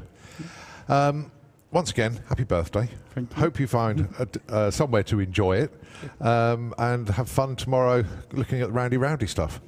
I can't really class it. Roundy, sideways, yeah. Can't really class it any more than that. So, Rue from Lucas Oils, massive thanks indeed, and we will see you at the main event. Yeah, main event. Thank you very much, Colin. Okay, right, just a little pause while we do some track prep, and then it's going to be on with, I think, Comp Eliminator and Pro Modified, Top Fuel Bike, Nostalgia, Funny Cars, etc. So, Nitro FM 96.2, if you can take over the airwaves. We'll be back with our next show session.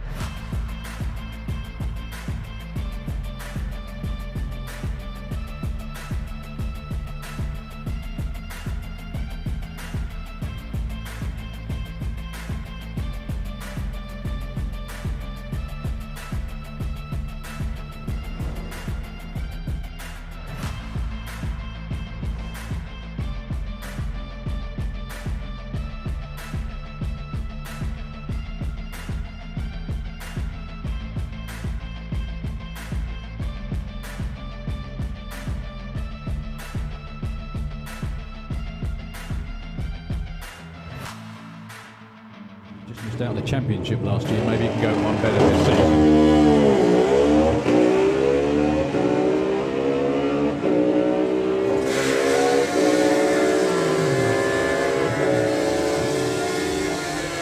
To the 66. Scott goes to 2. threat goes to number 3. Nice to see. Obviously, with one championship round in the bag for some of our classes. It'll be interesting just to take note, see where they are. So Phil dials in 9 flat, gets an 8.97 breakout. Unfortunate, but he's in the 8s. National champion in ET bike in all the years it's run, apart from the COVID Cup year. Yeah. So Robbie Dobby on the Super Penguin, 9.91, going alongside Chantel Van Loon on the Suzuki, looking for a 10.12. 10.30 is the end result there, and 10.05 for Robbie. 9.9.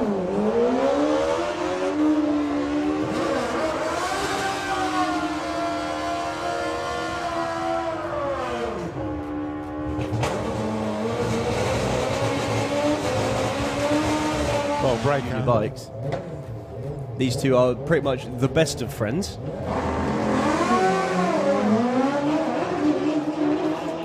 Blade in his characteristic Liam. wiggle up the line.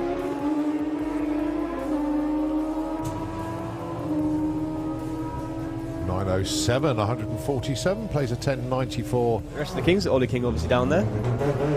And we are always thankful to Soft Lord. Dave Cherritt and, of course, Steve Cherritt and the rest of the Dark Adventure team for supporting commentary here at St Hod. And Lucky Nitro done, FM goes 11.78, 116 It miles is. an hour. Eliminator. It'd be nicer if he supported it with pies, something like that. Not anymore, no, not allowed that anymore.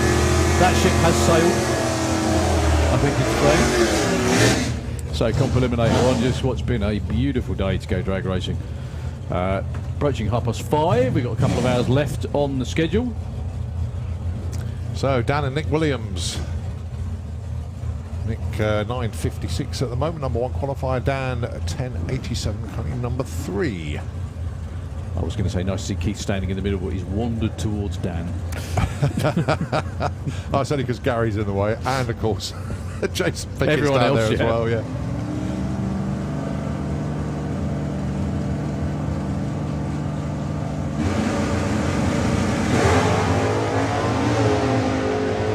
So Nick's quickest run is 9.56, nearly 7/10 under his index. And that's a 57. 10.81 for Dan. That's Dan's quickest of the day so far. Keeps him number 3 though. Getting closer to being half that magic, half a second under. Yeah.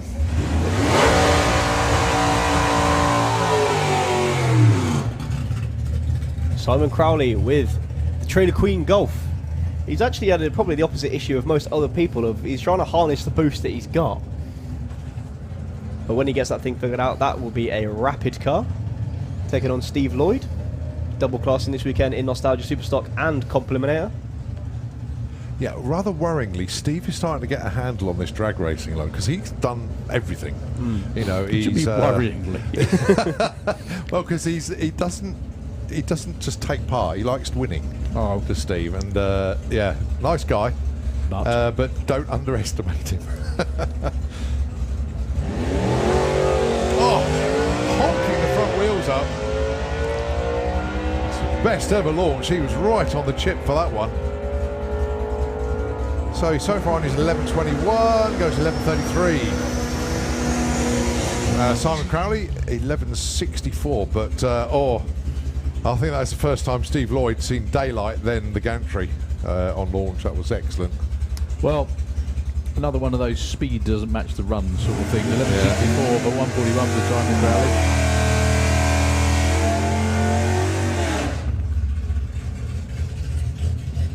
So the fraudster of Kev Jenkins. If you don't know the story, just very quickly. Called the fraudster because it is obviously a Ford Escort. However, it does have a Vauxhall motor in there, a 2-litre, would you believe, that has run 7.2s. Taking on Spencer Tram, he's 2-classing this weekend as well. Yeah, doing rather well in the Nostalgia Superstock. Number 1 qualified with a perfect ET. He's I'll number tell you 2 what, here. Yeah, I was going to say his index is 11.70. Car's run nearly a second quicker than that. That's a lot more like it for Kev Jenkins. The car makes its characteristic wander towards the wall.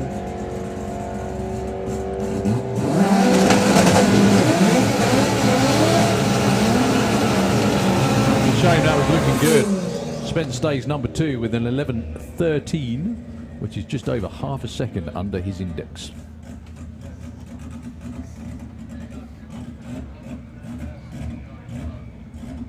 So front wheel drives all round this time.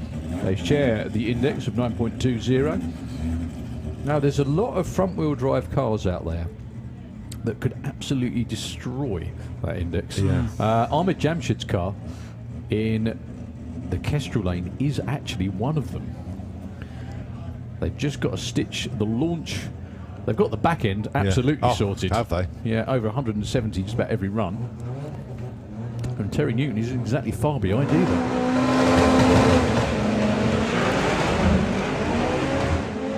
$156 to 60 foot for Ahmed Jamshed. That's a lot quicker than before. And so is that. 8.72 at a huge 174 miles an hour. He's up to number 3 and he's bothering all the big block boys. He's got in front of one of them. He's just got in front of Dan with that one. Nicely done. Unfortunately, Terry Newton, no time or speed. The tree went red before he went. Wow, what a section.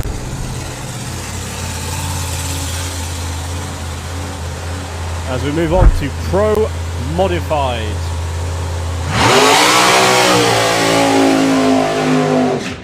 Wayne Nicholson, I think, should have been taking on Jean Doulemont, but no Jean for this session. He did get a run in earlier today, so he is qualified. They're obviously taking their time to fix whatever issue they had earlier on today. We've got Jet Cars coming up as well, and Fuel Funny Cars, I think, and Top Fuel Bikes, so please don't go anywhere at all. Other than to the bank or the grandstands in the beautiful late day sunshine. So Wayne Nicholson, first run up in smoke almost instantly. Second run, much more like it off the start line, but shook the tyres around about 60 foot, which knocked him off course a bit. The key thing with these cars is getting the wheel speed right, because they need a little bit of tyre slip off the start line, but not too much, so the tyres don't shake. If they just grip, they will shake. If they spin too much, well, they spin. However, it's an ever-maddening problem tuning them to get them off the start line. So Wayne's lad says, go get them, Dad. See what Lucky Devil can do this time round.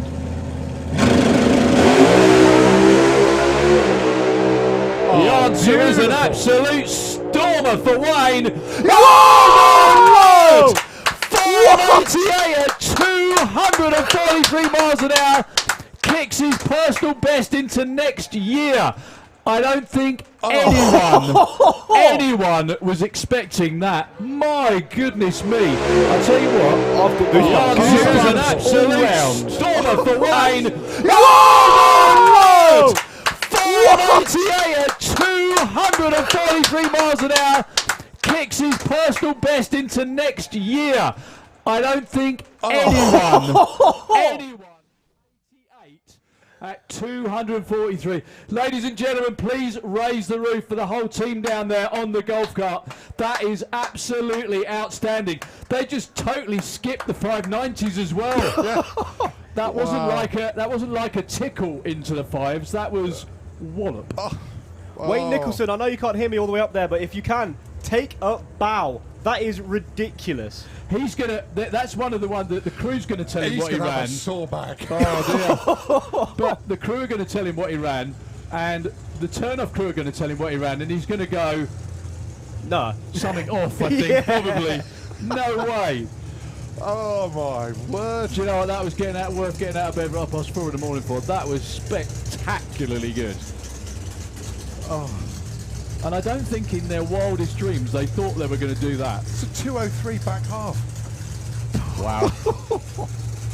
Oh boy. Well, that's what happens when it works. Yeah. Well, I've been wondering for a while what he could do. It turns out that.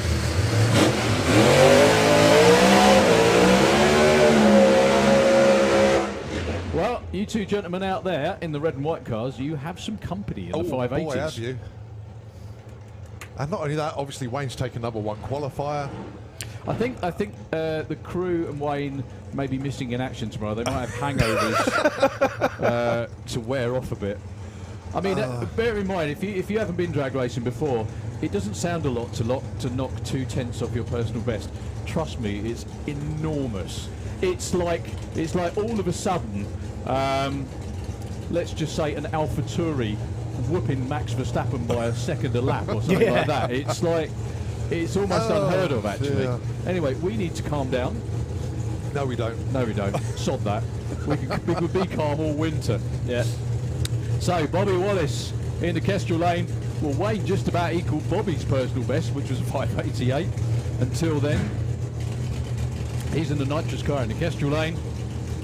I bet you Dave Smith's thinking round the back.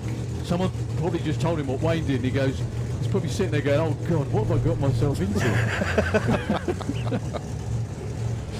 Oh, dear. So, Andy Robinson in the Slick Tricks lane. I'm sure his little grandson Rex is somewhere up there on the banking. Rex, fingers crossed for Grandad on this one.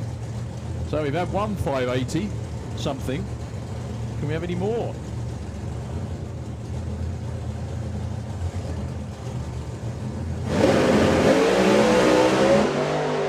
Won't be on this one, unfortunately, for Andy. Bobby is long gone to a 601. 242, 101 to 60 foot, 398th. And 103 back half, 203 back half again for him. Andy was shaking himself to death by 60 foot. Loads and loads of tyre shake out there. So your number one qualifier. Andy didn't run 599 before he went. No, something triggered the beam as Bobby went through. Wayne Nicholson with a 588. That's massive payback for all of the years he's been trying Endless grief. so hard. Yeah, and I think the phrase is "get you some of that," isn't it? I think I can't quite, I can't do it with the accent or anything. There is no other motorsport quite the same as drag racing that has that ability to just make your hair stand on end when everything works like that as well. Like a lot of people, I've known Wayne for years, donkey's years. He's the nicest bloke in the world, and just to be able to do that after all the hassle that they've had. Oh yeah, amazing. Like when Fadster runs his first six, it'll be the same thing. Oh dear. That's So we have one That's going more. to be a busy pit area. Oh, from yeah. Now. Oh mate, From now. But it was the crew's reaction as well when you see if you see a something little like cloud that. with a bunch of Yorkshiremen up there on it, that'll be where they are.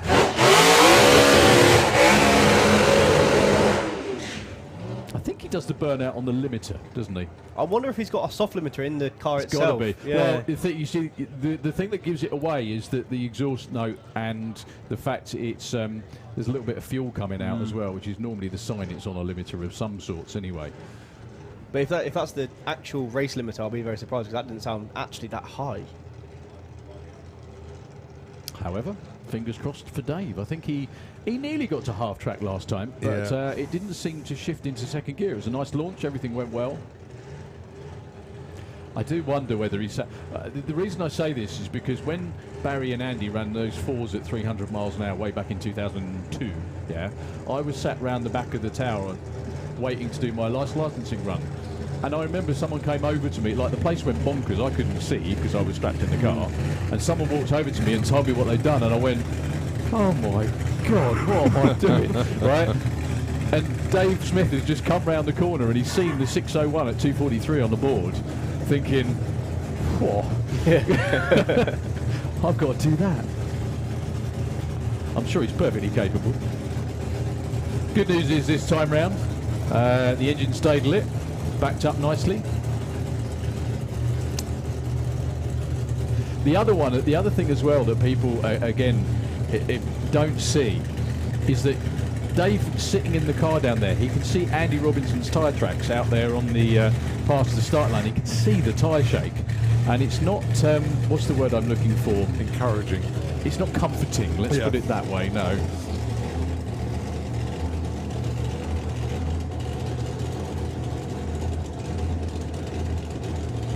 So good luck to Dave, which I think is going to be, I'm guessing this is going to be another half pass. We'll find out. Half pass. Slightly pointing left. So good luck, sir.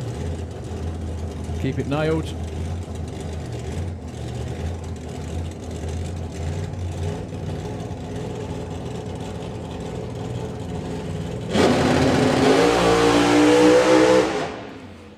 Well, once again, the wise thing to do, just a bit of tyre shake sends the car towards the centre line.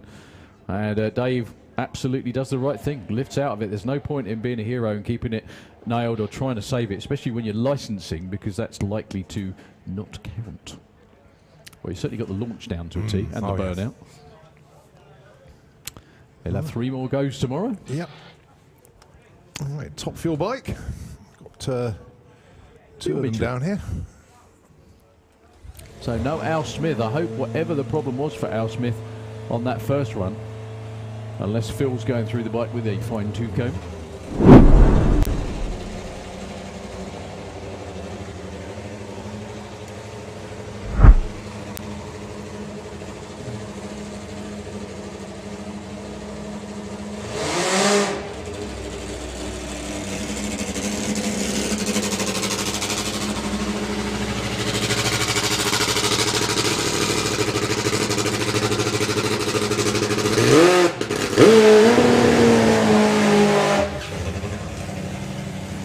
So lovely crisp burnout for Neil Midgley. Steve Willett is going to fire the bike up under the tower. The reason that Steve doesn't fire up at the same time, he just has a bit of a shorter routine.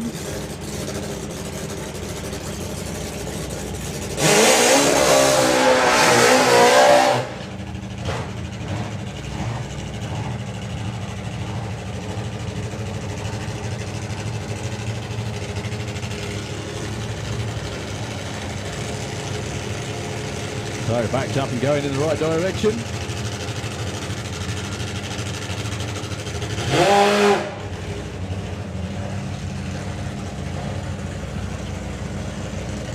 So Neil Midgley for Cannon Motorsport, Golf Oil, Slick Tricks Lane, Steve Willett, unusually only down at number 3 at the moment, no better than an 8-second run yet this weekend.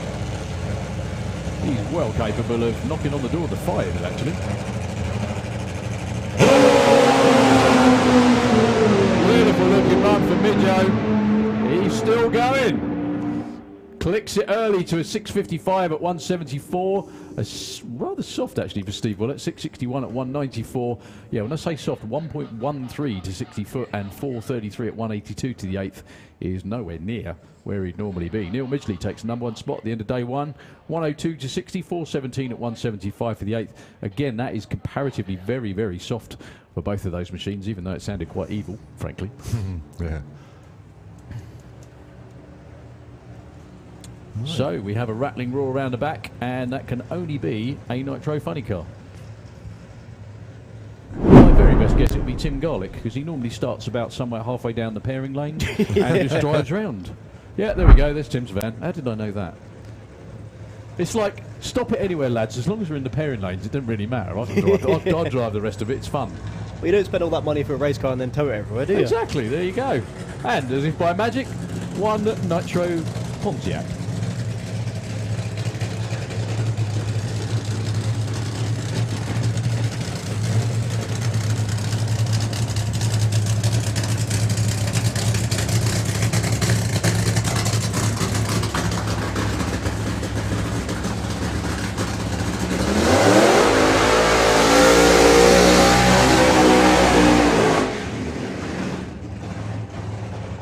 I know that car's got a throttle stop on it, but it doesn't sound like it has much of one, does it, really, frankly.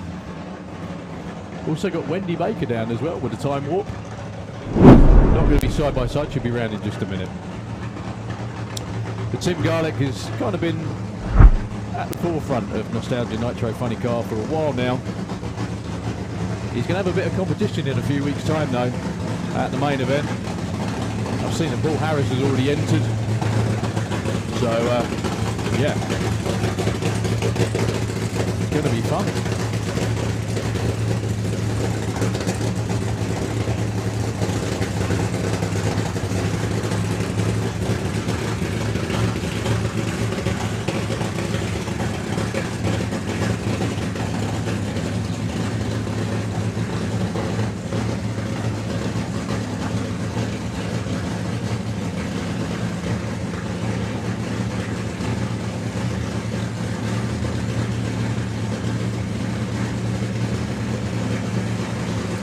So, good luck, Tim.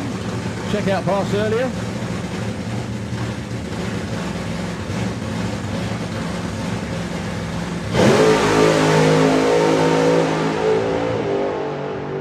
Into high gear very nicely, clicks it just before the finish line, still goes 6:33 at 1:79, 1:05 to 60, 4:07 at 1:85 to the 8th. That was another good low 6-second run on the cards there. If he'd have just left pulling the chutes, it probably would have been even quicker. Yeah. But congratulations to Tim Garlick and the whole Apache team. For the first time in 10 years, they had a little bit of damage last year, engine damage that was. So I think just breaking in all the new stuff nice and easily. So as you said, Wendy Baker down in the lanes. So she should be the next one to come around the corner. All you guys in the grandstand, put your hands together, please, for the hard-working team in the van going up to get Tim Garlick. Show your appreciation. They work very, very hard indeed and spend not a small amount of money to come out and do that to entertain us. So this is Wendy Baker with the Mustang.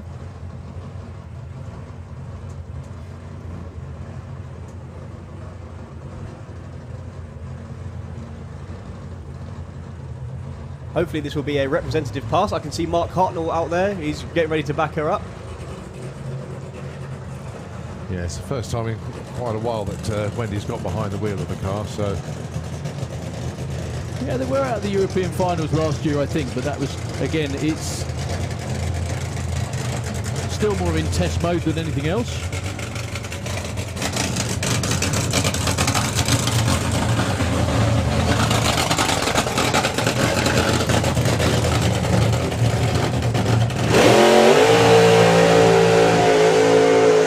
It's also one of the most faithful recreations of any nostalgia funny car anywhere in the world, actually, including the parts in it. The body is a mould from the original 70s body. The chassis is a copy of a complete copy of a 1970s funny car, and that's also one of the reasons that a lot of the more modern nostalgia, which sounds like a stupid thing to say, modern nostalgia cars in the US especially have very, very high rear ends on them. The bodies sit really, really high. Yeah. Because of the driver position, we were talking about that earlier, weren't we? Wendy's car is as spot on as it'll ever get, I think.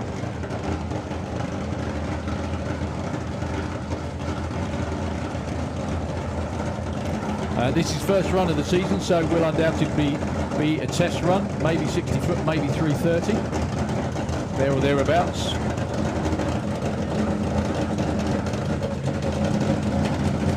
There you go, Tom. If you were around in the 70s, not only would you be 50 years old by now, but sitting up here, that's exactly the view you'd have had.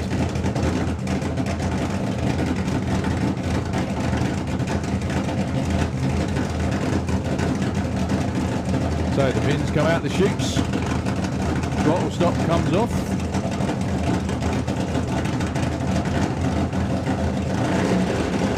That's all right, Wendy's moved it to the left. So Paul Stubbins brings her into stage. Oh, and she's rolled through stage. She's gone too far.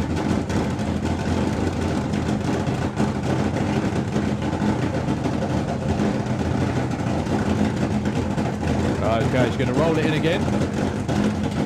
A little more gently. There you go.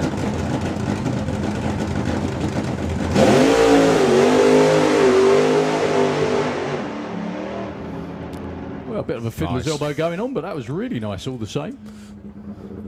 It was strong, it was straight, all in one piece, which is always good when you've got a fuel motor. So congratulations to Paul, a whole team, and Wendy. We have got Jet Cars coming up. We also have Nitro Funny Cars, the big show versions coming up too. So don't go anywhere at all. One of them has even been on display at a cricket ground, would you believe? Yeah, not the normal place you'd expect to see them, but... Well, the thing is that we, funny enough, we had the top 50 on display at the cricket ground at Goodwood. I remember that, because that's when I first had a chat with you. Was that right? Yeah. Oh, my God. Yeah, obviously we never knew that our paths would cross the way they have now. Later. But, Was that right? Yeah. I came and had a chat with you, saying, I I'm a big fan of genuinely drag. didn't know that. Well, of course you wouldn't know, because like you were there with the Union Jack shirt on, with the Union Jack dragster and everything, and I was just like a fan of drag racing. And, Well, I came still and had was a too. chat. But what I was going to say was we were on the cricket pitch, and can you imagine a more disastrous combination for English weather than cricket and drag racing? And they put us on the cricket pitch. Exactly that. Wasn't that the one and it where peed down? Yeah, it was where Steve Nemantis drove across a cricket pitch. I don't know. Was severely reprimanded for doing it. Unsurprisingly, I'm sure it was that one. that was quite a display. That was. It was, yeah, very, very good indeed. Yeah, we and the year later we got invited back a year later, and we were asked to do. This is the thing. This is the funny thing about Goodwood, is that it's a very, very cool event. It's kind of like a proper. It should be in Dubai, really. Money, no objects. Like whatever you want goes. It happens. It's the most doesn't bizarre it? garden party you've You've ever been to. Yeah, It is. Well, it's just it's bad, frankly. And there's people that spend millions to do it, and millions on getting there. So yeah. I mean, the money that people spend is just like beyond belief. Anyway, but they had Andy Robertson was there with the Studebaker, Michael Mangrum was there with the Pro Stocker, I think, and a number of other drag racing vehicles were there. They were doing burnouts at various points up the hill, or the access road as it is, but you know what I mean anyway. And they got voted the most entertaining part of the show. Yeah, the fan vote. That's right. For the fan vote, they were the most entertaining thing. Not a surprise to us because we see it all the time. The next year, we were kind of touted to do a similar thing. We had the car on Lord March's front lawn, right outside Goodwood House, right in the middle of the circle. I think with a McLaren on one side and a Ferrari on the other. And yeah, we fired the car up right on Lord March. We set fire to his lawn. Right. Bit of a fuel leak, but whatever. Yeah, so we for press day, and as a result of doing press day, we weren't allowed to do the same thing at the Festival of Speed. I will leave to your imaginations why we weren't allowed to do it.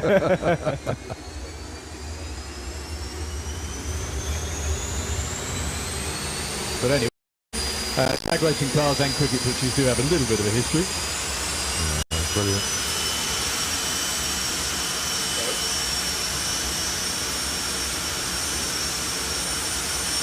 Oh no.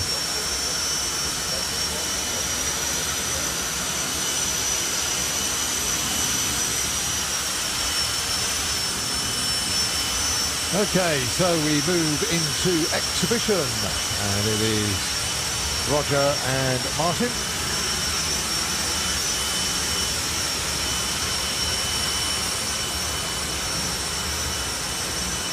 Just let them do all their checks before we have that incredible flame show.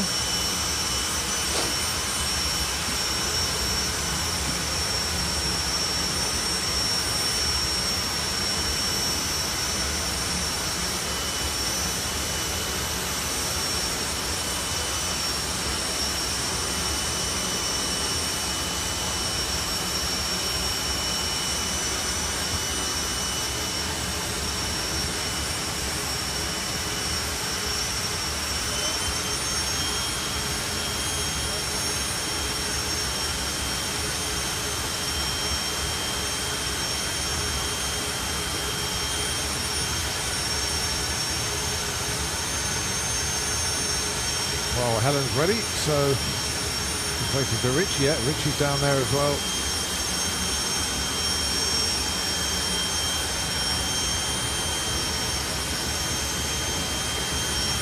Here we go.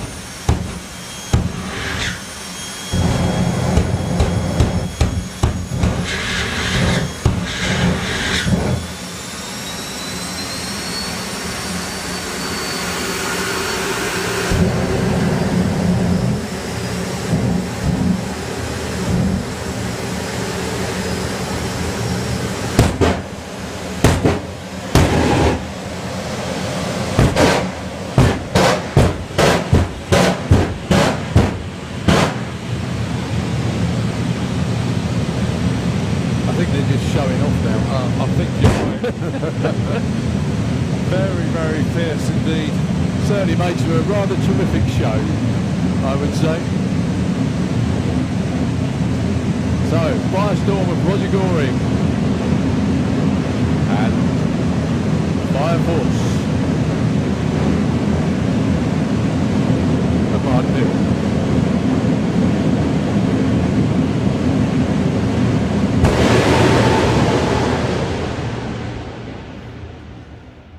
Blazing into the distance. Absolutely beautiful. Wow, Roger out ETs Martin Hill once again. 5:03 at 2:41 for Firestorm.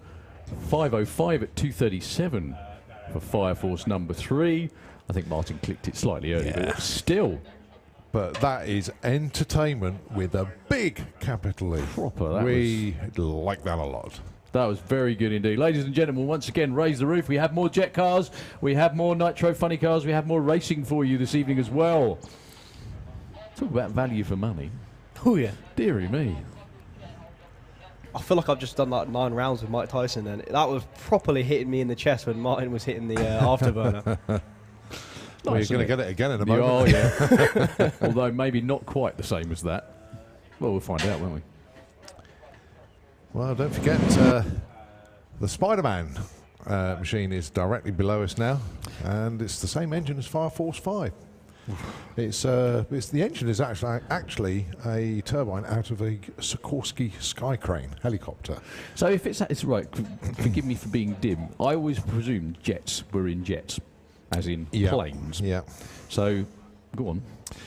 But no, it's classed as a jet turbine. Okay. Now, the thing is that if I try to explain it the way I think it works, it's going to be totally wrong. Well, it's pretty simple, Tom do really. Because do it. the way your little jet turbine works is it doesn't necessarily have to have the afterburner on the back. Okay. That's something that Martin Hill himself usually builds. Yeah. He puts that on his jet. Now, the jet part of it, that's just the bit you got your compressor fans, that sucks the air and puts it all nice throws and it big. out the back in a much it into higher the, force than it comes in at. Exactly. So you inject the fuel, you ignite it, and then that's what makes your loud bangs. Your afterburner, that's just the loud, long bit at the back of the jet. Okay. And all that does is that takes that first bit of fuel that you've just burnt, and you shoot a flame through it, and that ignites it all over again, and it basically makes it even louder and That even gives it bigger extra and kick. If you Hence like. Exactly. after burner. Yes. There we go. So what that means is these jets that are in these cars don't have the afterburner on them when they're in the Sky Crane. They usually just got like a drive shaft coming out the back of it, and that's what powers your... Be a bit lethal if you did in a helicopter, wouldn't it? Helicopter whacking the afterburner on, going flying over. They'd soon get home quicker. Yeah, it puts a whole new meaning to Airwolf, doesn't it? It certainly, but that's what Airwolf should have been. But you don't know what Airwolf is, don't panic. Yeah. But why those engines? Is it because they're light, powerful, because they're readily available, cheaper?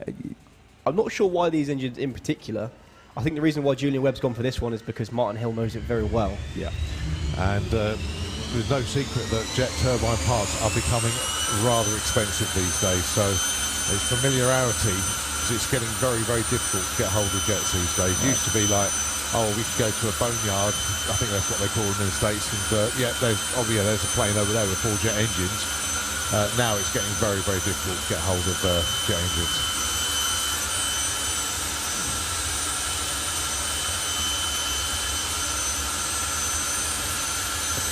Getting difficult to get hold of a lot of parts full stop, isn't it? Yeah. Which is why we're missing a number of races at various events probably throughout the year, actually.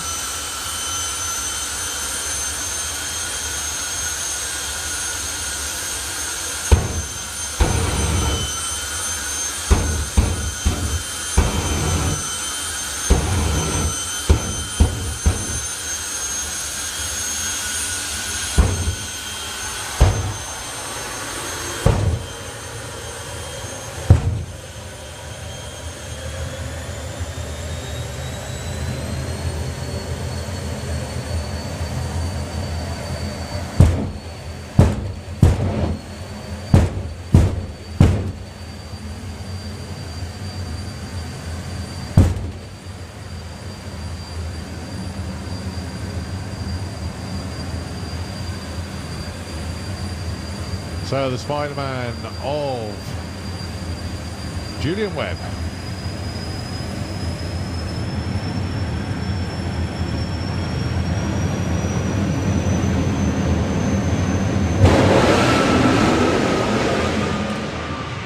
Blazes off into the distance. That is a cracking looking run. 6:16 at 2:21. That actually looked like he pulled the chute before he shut it off.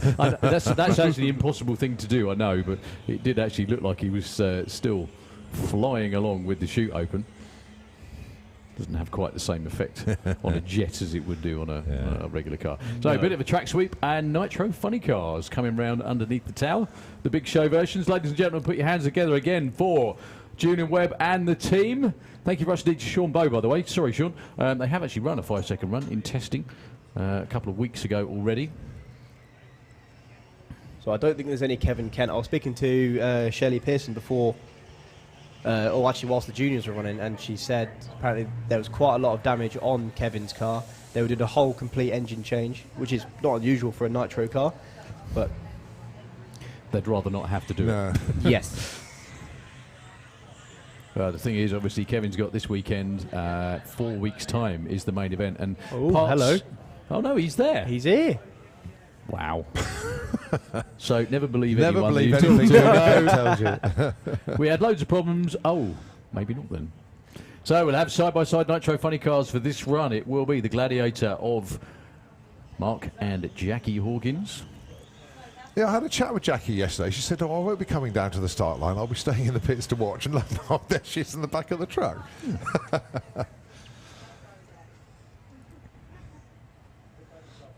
Now, one of the things that a lot of people say, especially about everyone likes nostalgia funny car bodies, obviously, although a lot of the modern nostalgia funny car bodies aren't very nostalgia.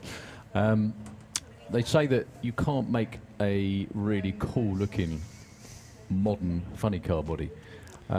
Check out the Gladiator. That is, it's one of the world's prettiest modern funny cars. Oh yeah. Full stop. It's absolutely sensationally nice, and it proves what you can do if you don't have just a bare colour with a sponsor's name on it. Okay, you know, Mark and Jackie, we're very fortunate that they have taken the plunge and have the funds to have the car as they want it to be. And the Gladiator name itself has been around in drag racing for a while. 45 plus years. And it was actually Jason's dad, Roy, who owned and tuned and ran the original series of Gladiator funny cars way back in the 70s. And how cool is it these days that we get to see his lad Jason piloting the modern version of the same car.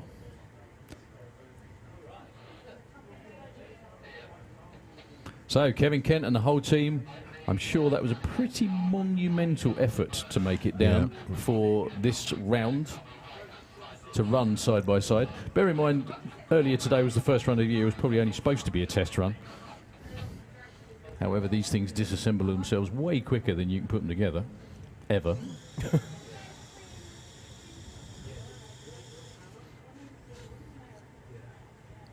So, same basic, very basic engine. Not basic, you know what I mean. Same engine design, layout, format, clutch, everything as a top fuel dragster, but in a short, stubby body. Again, that's the car, not the drivers.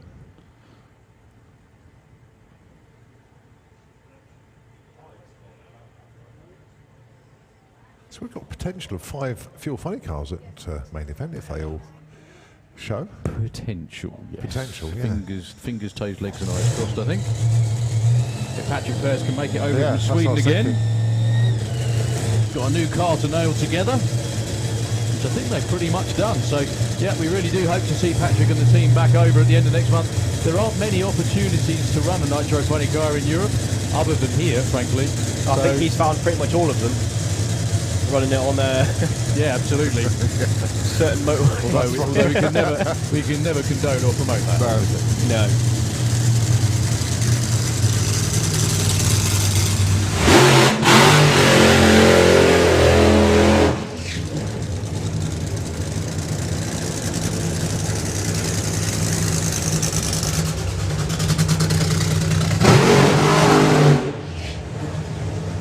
very, very sideways burnout for Kevin. You gotta love that smell. Oh, yeah. Filling the tower once again with nitro fumes.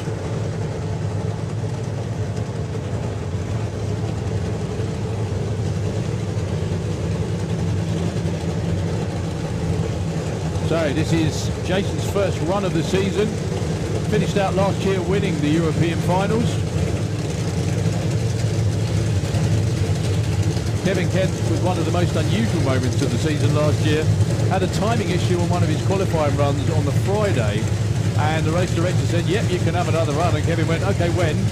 At 9:30 Saturday morning. Yeah. First car down the racetrack.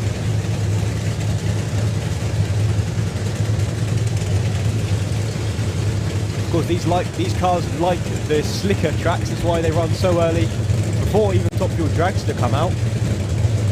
These cars are incredibly difficult to tune. Yeah, the problem is you give it too much horsepower off the start line, you spin the tyres, not enough, you shake the tyres. Yeah, it's an ever-moving goalpost, shall we say. So Mark Hawkinson on one side, Nicky Hales on the other. Thumbs up to their drivers. Kevin Kev, GSI Insurance, Kestrel Lane and Southern RV Hire 2. And Jason with the Gladiator.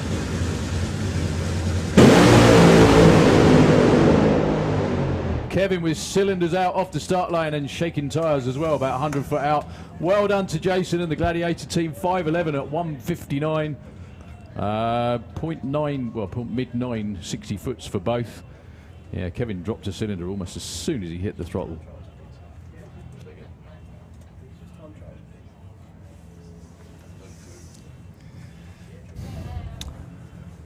Well, still a great show and a tremendous effort, I'm sure, from both teams to make it down for that side-by-side run. Earlier we had a 16-second run at 190, and now we've got a 6-second run at 90. Yeah, bizarre. It could be, yeah, new competition. The most daft combination of ETs and speeds. Other than Mark Sheridan, of course.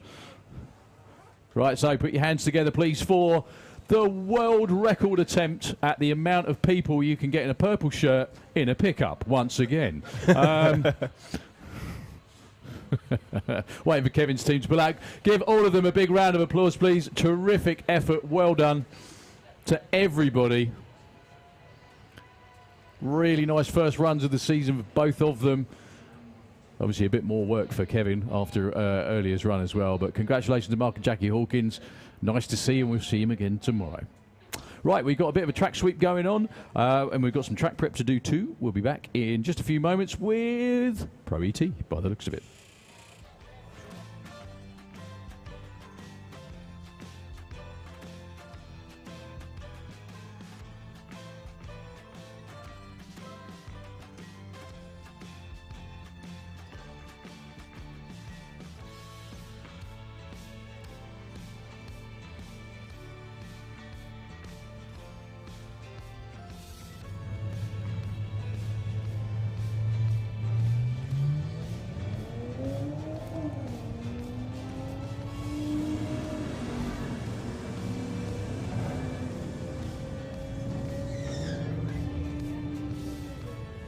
So 13.29 for Jago takes the number one spot. 13.96 from Steph. Whoa. Yeah. So, you know, 12.10.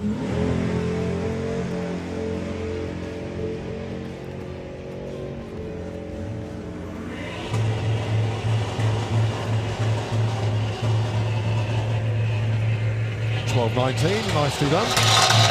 Chris goes 15.59, breakout. Oh, the other side of the drive shaft, but fingers crossed it all holds together well today. That was a wheel spinning start there from Ashley Simmons. Clambering for traction. Gets a 76. Steve Mellor's 15.96 goes to number The one one. that he replaced the last Focus with, because obviously, Is it? Well, it was an estate last time, wasn't it? Not sure. Obviously didn't focus hard enough. Yeah. He's still got his 004 on the tree, though. Well, he's a very experienced racer. He knows what he's up to, and he's doing this a long, long time, and he can get anything to react. And let's have a look at his dialing. 1856 on the 45. He's only a 10th off. Of the Dual Fuel Racing Team. Carl Magera from Watford.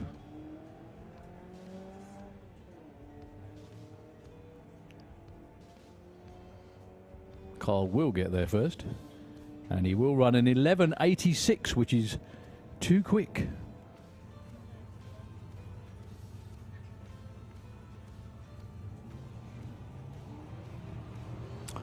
Uh, 0-2 red for Richard. As always, not an issue in qualifying.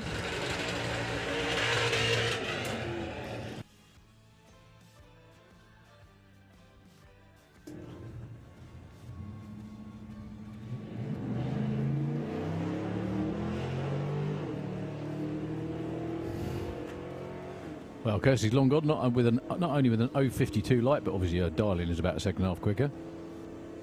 12.07, nicely judged. And a 13.70. Kirsty goes to number 2, no quicker.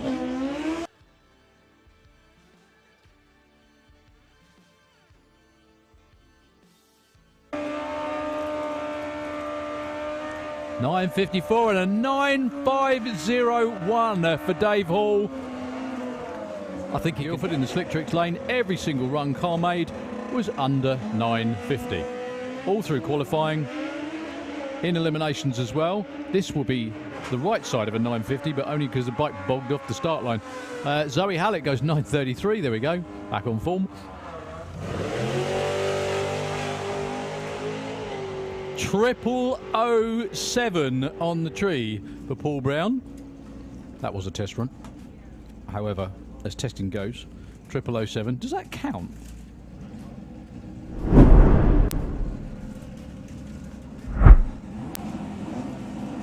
Heads up, class outlaw, flat 4.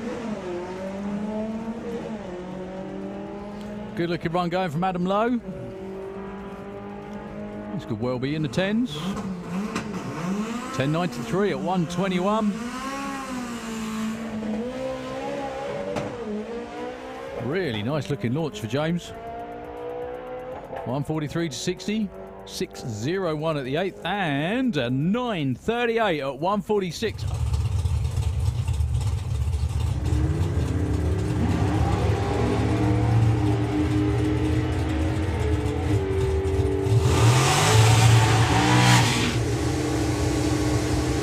.924 and a 10.04.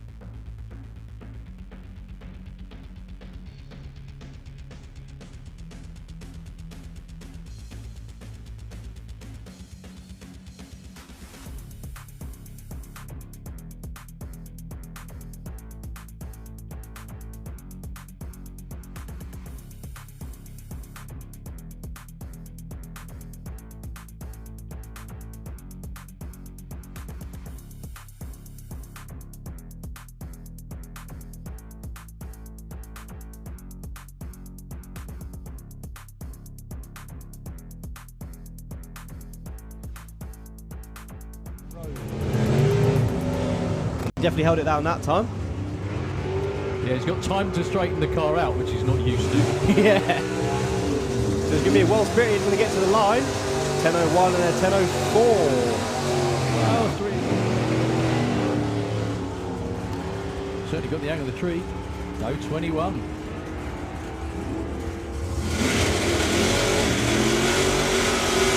And a 9.91 with a 9 takes the number 1 spot. For Dan Page, congratulations, sir. That'll put Yes. Now, along with the lights, it's all about ETs.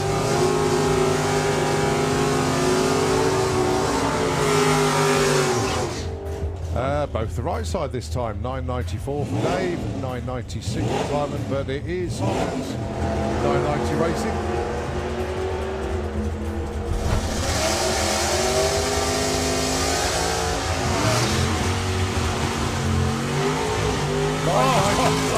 992 at 99 miles an hour. Brilliant. Unreal.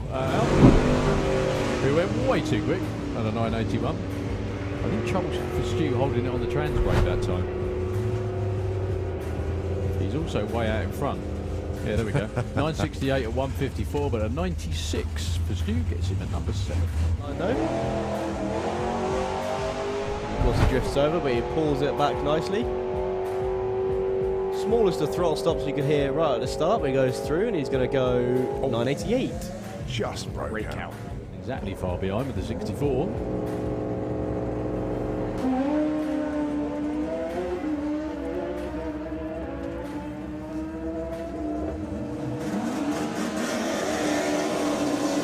And 53. Once again, Keith Wright bang on the numbers. No changes. Bit up a creek, come the other end of the racetrack because they know they've got to try and make it up somehow. There he goes to 06 that time. 881, 861 for Johnny Hines though. So good luck, Craig.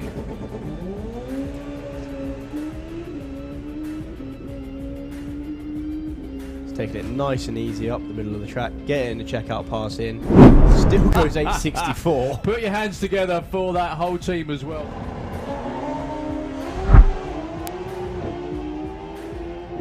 Can hear Paul Adams' bike giving it a little bit of wheel spin.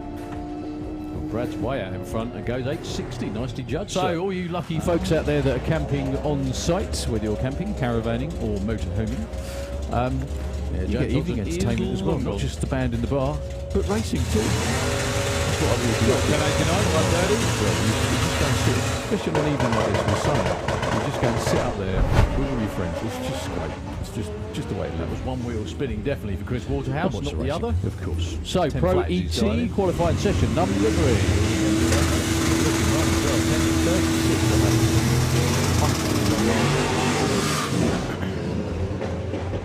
Both of them bunny hopping away from the line. So Dave Rudd with the Banzai Cobra. 1089 and 11.27. 960 is what he's looking for. He's currently number 25. Brett Featherstone, defending Pro ET champion. Currently number 10 with the Nova. So they're now off and running. Jago's going to go through the line looking for a 13 flat, and he goes 13.07. Nicely done. Yeah, not bad at all. Both luckily goes along the line. Wow.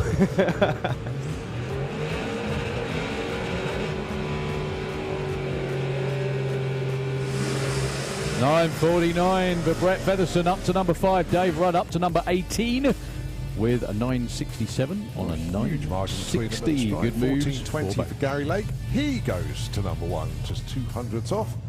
13.80 breakout. Okay, your next pair will be Simon Brickwood, Jones. making absolutely the most of double classing this weekend in both Nostalgia Superstock and Pro ET. He's number 6 currently. Go today. ET 971. long time He's ago to chosen number in Tram. Kestrel Lane. Against Laura Bainton. With a Capri, slick trick side of the racetrack, 10.37 for Laura. Laura's number 8. Yeah, fair to say he's slowing that truck down to around 12. Something like Is that right? Yes, oh yes. Oh, nicely done. 12.18 on a 15. 9.75 for Simon, 10.34 for Laura. Breakout for her. And no improvement for Simon Brickwood. So I think if all goes to plan around about this time tomorrow, we should be running the first round of elimination. Back of Steve Miller's car.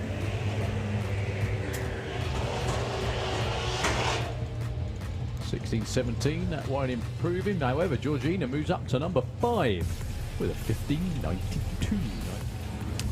Dave Crowhurst and Harley J. Darby. Harley Darby does an 8.82. His first run, he was way too quick again. Second run, he was off the throttle, very sensibly indeed. So hopefully this will be the one. Oh, breakout 13.18, too quick. So from Downing, Cranbrook in Sussex is Dave Crowhurst. 9.32. Exactly half a second between them on their dial-ins.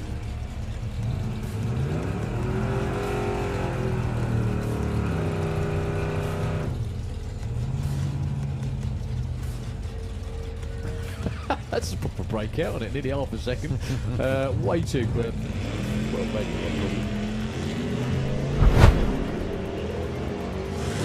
So, Harley Derby with an 0.23 light as well. Backing off at the top end by the looks of it, yeah, 9.39. 9.30 for Dave Stevens in front. Kirsty goes 12.10, measly hundredths of a second. Moves up one spot to 6. Carl moves up from 22 to 50.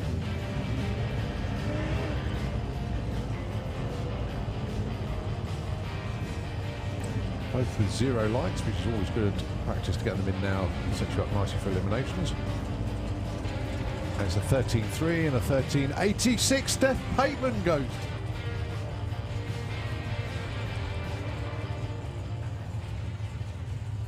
So Bailey Ashdown, 27 on the boards at the moment. Against Simon Innes with the Plum Crazy. Simon is number 7. Got real close. Who is dialing earlier today goes 01 red.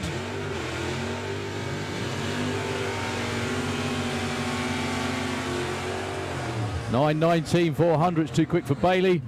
10.68. Both of them broke out that one, both by around about the same margin as well, a few hundredths of a second. So Pete Dodd with Metamorphosis. Camaro. Kestrel Lane, 9.24 for him. Warren Watts with another Camaro, slightly different vintage.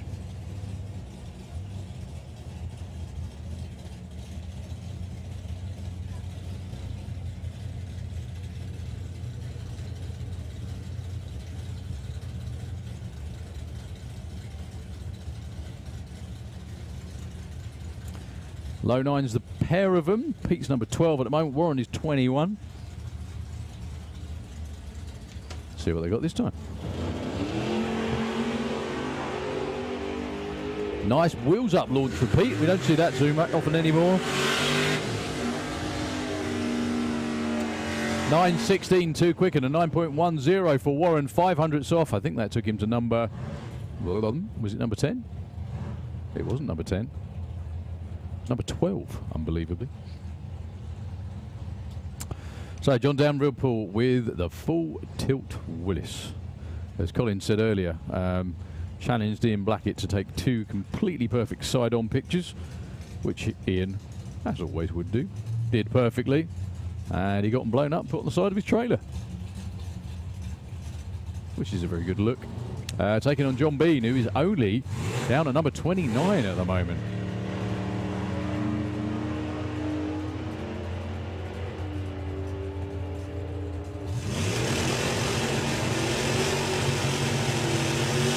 $9.60 with a 7. Up to number 2 for John Bean. $9.96 that time for John Dalrymple.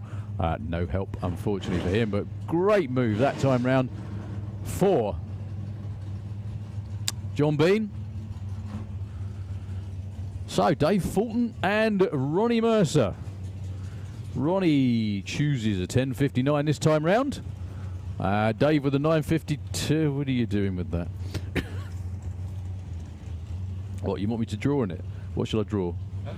What shall I draw? Shall I draw a little bear or something like that? That's right, it's that bit that needs all... Okay, I'll do that bit. Are you sure? Yeah. Okay. It's not for me, it's for one of the race fans. Don't let them anywhere near my credit card, because that's the same one. Right, there we go.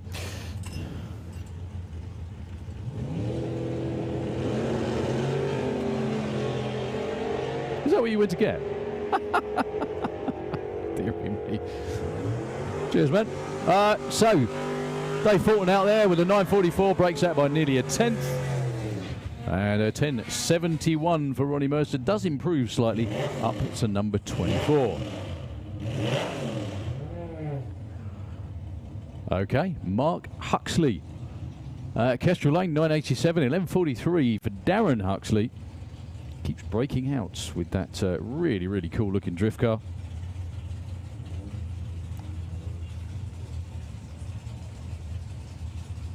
That's an all Huxley matchup, round about second and a half between both of them on dial-ins though.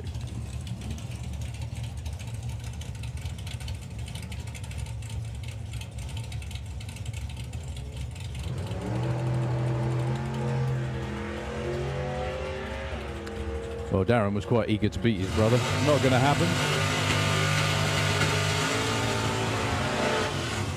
990 with a 1.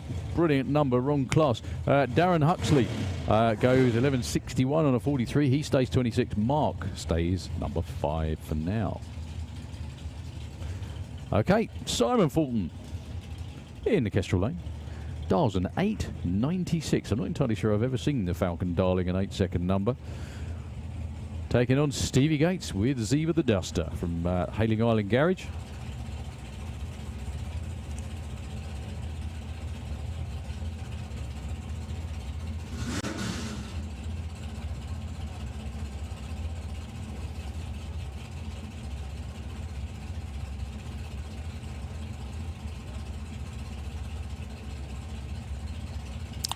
.960 and 896, so Simon Fulton.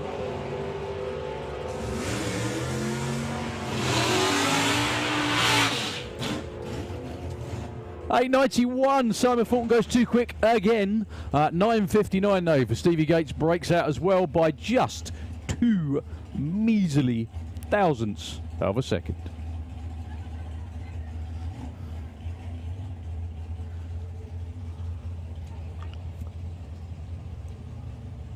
Okay, Marie Mills, Kestrel Lane. 10:58, she's currently number 21. Jesh Bishop. Not far off where she was at the last event as well. Number 4 currently.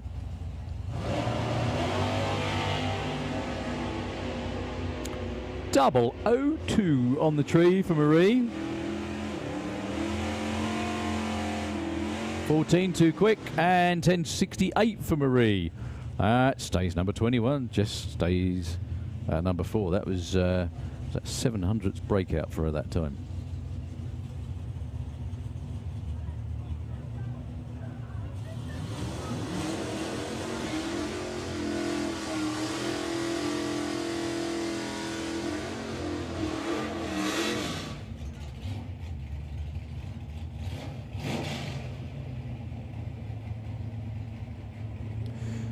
Tom Watkins and Neil Watkins, number 11 and 17 currently.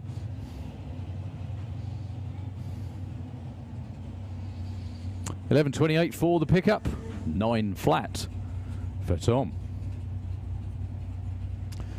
Neil has at times been known to give up driving the pickup truck, just so Tom can keep racing when Doris has been poorly.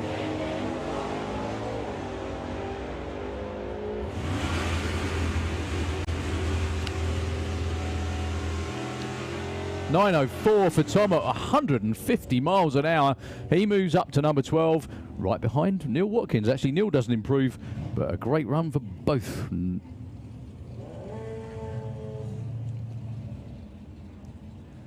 Right, Nick Mugridge, only number 22. When Nick gets this ironed out, it's going to be deadly consistent, and he's incredibly good on the tree, even from back in his junior dragster days. Well, that's probably where it came from, actually. Taking on Daniel Fulton with the muscle car. Not much in it on dialing. 10:23, 10:17.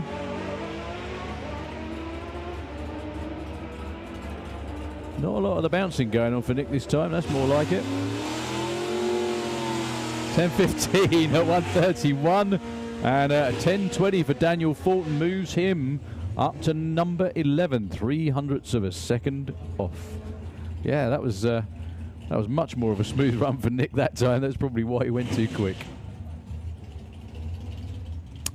So, Dave Cherrett taking on Lee Morris. These were old sparring partners from back in the Super Street days. Still got Super Street numbers on the back of them, actually. Although these days they run very different numbers to 990. Sorry, 1090 even. 10.10 for Lee Morris. Kestrel Lane 985 for Dave Cherrett. Both of them, well, I was going to say Lee Morris is pretty much on pace. Dave Cherrett all over the place.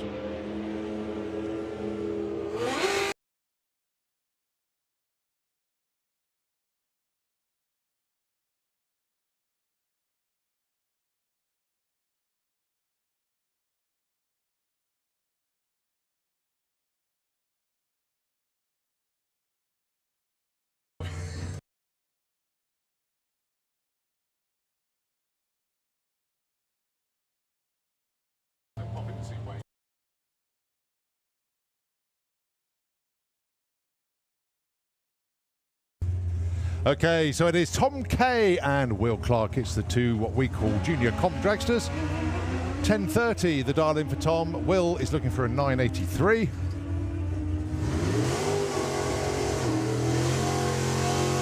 Oh, 982 with a 2. Breaks up by less than 100, so Will stay 17. In actual fact, double breakout, 10:30 for Tom, so just a little bit too quick for both of them.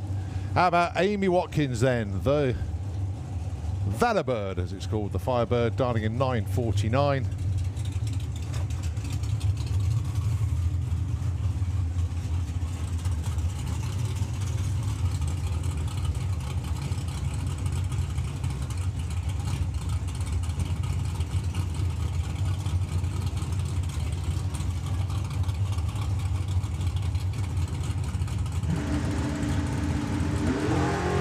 Beautiful launch and O2 light as well. All gunning for that number 1 spot on day 4.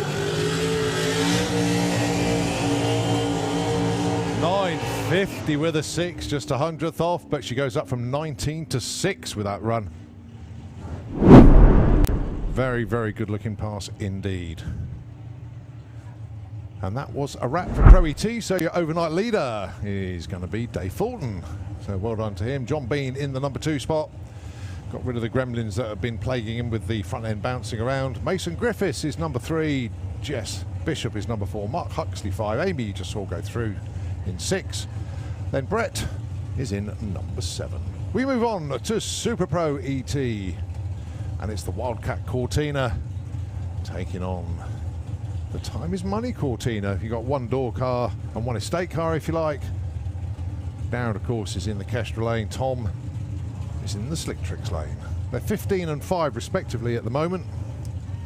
And of course Tom has the additional, not problem, but he's got the bounty on his head. Whoever knocks Tom out of eliminations when it comes to it will get 50 quid. If Tom can stay in all the way through and win the final, he gets the 50 quid.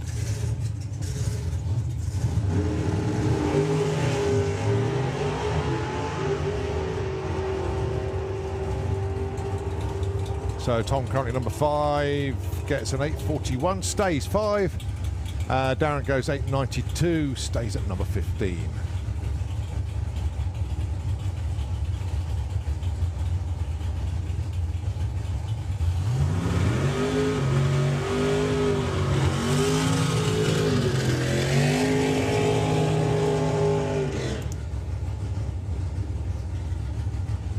Right, next up in Super Pro. Sweet FA. That beautiful little Ford Anglia. Rocket Ron behind the wheel.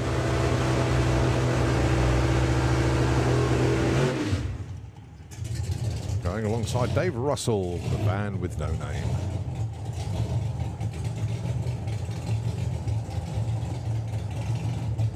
So 875 for the van in the Kestrel Beer Lane. Ron Bartlett dialing in 826.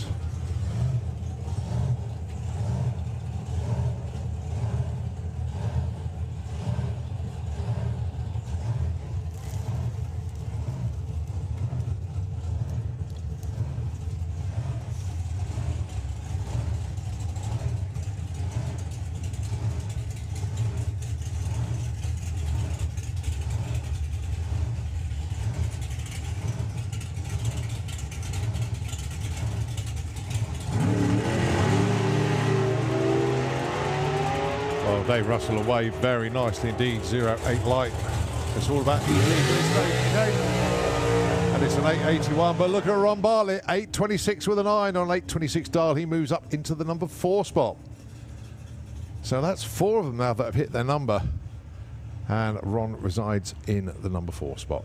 Alan Didwell, though, he is your number 1 qualifier. He's going to be nearly impossible to get in front of him. 7.67 with a 0, followed by a 1. Andy Thetford having a great day at the races today, 826. He's in the number 10 spot at the moment, 822 is what he's dialed in for this run. First run was aborted, but it was the second run that it came good.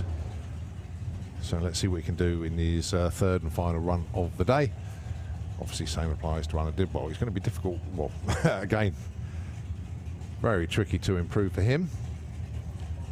But consolidation of that number will be really good. Changes actually consolidation number, but just winds it back 1/100th of a second to 768 for this one.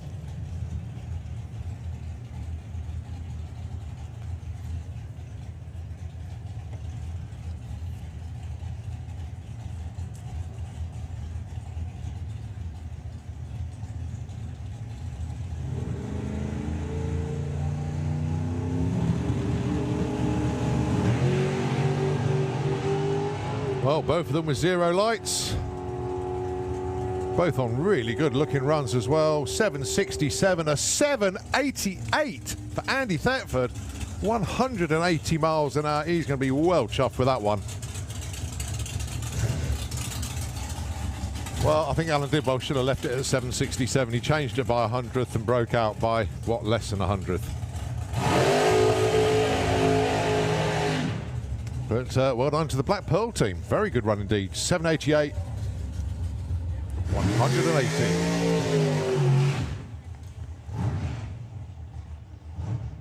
Daniel Giles and Joe Kellett up next.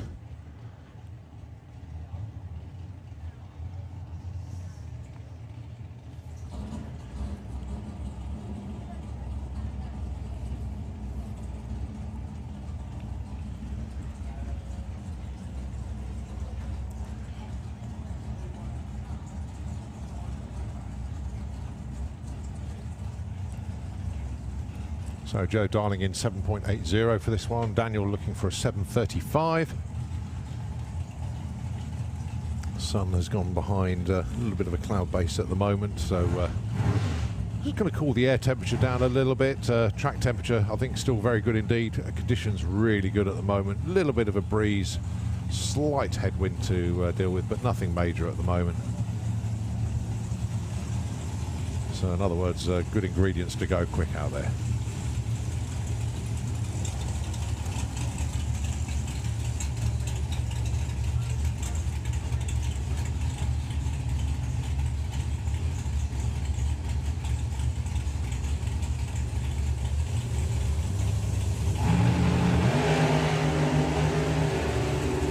Again, 0 lights for both of them.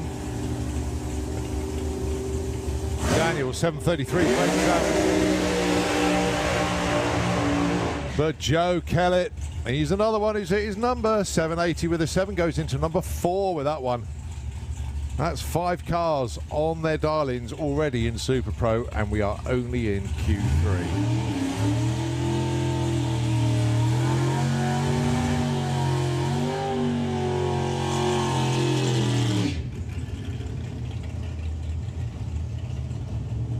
All right, the limpy slug of AC Bell going alongside Nick Good with the Lucas Oils Dragster. Nick's had one of those runs that broke out by 100th. Dialing in this time 6.80. 8.81 for AC.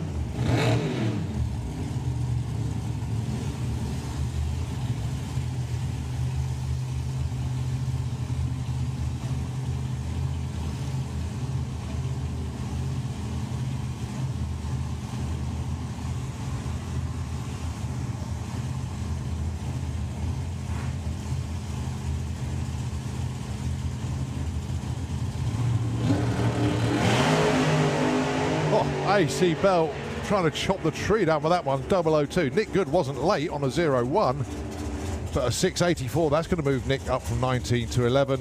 A breakout for AC by just 0.02 of a second, but a 002 light as well. He's on form this weekend, is AC. Very nice indeed. Nick Good, 684 and a 680. As I say, moved him up from 19 to 11.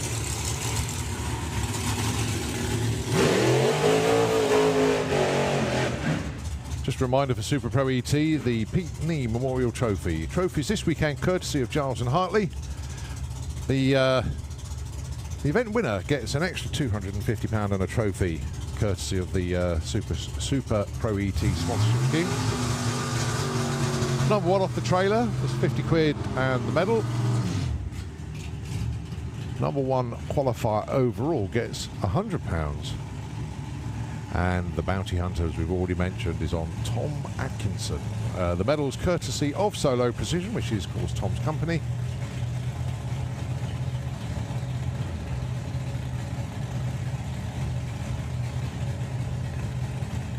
In actual fact, I've just realised that Alan Didwell has literally not 100% secured it, but as near as can get to the Daniel Giles Closest to Perfect award. That's running all year long.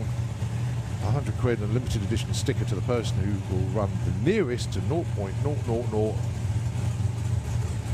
No, reaction time and dialing difference added, breakouts and red lights are included. So it'll be interesting to see how Alan's doing in that, because I think his reaction time was pretty good when he ran that Perfect TT.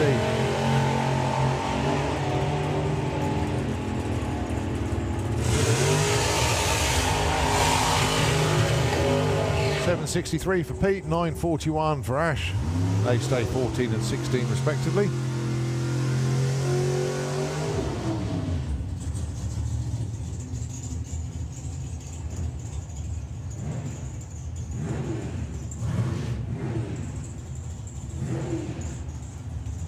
Brian Pateman with the Firebird, and it's Matt Peters with the Dragster.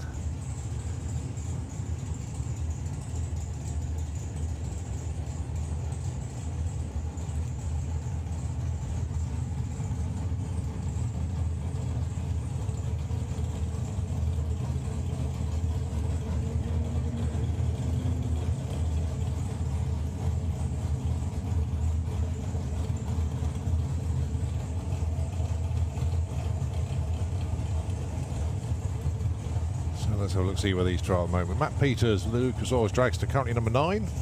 He dials a 7.58 for this one. Brian Pateman, currently number 15. 8.84, his number of choice for this one.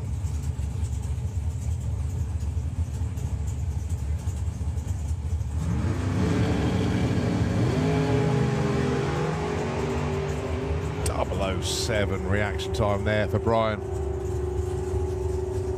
7.58 with a 3 for Matt Peters, goes to number 3.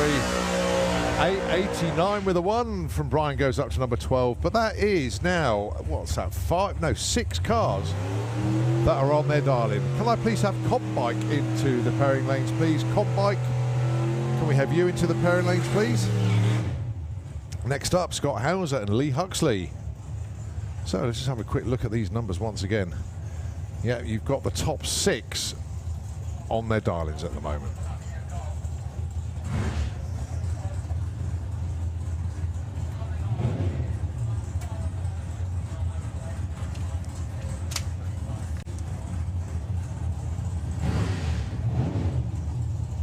Scott Hauser, I think the dial-in is wrong for Lee Huxley.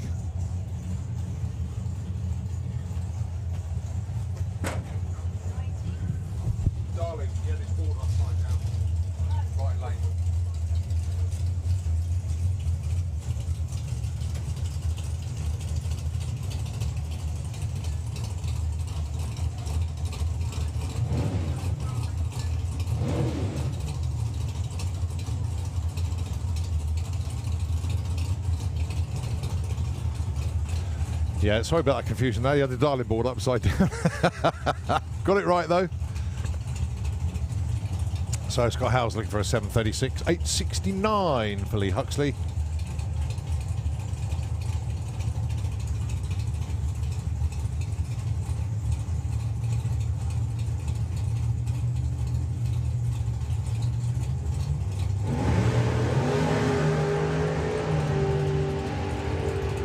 So Scotty out in front as we would expect.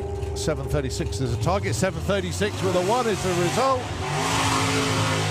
9.02 for Lee Huxley. Scott Hauser up to number 2 with that one. Third session for Super Pro. We have now got 7 cars that are on their dial-ins. Tough, tough crowd.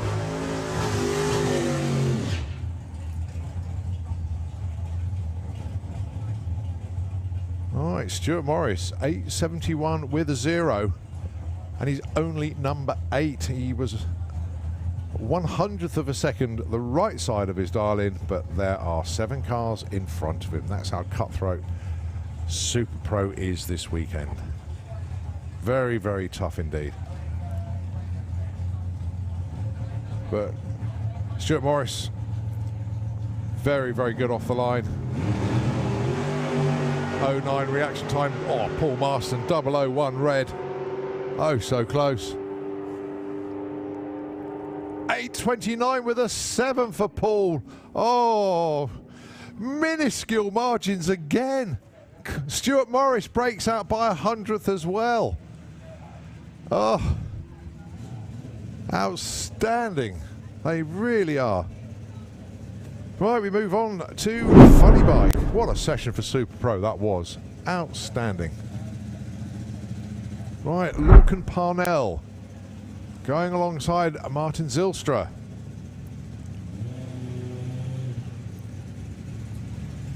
Now then, we hope that it sounds like the Storm team had been chasing a problem. And thanks ever so much indeed to Simon who messaged me to let us know the update from the Storm team. Both the last 2 runs were without boost from the big turbo. Finally found a broken wire from the boost controller, so fingers crossed for a much better time this run. So all the best to the Storm team. Obviously we want Martin Zylstra to get a real good run in as well. He's currently on an 8.97. Storm bike is on a 6.80, looking good. Looking very good. 6.91 at 200 miles an hour. Martin Zylstra 8.93. Right, so the Storm team will get that bike back to the pits, go through it once again.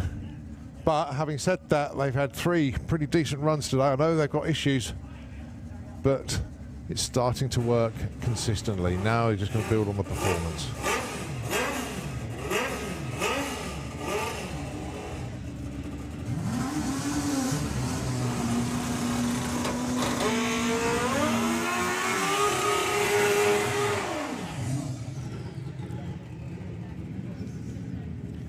Dave Peters then on the Rigaboot Express. He is in the Slick Tricks lane, going alongside Jordan Kenway. The bike is called Malicious Mandy. It's the Hayabusa.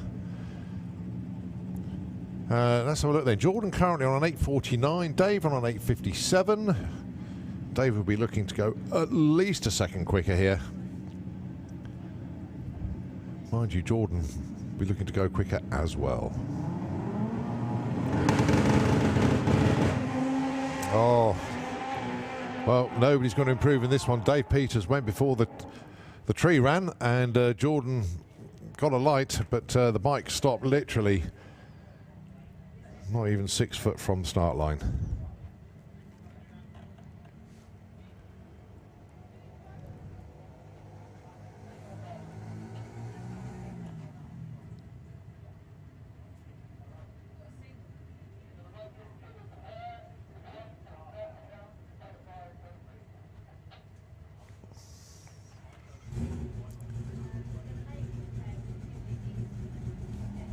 All right, part 2.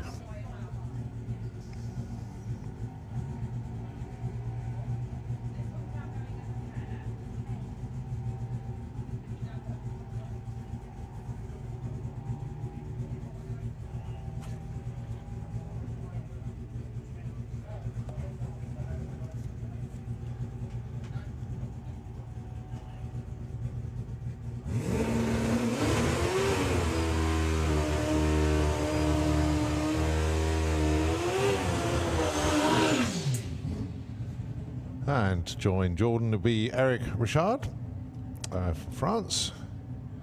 What a stout run he had in his earlier run, 6.63 with a 9.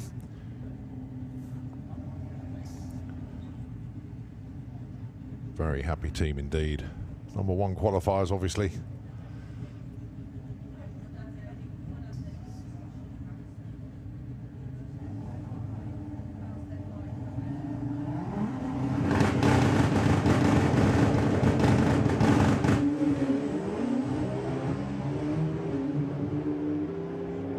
Eric eventually gets his foot on the pegs, goes 6.58. He finds another 500ths. Ah, well done, Eric. Jordan goes through with a 9.36. But Eric, my goodness me, what a weekend he's having. Move on now, Super Street Bike.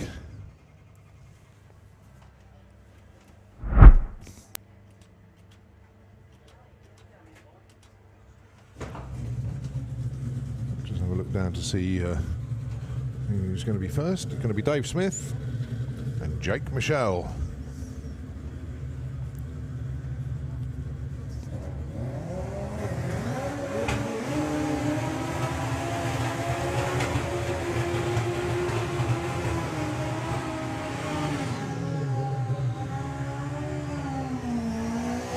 So Jake currently number 1 qualifier, then 6.860. Dave Smith currently in at number 4, 7.99.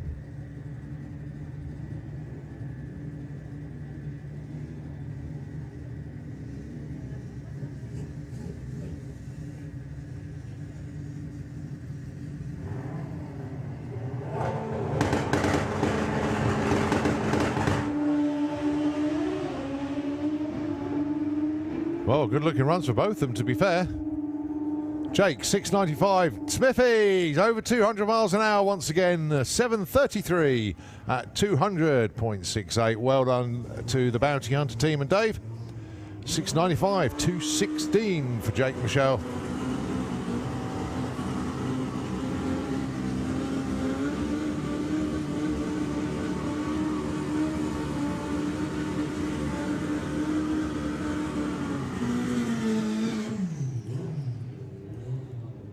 Alan Morrison, 7.65 at the moment.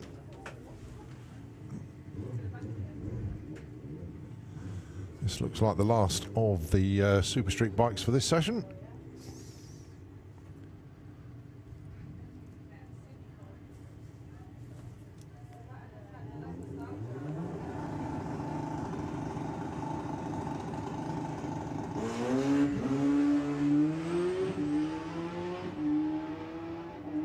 Good looking run.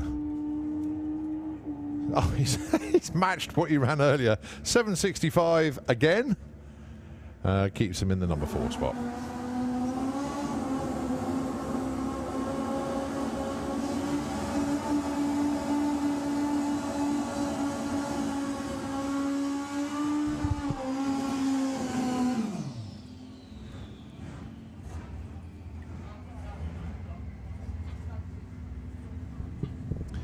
Well, I did lie to you. I do apologise. Alan Morrison Jr. was underneath the tower. So let's see what he's got for us then. Currently number 2 qualifier, 6.9 with all the zeros is where he is at the moment. So something with a 6.8 would be very good. 122 to 60 foot. Throttle wide open. 6.81 with a 5. 220 miles an hour. He takes over the number 1 spot for the time being. So, 6.81, number 1. Jake Michelle, number 2 now.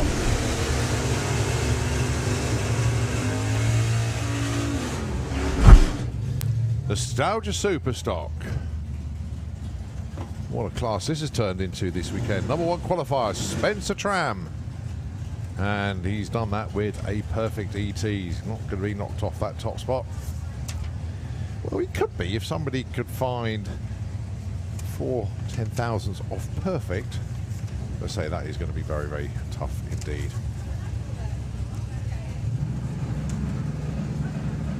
Going alongside Andrew Bishop is Mick Sharp.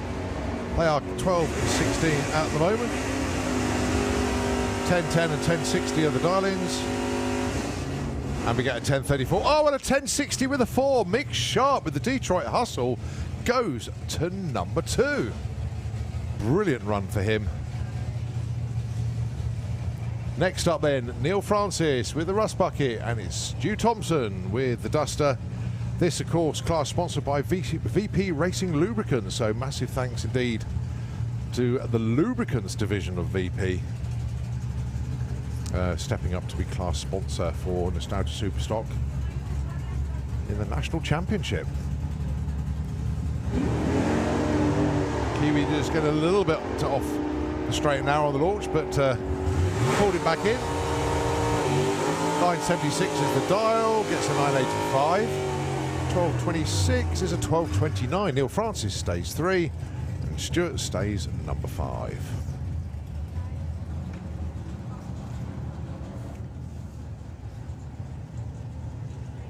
Chris Laram with the Falcon drives the car here from home, but it's not too far for him. It's Rushton. And of course it's Steve Lloyd with the Blue Pearl, the Impala 1121. Beautiful wheel stand earlier on from Steve. Done it again.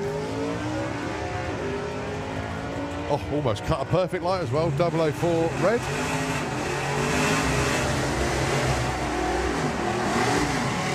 $11.32. Nice one. 15 up to number 11. Chris goes 71 on the 68.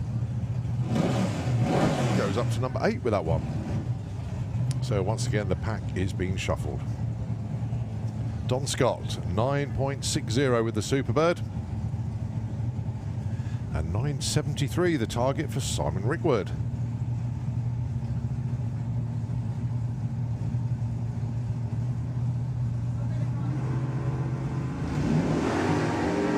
Oh, 1-0. The light there for Don Scott. You could see that was a good light. Simon Rickwood. What's that, 9.73? What's he going to get? A 9.71 breakout. 9.73 appeared in Don Scott's lane. So the ET's in the wrong lane, if you like. So it was a breakout, in fact, for Simon Rickwood, and Don Scott goes from 13 to 12. Adrian Portelli with the Dodge, 10.90. And it's Pete Dodd with the 67 Metamorphosis Camaro, 9.16.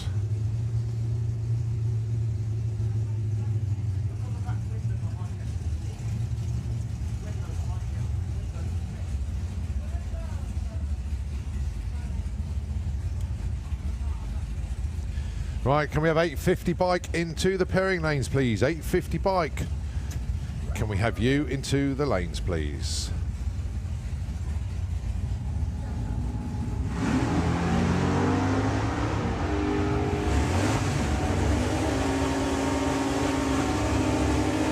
Dodd going to get there first with 9.25 and a 10.98 there for Adrian, so they both stay put. Pete 7, Adrian 10.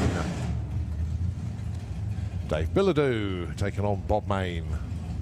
So it's the Yorkshire Heavy and the Superbird.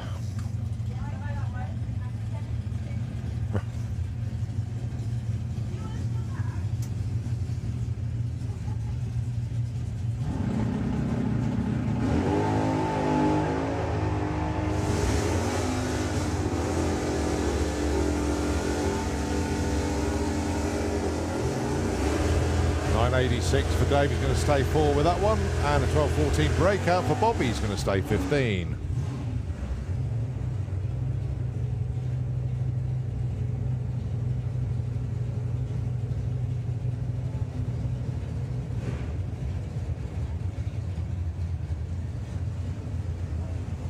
Ash Rawson and Pete Wiseman, your next pair.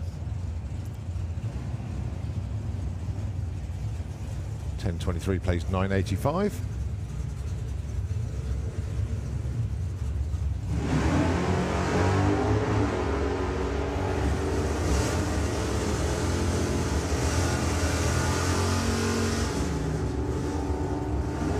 $10.20 breakout for Ash, no help him. Pete Wiseman though moves up to number 10 with that one, a 9.91. Chris Goodale with Rosso's Rat, the Chevelle, gorgeous looking car, 9.84 the dial-in. And Spencer Tram with Quantum Leap number 3. He is your number 1 qualifier. Perfect ET. This time dialing 11.10.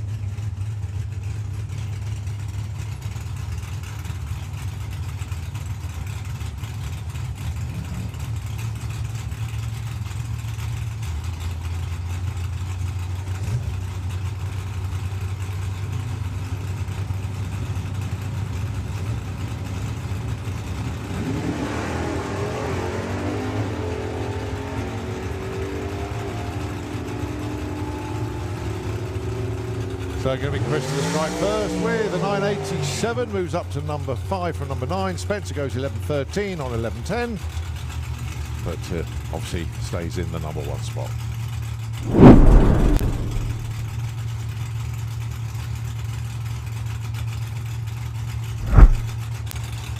Right, move on to Supercom.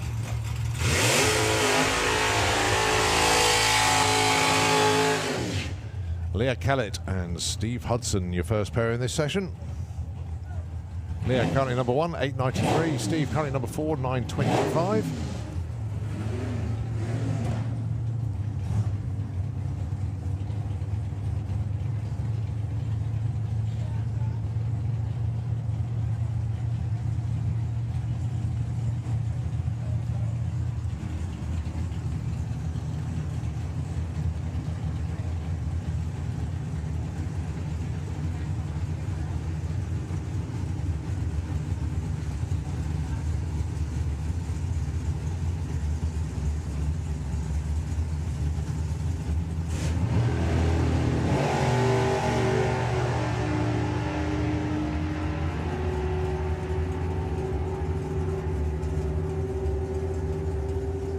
885, breakout for Leah, a little bit too quick. Steve goes 917. That's his best run of the day so far, but keeps him in the number 4 spot.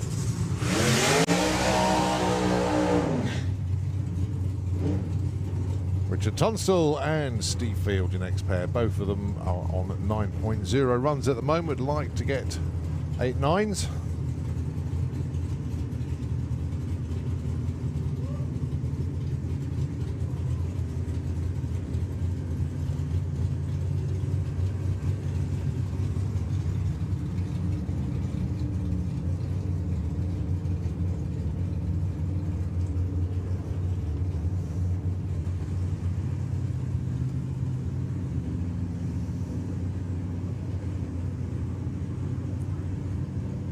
So Steve Field with Black Pig 2, Richard Tunstall with a Jamie Dodger.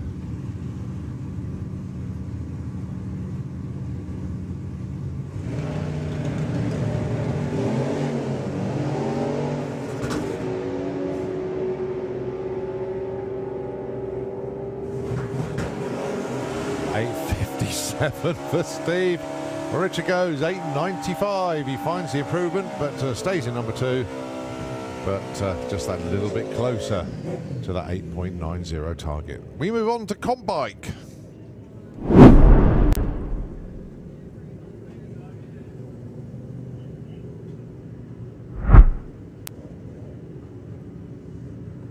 And actually, if I can get the timing right this time, a birthday shout out to Alan Davis, probably in the grandstand somewhere. So many happy returns indeed to you from the gang at home.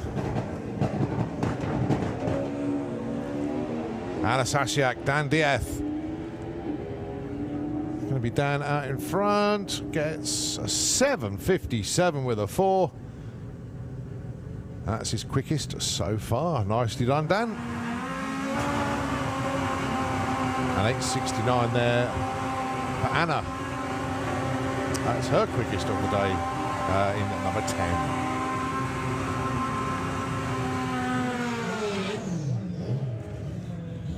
Mick Wynyard and Adam Burns.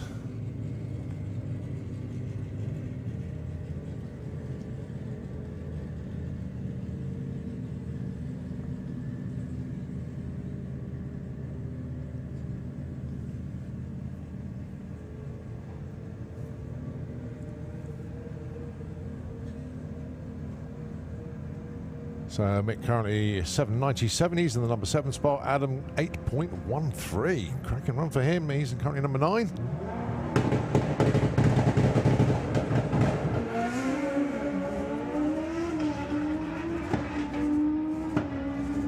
Adam Burns on an absolute flyer. Is he in the 7s? Here he is, 7.83. Get in there, 182 miles an hour. Very nice indeed, 8.28 on the other side. Yeah, well done, Adam. Excellent job. Right, Gary Bowe, Paul Hambidge. Gary currently 7.47 in the number 3 spot. Paul 7.35, currently number 2.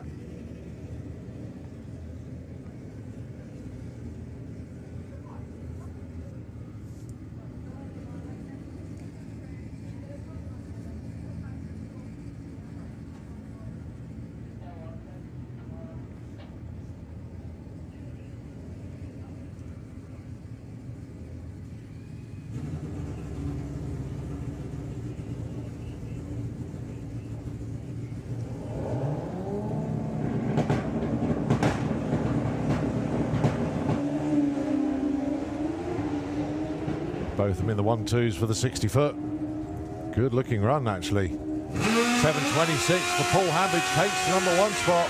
202 miles an hour. Gary Bow, 7:43, 205. But stays at number 3. John McLean, 7:77 at the moment. He's currently number 5. Dave Thomas, 9:42. No, he can go quicker. No, he can dip into the 7s.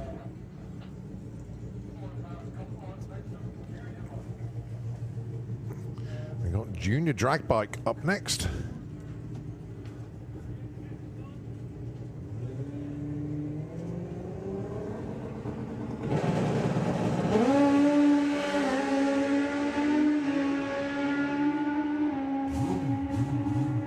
Good looking run again for John McLean. 7:67, finds a 1/10 of a second. Nicely done, Dave Thomas.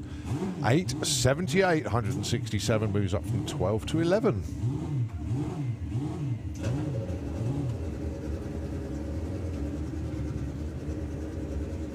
Lenny Paget and Sean Mills, the big CC machine. Now the Outlaw bike.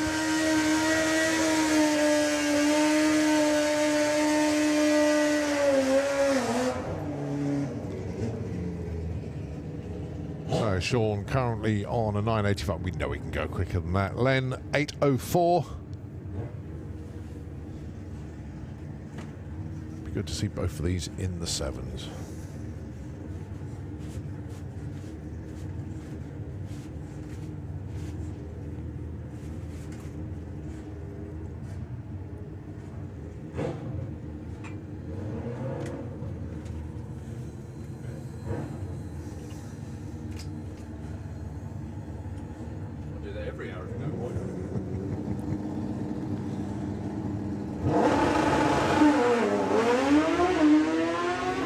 Well, both going right.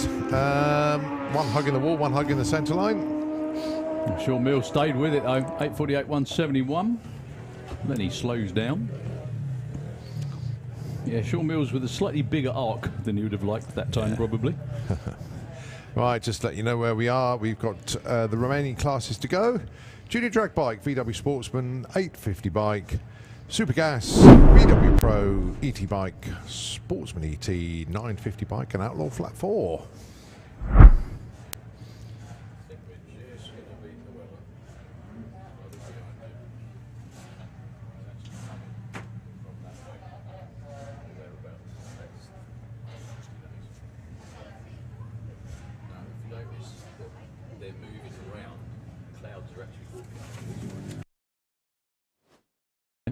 So, Junior Drag Bike, Faith Morrison and Leah Morrison going at it.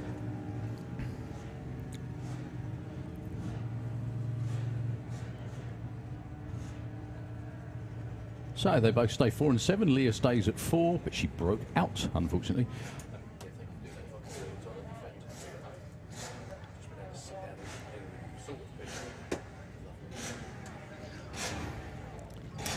So Lyra Humber for Rugrat Racing.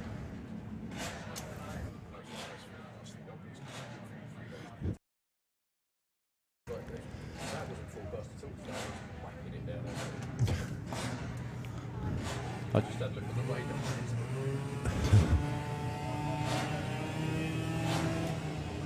So 1482 and 1320, the targets for our two juniors.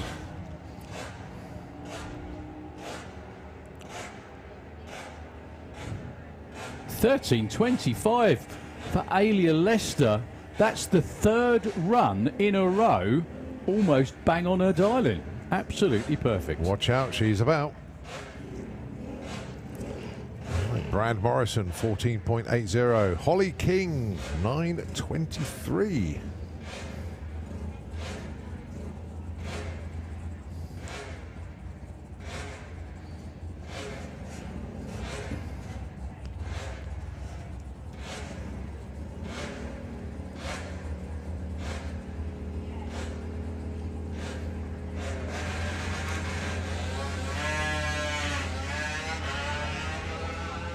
So Holly King at the moment is number 3. She's looking for 9.23. She goes 9.74, about half a second off. Don't think that's going to improve her. Brad Morrison stays 5 by, breaking out by 0.14 of a second. Not a lot, but enough.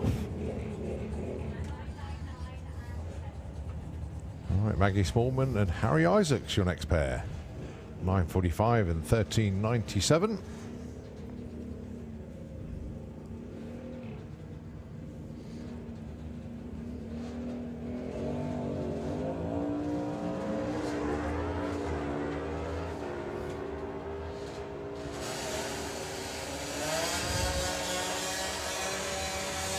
So Maggie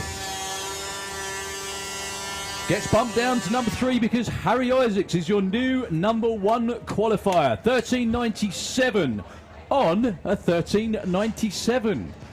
1,000th, sorry, away. Congratulations to Harry Isaacs. Well done. Very, very well done. Congratulations. Yeah, very good. Bang on with the money.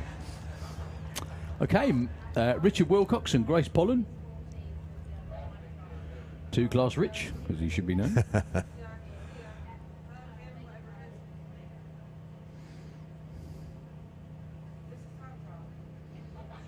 Don't take the dialing board off the bang. Well spotted. So 960 is what Richard's looking for. Grace Pollen, 867. That's quite a quick number, actually. Well, Richard's got problems. It's nope. He's always trying to bump start the bike whilst it's on the run. But didn't work, unfortunately. Grace goes 973 at 75 miles an hour. I don't think that's going to move her up at all.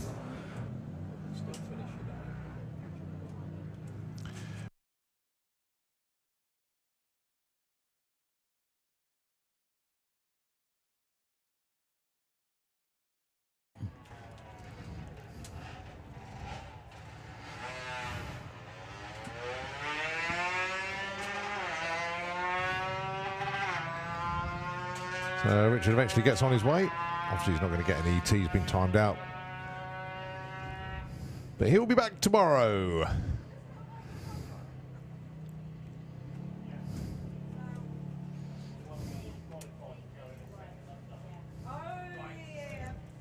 All right, on time trial then.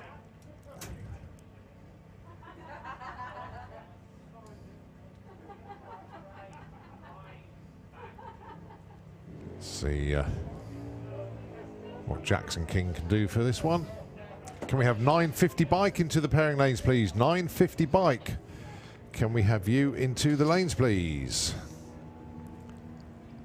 1342. Nicely done, Jackson. So VW Sportsman next underneath the tower. We are pretty much on target to finish on time at 8 o'clock this evening.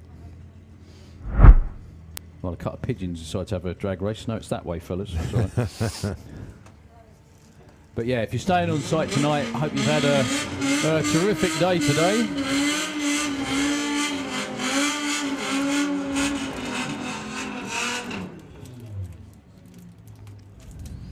And still got another 2 days of this to do. Oh, yes. So VW Sportsman, anything down to 12 flat, I think, was it? Is that Nigel Gregson. That's not an Octavia. That's my eyes deceive me. Ian the Kestrel Lane, 1420. And Andrew Bambrick with the Mark II Golf, 30.15.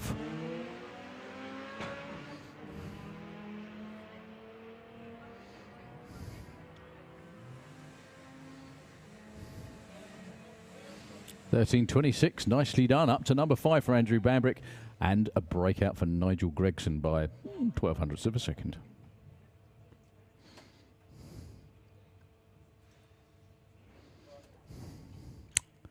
So Danny Bean with the Lupo from Banbury in the Kestrel lane, 14.20 for him. Quicker dial than Jerry Sadler with the Blue Action Beetle.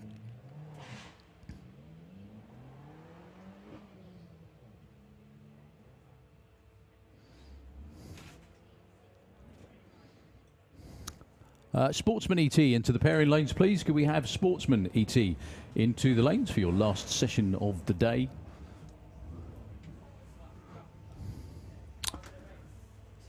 So 15.82 and a 16.31 that time round. John Gallant, again, he's down as a Scirocco, but I'm pretty sure both of those are Audi TTs. Kestrel Lane is John Gallant and Paul Robinson, wearing the number 1 from last year, currently number 2 qualifier, looking for 14.69. Going to get there first, but obviously that doesn't matter in qualifying. 14.67 with a 5, breaks out by 2 hundredths. John Gallant stays put at number 22, a couple of seconds actually off his dial-in with a 17.10.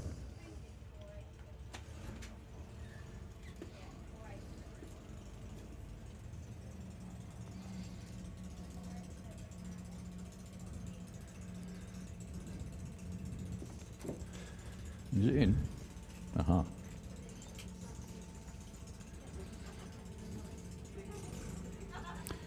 So next pair, Thomas Circuit with the Lupo from Buckingham in the Kestrel Lane up against Phil Jones with the Audi A3, the more nostalgic version of an Audi A3 anyway.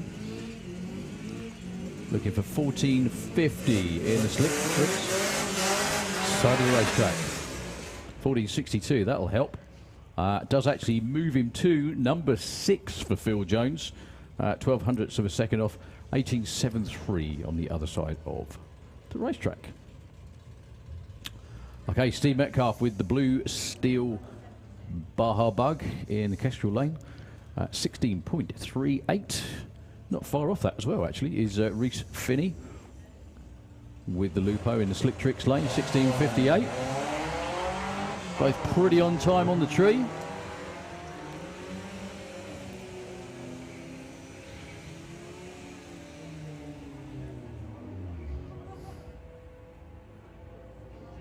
And on the top end, 16.32 breakout and a 16.76 on a... yeah, that's nowhere near. So no improvement for either of those two.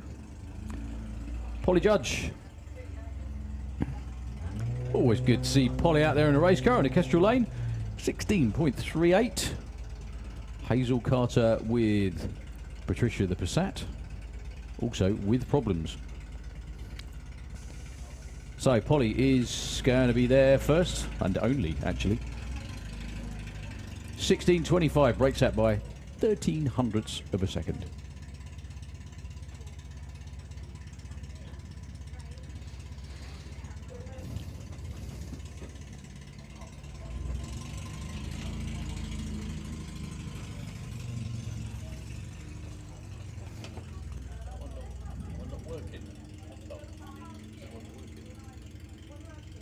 Yeah.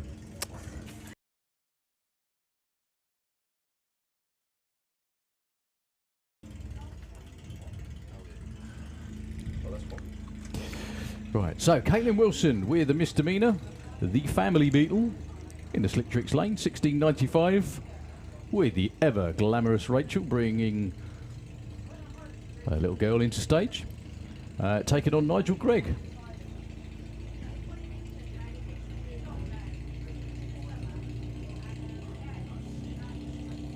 With the Audi that's purely a race car, as you can tell by the fact it's got no number plate on it again.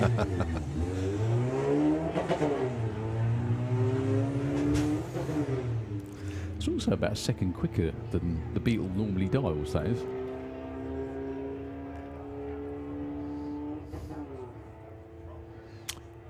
.1561 breakout and a 17.04. Caitlin goes to the number 5 spot with that one. Very well done. So, Mike Nathan.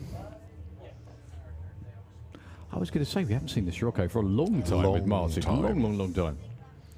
I do miss your Homer impression. You're still going to miss it. Honest. 1580 for Martin Ayton on the slick trick side of the racetrack.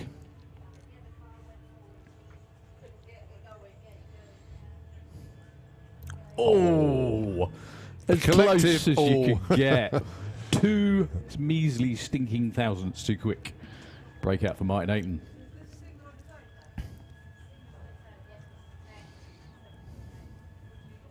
All right, Justin Foley with the Red Dwarf Mark II Golf.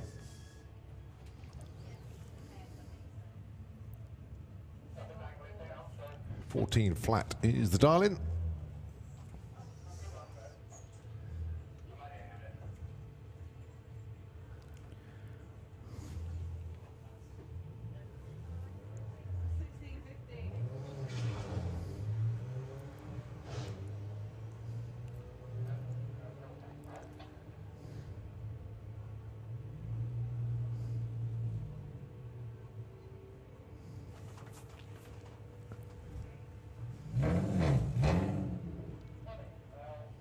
$18.83. Fair way off what you wanted there, to be honest.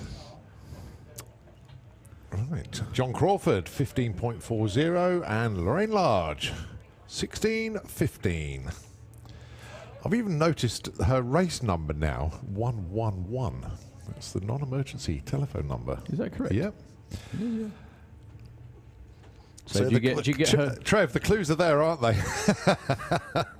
Do you get a turn up in a Beetle then if you dial that number? Is that the way it works? Possible, yeah. Could do. John Crawford with a very nice 52 light.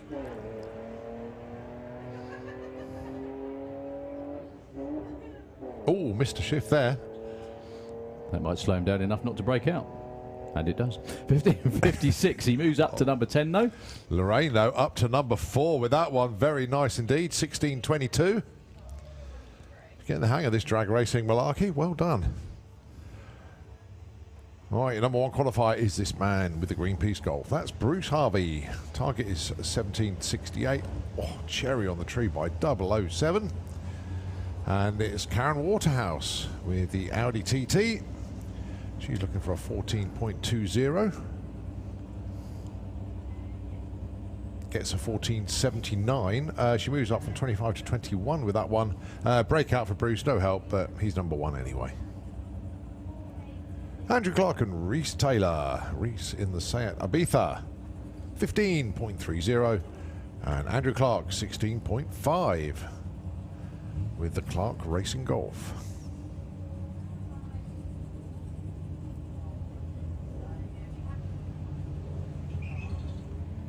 O2 light, very nicely done, Andrew.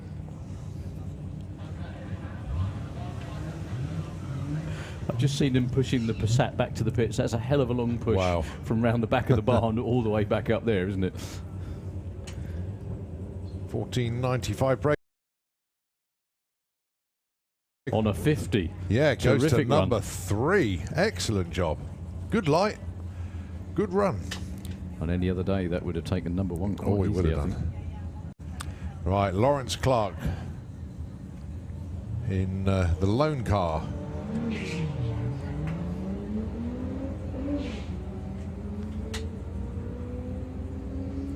Taking on Jordan Clark with the could find it in a snowstorm Golf. 14.35 end. Oh, stays 18. But Lawrence moves up to 19. Sorry, Jordan moves up to 19. 16.69 on that one. Okay, we have. That's VW Sportsman done for the day. We're on with 850 bike now. Moving towards the last few classes of the day. So Johnny Hines with the world's most famous boots. He needs to get the Quadras to sponsor him. You know, the guys that run in Pro He is Stock. the Texas Stig. That's the one. Taking on Martin Hallett.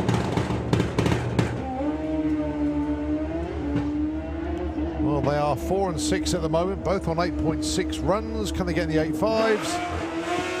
Oh, one of them can. Martin Hallett goes to number 2 with an 8.53. Johnny goes too quick, 8:46.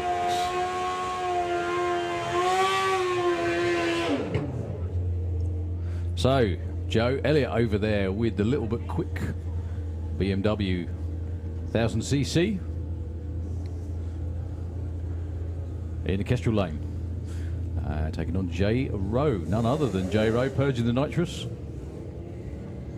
No power added at all for Joe Elliott.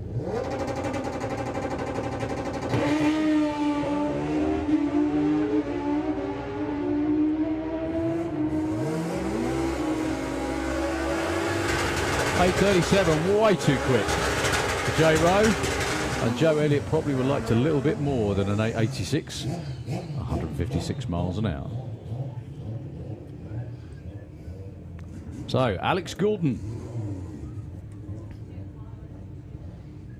in the Slick Tricks lane, taking on Keith Wright with the very, very, very extended swing arm on the booster. He's number one though, 850 with a 7. And he's backed it up with an 851, I think it was.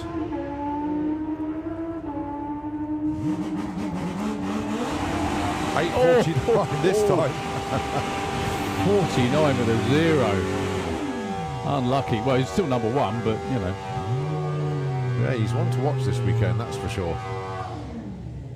Paul Adams and Stacey Reed. I wonder if Stacey's going to get one the right side. She went 827, then she went even quicker with an 821, I think it was. I know she wasn't far off the 7s a few weeks ago, Easter, was she? Now, is she going to put it completely out of reach or try and run the number? What do you think? Out of reach. Paul Adams in the Kestrel lane. Can't think of anything else to say.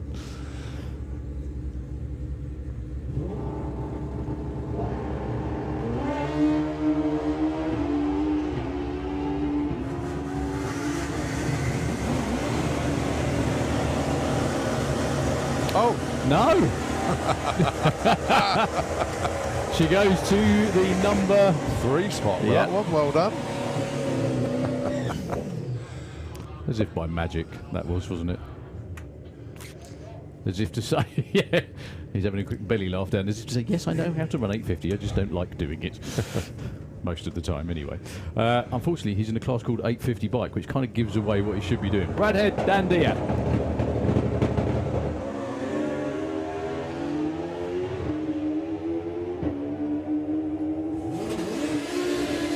Both right welded together.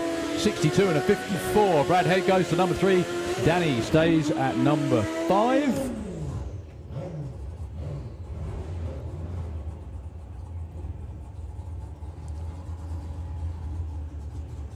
All right, Craig Wright, 868 on his only run so far today, but monumental effort just to get the bike to the line, to be honest. I think he can take a well-deserved rest this evening.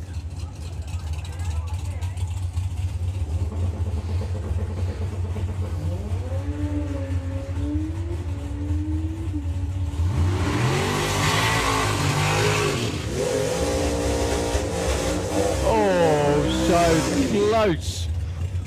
8:48 with a 5 at 162. Saying that after yesterday, I'm sure they'd have taken that today. Well done to the whole team. You can go and have a nice night's kip now. Wow, outstanding. Supergas. Or insults are us if you're part of the group chat. It's all friendly banter. Oh, it is. Until someone gets beaten. Regularly. Or red lights. Or red light. I can't imagine how badly anyone would get ribbed for red lighting, I'll tell you. In eliminations, obviously. So, Jet Guy, Andy Dibley. Only 9 and 11 at the moment. Dibs having a big wander at the top end. To a 9.98. They both run 146 miles an hour. 9.88 for Jed, that little bit too quick. Well, do you know what? That still only gets Andy Dibley the number 9 spot for now. All right, Mark Huxley, 9.97 at the moment. Wayne, 9.92 at about 98 miles an hour. I was going to say both of them do it the non-traditional way, which is just... Okay. Actually, that's been missing this weekend. Bob Malden. Oh, yeah, good point. I was just thinking of other people that lift at the finish line, and Bob Malden is the other one.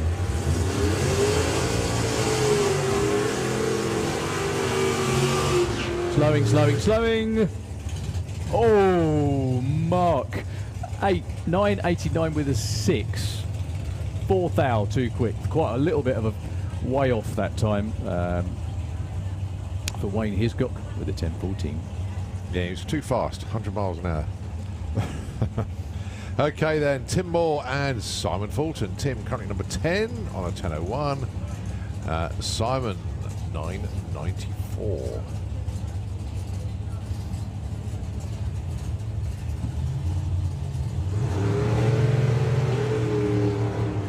That was close, yeah. Oh.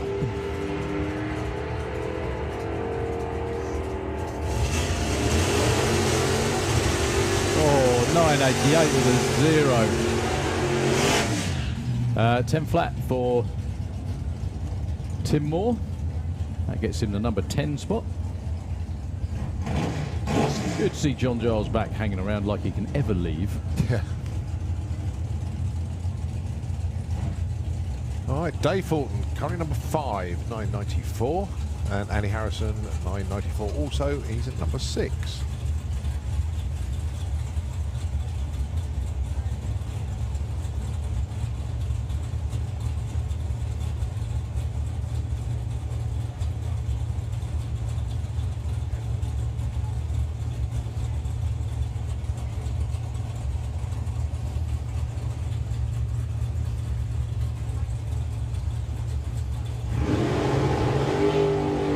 Oh, 001 for Andy Harrison.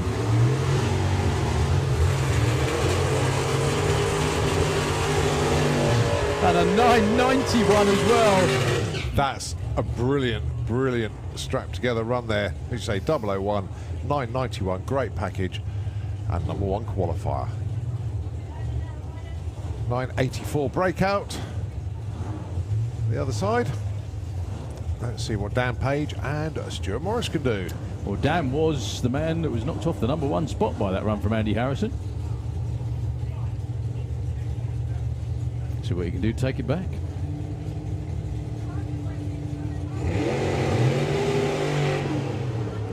Oh, 007. Deary me. Yeah, I'll chop in the tree down in this round of qualifying. 992 and a 93. Stu actually moves up to the number 5 spot with that 993 with the 149 miles an hour. Another great run though for Dan Page. 992 at 152 backs up his great run from earlier. Yeah. 500th package. Very good. Right, Mark White, little FX Vega.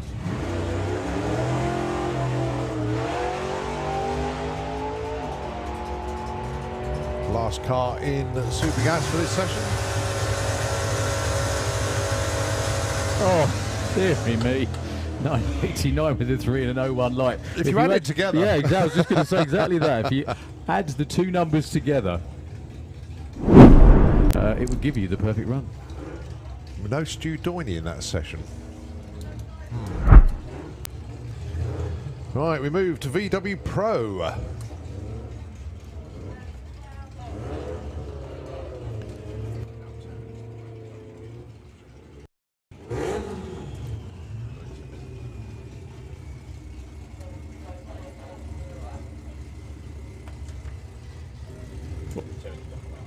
Yeah. Jake Fronda, Danielle Coppin. The Golf Van, Nino 2.0. Just changing the dial very quickly in the Slick Tricks lane. There we go, 12 flat.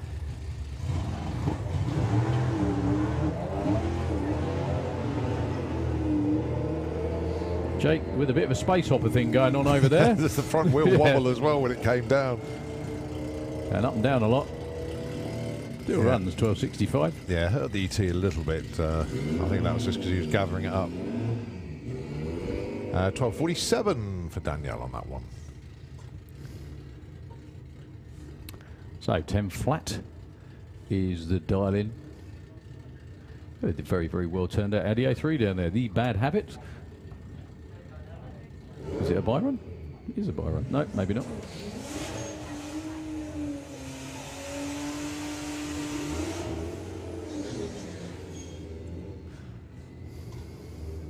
Oh, here goes Ed Keach. Dials 12.15, as we say, Chris Waterhouse, 10 flat.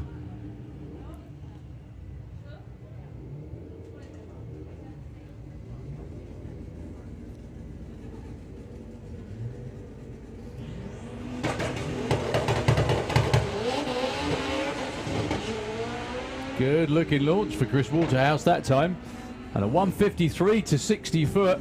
If he keeps that nailed, he might break out. Oh, bang on the money. 10 flat at 141. Your new #1 qualifier. Excellent job. 12.12 for Ed Keach in the other lane. Breaks out by 300ths. Superb. Were you hoping for the 9 or the #1 qualifier position? No, I'll Hard to take the tell. #1 for that. So Graham Fairhead, Kestrel Lane, 10.50 for him. And a Greek Goblin, a Chris Pointer.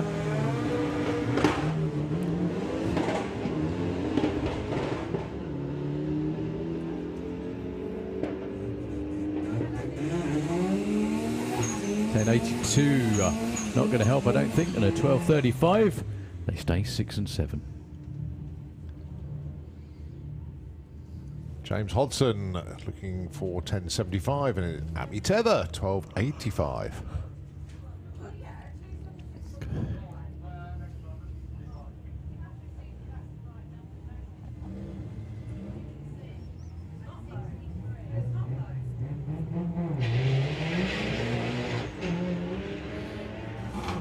Nice looking launch for James as well. 691, 104 at the 8th. 10.62, big breakout. 134 at the stripe. For both. Yeah, both Ooh. breakout. 12.82 for Abby. Only 300s off, sorry.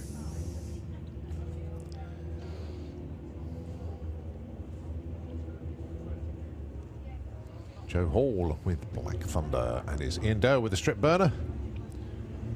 12.95 for Joe, currently #2. 12.40 for Ian, currently #8.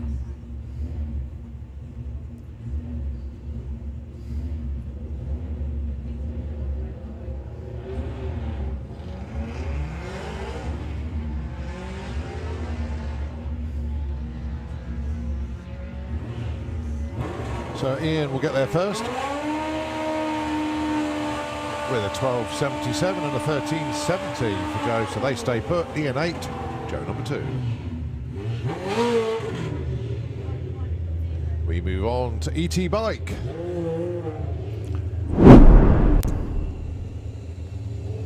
Q3 expects it to bunch up even more this time round.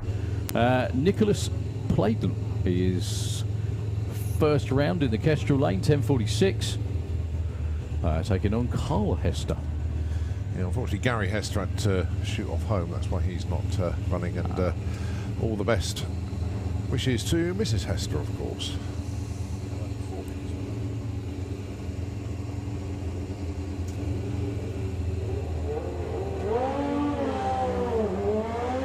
Oh, 4 off the line for Carl. Nicely reacted. See if we can run an 11. Nicholas looking at 10.46. Well, 10.55. Nick stays there, but a breakout. 10.87 for Carl. A little bit too quick, so he stays put. Okay, your #3 qualifier at the moment and defending national champ. As he has been ever since, I think, the inception of ET Bike. There's only 1 year he didn't win the championship, and that was the COVID Cup year. But every national championship he's won in the history of ET Bike. That's Phil Pratt over there in the Kestrel Lane, dialing And 896. birthday boy as well, let's not forget.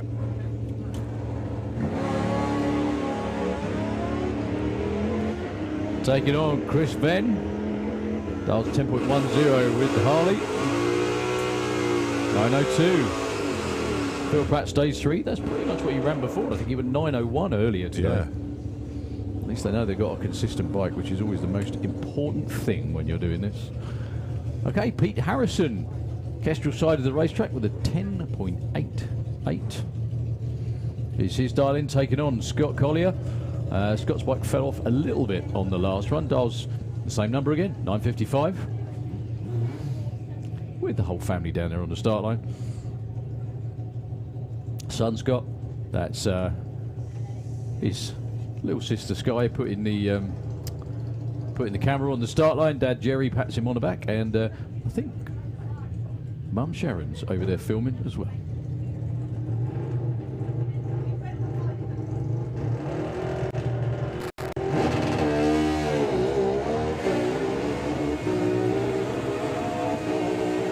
Well, Scott will get there first.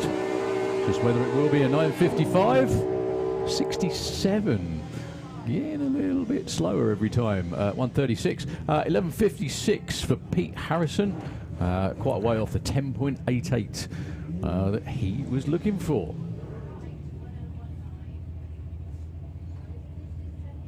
So Chantel Van Loon from The Hague in the Kestrel Lane. That's a long old way to come to race, but hopefully it's worth it. It's always worth it when you're having runs on the quarter mile. Well, Chantel actually backed out of stage once the tree had started. She's going to get her time, but it won't be anything like the one she wants. 10:45 for Dave, 10:57. That's going to move him up. He was 19, up to 10. Yeah, Chantel gets an elapsed time, but she actually backed out of stage, I think.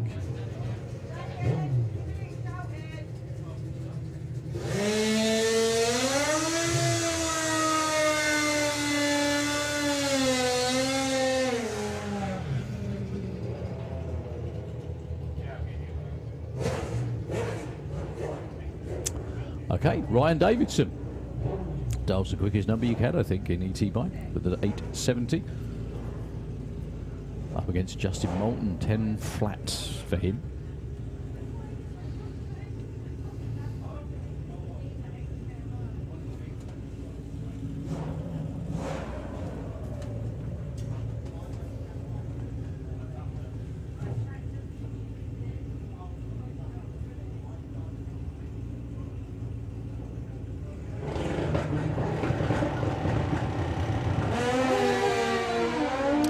Justin Moulton looked like he moved before the tree activated, or went down fully anyway. Oh dear. But in a good way. 8:29 at 1:67. Quickest run ever, I think that would be. For Ryan Davidson, however. I think he's getting used to it. Monster breakout. I don't know whether he's just learning the ropes in ET bike and maybe moving into funny bike, where the bike came from in the first place. So Brett Cordell, great to see Brett back. Dials 9:45, which is the number he ran on the run before.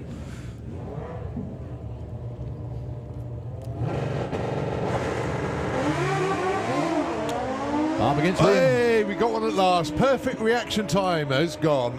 Liam Holgate, treble 05. And a 9:64, a 9:69 for Brett Cordell. No improvement. So not only does Liam Holgate take the perfect light cash, he's still number one qualifier. Yeah. Well, it was late in the day for it to fall, but it's gone. So congratulations to Liam. Still went on day one, though. Yeah, that's true. That's very true. Normally qualifying session one, to be completely straightforward about it, but yeah, session one's pretty good. Big thanks to our Perfect Light and Perfect ET sponsors, of course, Catherine Tignapier and Andy Hadfield. So Blake King looking for 8:97. Casey Holgate was looking for 12:70. 9:14 and 1:48 for Blade. And 12:97 for Casey. Good runs, just no help for either. Okay, Jake Bowden. In the Slick Tricks lane, 11:87. Just on hold for a second while one of the tech crew plug and unplug something again by the looks of it.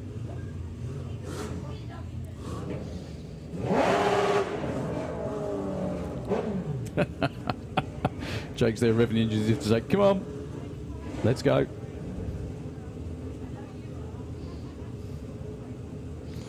Looks like they're swapping out the button on the start line.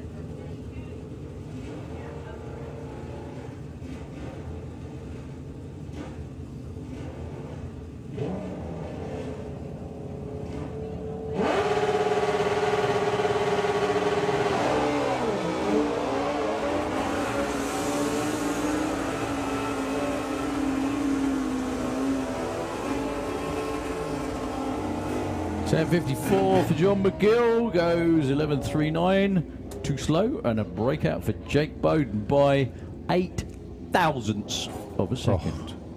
Right, Matt Jones and Michael Gooding. Matt has think he's found the issue.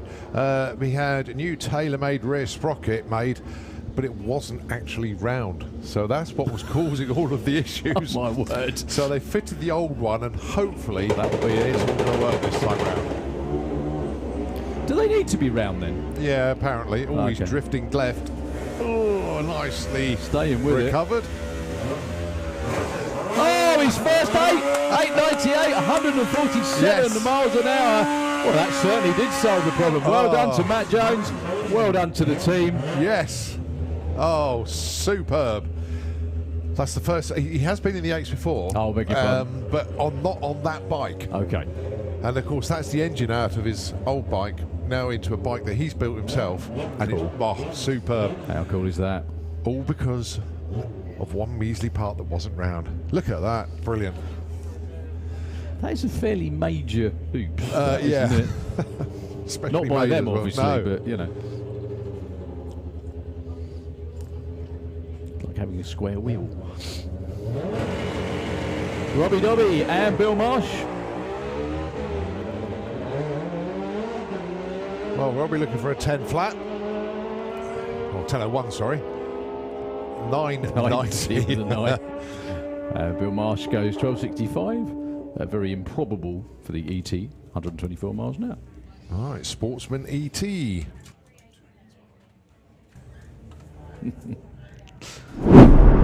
Right, we have to go. A Sportsman ET 950 bike, an Outlaw Flat 4, and that will be a wrap for us today. Day 1 of 3 for the rescheduled Festival of Power. And it's Brian Huxley and Georgina Smith, your first pair. 18.55 plays 15.90. Right now, got quite a few 23 cars in this class so far. I think they've all run actually.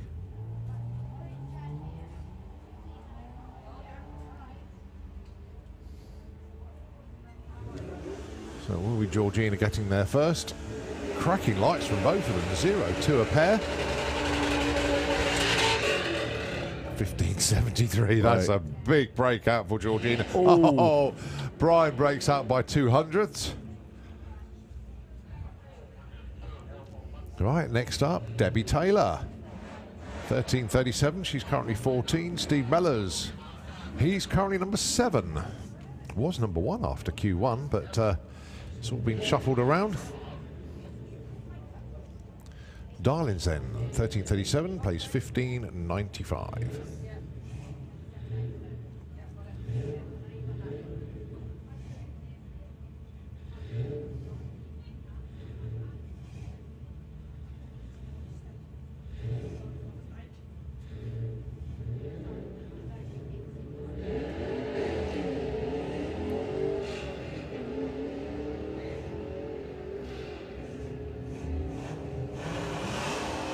Well, needless to say, Debbie Taylor will be getting there first. 13.37, breaks out by... No, she's the right side. 13.66. Steve Mellors, way off pace on that one. 16.50. But I think he did bog slightly off the line. So, Simon Swarbrick in the Kestrel Lane, 12.21. Oh, one of the quickest cars in the class, actually. Chris Wynn with the... Alfa Mito. I was just going to say, you don't see many Alphas racing, ever.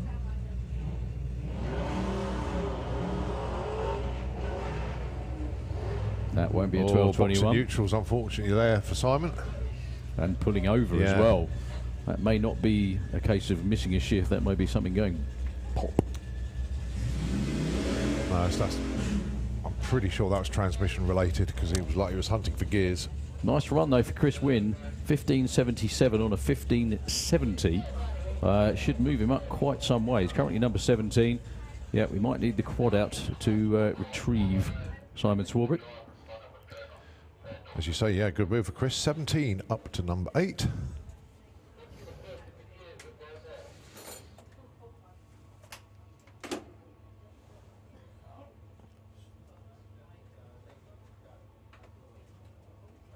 Well, fortunate there's no fluid underneath the car at all, so he's just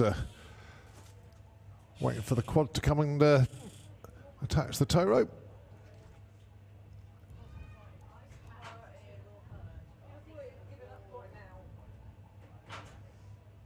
Said quad arrives.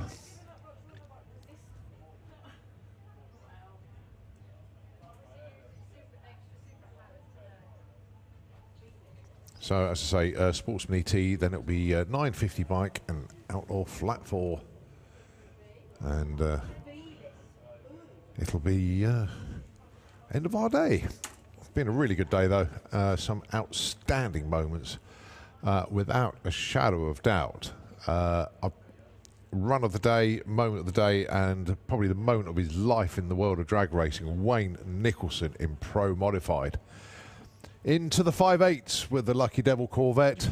Huge congratulations to the Lucas Oil supported team.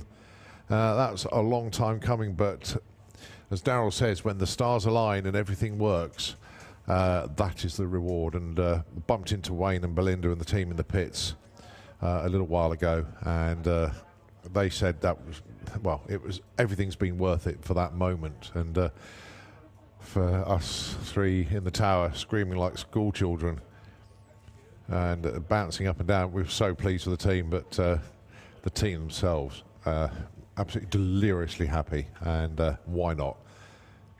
Into the 5.8s for Wayne Nicholson. Simon Swarbrick, his car is just about to go through the first exit, so the next pair told to start up. I think it's going to be Billy with the truck. Indeed it is. And of course it is the Jaguar. Do you know what I realised earlier that's possibly the coolest thing about Wayne's run? He's got one leg up on a new Motorsport UK Pro Mod ET record. Really? Wow. Well, I think the ET record is 584, however he's been 588. Yeah, so it acts as a 1% backup, would yeah. be a 583. Yeah. However, you've got to run 583 first, Well, but true. you know. As Wayne said, I would have taken a 599. I would have been happy. Doesn't matter. Yep. But to skip the 5.9s completely. Wow. Yeah, 590s are so 2010, aren't they, really? Okay, Bill Wilson then, 12.17. Liam Sturman, 14.50.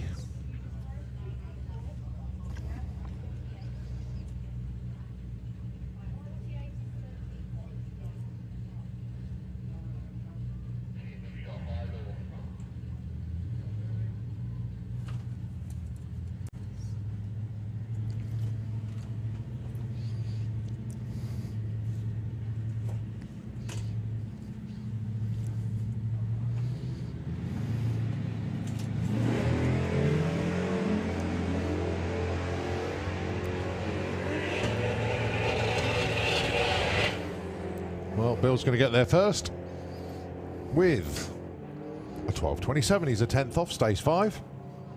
And a 15.63 for Liam, stays at 21. So it's Ash with the Dream Wrecker Skyline, James with the Tuareg. 13.16 and 15.86, the two dial-ins.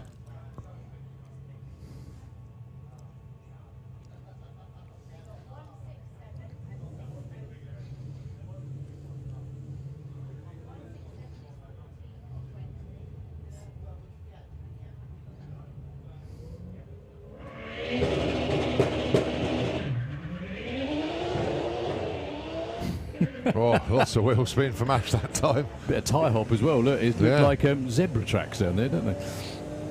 If zebras drove cars. 13.21 Nice. though.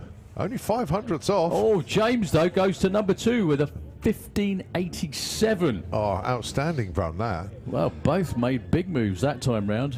Yeah, just 100th off his dial-in. Steph Pateman's still number 1, but great run there for James. Very good indeed. Gary Lake just been dropped to number 3 with that one. Can he recover that? 14.20 on his dial. And Stephen Giles with the Forester, 13.65.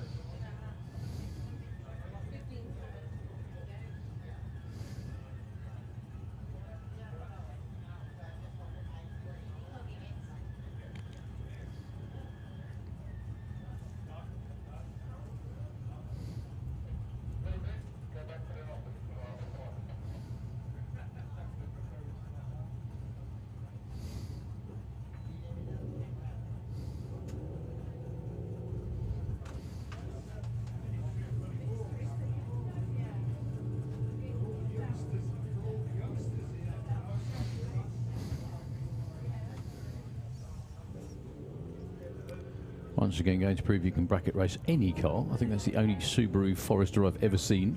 I think you're right. Being bracket raced, at least, anyway.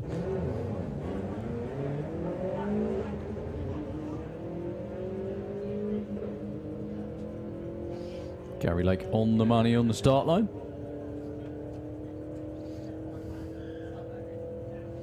And pretty much on it at the finish line too. Stays number 3. Stephen Giles, no improvement, 14.20 on the 13.65. Yeah, again, Stephen ran Gary's dial in there. Okay, Chris Creswell and Kirsty Tram, 2 names that have been long associated, with the UK drag racing. That's Chris's dad actually down there. Pete, we haven't seen him out for a while actually. No, I had a chat with him actually. Possibly may see him at Door Slammers. It's the event that tends to drag It everyone out of does, woodwork, actually. doesn't it? Well, it was quite profitable for him last time I was out. going to say, I've got to have a go at this. Yeah, he lost his first round, bought back in, and then made it all the way through to the semis. So it was definitely worth it.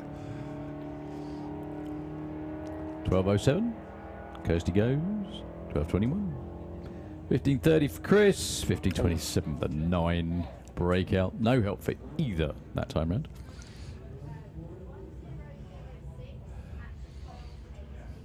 So hi to Jamie and Rob down there, just walking back. Oh, Jamie's down there. It's not Rob. It's Pete. So Richard Palmer and Steph Pateman. Steph is your number 1 qualifier in Sportsman ET at the moment. Dials a 13.84 for this one.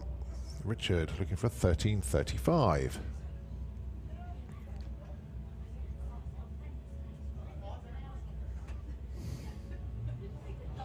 .09 a pair.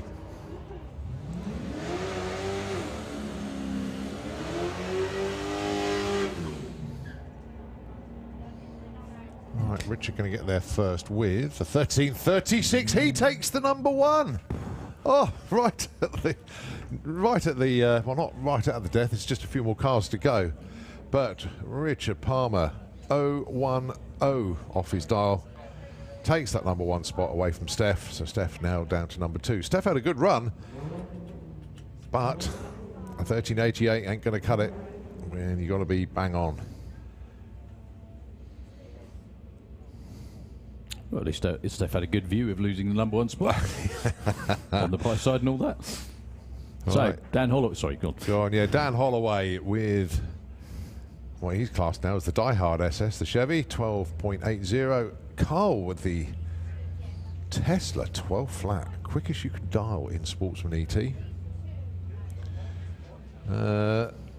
Well, the brake lights did not move on Dan Holloway's car at all. And yet, oh well. Going to be given another shot at it. Yeah. So Carl McGarry goes 12.35 at 109. Just going to wait for him to clear the top end of the racetrack. And Dan Holloway will have it all to himself. We have, I think, 5 more cars to go and 5 more bikes or thereabouts after this. Oh, and the next pair, sorry. And we're there.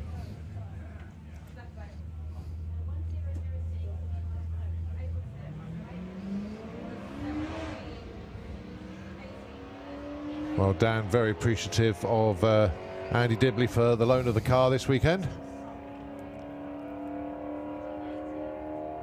13.03 at 108, moves up from 19 to 16.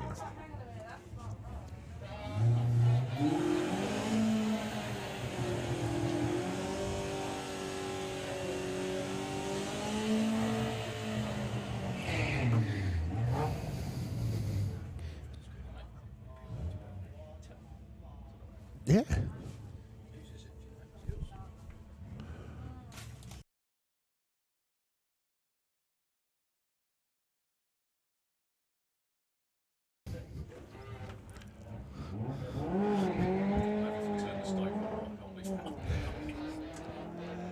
So Matt Halsall with Moonshine, the Mark II Escort, 15.70 his dialing. He gets 15.31, breaks out by nearly 0.4 of a second. Way too quick. So Felicity Gibbs with Look Miss Rampage. I think we're down to 1 lane for the moment. There's some cleaning needed to be Yeah, done. we can see A little trail of fluid there.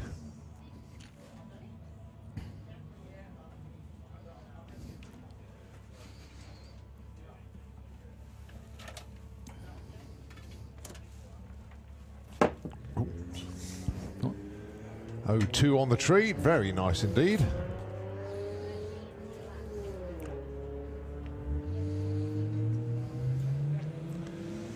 So Flick's got a foot welded to the pedal, to the firewall as well, giving it all it's got. And gets a 17.27 on a 17.18 dial, stays number 8. All right, Jago Stokes with the Skyline, 13 flat is the target.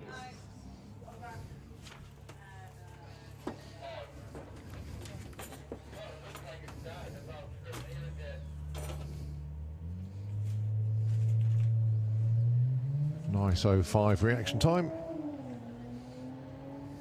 I say it is all about the ETs at the moment.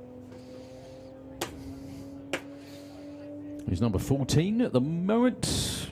That'll help. That doesn't, actually. Stays 14, would you believe? 1500 a second off. Such is the closeness of Sportsman ET today. All right, Ashley Clark, currently number 23 in the Golf. 18.50. Let's see if she can hit that number.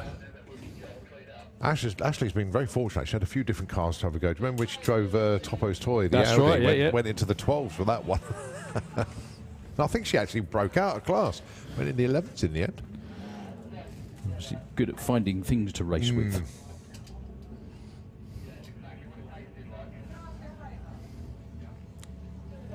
1891 moves up from 23 to 20. Right, Holly Walters, which I believe is the last car in Sportsman ET. We have, looks like 4 bikes and a couple of Outlaw Flat 4s.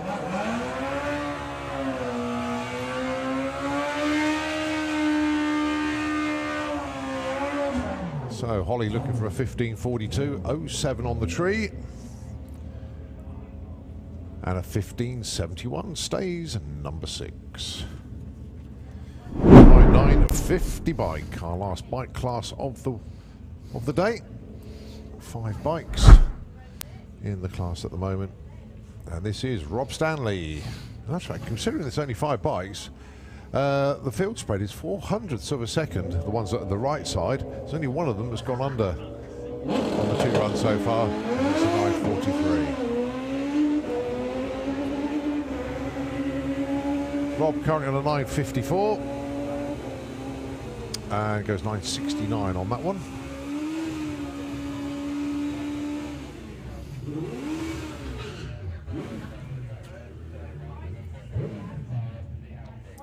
All right, Dave Hall, the artist. He is your number 1 qualifier. 9.501. Not a lot of room for anyone to get in between him and the number 1 spot.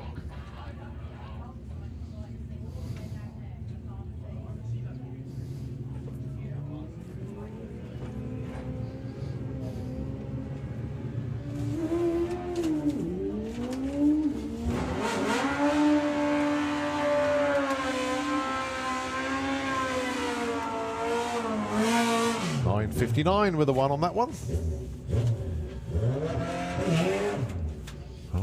Zawatsky. Well, he's all in a 951. He's number 2 qualifier.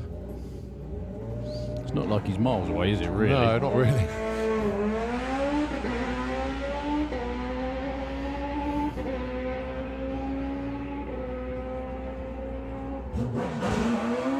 $960 with the 1.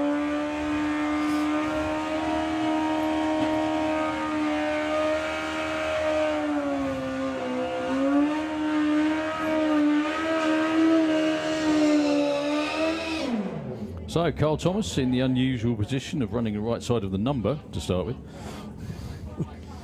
I'm only going to keep mentioning that forever.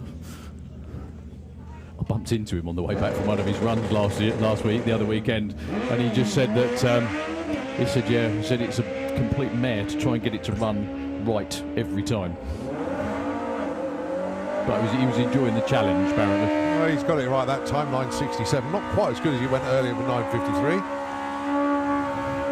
But it's all experience and it's all a learning curve. Or a learning straight. Something like that.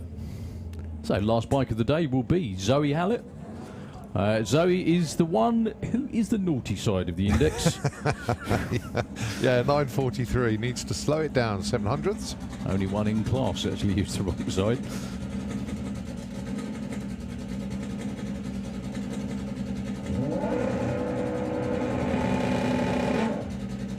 Oh, that's going to be the right side of the index because it won't get there, unfortunately. No. What a shame.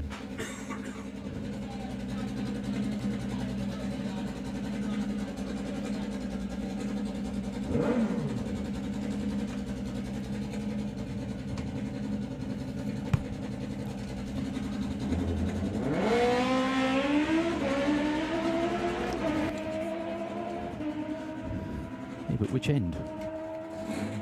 It'll be that one, doesn't it? That? Yeah. Well, 30-second run. That obviously wasn't part of the plan. Okay, so we've got 2 cars to go then, and we're done for the day here. This is Darren Shepherd with the Social Outcast Beetle. This is Outlaw Flat 4.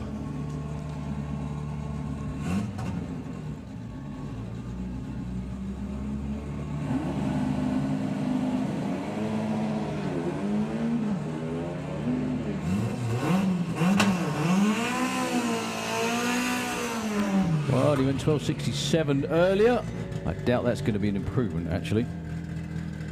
12.99, 110. And the last car of the day, going to be James Wooten, who is the current #1 qualifier by a bunch, actually. 9.38 was what he ran earlier on today. Let's see if he can back it up, or get back in the 9s again at least. All about the launch.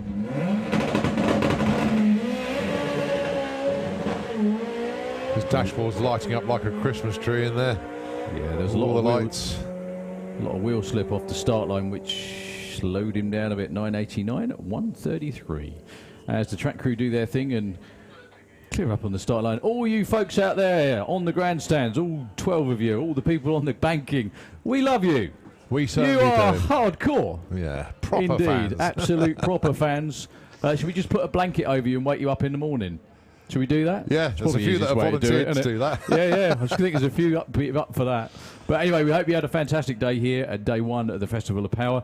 Again, a few weeks late, however, still very, very good indeed. We've got to sign off because we've got to be quiet. Yeah, don't forget, we've got Fuelers Bar this evening. The band is The Hype. Live music in there tonight. That's it. We're done. Thank you very much indeed. We look forward to seeing you in the morning. Nitro FM. I've just heard them open the microphones to us. How are we down there? Yeah, excellent. Really, really good. Yourselves down there? It's been a really good day, actually. As we say, you know, everybody that set PBs today, congratulations to them. But I said it once, I'm going to say it again. Congratulations to Wayne Nicholson into the 5.8s in Pro Mod. Outstanding. Right, so we're going to turn off, and we will see you tomorrow. And Nitro FM, it is all over to you. Thank you very much.